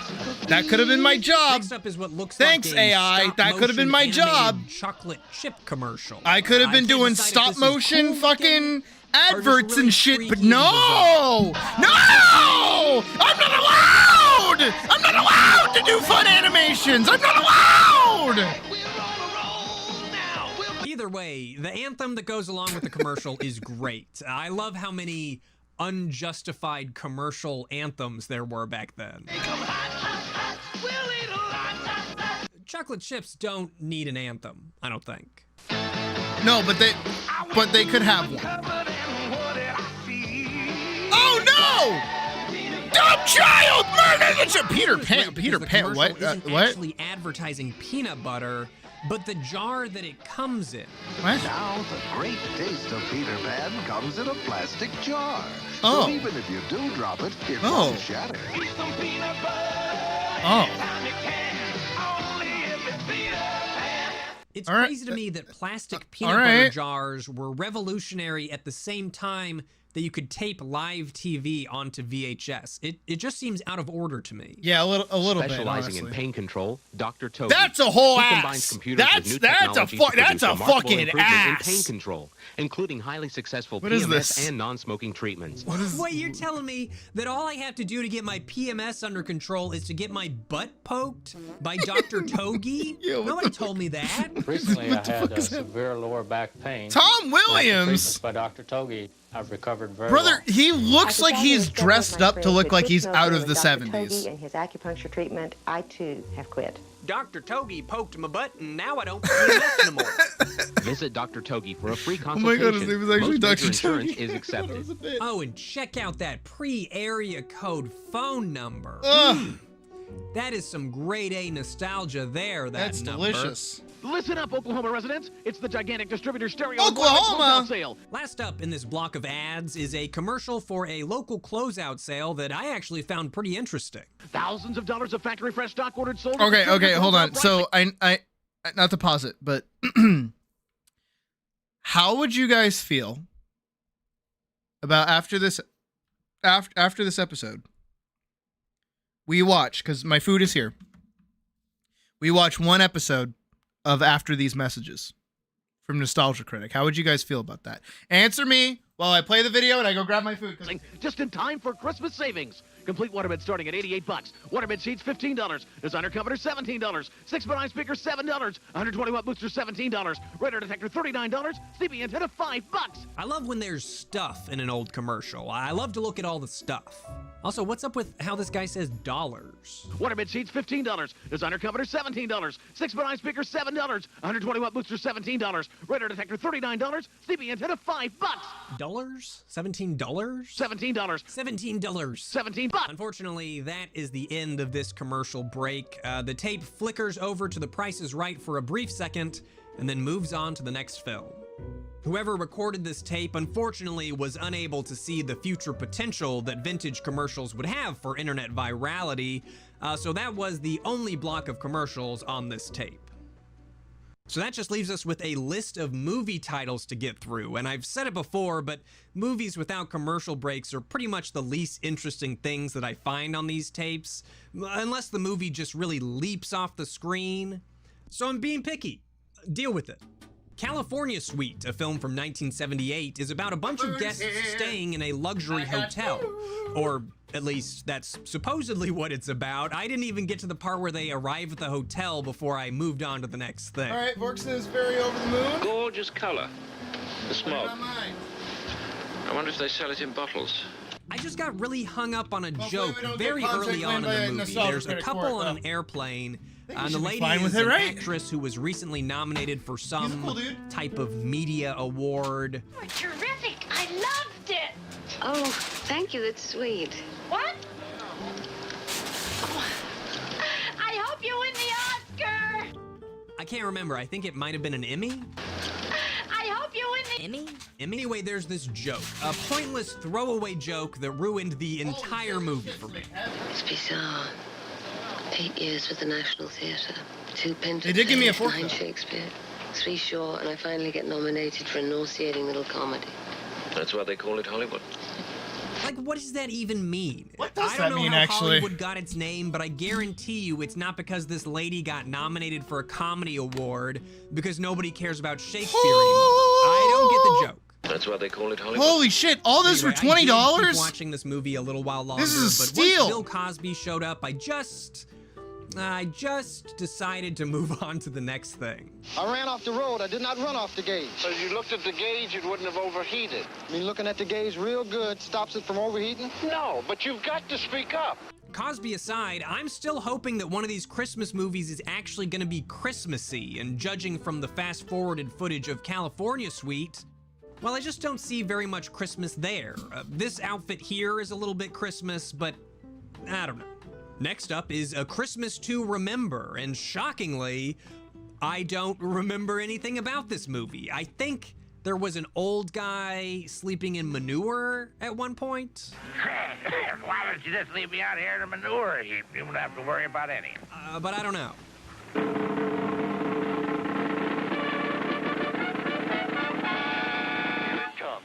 It's actually pretty good. 86-40. The big iron horse, ladies and gentlemen. The iron horse! Looking at the movie now, and I actually see that it shares some similarities with Young Pioneer's Christmas. It's super depressing. Daddy and I just don't know where we're going to end up, or how, or maybe even if. We got to move on, and we can't take you with us. We can't even feed you. Damn. I could quit eating so much.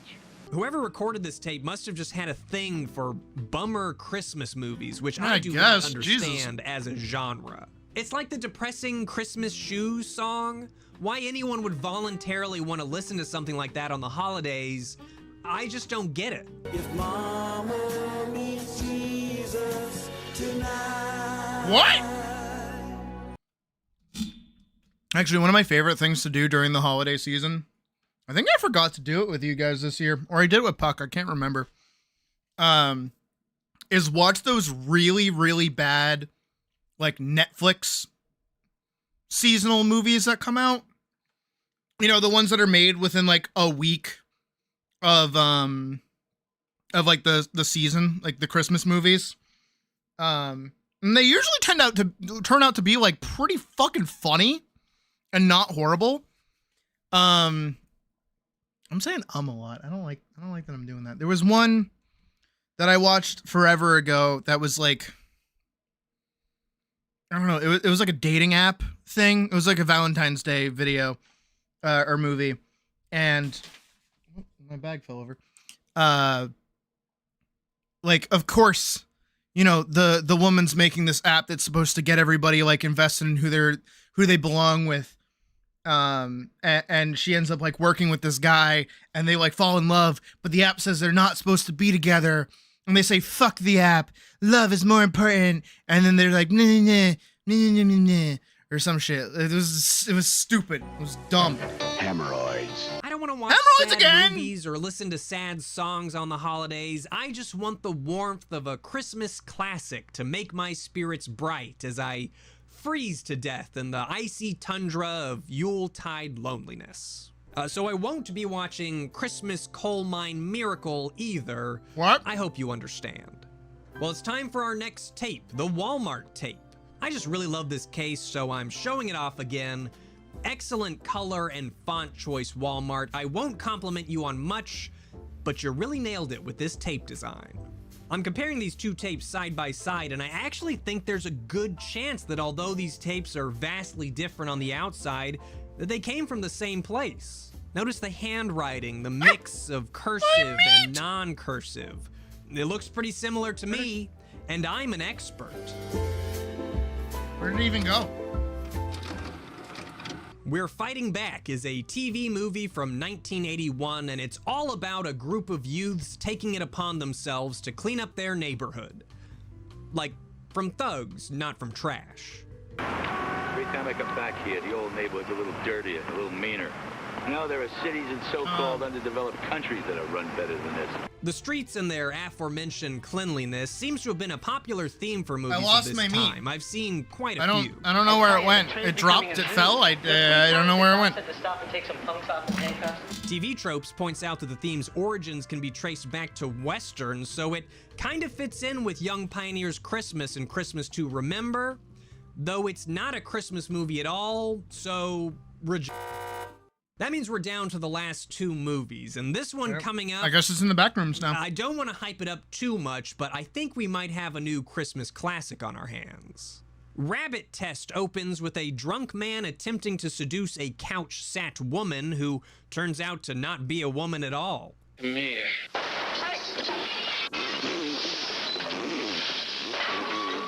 Oh my god. You really know how to turn a guy off, Jackie. Now, if you loved that, then you are going to love this movie. If not...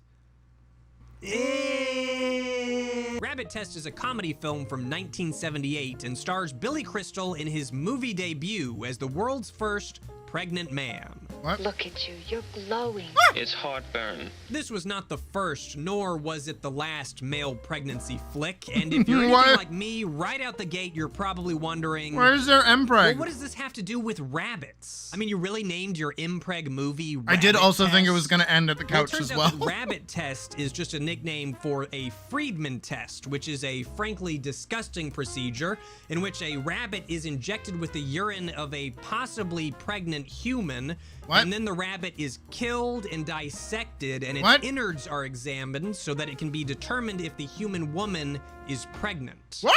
Funny stuff. I guess this was just common knowledge back then because our parents were disgusting. The rabbit died was apparently a horribly morbid and slightly inaccurate, yet common euphemism for a positive pregnancy test. And no, I didn't learn any of this from watching the movie. I had to Google it. No, neither did I, honestly. Doesn't ever explain what a rabbit test is, even though they do one in the film. Of course, this was just a preliminary test, but... Are you sure it's dead? I'll see for yourself. One moment the guy is worried that he's pregnant, and then the next moment the doctor is stoked that a rabbit is dead, and Billy Crystal starts giving it CPR. I was very confused. In goes the good air, out goes the bad air. In goes the good air, out goes the bad air. Anyway, I've basically explained the entire plot of the movie. Lionel Carpenter is the world's first pregnant man. Oh. And then people just react I forgot. to that. I'm fact. eating, so I gotta Mr. pull up my burger. Mendoza thinks he's pregnant. It takes a while for him to actually become pregnant, and then they spend a lot of time trying to verify Lionel's pregnancy. But once he's convinced that he's knocked up, he has to come to terms with being a pregnant man. Mother, I've been trying to tell you that What is it? What is it, baby? What is it? Oh my god. Which he does by delivering a baby himself in the movie's one attempt at a touching scene. Mrs. Borzoni, just push a little more. Just a little bit more, Mrs. Borzoni. More, just a little bit more, Mrs. Borzoni. I want to have my baby. I want to have my baby! I think that instead of having birth scenes, movies I should wanna just have cut to my text that says, "And then the baby was born." I think I'd enjoy that a lot more, and I think it would save everybody some time.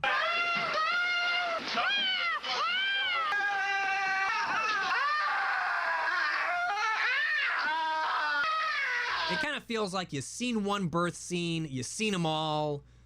There's a lot of screaming, and that's about it. With the lone exception being, of course, Lionel's baby. I've got to see that birth, but only because I want to know if he's gonna poop it out or not. Now remember, after the president, the next one to feel your tummy must be the Secretary of Labor. You guys know what a gag is, right? The rest of the movie, and I mean the entire rest of the movie, is a non-stop barrage of jokes, gags, gaffes, laughabouts, snickerdoodles, and chucklefucks. And because of this Lionel Carpenter, the 614 questions we've asked regarding childbirth and pregnancy have been in error. They've told us it's all wrong. And this requires recalling 572 contestants back to our show at an estimated cost of $1,246,592 approximately. 3 microwave ovens and friends, we don't have it. We don't have it. It actually reminds me a lot of Airplane or Naked Gun, both of which are hilarious films that I love immensely. Yeah, they're The good. problem is that the humor in Rabbit Test is just not that great. Neil Armstrong was the first American I ever knighted. Neil Sedaka is my favorite singer. Neil, I said Neil, hit the floor. It feels like bad Mel Brooks to me. It's like a Young Frankenstein or a Spaceballs or a Robin Hood Men in Tights, only with a weaker theme and weaker jokes and a weaker story and also I don't know, that felt very Monty As Python. you can see, it pictures the late President Dwight D. Eisenhower nursing an infant. Now he's doing it upside down. The movie seems devoid of any jokes that take time to set up or make you think. I don't even think it has a single running joke, which seems like one of the easiest kinds of jokes to have. Yes, Mrs. Borzoni. Are there any other questions? Maybe a better word to describe this movie would be desperate. It's really just searching for anything to take jabs at, hoping something lands.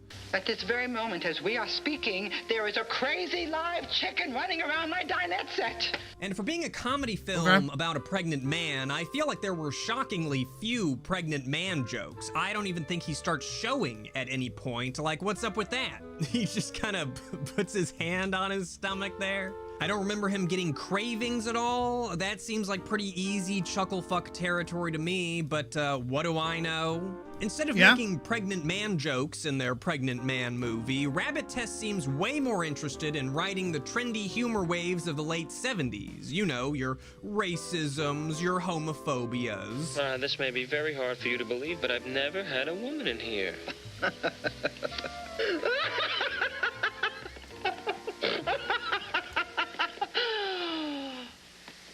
Are you a fairy? Whoa, whoa, whoa! They can't even speak English. No wonder they're on welfare. Why don't they stay out of bed? Charge the triple. Charge the Whoa! Would you like me to save you a foot? Just for luck? Oh, then again, you're a foreigner, aren't you? Late You'll night probably wanna banana. sell it. First thing you read is Arnold Schwarzenegger a prick. Get out of here. Get out of my room. The leaders of the world welcome you. I am a frequent watcher of old garbage, so it's really no shock to see an off-color joke or two in a comedy like this, but man, it piles them on. No, Dickie! No, watch it! The most memorable had to be the one where the president is flying Lionel all over the world so that different countries can pay their tributes to the miraculous pregnant man, which is basically just an excuse to make fun of other countries, you know, the usual. Don't you ever go out onto the balcony in person, Mr. Pope? Never again. Don't the pigeons keep messing on my holy hat.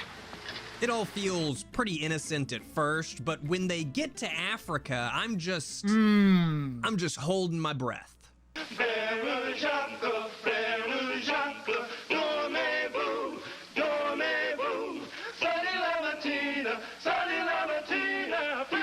Okay. All right. The movie has a weird obsession with the nursery song Frere Jacques, and this scene goes on for a surprisingly long time, and the whole time I'm just...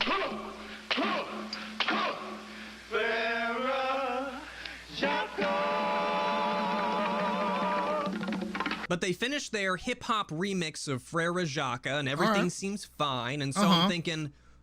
Okay, I guess that was only mildly racist. No, it could have been much worse. My hut is so small that I have to go outside to change my mind. No.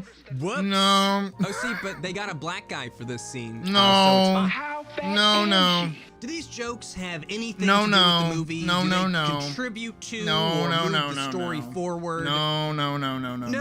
They often don't even involve the main characters. They're just... They're just in there. I'm Vanetta, your jungle bunny. Would you like some watermelon? Rabbit Test is not well written, well acted, no, it's not shot very well, nothing No. about the movie No. And yet, I still laughed. Tell me you like eat shit or something. You dropped this on... I know. It's me and you but guys. You have to understand, I was 6 movies in at this point, suffering through depressing Christmas Prairie movies. He's so making a good seeing point. Shockingly offensive impreg comedy from the 70s was an oddly welcome change of pace. And while I didn't find myself laughing along with Rabbit Test, I did laugh at it, if that makes sense. Just when you think it can't get any more pointlessly offensive, it does. It's like a caricature in a way. Why are they in It diapers could be shown holding in a classroom basketballs? to I don't wanna demonstrate know. how to make something that's not only terrible, but shameful as well. But if you really just can't stomach seeing dated, offensive humor like that, I would not recommend Rabbit Test to you. In fact, I wouldn't recommend it to anybody unless the only other movies at your disposal are Depressing, Baby, Dead Prairie Baby, yeah. Christmas, and Coal Mine Miracle. I can quit eating so much. Well, I just realized that I have yet to even touch on just how Lionel becomes pregnant. Have you even questioned it up to this point? No, or did actually. you just accept that he just randomly became pregnant? No, I Not that I accept would that, blame you. Now, your first guess might be that science had a hand in this pregnancy, or perhaps the love of another man and God? some Was it wish God? upon a star tomfoolery, but nope. No, we don't trust educated people. Really? Lionel goes on a date with some lady whose name I don't remember and ends up going to her home to have dinner with her family. Well, I hope to be somebody really worthwhile someday, like, work with the handicapped or install mufflers. The field's wide open for women, you know. Well, it turns out that her mother's a fortune teller, her grandmother is a witch, her dad is a pirate, I think, and dinner is hamsters and hairspray. Oh. I didn't pick up on this when I watched it initially, but it's actually supposed to be a family of gypsies, which would fall in line with some of the film's other insensitivities. I just thought they were witches, though. At one point, Grandma spits into a cup and Lionel drinks it because, I don't know, gross. It's been very nice meeting all of you. Go now! What have I done? Your school! What's wrong? You're pregnant! I'm what? You're pregnant! So who do we blame for this? What? Who do we blame for the blackface? The internet wants to know. Well, it's Joan Rivers. She co-wrote it, she directed it. It's gotta be Joan. Hot Colin coming through! Hot Colin coming through! Hot... Oh, please don't say anything. You just wear a bag. What the hell? The late comedian makes only one appearance in the film, but she was still Rabbit Test's main selling point. She even appears in the poster as the director person. What? Ha ha ha. Rabbit Test is not a funny movie. It really isn't. It's jammed from wall to wall with eccentric characters and throwaway one-liners and would-be funny signs, but it's just not funny. And I know it's not, because I would have laughed if it had been. Ms. Rivers has turned to directing without paying much heed to whether a whole movie constructed from one-liners is worth even the sum of its parts. In her case, it's not, and the one-liners weren't all that sparkling to begin with. Ostensibly, this film, sure retroactively canceled, we can do that, is a comedy, but it's really a mystery. The mystery being how a lady as witty and talented as Ms. Rivers could come up with something so crass and unfunny. The absolute dogshit worst movie I've ever seen in my entire fucking life. I still can't believe how abysmal it was. No disrespect to Joan Rivers, who I like a lot, but how in the fuck could anyone with even a modicum of talent produce such a catastrophe of crass and inane squee? I am absolutely, totally, and completely obsessed with Impreg. Impreg is one of the best things in this world, so naturally I've wanted to see this for a very long time. I loved every moment of it, except Billy Barty in blackface. WTF? You have not only made my Christmas, you have made my entire life. I can die happy. 15 likes. Despite being a critical failure and quickly being replaced in film history by much better movies, Rabbit Test was still a box office hit, grossing over $12 million in its first 4 months of release. It was also later featured on obscure internet series Mystery Tapes as part of a 2020 Christmas special.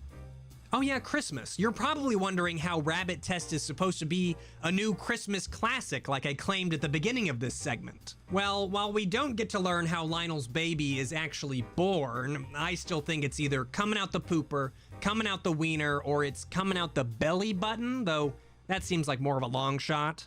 We do learn in the closing scene that he performs the virgin birth on Christmas Eve, laying on a bale of hay.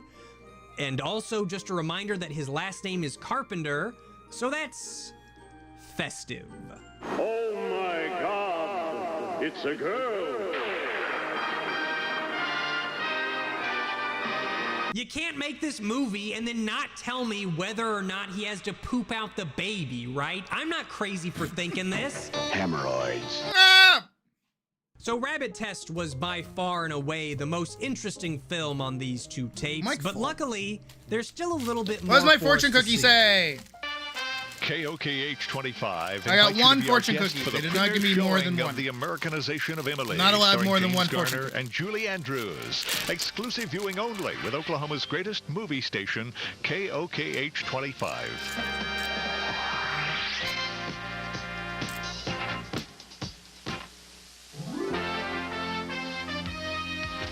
What? My fortune cookie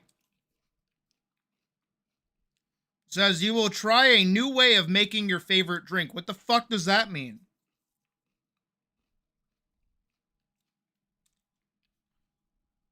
Where's my sage wisdom? Ah, yeah, throw like a banana in your fucking Shirley Temple, you fucking loser.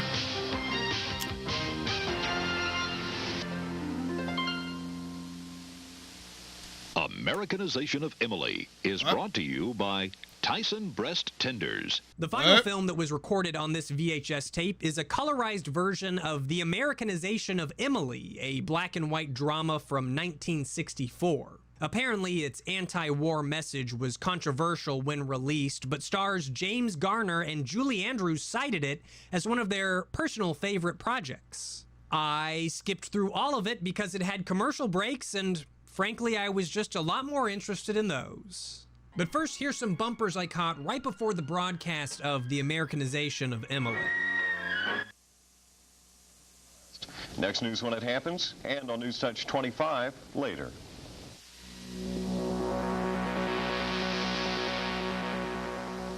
Damn, they were just doing whatever. This is a Tyson chicken. Generations of fine breeding have made this chicken one of the most succulent available. Oh my God, did you see that chicken cry? They barely even touched it, and it's like Niagara Falls over here. What is that, a water chicken? In this form, however, it makes a very awkward hors d'oeuvre. These are Tyson breast tenders, whole strips of juicy breast meat cut from the same delicious Tyson chicken. I'll never get over how weird food looks in these old commercials. Yeah, they're fake. sad. They're fake. Yeah. Maybe it's because the food staging was more accurate back then. No, they're fake. But nowadays, every single food item on TV looks delicious, and I know that that's not true. Because it's fake. They got better at making fake food. I've never seen 10,000 tapes in one store. There's so much kid stuff. And I can keep them for 3 evenings. Now this is a video store. Ordinary video stores don't even come close to Blockbuster Video. You've just got to see it to know what we mean. Okay, you can tell that this tape is kind of on its last legs here, but even so, Blockbuster ads are just cool. I have no further comment, except that now I feel old and sad. Yeah. Wow.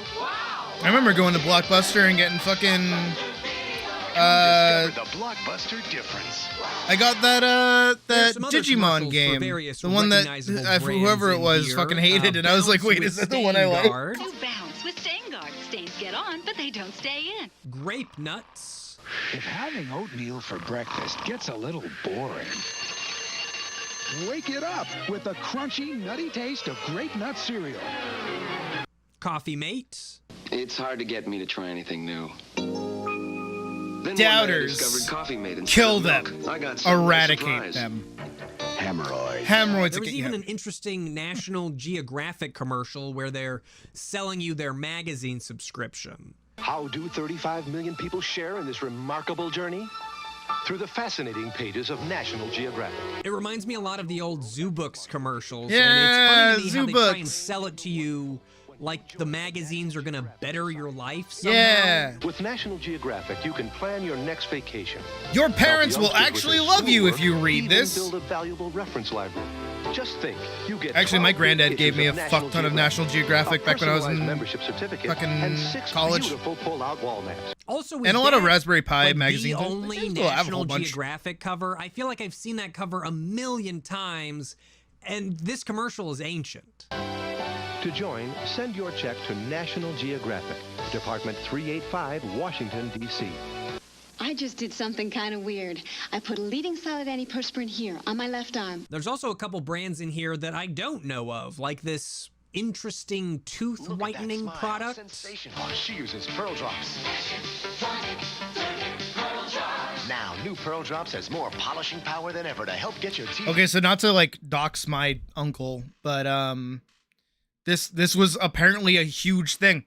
My uncle had like really, really yellow teeth. And people would used to bully him for it and call him piss teeth. Really funny. But yeah, no, back in the day, it was like a big thing to get your teeth whitened, I guess. Whiter. Seems a little scary, but I also got a kick out of this waterbed salesman. United Furniture and Waterbed Outlet in the outlet malls of America on I-35 and more, and on the Northwest Highway, has one of the largest selections of waterbeds in Oklahoma. God, I swear that's the same guy who sells me every waterbed I've ever seen in my life. Or this oak bookcase waterbed for $249. Or this complete waterbed with headboard, just $139. My grandmother had a waterbed. Other dealers claim to have the lowest prices, Claim? but our customers tell us we beat them every day. Come see why at United Furniture and Waterbed Outlet. But by now, the tape is really breaking down. No amount of tracking adjustments or time-based correcting seem to help, and these commercials are getting pretty messed up. I just got some brand news. That's a brand new what, Lou? No, not brand new. Brand news. It's a cereal. What's its Oh name? my God. That is its name. What's its name? Brand news. It's a brand cereal that stays extra crunchy in milk. And not long after the tape starts really jumping around, it comes to a close. And now, well, now there's nothing to watch. That's going to do it for this holiday edition of Mystery Tapes. Thank you so much for watching. You're I welcome. hope you enjoyed it. I've already secured even more VHSs for future Mystery Tapes episodes, so if you're a Messed up fan of during this a format, be sure thunderstorm? to stick around, because there will be more. For now, though, Merry Christmas, So, Happy... like,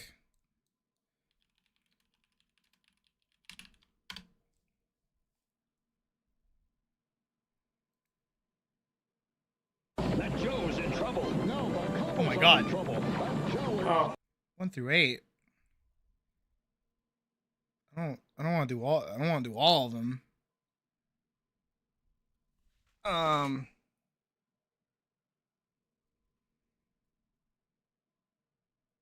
Here, we'll just do this one. We'll just do this one. Oh god, that's when you could really tell what year this came out. Holy shit. Be right back. You know what this is. What is AKA Shaq. Well, anything with Shaq's name on it has to be of quality. The Carnival 30-minute tour. Go big at JCPenney. For the age of beer, I got my mojo going strong. Ooh. Oh my god. It's the award-winning We're starting strong with this shit. Programmable LED display on the bottle. Nah, I guess you need some vodka after watching his movies, as well as some choice words written in lights. What will your Medea bottle say? Okay, so what do we have this time? Oh my god. This is your target. Introducing Shaq Fu. Oh, Shaq Fu! The palate cleanser after watching Kazam. Lethal weapons! Enforcer of justice! Register! What's even up with this guy? It's like he's so ashamed to be advertising this product, his body is rejecting the idea. Okay, alright. I think just because of how rapid fire that shit is, we're gonna go back to this one. Back when he was a little slower. Oh. Hello, I'm the Nostalgia Critic. I remember it's a home. Well, ever since last week, in the comments made by the director of My Pet Monster, I've been doing a little thinking. Asking myself some questions. Like, what the fuck am I doing with my life? Is this really where I want to be? This pathetic loser? So I do what I always do when I get really depressed. I watch old nostalgic TV. Oh my god. Ah, Sergeant Slaughter, you represent a simpler time, when your last name could also represent illegal war crimes, or when your biggest problem was not collecting the latest action set. Fight the good fight, Sergeant Slaughter. The before 4 times. Oh shit. Oh, Teenage Mutant Ninja Turtle pies. I remember when the lime fresh from the sewer actually sounded appetizing. Why do they look like that? God, is this the only thing to bring me pleasure? Just pure pathetic nostalgia? Yeah, a little bit. I'm a wreck. Aw, there, critic. It's not so bad. Man, this was Get out of here! This was fine. I'm a dinosaur. I'm a dinosaur.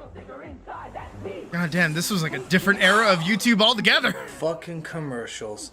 What is it about them that draws me to them? They're so conniving and yet so inviting. It's like they're in their own little world, a world that wants to be nice to you but scam you at the exact same time. Yeah, they don't do Something that about anymore. them They just outright strangely scam gives you. me comfort. I could actually watch these ads all day. Actually, it's not a bad idea. Maybe I need to take a break from nostalgic movies and nostalgic TV shows and take a look at the stuff in between. I mean, I loved commercials growing up. They got me excited for all the things I'd pester my parents over until their ears gushed with blood. Yeah, Every time you watched pretty them, accurate. you felt like you were making a deal with them.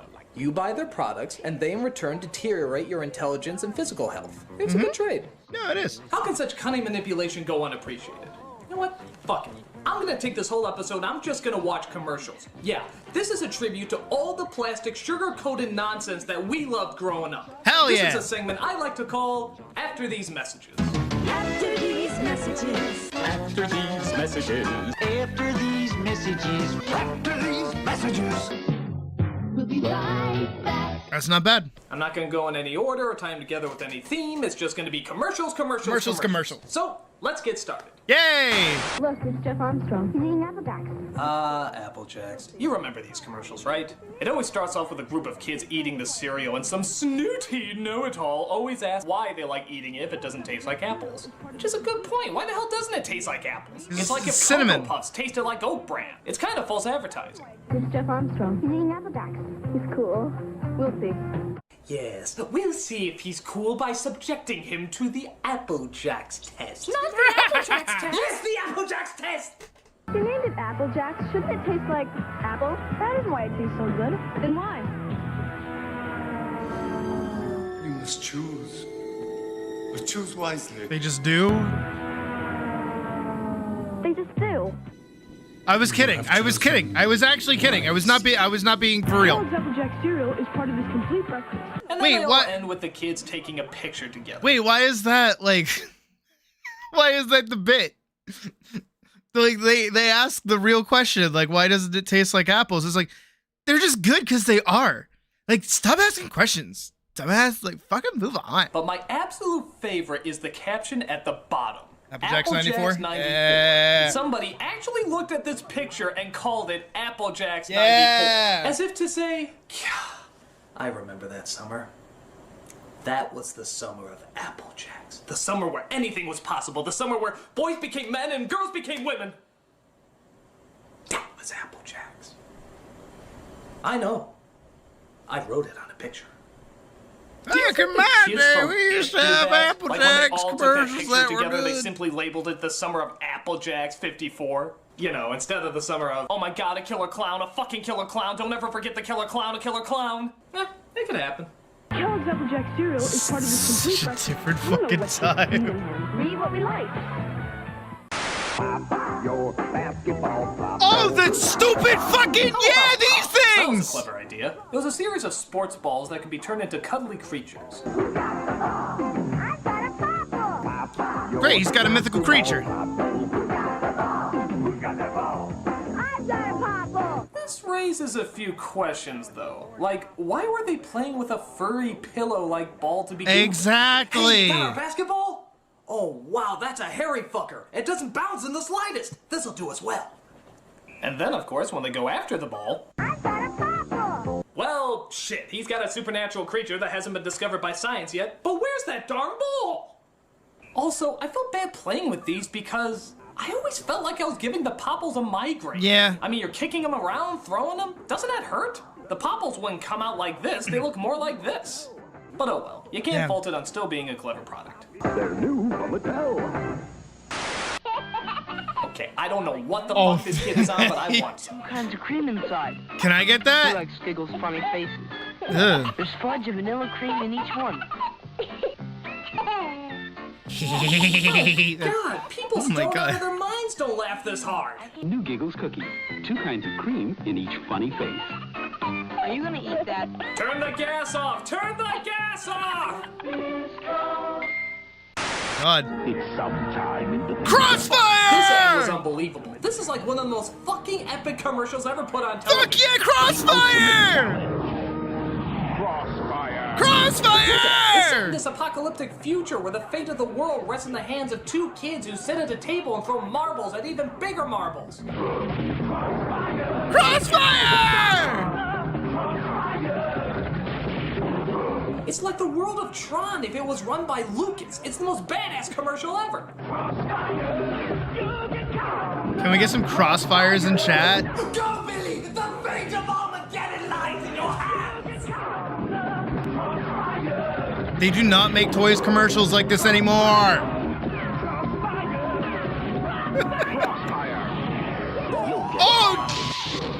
Oh my god, they don't make editing Santa like that. has a very special Christmas message he wants everyone to hear. I don't think they do these anymore, but a long, long time ago, they used to have hotlines for everything. Call 1-900-909-4300. $2 first minute, 45 cents additional. Look at that. Just $2 for the first minute and only 45 cents every additional minute. It's pretty fucking costly for the 1980s.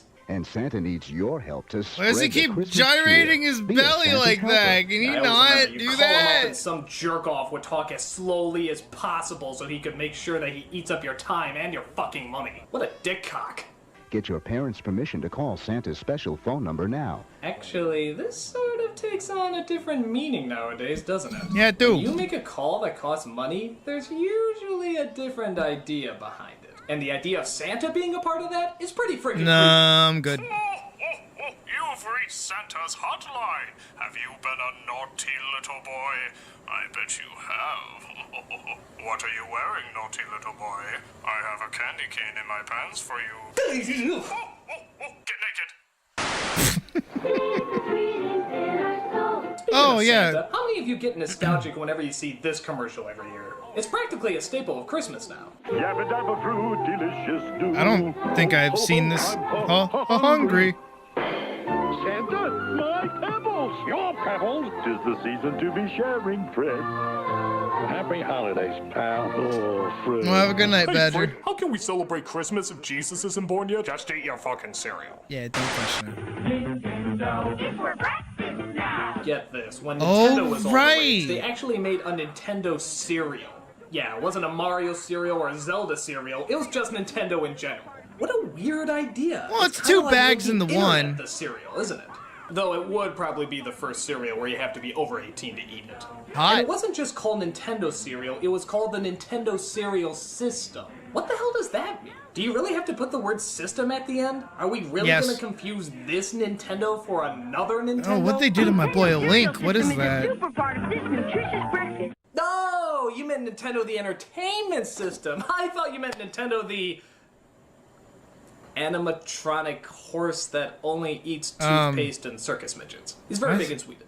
What? It was kind of cool because it was technically two Different cereals in times, one. That different means there were times. 2 bags in each box. But I remember it was kind of a pain. Once you open the bag, you can't really close it. So if you open both of them and poured it out, you'll get double the cereal all over the place. No, it's when you why take the them out lasts of the so long, because half of it was on the floor instead You of the bowl. take them out of the Well, if it fucking had box, Nintendo you on it, dumb you know dumb. we were gonna love it anyway. Two cereals at once. Why are you trying to be stupid like that? You take it out of the thing. Take over Captain Grayskull. Just like today, fast food joints handed out toys with their kids' meals. And sometimes you get a cup like these He-Man ones here at Burger King. They always Oh, told wow. epic stories, or at least as Oh, much is this as the one where they could sword get fight with the cups? cup. But here's my favorite part of this commercial. The kids get the cups, and what do? Use them as swords. Yeah! Man, those must be some pretty ghetto kids. I mean, was a stick really too expensive to use as a sword? Look at his so you have fucking to like use these? McDonald's Were these your like birthday suspenders. gifts right after they took you to your party at the dollar store? Hardcore, kids. Really hardcore. No, I hate Burger King. Burger King's nasty. There's work to do. Let's move. Oh, this I don't know why kid! these kids This is my probably brother. tracks This me is up. this is my middle brother. Oh, Listen to Mike! him. He's taking fun time just a little too freaking seriously. Go! Calm down, kid. You're building sandcastles and Lincoln logs. You're not a contracted construction worker. Why are these kids even hanging out with him? All he's doing is yelling at them all day. He's like a junior Sam Kinison. I do. Yeah! Bake! Come on, guys. There's work to do. Let's move. I have to support a wife and kids working with you bozos, so let's get it right! No, Burger King's nasty. Every single burger from there tastes the exact same fucking same. They're fucking nasty. Their fries are gross. I think it's so weird how many people like Burger King. Oh shit. Hell The yeah. Insecticons! These Why were were the they? coolest toys out there. Even if they did take an hour to figure out how the fuck they worked. That was They were half the still awesome, toy. and we loved every minute of them. The coolest That's one the of these fun commercials bit. was the Insecticons, the robots that looked like insects. Why? Because goddammit, I like to think Tom Hanks influenced something in the movie big.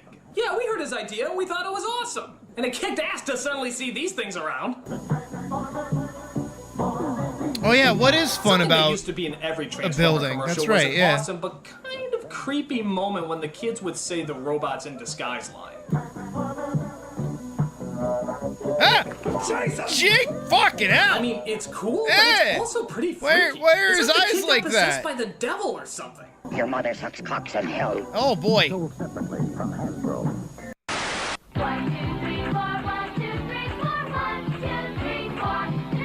Yeah, can't go wrong with this game. And the song, it turns out, was pretty catchy too. If you haven't played this game, then you have no childhood. This game was entertaining I hate then, it. and it's still entertaining now. I If hated you're it. I waiting hate for that the game. dentist And they have in the little toy basket. But it still counts! I hate it. Kind of a lame joke that I was not a board game child. I was a video game child because my mom had a bunch of video games. For everyone. Relax. Fortissimo. For winning. Who, for fucking who? Yeah, For those what? were good, but let's see how far we can really push it. For real. For everyone. Relax. Oh, score. 4 candles. Forever. What else can you say but solid game with a solid ad? Connect 4 from Milton Bradley. Damn, this shit's like a... Tia. Ah, my grandmother had The most these. boring thing in the entire friggin' world. Yeah, he's not I wrong. was fascinated by kids who had Chia Pet. You know how they say something is so boring that they'd rather watch grass grow? Well, now they made a toy out. they did they make made a the- toy yeah, out of yeah. watching grass grow. That's how boring. I only ever saw those things at And just fucking look at this Kmart. incredible selection they have. Chia teddy bears, puppies, kittens, rams, bulls. There's even a chia tree. Tree? They actually put a tree in there? It's already a fucking tree. It does nothing. Even a chia tree. It is a tree. Chia Pet, the pottery that grows. If you liked it, good for you, but don't be surprised if you have a sudden fascination with chia paint drying. And for the love of God, don't invite your friends over to watch it. You will be pitied. Chia. Bullshit. This is the Micro Machine Man presenting. This guy is awesome. He started off as the FedEx easy. Man and moved on to a toy called Micro Machine, which sadly I don't think exists anymore. Cruiser, mini Micro Machine vehicles, planes, and posts to the I had a friend who had like a fuck ton of these. The gas station, the construction office, work, the real working drawbridge, highway, passenger weapon, garage doors. This guy's an advertiser's dream come true. He gets out all the information you need in seconds, literally seconds. The dramatically detailed, terrifically trimmed replica of the real thing that holds 25 Micro Machines with fabulous, fantastic features, 2 totally terrific elevators, real working hoist, runway, and 2 cargo arms. Every time he came on TV, you felt like you were doing Holy alliteration, Batman! Everything just seemed so fast, and everything else moved in slow-mo after he was done. And these playsets fit together to form a perfectly precise Micro Machine world. Billy, it's mother. Come to dinner. The Micro Machine Man here, aircraft carrier there. You can't have that, but you can have this. Thank God this guy doesn't do audiobooks. To be or not to be, there's the question. Whether 'tis nobler in the mind to suffer the slings and arrows of outrageous fortune, or to take arms against a sea of troubles and by opposing in them, to die, to sleep, no more, and by his sleep to say we end the heartache and the thousand natural shock. That flesh is hair too. I like how he looped his own footage. To sleep, perchance to dream. Aye, there's the rub. For in that sleep of death, what dreams may come. When we... Oh, yeah. The toys were awesome, time. and this guy was awesome. Let's hope they both make a comeback sometime soon. He might be dead. Say Micro Machines, it's not the real thing. Speaking of awesome, why the hell is there no more Ecto Cooler in the world? This was like the coolest drink ever. And by God, it was the only good thing that Snot Bubble Slimer ever produced. I see Ecto Cooler. Slimer's new food. So speaking of which, what are we supposed to assume that stuff is? We're not gonna... I mean, did the best thing to come out of Slimer literally come out of Slimer? Let's not make that joke. Oh my God, we could be drinking Slimer splooge! All You right. already saw it looks like a giant sperm. It's like the sperm of a sperm, or a... Ugh, I don't want to think about it. Screw it. Whatever it was incredible. And it lasted a real long time, but old at some 3D point, animation they used to be discontinued. something else, And huh? my God, were we pissed off. I keep hearing they're gonna make a new Ghostbusters movie sometime soon, and I'm telling you right now, my if God, they do this not is such do a different crossover with age. Ghostbusters 3 and bring Ecto Cooler back. This is the before 4 times of the Ghostbusters remake.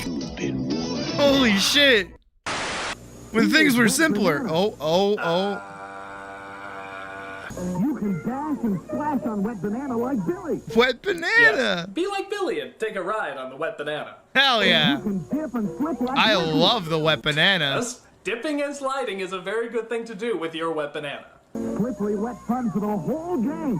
A very special kind of gang, but yes, slippery wet fun is guaranteed. Could that be Mom on Wet Banana? Mom! It is. Mom! Get off my Wet Banana! What did Dad say? Regular Wet Banana 25 feet long, and the new Wet Banana Super Slide 30 feet long. Holy shit. My, that's a fucking big banana. Eat those differently. From Cokie. Caution, may hurt some women. Oh, this fucking kid! Fraggle Rock. I love Fraggle Rock. Fraggle Rock. Why'd you turn it off? Chris, why don't you read something? But the Fraggles are really fun. It's the TV that actually encourages you to read. That's something you don't see very often. I'm so confident you won't stop watching me that I'm just giving you books. Ha ha ha ha ha ha. You can't read your addiction of me. I won't die until the internet's invented. I got 10 more years, suckers. Ha ha ha ha ha ha ha. Don't worry, you'll be revived by God, Book Talk. not one of these. Quit while you're ahead commercial. You might be able to Oh, sell no. it if you stop now. Help you with your training pants, you make me so proud. Oh, God.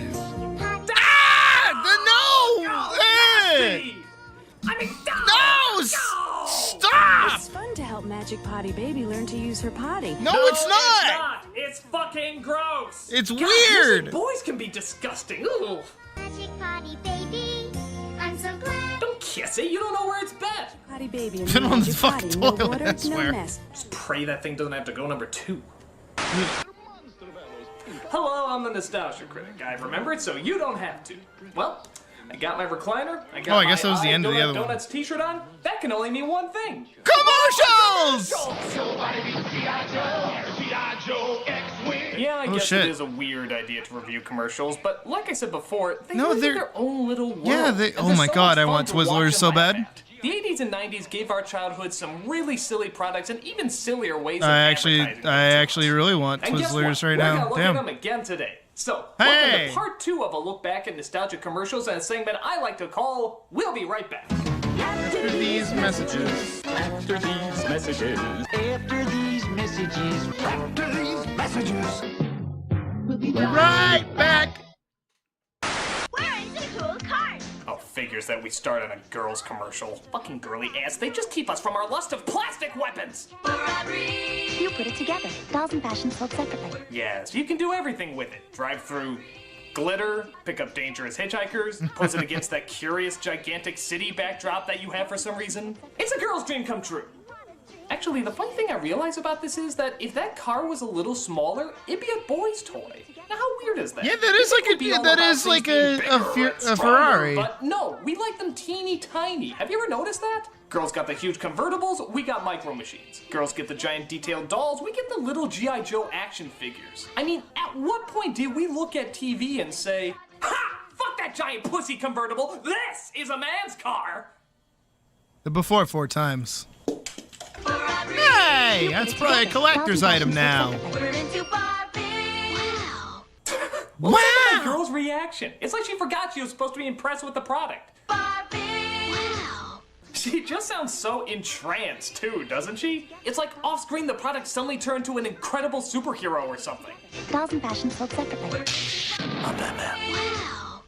What else can you say, bud? Barbie. We're into Barbie. Wow. Hey! Oh. Call She-Ra and me at 1-900. Oh, great. Another 900 number. Again, as if these didn't already have a sexual slant by today's standards, you honestly have to put He-Man in your ads now? Look at Now you're him. just turning the sexual undertones into sexual overtones.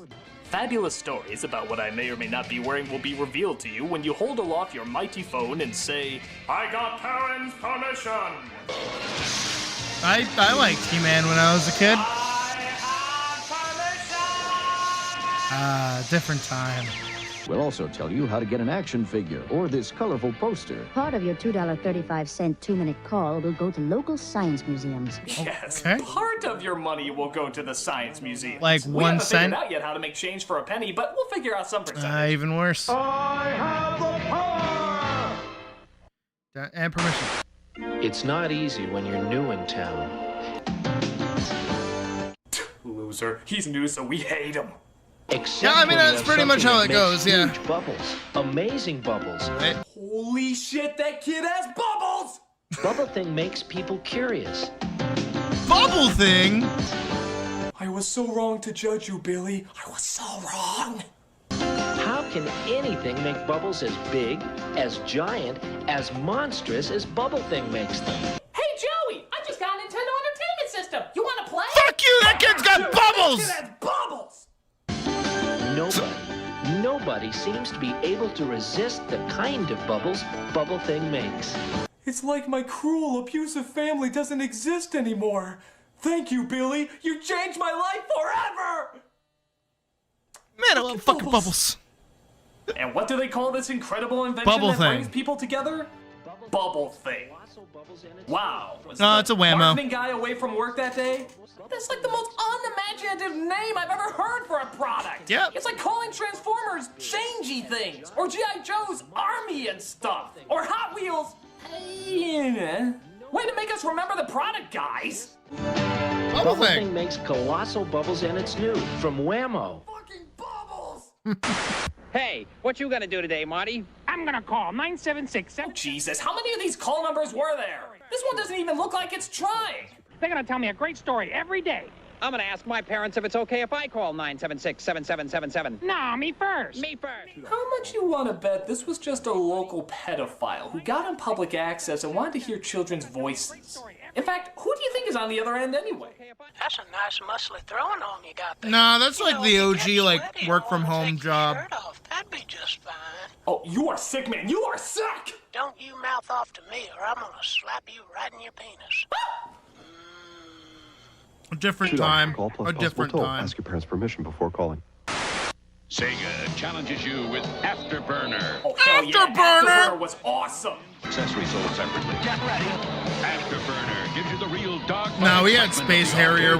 Space Harrier was cooler. The thing cooler. about this commercial is the fantasies this kid has. I mean, they're a little confused, aren't they? Wow, I'm playing a video game that makes me think I'm in a cockpit.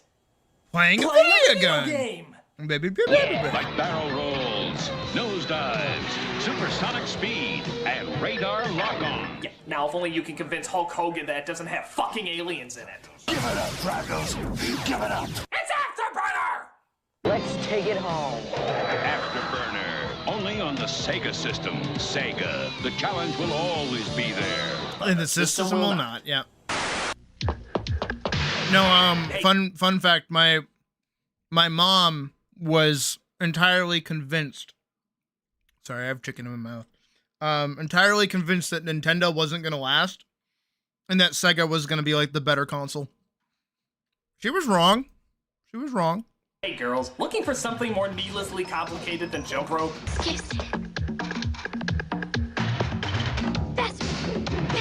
Are you that little bitch that always needs to show off to make yourself feel loved? The kind whose mother will threaten the coach's family if you don't get a perfect score? This unnecessary addition to overachieving physical perfection is for you!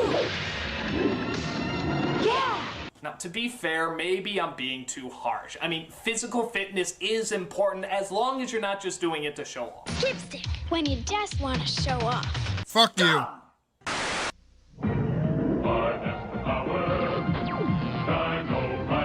Holy shit. God, how did this toy never catch on? Listen to this. These were spacemen who take over the minds of dinosaurs and use them as weapons in their intergalactic war. How fucking... That's the coolest idea ever! Probably didn't have a cartoon.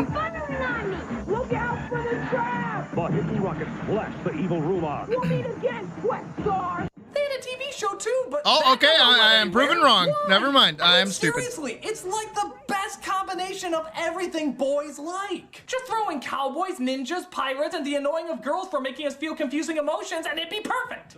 Maybe a knight in there too, maybe, just like one. Hidden rocket shoot the brain box off. He's free, he's free! Oh well, all I gotta say is as long as Jeff Goldblum has nothing to do with them, these dinosaurs are awesome. Tyrannosaurus Rex with figures, battle gear, and motorized walking action. That's famous, dude.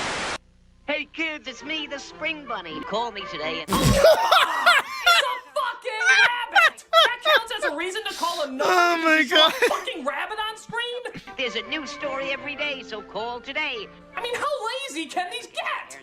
Hello, kids. I'm a table. Oh, so that's Would you like to Kimba. hear an exciting table I'm adventure? so certain that's 'Cause, you fucking know, B-roll tables from go on a lot of Kimba. fucking adventures. So, if you'd like to hear about The white lion that got into like hot table, water with dial Lion this King number. because of Simba. Table away! We can't wait to share our warm weather fun and discoveries with you. Remember, get your parents' permission before you dial. Preferably while they're asleep. Hey, Fred, it's the same old shtick again. Got Rockstone! Barney! Okay, I'm sorry, I gotta address something with these commercials. Here you got Barney, who's going to these extreme lengths to get Fred cereal. Why doesn't he just go to the fucking store? No. I mean, my God. Huh? It's incredible the lengths he'll go to. I mean, his face is on the fucking box! You'd think he'd be able to get a few free ones every once in a while. Barney! And for that matter, why does Fred keep feeding into his habit? Why doesn't he just crack and tell him what he really Oh, is that one of those straw things? Did you guys ever get those? Okay, Bonnie. No, do you guys remember the fucking like cereal straws? Remember those? I like those. I like those a lot. Before I chase you around in some comedic routine, I just want to ask you to do one thing. Look at yourself. Also, Fruity Pebbles or Cocoa Pebbles? Which one?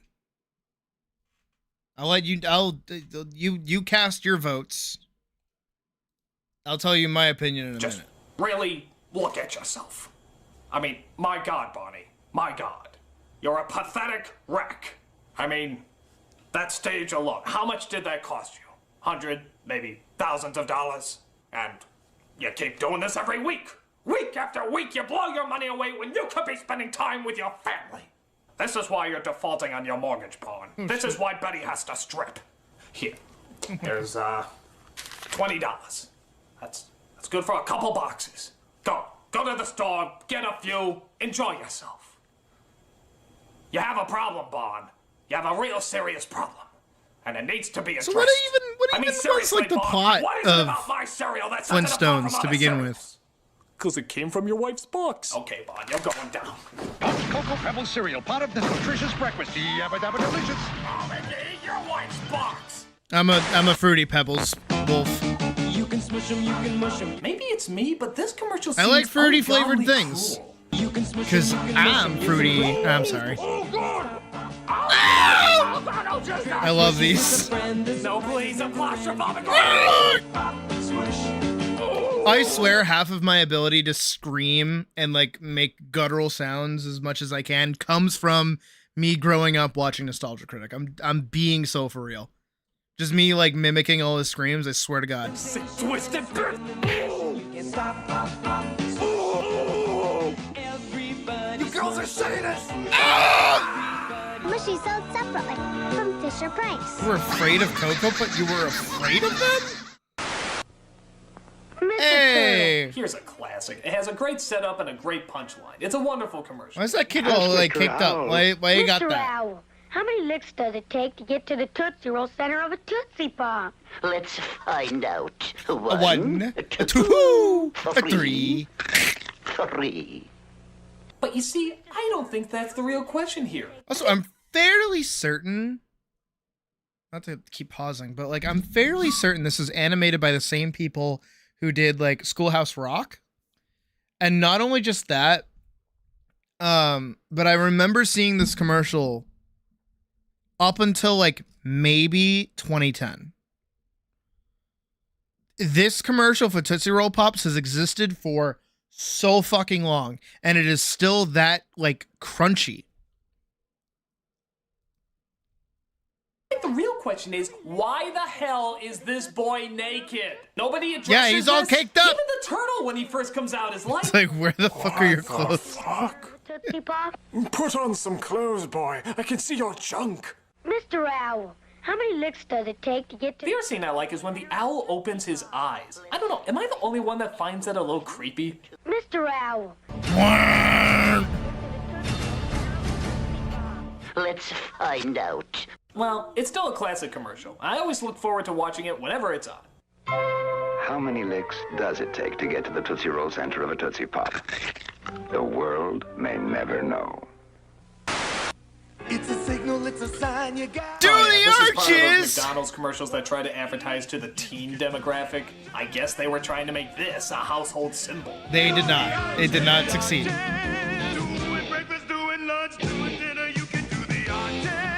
Yes, this not only shows that you can do 1/4 of the YMCA song, but also prove that your mother drank while she was pregnant with you. Jesus Christ.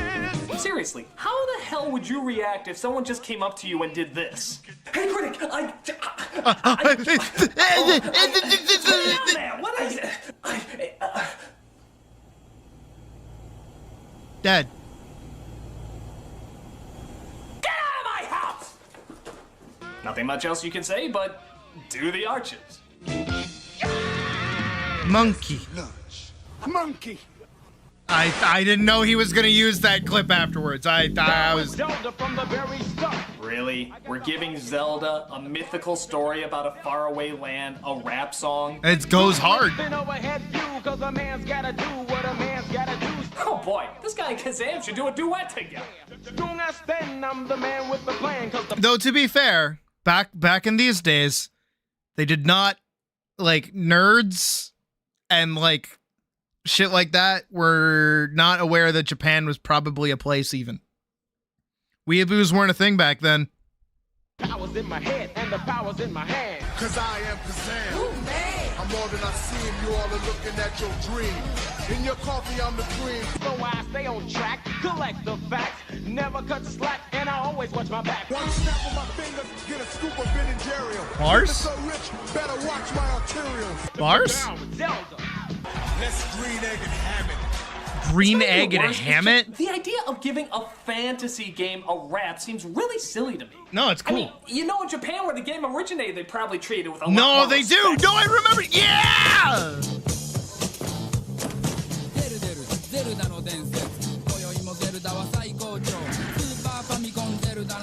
Nah, that one goes nuts.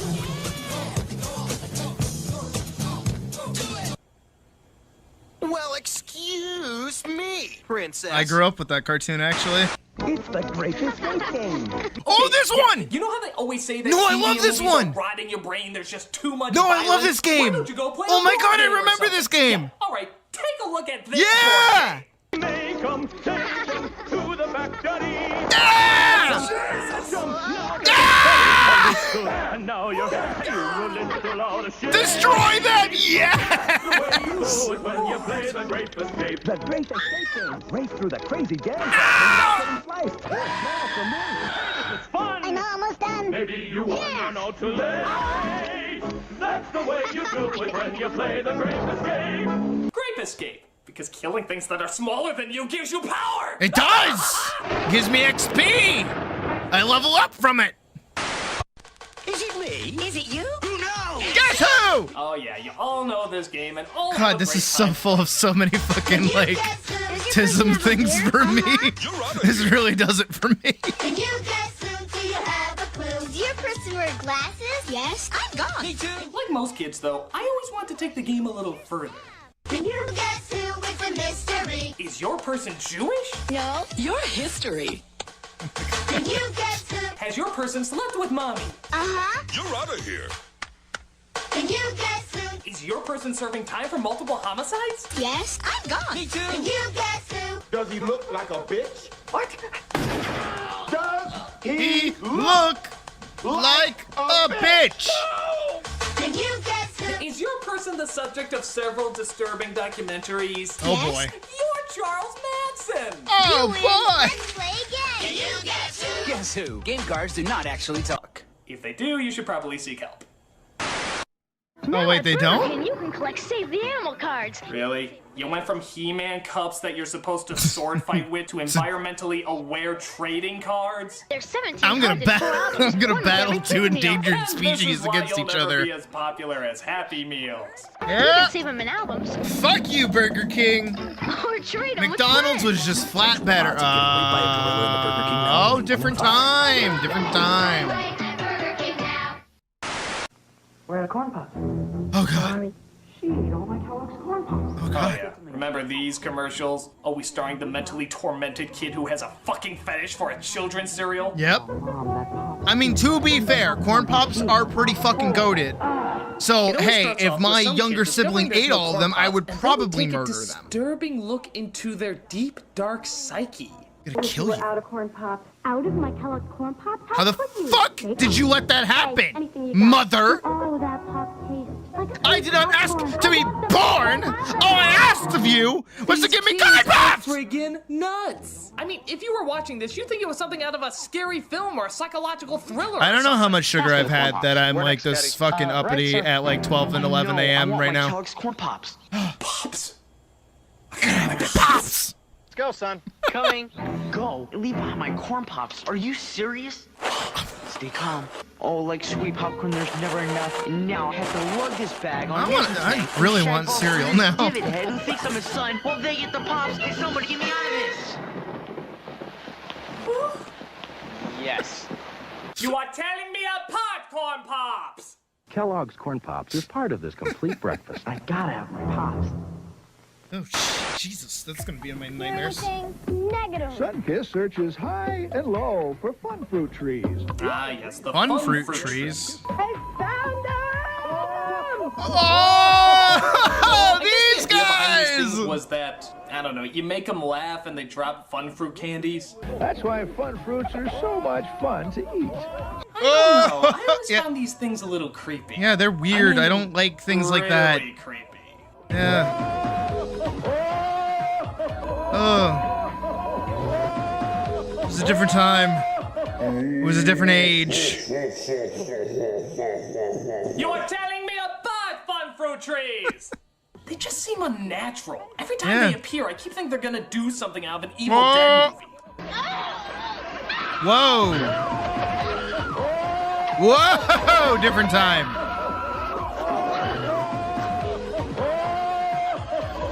Different time! Fucking yeah. Sun-kissed fun fruits. Every chewy one is real fruity fun. Are those even still around? Oh my god. Oh boy. Better enjoy this movie while you can, folks, because Oh, you Brer will Rabbit. never see it in theaters again. Nope. Because he's the one and only Brer Rabbit. That was a Back again very on the big racist screen film. in Walt Disney's happiest classic, Song of the South. Did we mention that even though we're just showing the animated scenes, they're only about as long as this commercial? Yep. That's right, the rest is live action and dealing Yep. with incredibly slow-moving racial relations. Yep. Doesn't that sound like fun, kids? Nope. My mom liked the ride though. Song of the South. Oh, gee, oh boy. The Wait, different. This Academy Award-winning movie Disney will soon be ashamed of. It may or may not be racially insensitive. Honestly, it's sort of hard to tell, but Disney's not going to take that chance anyway. See the film that millions of people around the world are calling Okay. Mom, your grandma. Twin. Yeah, they just arrived. Introducing Cabbage Patch Kids Twins. Doesn't happen very often. All right, this is an ad for Cabbage Patch Kids Twins. Emma Blue is the chubby one. That's Diana Marie. How is my Diana Marie? That's Emma Lou. Oh yeah, all the fucking white Yeah, woman it's innocent names. enough, but look at how this ad Tammy begins. Lynn. Mom, All that your shit. grandma. Twin. Yeah, they just arrived. Now, what if, for the sake of argument, she didn't know that was a joke? If your husband called up and said that your daughter is pregnant, would you react so pleasantly? No. Mom, your grandma. Twin. Yeah, they just arrived. What? What?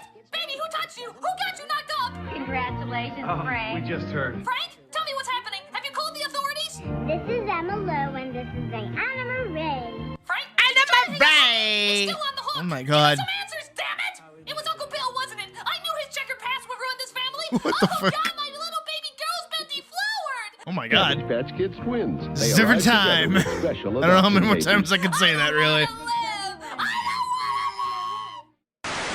I got a wazoo, I'm gonna snuggle. Oh. Hippopotamus. Remember the Wuzzles? These toys were so popular they got their own Disney TV show. Oh. You can blame them, it's a pretty clever idea. These were toys that combine two kinds of animals, like half hippo and half rabbit. Nothing really wrong with these except for one lyric that drives me nuts. Hit me with I it. got a wazoo, I'm gonna snuggle. Hippopotamus. Cuddly as can be, cause she's part hippo and part bunny. Alright, that was okay. Oh I yeah. got a wazoo, I'm gonna snuggle. Name's Bumbleye. Cute as he can be, cause he's part lion and part bumblebee. Yeah, that was good. Kid nailed that. I'm gonna snuggle. Name's Oliver. Funny, yes, sirree, cause he's part elephant, part kangaroo. Oh, Roo! Cheater! Cheater, cheater, cheater! Really? They couldn't come up with something to rhyme with roo? That's gotta be one of the easiest words to rhyme. I got a wuzzle, I'm gonna snuggle, so much he can do. See? How is that hard? It's incredibly easy. Or how about, I got a wuzzle, I'm gonna snuggle. We don't care about rhyming. Buy our shit. Oh well, it's still a clever idea either way. Wuzzles come with their own storybook sold separately from Hasbro Softies. There's a lot of books involved in this. For today will be. This boy is fucking nuts. Not thunderstorm, not hailstorm, not desert storm, nor barrel storm. What the hell is this kid? It's like he's in the lair of a Batman villain. The rapid-firing semi-automatic. Man, I want to find where the fuck they filmed all those Nerf commercials, man. They were so fucking cool. No waiting.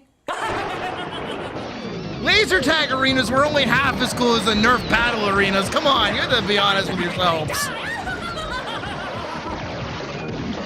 And that's what I call service. Nerf will leave none alive. Hey, if you don't have the Nerf barrel storm, you're just a target. Oh my god! Jesus Christ, kid! I thought this was just a game! Don't you get it? Nerf or nothing. And by nothing we mean die! It's Nerf or nothing. All right. Oh, shit. aliens, now we're talking. It's the alien flying queen. Oh my god. Oh my god. Gorillas. Oh my god. Jesus Christ. Wait. The Ultimate Space Marine is named ATAX? It sounds like discount tampons you get at the dollar store. He's not wrong. ATAX, disguised in his big bad bug suit. He sneaks in. Oh, really? An alien disguise suit. Why didn't they think of that before? I mean... All right, Marines, here's the plan. We are going to dress up in alien costumes, get a bunch of garbage bags. Yeah, everything full of after biggest dildos, Alien and we are going to sneak into the aliens' gets nests. kind of They dumb. don't have any eyes, so they'll never be able to spot us. Any questions? Yes, Hudson. How do I get out of this chicken shit outfit? Shut up! Send in Hicks and the heavily armored evac fighter. Send in the Marines. Blast them. Yeah. And bottle them. It is not and that bottling. easy. Yes, of course. Alien costumes and bottling. This is the future of our military, folks. If this is how it's gonna look, I think Hudson said it best. Game over, man. It's game over. Game over. Bye bug. Each sold separately. Aliens. You've got your sunrise. Oh. You caught a prize. You're making your Johnson. Yeah. What? You caught a prize. You're making your Johnson. What? Party nights, summer whites. Your friends, and your Johnson. Yeah. Johnson? Saturday nights, distant lights. Your girl and your Johnson. Whoa, hey, keep it clean! Disturbing commercials. Get any creepier than that? Rooster tails, water trails. Your kids and your Johnson. I'm gonna slap you right in your penis. Shut up! You and your Johnson, a way of life for over 50 years. And then your wife found out what you were doing with your Johnson, and, well, let's just say you and your Johnson won't be hanging out with any kids anymore. Commercials like this do make you wonder, though. Are they aware what's going on? I don't know. I almost think they No, they planned this so do. that No, people they will do. talk about their Oh my god, product. it's Wonder Boner Like, next. they It has to meant be. for it to have a double meeting. No, it has to be I don't Wonder know. Maybe Boner. I'm sounding like a conspiracy nut. I mean, can you think of any other commercial that can be taken the wrong Wonder way so Boner! easily? Wonder Boner! Wait till you see what I've got. Wonder Boner! It's the Wonder Boner. Wonder Boner! The Wonder Boner? Oh, you laugh now. Just watch. You just assemble the Wonder Boner stainless steel rods like this, take the fish, and... Wonder Boner. The Wonder Boner. My wife would like Introducing that. the Wonder Boner, the amazing new fishing tool that makes deboning fish a breeze. Okay, you have to know what you're talking about. Nobody's that naive. Yeah. You're trying to play all innocent when you know that everyone's going to be snickering at your commercial and thus remembering your product better. I mean, God. I might believe that wasn't intentional if they don't drop any more innuendos. The Wonder Boner. My wife would like that. You know! You totally know what you're talking about, and you should be ashamed of yourself. I love the Wonder Boner. I think the Wonder Boner is a winner. Stop saying that! Wonder Boner. I don't care if your wife would like one of those, just keep your fucking Wonder Boner to yourself! The Wonder Boner comes with a polyethylene storage I case love the that Wonder doubles as Boner. a base and a cutting board. I mean, seriously, you can't even say that word without having somebody crack up. Yeah. Wonder Boner. I like that it's at a panel. That's pretty great. There's a Hatsune Miku back there. There's an Inuyasha and a Kakome. Pretty sure there's probably a Brony in there somewhere. So, Dave, when did you get the Wonder Boner? It's funny you should ask. No, get to something else! Wonder Boner now. Wonder Boner. All right, kids, the fucking Wonder Boner is where I draw the line. This was my look at commercials part 2. I hope you had a lot of fun. Thanks for joining me, and I hope that you, your Johnson, and your Wonder Boner have a fantastic evening. I'm the Nostalgia Critic, and...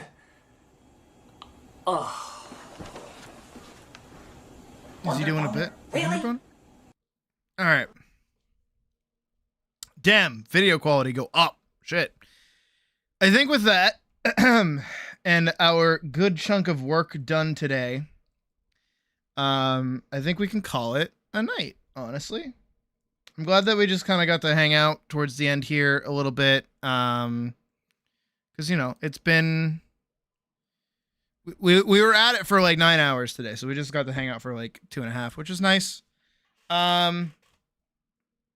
Yeah, no, tomorrow is going to definitely be more animation. We have more work to get done. It was nice to take a break, and I'm probably going to play 14 after this for a little bit. Yeah, no, I don't really have too much to say because today was just like productive. You know what I mean? So I don't like today was just good. Like, yeah. So tomorrow more work, more animation, more junk to get done. Hell yeah, we'll work on some portraits. We'll start putting together the actual film. And we should be good to go. So I hope you guys have a good rest of your night. Thank you for watching as always. And I'll see you back here tomorrow at regular time, 4:45 p.m. Eastern Standard Time. No 12 p.m. start tomorrow. I'm going to take it easy. So have a good night. I'll see you then. Bye. Get out of here. KCD ending screen. Get out. Also, I forgot. Woo! My bad. I forgot to. Bye.